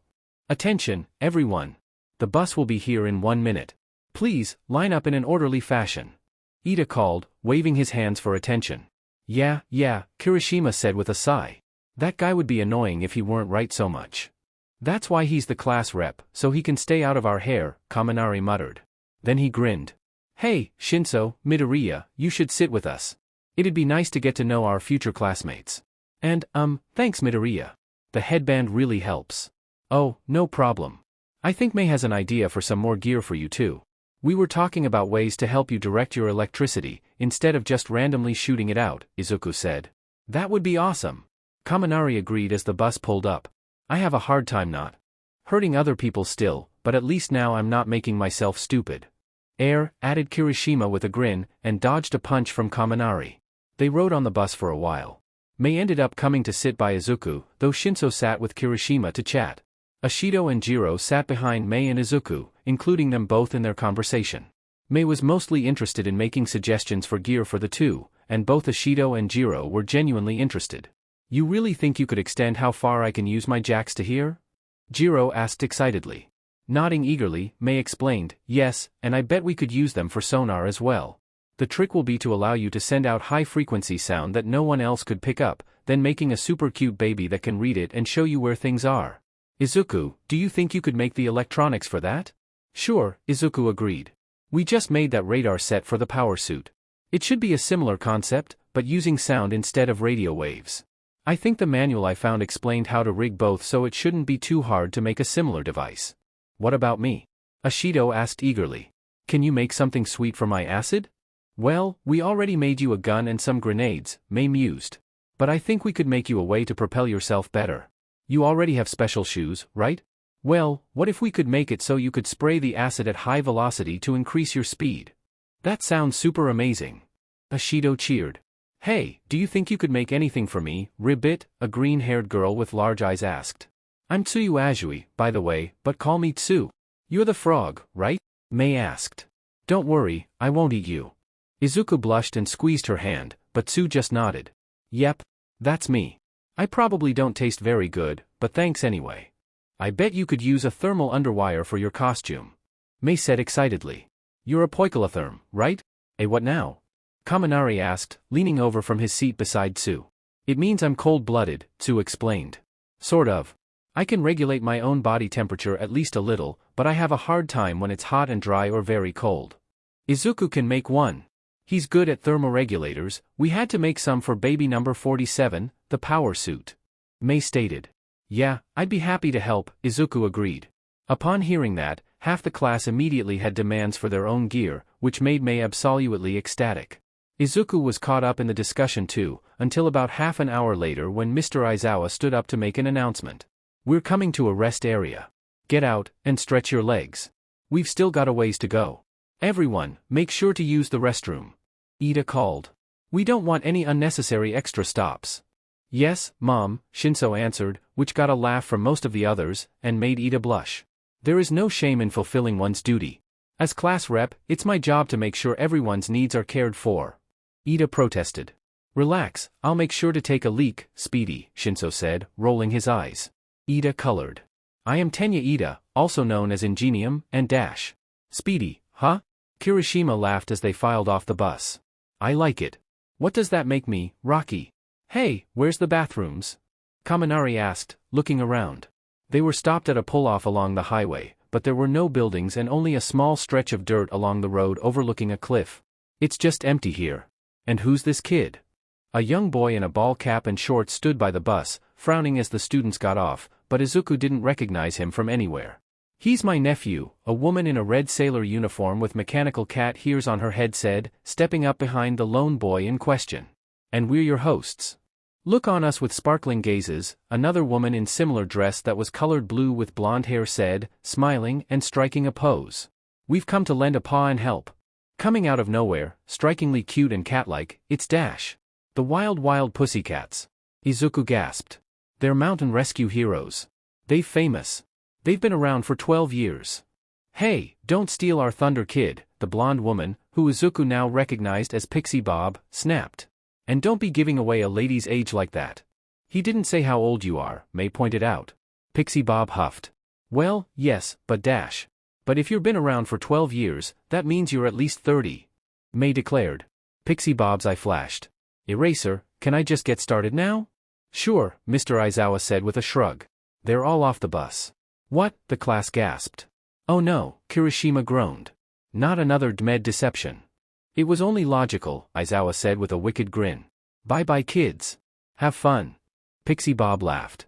She suddenly planted her hands on the ground, and Izuku felt himself swept off his feet, tumbling off the cliffside. In a panic, he grabbed onto Mei, clutching her to his chest and spinning so that he'd take the brunt of the impact when they hit the ground. Gotcha, a girl gasped. Izuku felt a hand press onto him, and he suddenly found his fall slowing. He hit the ground, but bounced lightly into the air. Release. Izuku thudded down again, letting out a gasp as Mei's weight pressed onto him. What the heck? Mei grumbled, standing and dusting herself off. That was rude. Are you okay? The other girl asked, extending a hand to Izuku. He gratefully took it and allowed her to haul him to his feet. Thanks, he gasped. You're Uraraka, right? The anti-gravity user? That's me, she agreed, smiling. You're Midoriya and Hatsume, right? Yep. Now how do we get back to the bus? Mei pondered. They didn't let me pack the grappling hook, and Dash. Suddenly, a crate appeared above them on the cliff. Look out below! Pixie Bob called. Watch out! Izuku gasped, pushing Uraraka and Mei out of the way. The crate smashed down a few feet from where they'd stood. Overhead, Mr. Majima's head appeared. He grinned and waved. You might need this, Midoriya. No cheating and coming back up to the highway. What? Izuku asked, confused. But Mei was already beside the crate, cracking it open. She let out an enraged yell. Mr. Majima! How dare you just toss our baby over a cliff like that? Less yelling at me, more focusing, Mr. Maijima called. Mr. Aizawa appeared, holding a megaphone. Attention, Class 1A and guests. You have 3 hours to make your way to the camp. It's west by northwest from here, through the forest. Get there by noon, and you get lunch. If you're late, well, I hope you're not too hungry. Have fun. Have fun? Shinso groaned, standing and dusting himself off. What the hell is he dash? From the forest, there was a loud growl. A huge shape shifted amidst the trees. Mei, activate the suit. Izuku cried. He scrambled over and began to load himself into it as Mei ran the startup sequence. Hurry! Uraraka called. Something's coming. I got it. Kirishima cried. Kaminari, on me. Yeah, relax Rocky, Kaminari grumbled. The two of them ran forward as a huge beast, seemingly carved from stone stalked out of the trees. It had the shape of a huge, misshapen bear, looking as though someone had carved it from rock, but had neglected any of the finer details. Kaminari let loose with a bolt of electricity as it got close, then Kirishima wailed on it, breaking it down to dust. There's another one. Uraraka cried. She ran over and touched what looked like a great stone wolf with both hands. It floated up into the air, and Uraraka backed off. Once it was 15 feet of the ground, she clapped her hands, and it fell, shattering to pieces. It's Pixie Bob. Izuku called, standing as the power suit finished its boot-up sequence. She can use her quirk to control rock and dust. Izuku, I don't like this, Mei said, looking around nervously. I don't like fighting. You're supposed to do the field testing. Don't worry, Hatsume. Ashido said, running over. We'll look out for you. Yeah, looks like it's time to earn that sweet hardware, Jiro agreed, assuming a fighting stance. Everyone, group up. Ida called. I'll move head to scout. Let's move out. You do whatever you want, Bakugo said, stalking off into the woods. I'll look out for myself. Yeah, have fun with that, Kirishima called. Maybe you can find some little girls out there to beat up on. If you do, let me know. Mineta said eagerly. I want to save them. Right, Izuku activated his new radar module, then grimaced. The trees here are packed too tightly. The range on my radar is limited. But I see movement, 3 big things, to the north. Let's head towards the camp, Tsu said. That's the best way. I'll watch our flank, Izuku called, running off in the general direction of the movement. I'll shout if I need help. After running a few yards, Izuku found himself catching up to Bakugo, who glared at him. What? They're coming in, on your right. Izuku shouted, forcing himself to stay polite. Whatever. I told you, I can look out for myself, Baku snapped. You go hang out with your new friends. We have to work together, Bakugo. Otherwise, we'll never dash. 2 giant dust monsters leapt out of the woods, one shaped like a gorilla, the other another bear. Bakugo sprang into sudden action, jumping forward propelled by his explosions. He flew towards the gorilla, and with a single blast blew off its arm. A second blast flung it into the bear, causing both to crash to the ground. Bakugo leapt atop them, and with a single massive explosion annihilated both, returning them to inanimate rubble. I said, I'm fine. Go worry about your girlfriend or whatever. I don't care, Baku snarled. Can you stay here on our forward flank, keep them off of the group? Izuku asked. Bakugo shrugged. Whatever. If I see one, it won't get past me. You done bothering me, or you going to just stand there and talk? I'll take the rear. Izuku called. Wait. Yaoyorozu called, hurrying forward. She tossed Izuku a radio, and after a moment's hesitation gave one to Bakugo as well. Use these to stay in touch. We can coordinate our defense. Ida's called in 4 more coming in from the west. Midoriya, can you guard the rear? On it. Izuku agreed. What frequency? Give those to Mei, I have a built-in radio. Good thinking. Yaoyorozu said. Hatsume, can you coordinate us? Yes. Mei stated, taking the headset. Okay, 4 from the north. Izuku, what's behind us? I see 2 more. I can handle one, I might need backup, Izuku said. Okay. Blackbird, go help Izuku, Mei ordered. It's Tokoyami, the other boy said over the radio. I've got your back, Midoriya. Right. I'll take the one on the right, Izuku said.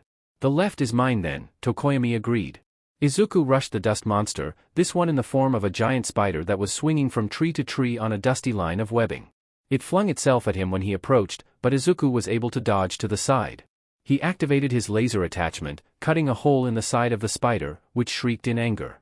Then he punched the opening, widening it, and grabbed at it with both hands. With a grunt and a whir of servos, Izuku ripped the spider in half.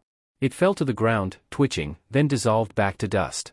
Tokoyami's dark shadow battled a large dust bat for a moment, then overwhelmed the creature and slammed it into a tree trunk, destroying it. The rear is secure, Tokoyami radioed. Right. Blackbird, move up. Tapes to the northwest, he's trapped another one but needs someone to help destroy it, Mei ordered. Yeah, I'm called Zero, by the way? And yeah, I need someone to finish this thing off. 3 more from the west, Kirishima's voice called over the radio. Todoroki's got 2, I've got the other one. Kaminari's overloaded his capacitors. He needs to wait for it to cool off or whatever or he'll go even dumber on us. Sorry. I'll see if we can't make a release mechanism to let you reset them later, Izuku promised. Yeah, thanks man. At least I got 3 before I had to fall back, Kaminari said. Be quiet unless you have something to report. Kaminari, fall back to me. Mei barked. Bakugo, there's a lot of explosions, tell me what's happening. I'm fine. Bakugo snarled. No, you're a JRK. But how many are there? Mei demanded. There was silence save for more explosions, then Bakugo growled. 6. Right. Pinky, ears, back JRK up. Mei ordered. Grape, Red, move to the west. Red, what's your quirk again? You mean me, right? Akai's voice asked. Well, I can teleport anything up to twice my size up to a kilometer. Her voice was soft and hesitant, as if she wasn't sure she should be there. Good. You'll be our mobile reserve, Mei barked. Pick up Creator and move her and the cannon forward. Another in the rear, Izuku said. He opened his missile bay. I'll hit it with an E round. The missile flew into the snake-like monster, blowing it in half and destroying it. It's down.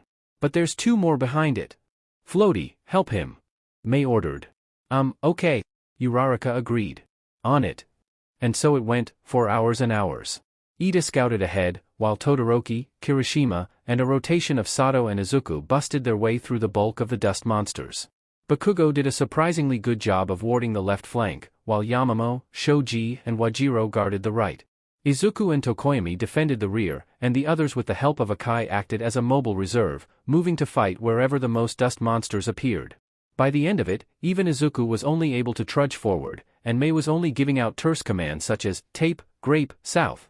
Creator, bombardment 60 degrees. It was near sunset when they stumbled out of the woods, battered, bloodied, and exhausted. Is it over? Shinso groaned. He hadn't been able to do much other than act as bait, as his quirk was near useless against mindless dust monsters. However, he'd still taken a few blows, and was just as beaten down as the rest of them. The only one who hadn't taken any hits was Mei, as she'd stayed in the middle and been protected, much to Izuku's relief. Oh, we've just begun, Aizawa chuckled, coming over to stand over his exhausted class. I can't believe we missed lunch, Sato groaned. Can it, sweet tooth? At least you got some snacks, Kirishima muttered. Stupid food-based quirks. Sato sighed. We're never going to live down the nicknames Hatsume gave us, are we? I thought they were fitting, Pixie Bob laughed.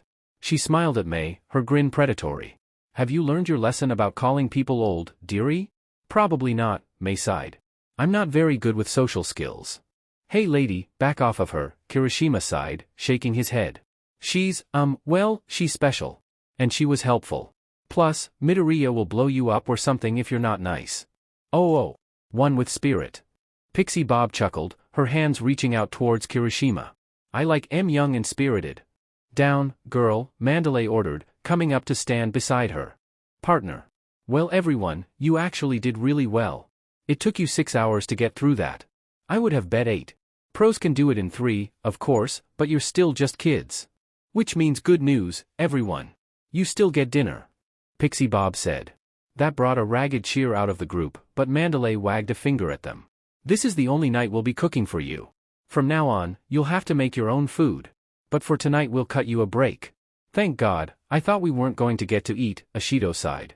It was another logical deception, Aizawa explained. Bakugo snorted. Can we trust anything you say, old man? Yeah, for once I agree with JRK, Kirishima said, standing with a groan. You keep lying to us teach and we won't know what to believe. Well, perhaps you can learn after all, Aizawa chuckled. Now go eat. Your training has just begun.